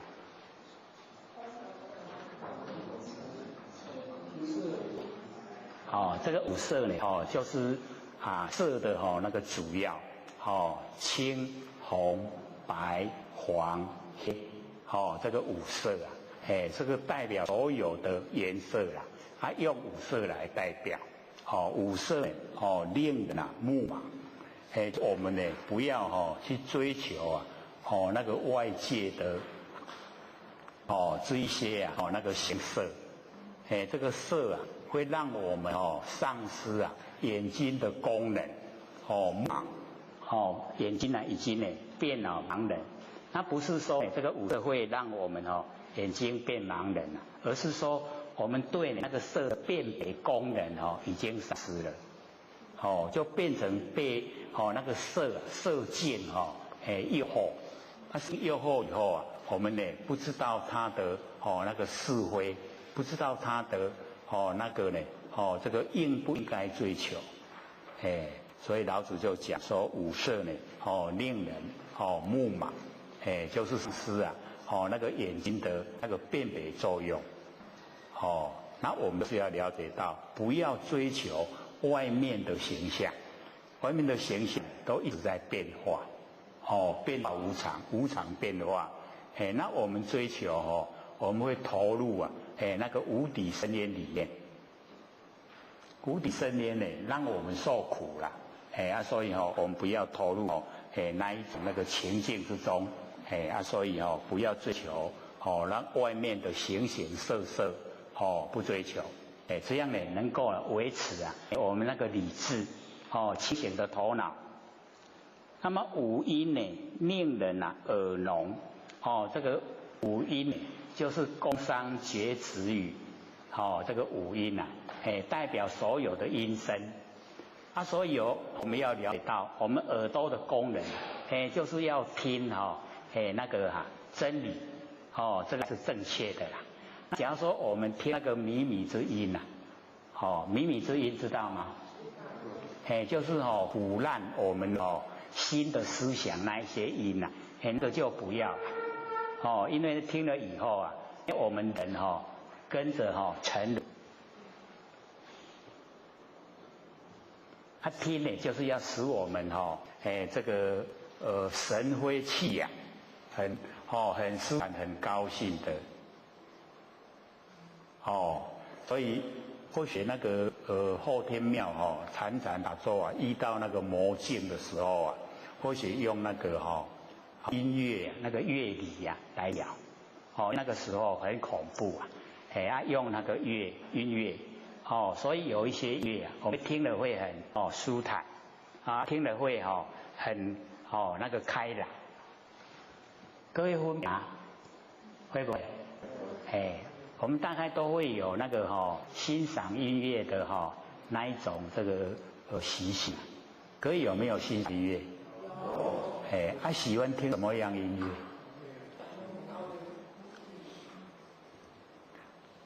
就是使我们能够很舒坦，它不会让我们这个走入那个靡靡之音就是走入那个男女情爱的那一种情景之中那个叫靡靡之音，那个会使我们春人堕落，那个就不要我们呢听一些很这个舒坦的听起来呢很快乐的那一种音乐我们自己判断觉得说这个对我们我不爱听那就不要了那这个很好它呢能够引导我们这个在一些外向错的时候这个听了以后很舒坦那个所有的那个感觉不如意都掩去了那个可以听所以我们要了解到自己选择啦不要这个自己走路那个多的道路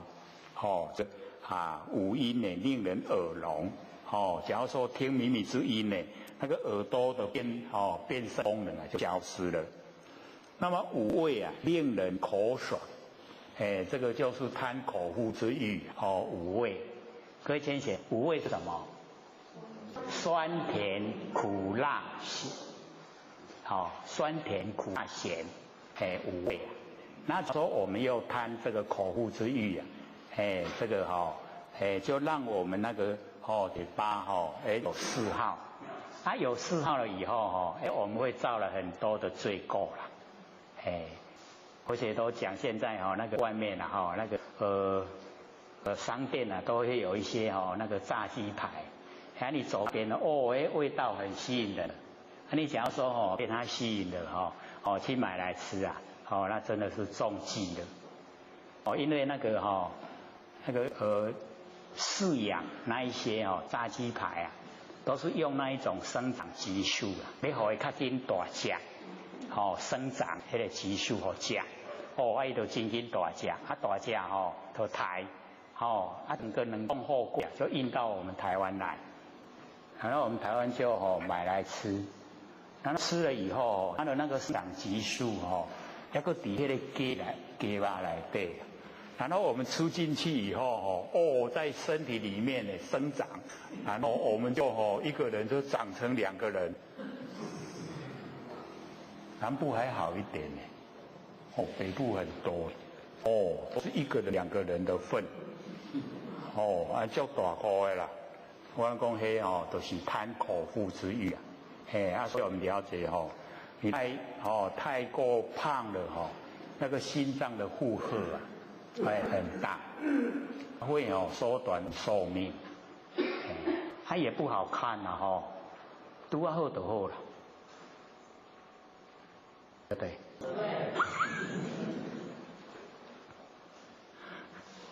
所以这个我们要得说呢，我们那个那拄啊好的那个身体啊是最健康的，那个超瘦跟超胖的那个不健康，按拄啊好就好，所以我们不要贪口腹之欲，不要呢着重呢在吃。那么驰骋这个田猎呢令人心花。这个呢，就是以前在老子的时代，那个就是驰骋田猎呢，就是到外面去玩，就是去那一种一方面也是运动了，可是我们要了解那个野兽倒霉了，被你杀死的所以这边呢，老子这样讲，说我们呢把心这个放到外面去玩，这个让我们的心花垮。玩那个变成没有玩会受不了。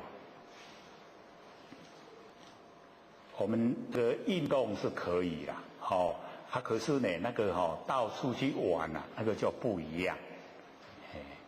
也没有去玩过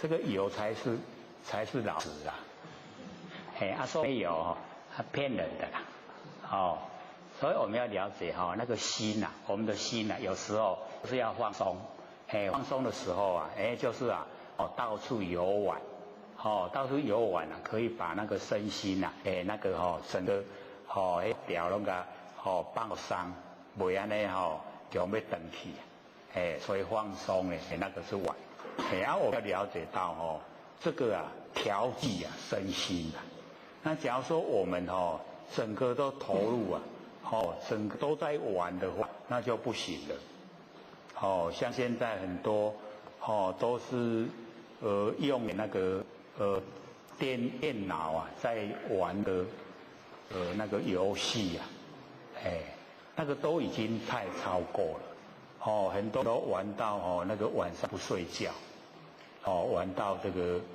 天亮，结果那个尿酸升高1倍。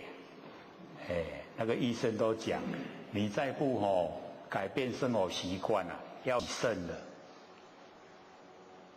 洗肾知道吗？就是坏掉了。那个肾不能排毒了，就是要洗肾，那就很难过了。所以我们就是了解这个生活还是要正常。身体虽然是假的，我们还要借假修真没有身体就修不来。所以也要照顾身体，身体要照顾好。那么难得之后令人行妨。这个难得之后，就是一些比较这个少见的啦，物以稀为贵，东西太少，所以它很贵，那我们就会很喜欢拥有，所以难得之后令人行妨。那个妨就是会妨害。就是妨碍到我们这个正常的那一种那个心所以我们也不用去追求那一些那个难得之后我们也就是要了解到，再怎么难得之后一口气不来拢别人的啦，我们都带不走的所以在生时候不要去追，我们追到太多的难得之后我们的心都不保，对不对？因为唔知要甲藏喺度，这个呢，有人会来偷，有人会来盗，引起偷盗，那个偷盗会用心是不是难得之后？那时候或许都讲，里面用的东西都是非常平常、平凡、平直。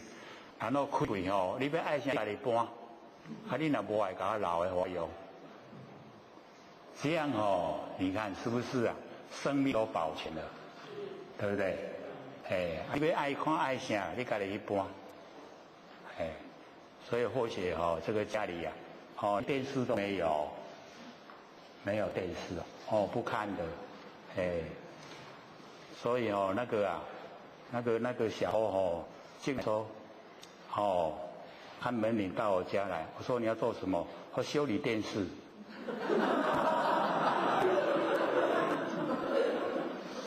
我说我家里没有电视啊。他说哪可能？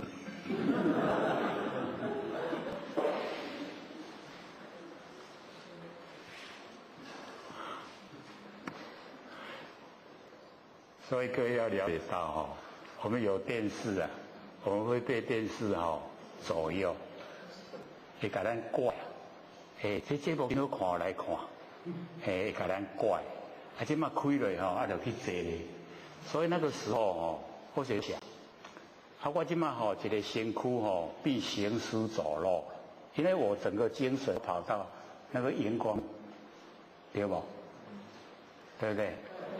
那个时候有一个人问你，你姓啥？卖差了。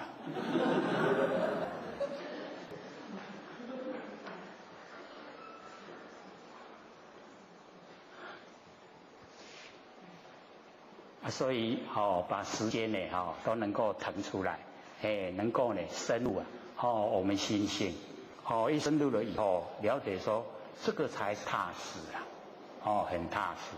不会呢说我们呢这个空闲的时候坐下来就无聊，不知道时间要怎么打发，有没有听过？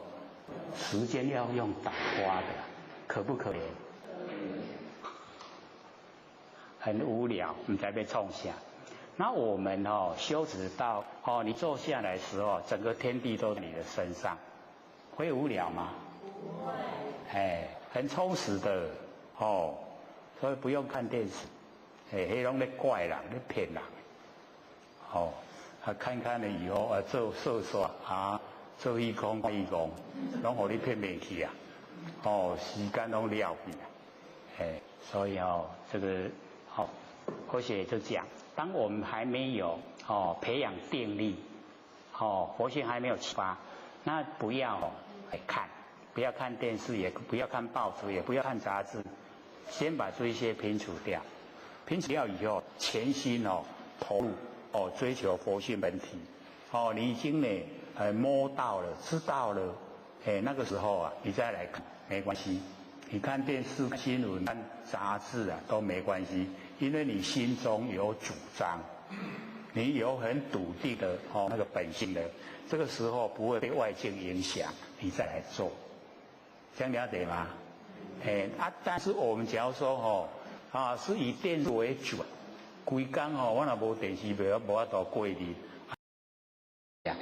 我们就是了解到那个很符合真理，咱安分守己所以笨那个不要苛责，那个是好的好事，好的一方面的，就是怕我们太过那个技巧，伤过巧伤过巧较长伤紧，伤紧不肯吃亏啦，不肯吃亏就是要占便宜，占便宜那个就是了解到那个一定呢会把我们那个浩然正气用掉，浩然正气若无去，咱就无人的价值，咱就是人的身躯禽兽的心，禽兽的心所以笨的好事。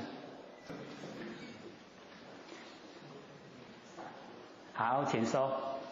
陈老师刚刚讲课的时候有讲一句那个过的成语，你说心静一如，我接着。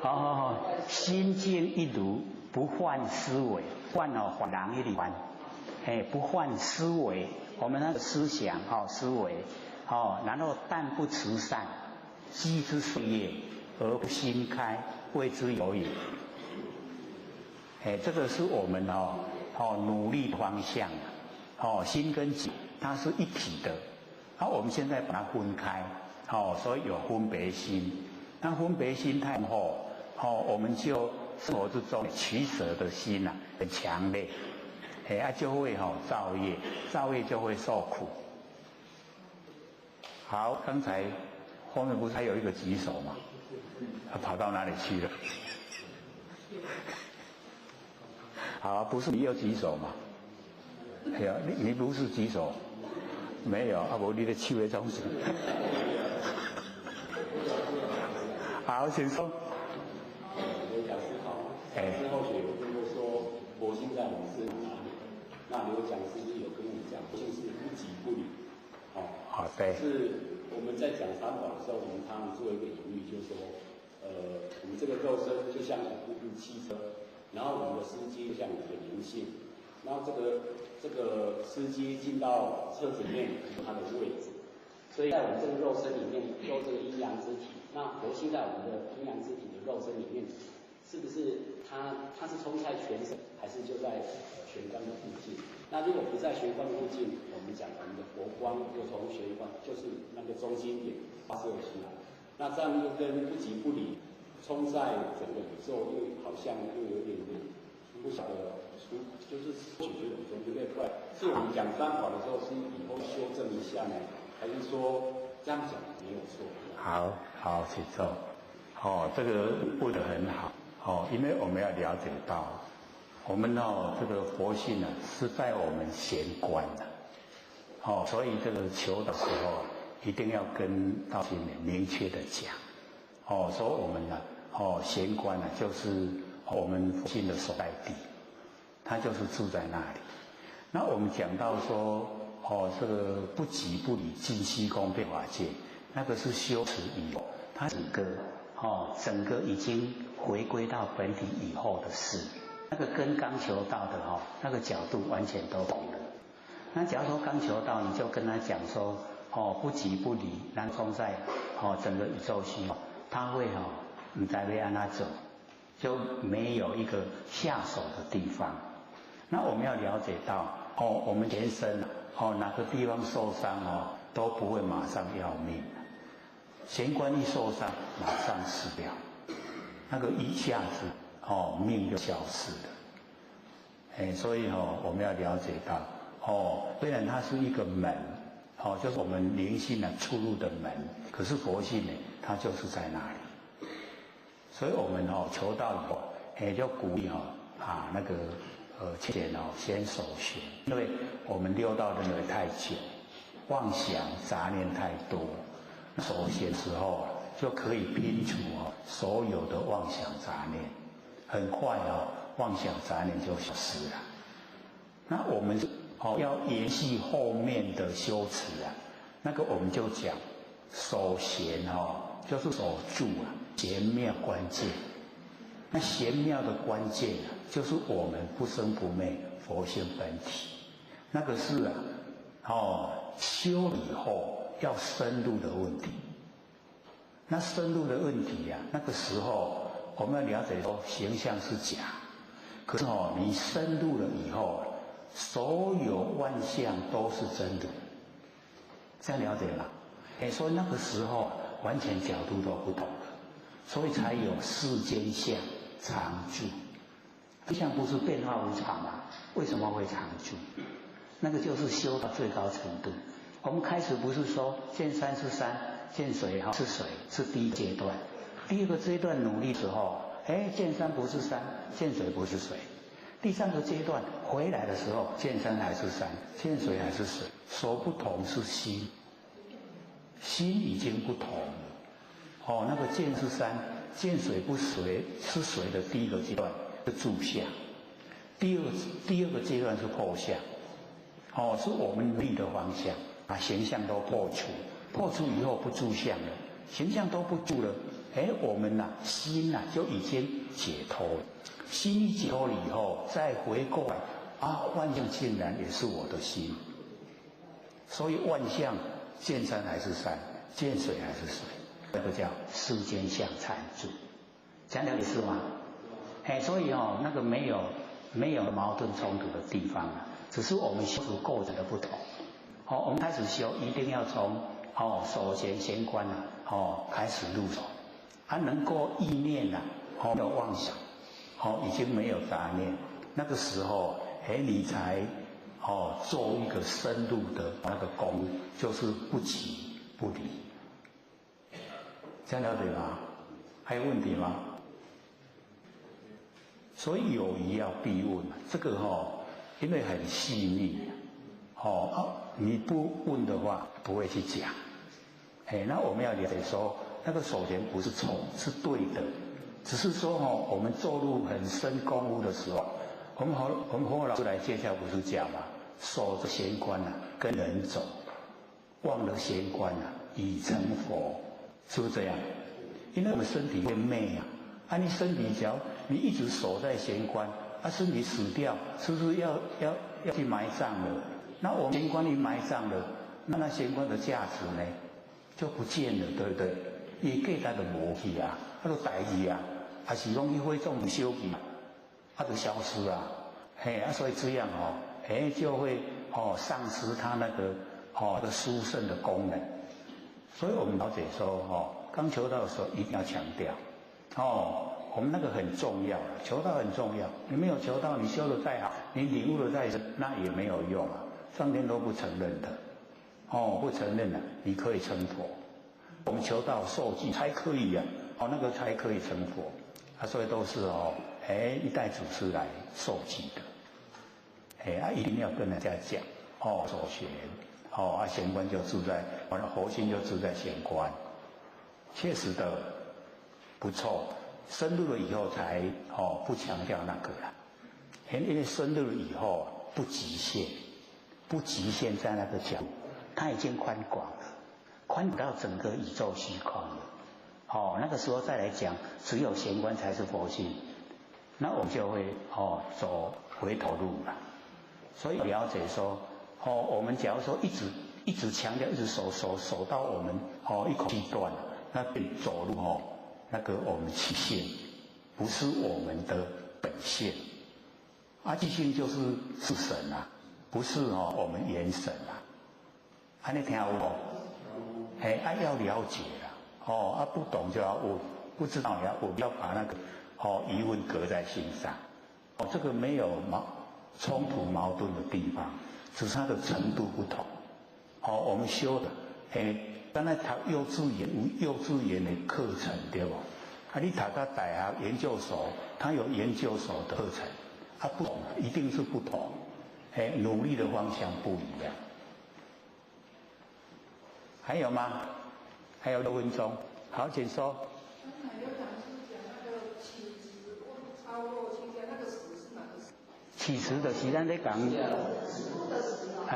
植物的时起值那个起就是求了，求，因为佛有自定界，不能够自己去煮来吃，但你去煮来吃反觉力，因为你自己去弄来吃你就会骄傲，懂意思吗？唔免去人求，我家己煮，我家己食，那就是骄傲，那个骄傲很深，在咱的内心深处就不容易看到。所以佛就自定界力，不可以自己去煮来吃。那个是以往他们修道的环境跟我们现在不一样。我们现在是水里的莲花火里栽，那底下这搬烂，在这个社会环境内底五颜六色的搬烂，咱出污泥而不染，无？对不对？不相应。好，请说。坐这样。我们一直想说以前是单传独授嘛，对。像那个广成子他们那时候是怎样得到的？广成子怎么样？广成子他是有得到嘛？是不是？他们那时候是怎样来得到的？有些是很年轻正好我们就是要了解到，当那个七佛自理完成的时候那个时候不用祖师来点到，他们修到程度的已经证悟本性了，就可以归本位。可是在三佛收圆的时候就一定要点到他还没有三佛收圆的之前你修到程度你就可以回本位。所以我们这一个圆会过去以后还有下一个圆会，下一个圆会我们一样那个开天辟地人降世，人降世以后一样有七佛来自完成在那个自完成的时候，你是谁已经修到功果圆满了，以水回去，不用受记。那时候啊，你什么人得到，什么人等啊？那假如说在三佛收圆的时候，他佛嘛三佛收圆的时候，那个时候你修到程度了，没有受记，你还是上天不承认，不承认啦。讲你得到你该讲，上天不承认。你要等到下一个圆位再来，是这样子的，有吗？还有3分钟。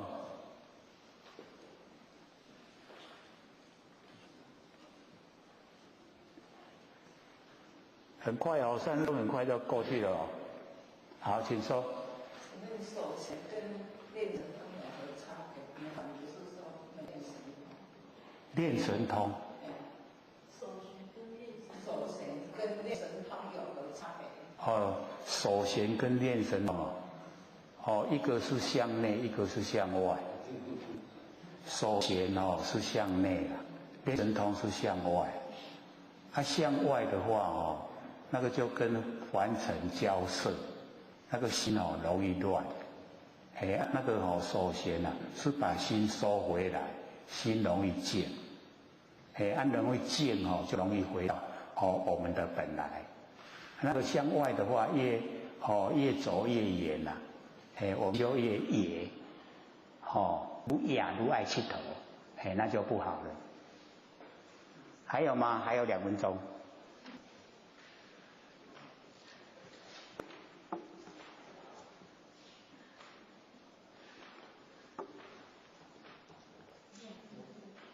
好，你说。你说要恢复自主自心那个小孩子，他们刚对小孩子就有那个自主自心，还有呢，他嘴巴还会点到上颌，我是不是会自然就会现在就会打坐？好，请说。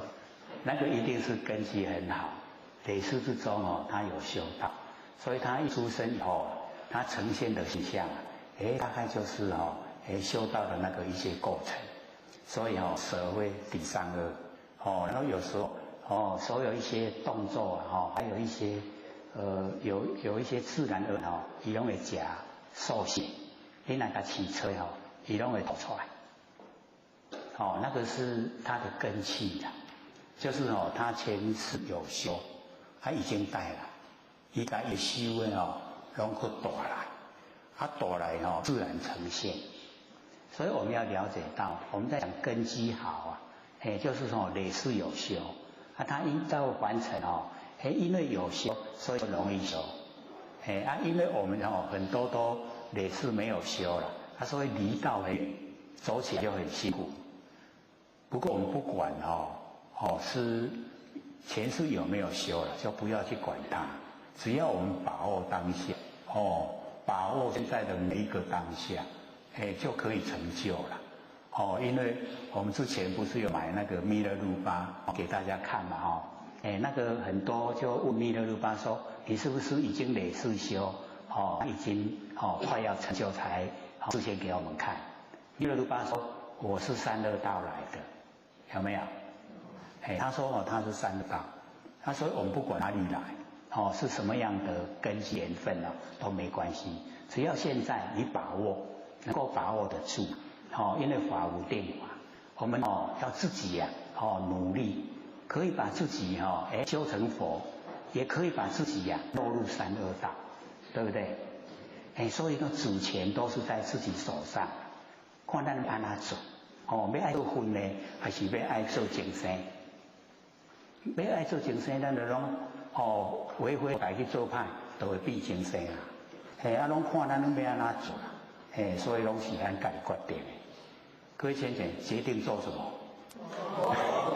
下课。各位讲师、各位坛子、各位先生，大家好。也赞到天师德、老先生大德，以及呢感谢各位先贤给获学机会学讲。我们呢在这个凡尘呢都有这个看戏看演戏。各位有没有看过演戏我们在凡尘这整个就像一个舞台。那我们本身呢，也当这个编剧，然后也当导演，然后也当主角，然后我们扮演各种不同的角色，对不对？对。我们这个一个生可以扮很多的角色。那我们回想一下，到现在为止对自己所扮演的角色满不满意？有没有改进的空间？所以呢，我们要知道说，在扮人，自己要怎么样来扮演，要怎么样来过一生这个都在我们自己的这个手上，是我们自己决定的。所以蛮重要的。这个编剧要编得好，这个看的人才会喜欢看。假如说我们这个看过以后都是无精打采，那表示那个编剧编得不好。那我们本身呢，就是要了解到说，这个人生很短暂100年一转眼就过去了。那所以呢，这个扮演的角色要非常的有价值，对众生呢都有帮助，然后对我们家人也一样。各位现在这个家里的生活有没有过得很圆满？我们要了解说，能够相处当一家人都不容易。那我们现在是儒家应运讲究5个8德，那所以齐家修道，都是要在家里面修道。那互相之间呢，就一定要照顾，要能够和谐，家和乐，这样过的生活才会很充实。所以假如说呢，家里面心里面有意见的不符合的都要沟通，把那个家里的气氛就是培养得非常的美好，然后过生活非常如意，这样呢我们发挥出来，在这个社会才有力道。一定要先把家里顾好，能够圆满，然后呢我们亲朋好友也都能够照顾。所以我们因为是讲到这个护命章，恢复我们的本命就是要回到那我们那个不生不灭的那个佛性本体。所以我们在这个自己的生活里面或许都强调，修道不要再找时间，不要再找地点，我们什么时候什么地点都在修道，时时刻刻都在修道，都跟自己不生不灭的佛性在一起。所以我们要培养，就是时时刻刻呢，都是活在当下，活在每一个当下，每一个当下我们都是佛，所以要到达一种很理想的生活状态。那我们上次有讲那个就是身体的4大假合跟佛性的那个不生不灭各位有没有比较这个深刻的了解？我们一定要把那个前病发号施令的前病交给我们不生不灭的佛性。这样的话呢，我们佛性就可以恢复它的光明。那我们累世所造的一些那个业就会慢慢的我们可以清除掉。因为养成的那一种这个习惯下，很多都跟真理不相符合。那我们检视一下，假如说不符合的地方我们就把它去掉，然后符合把它留下来，然后培养我所有的生活全部都是跟真理相合。之前我们就有讲过那一种这个小心的思想，有没有？因为从那个这个思想开始然后我们就会变成行为，然后有行为以后啊，就养成习惯，那养成习惯呢，就形成品格，品格形成以后啊，就造就命运，所以从思想到命运啊，它有直接的关系，我们呢就是要研究真理，把真理呢融入这个思想，这样呢就已经整个全部都呈现，我们在自己的本位啊，就是不动了。那我们在凡尘可以说我们都是应运而来，要来度化众生，所以很不容易。那我们又回到这个《道德经》的那个护命章，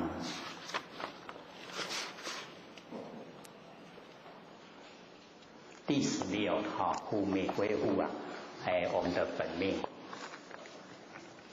各位有拿那个讲义回去看吗？有。回应的人很少，表示说大家都没看，看的人没几个。因为或许写那一本那个《道德经》是参考很多那个前贤的注解，很多前贤都有写《道德经》他或许看了以后把他们的那好的都收集起来，他都写下来。那有一本是皇帝在看的，那一本比较我们市面上比较少看到。那个书是用用线体的啦，有看过那种书吗？有。那种古书啦，古代册用线，甲提起来安尼基本拢真少看到一款册。所以有一本，或许有一本那个古时候那个皇帝看的那个《道德经》，它里面写的跟我们凡尘现在写的是有点不一样，或许都会这斟酌他们所说的重点，把他们摘录下来。可是我们这次讲的，各位说有看讲义发现讲的跟讲义又不一样了，对不对？拢无看啦，唔知唔知影讲到底讲义是咧写啥？都没看啊。我们要这个深入我们的法性，就是一定要自己发心，自己发心很重要啦。假如说我们没有发心，努力来修持的话，外缘的帮助都不大。所以我们很重要的就是要自己发心。所以这个发心很重要。那自己发心了以后我们会投入，一投入了以后对我们的佛性那个认识就深刻。对佛性认识深刻我们就会对体的那个注重就减轻了。注重佛性我们就会在不生不灭的本体上努力，那个方向就很正确。只要我们能够深刻的体会到了我们不生不灭佛性，我们也把它这个启发培养，让它茁壮长大，那么这个身体就可以还给地了。所以各位知道那个神光二祖他怎么死的吗？知不知道？他是被砍头了。那二祖也知道他也知道会被砍头，所以他都讲句说将头临白刃，白刃就是白刀啦，犹如斩春风。斩头就好像在斩春风。为什么会那样说？就是他已经把整个不生不灭的佛性都已经修出了，跟虚空融汇所以这个身体跟佛性无关，身体要怎样都没有关系那假如说我们没有启发佛性，我们把佛性局限在身上，这个身体就很重，身体的生死很重要我们到凡尘被业力推到凡尘来现象然后我们形象没有以后啊，又被业啊把我们推去受我们果报，看似呢到地狱去，或是到天堂去接受果报，那个都是啊，业力在推的，我们自己呀做不了主啊。那我们先修的时候啊，就是要修到像那个神光二祖一样，往后要生死呢，将头临白刃，犹如宰臣无关紧要，要占到你占拢无要紧，天地的物质啊，都是要还给天地的，所以他就有那一种潇洒的那个距离啊讲出来。那我们假如说没有的话，没有修持的话，那不行，身体很重要，生死就很重要。那已经可以了，都已经启发佛性的，然后培养的，到后来啊，这个身体跟我们那佛性啊，无关，不关紧要，这样了解吗？所以或许都一直鼓励啊，一定要体会，体会了没？体会了。很容易，对不对？不容易啊！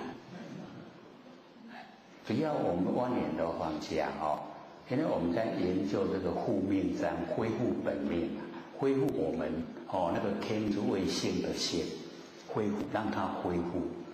所以我们就是要了解说，这是什么样的东西呀？那个本体、本命的本体呀，是什么东西？就是要去体会。体会以后，我们还有一个依赖本体，然后发挥出来，才有力道。所以我们知道那个万年啊，我们在凡尘所接近的万年都是妄，虚幻不实在啊，可是我们都把它当成真了。那我们在万年放下就是把这一些妄啊，放下来。妄呢都放下的时候啊，我们的真它就会呈现了。那所以只要我们放一分的妄，就会呈现了一分真，真都会呈现。全部放到妄都尽了，整个真都显了。那个时候啊，身体就无关了。这样了解吗？所以我们在这个生活中啊，就是要实际的做。然后实际做呢，我们就达到了，不会很困难，只要我们有心啊，就会可以达到。所以那个上个礼拜我们讲说，自虚己啊，所见毒，对不对？或许回去想一想说我今天在讲8字呢，说2个字负面，说6个字自虚己所见毒，对不对？因为讲得少，所以印象就要深刻。那个自虚己呢，我们就是要了解，我们做的功夫了，就是寄生命，把所有的生命都去掉，不要，这个生命的东西虚幻不实在，我们去掉它。那个所见毒啊，就是所珍藏，去生灭所珍藏，光就会现前。我们那个不生不灭的佛性一定就会现前。我们追求的这个所以这一章等于老师告诉我们做功夫的方法，叫我们怎么样做功夫了。自虚，虚到这个虚就是虚空，就是什么都没有。然后我们努力的方向就是达到虚空。所以只要我们把这个心跟境全部都空了，心跟境全部都空了，那个外欲外的欲望，它就不会内侵了。我们现在受不受外欲望的侵袭？受不受？会不会直接冲击到外面的欲望？我们看到东西想不想要？真的那么理想的吗？看到东西都不想要了吧？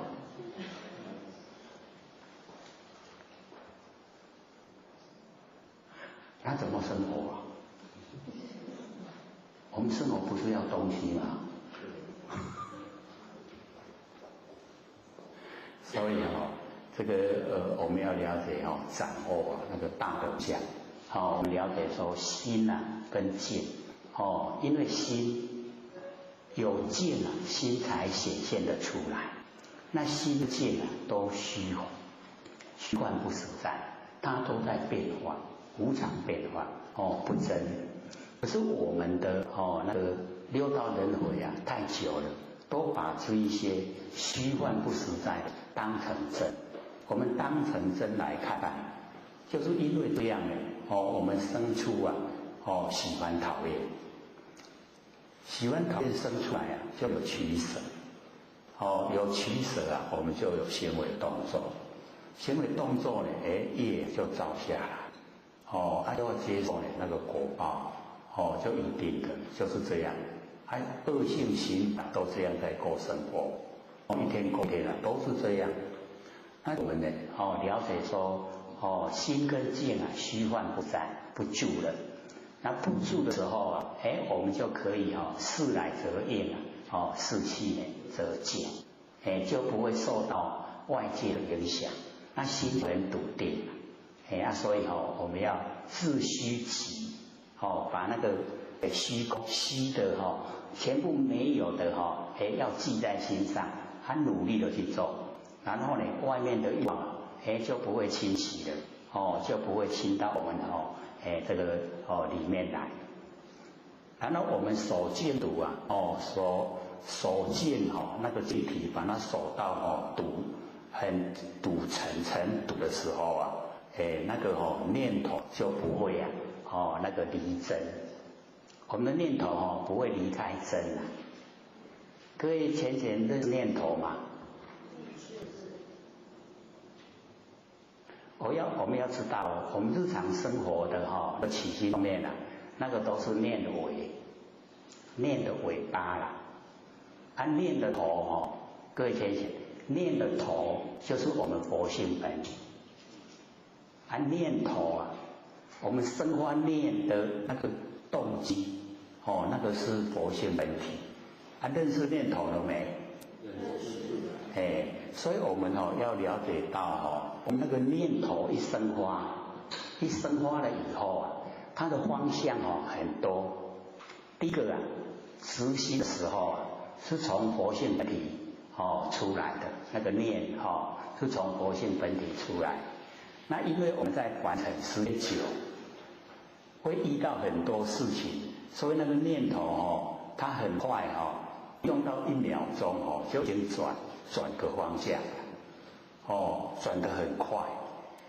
而且一念头一转方向以后后面的我们那个行为会跟随。所以就是要认识这个念头念头我们抓得住了，就能够往后的所有行为我都可以掌握。那假如说我们这个念头让它已经转换了，走入我们的自私自利，走入我们的以往性，那一定一定有取舍，一定有喜欢讨厌。所以这个念头就很重要。我们一般都不认识，都是知道那个念尾巴，念的内容，已经起心动念以后那个内容比较明显呈现了。它这个念头那个是一个动机，很不容易去主导。那我们就是要知道，那这个知道怎么知？就叫守见。守见体的时候才会呈现说原来我在这个还没有起心动念之前那一种酝酿酝酿之中就已经有了。往后的念头都是从这个酝酿出来。酝酿的时候假如说我们有守见体它会直接从本体生发。那假如说我们没有守见体，见体都不认识那出来念头就不会是从佛性出来。刚开始一刹那大概0.1秒那个时候算，可是到0.23的时候啊，变了，很快，所以我们就是要守健体，守到很堵层的时候啊，才会发现，我原来啊，我们所有的心动念啊，自己都可以去掌握，就可以掌握。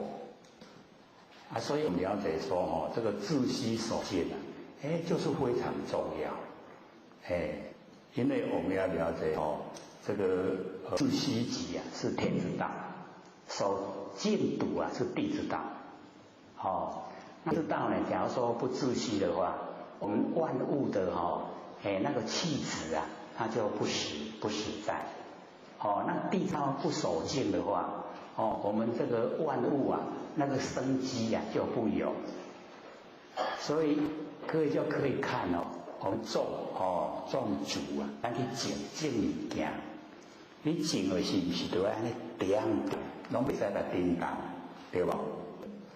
像我学刚来的时候啊，我们那个经过的道路不远的地方有块很大它在种，大概是好像是水果还是什么差不多有几寸2-3寸长啊。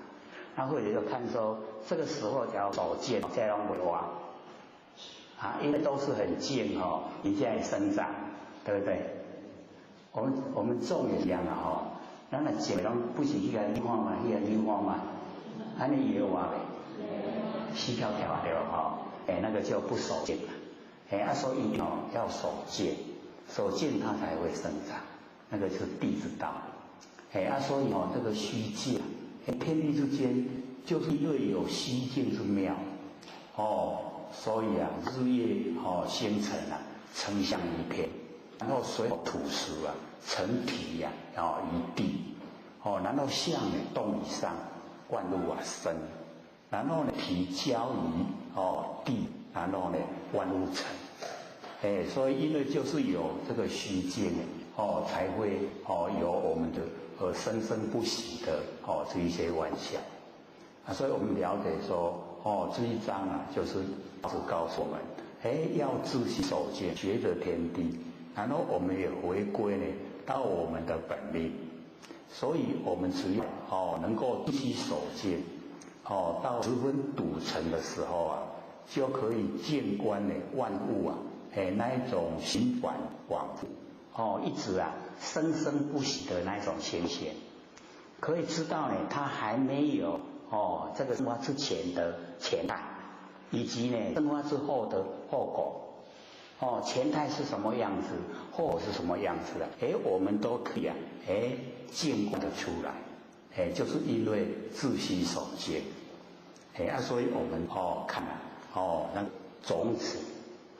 种子啊也就是还没有生化之前的前态，然后种子啊我们一种了以后啊，它是不是会有这个整个成果呈现整个成果呈现呢我们也会看到所以我们要了解说那个种子，然后呢我们经过人工拿去土里面把它埋起来，然后有水有阳光它就发芽然后就生长，然后生长啊不管它生长的多么茂盛啊美观，结果要开花结果的一定开花结果以后啊，把所有那个色的精华又融入在那个果实那个种子里面，跟原来的种子是一样的所以我们就是了解观察到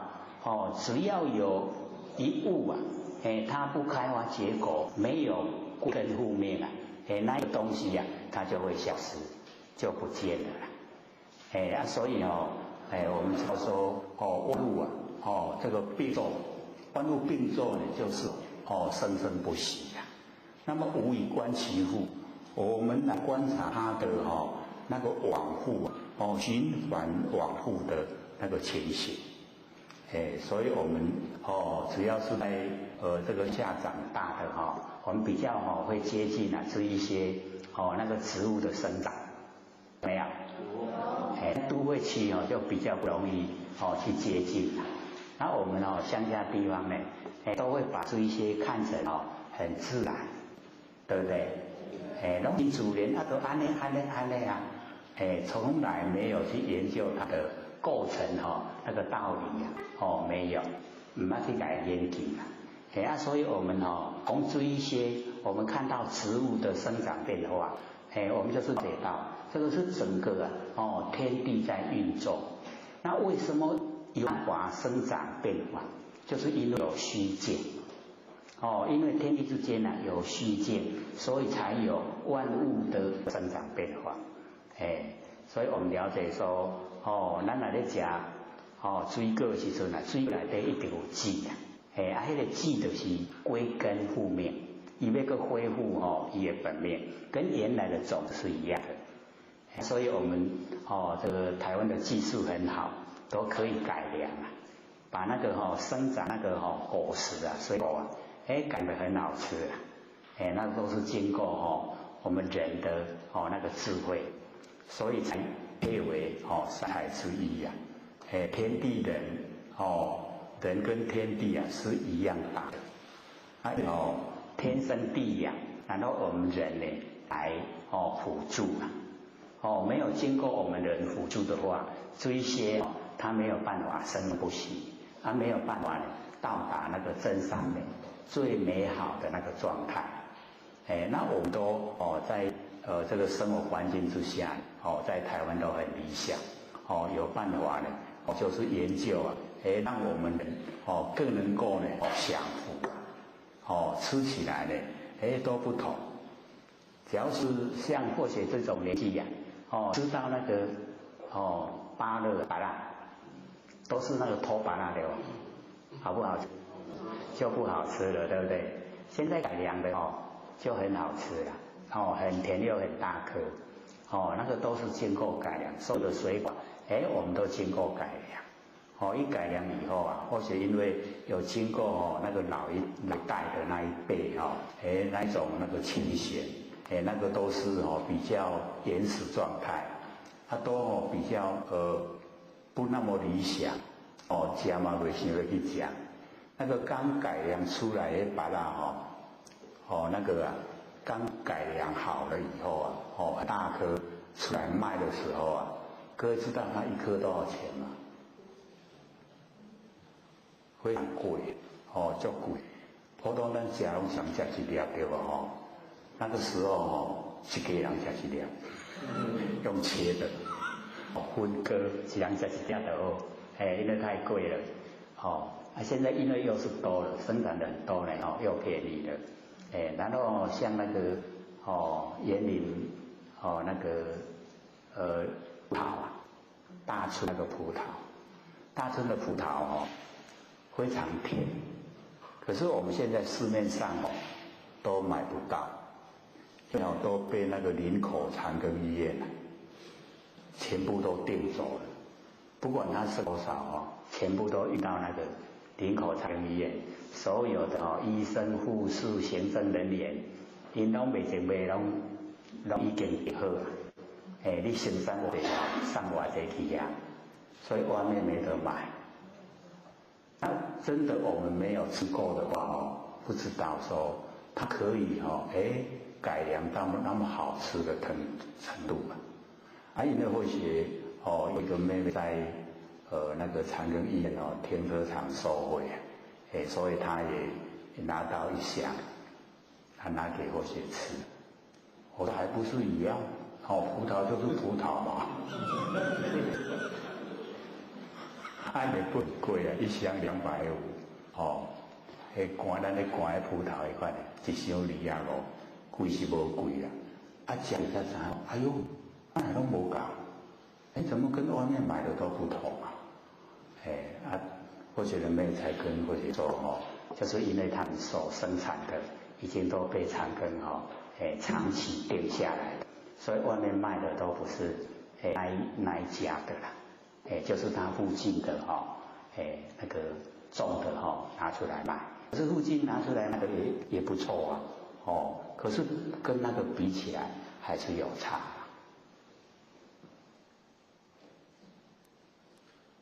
各位假如想吃哦，要怎么拿它？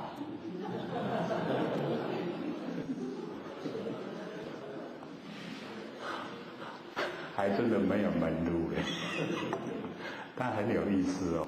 我姐妹妹跟我讲，说那个就是哦，知道的人啊，他会送到那个就是地下停车场，把那个葡萄送到那个地下停车场。知道的人他就什么时候送去的时候，他就什么时候去买，然后钱花的东西就拿走了。那个停车场管理说没事，通常电梯他就不管，急了的后你啊，然后东西就拿走，这个这样子的所以我们就可以了解到只要我们用心在生活之中过都不困难像我们假如说这个用那个美食吃的话假如说呢能够这个调配的很合呢这个大众口味大家都很喜欢吃，那生意一定很好一定能看到那个大排长龙的很多人的，你跟着去就没错，很好吃。那说那一家都没人，你也不要去了，那个不好吃都是这个样子。我们还可以很容易了解到我们的那一种习惯性，所以也会看那个口福之欲。既然要吃嘛，就是要吃好吃的啦，所以我们既然要做嘛，就是做最好的，一样，能够呢把这个自虚守戒，发挥到淋漓尽致，沉浸在凡尘就是很理想的状态。所以我们了解说，老子告诉我们，自虚守戒，回到我们的本命，这个很重要，我们要能够恢复自己的不生不灭的那个佛性本体回来，所以那个底下那个万物并作无以观其乎，那个就是万物并作就是万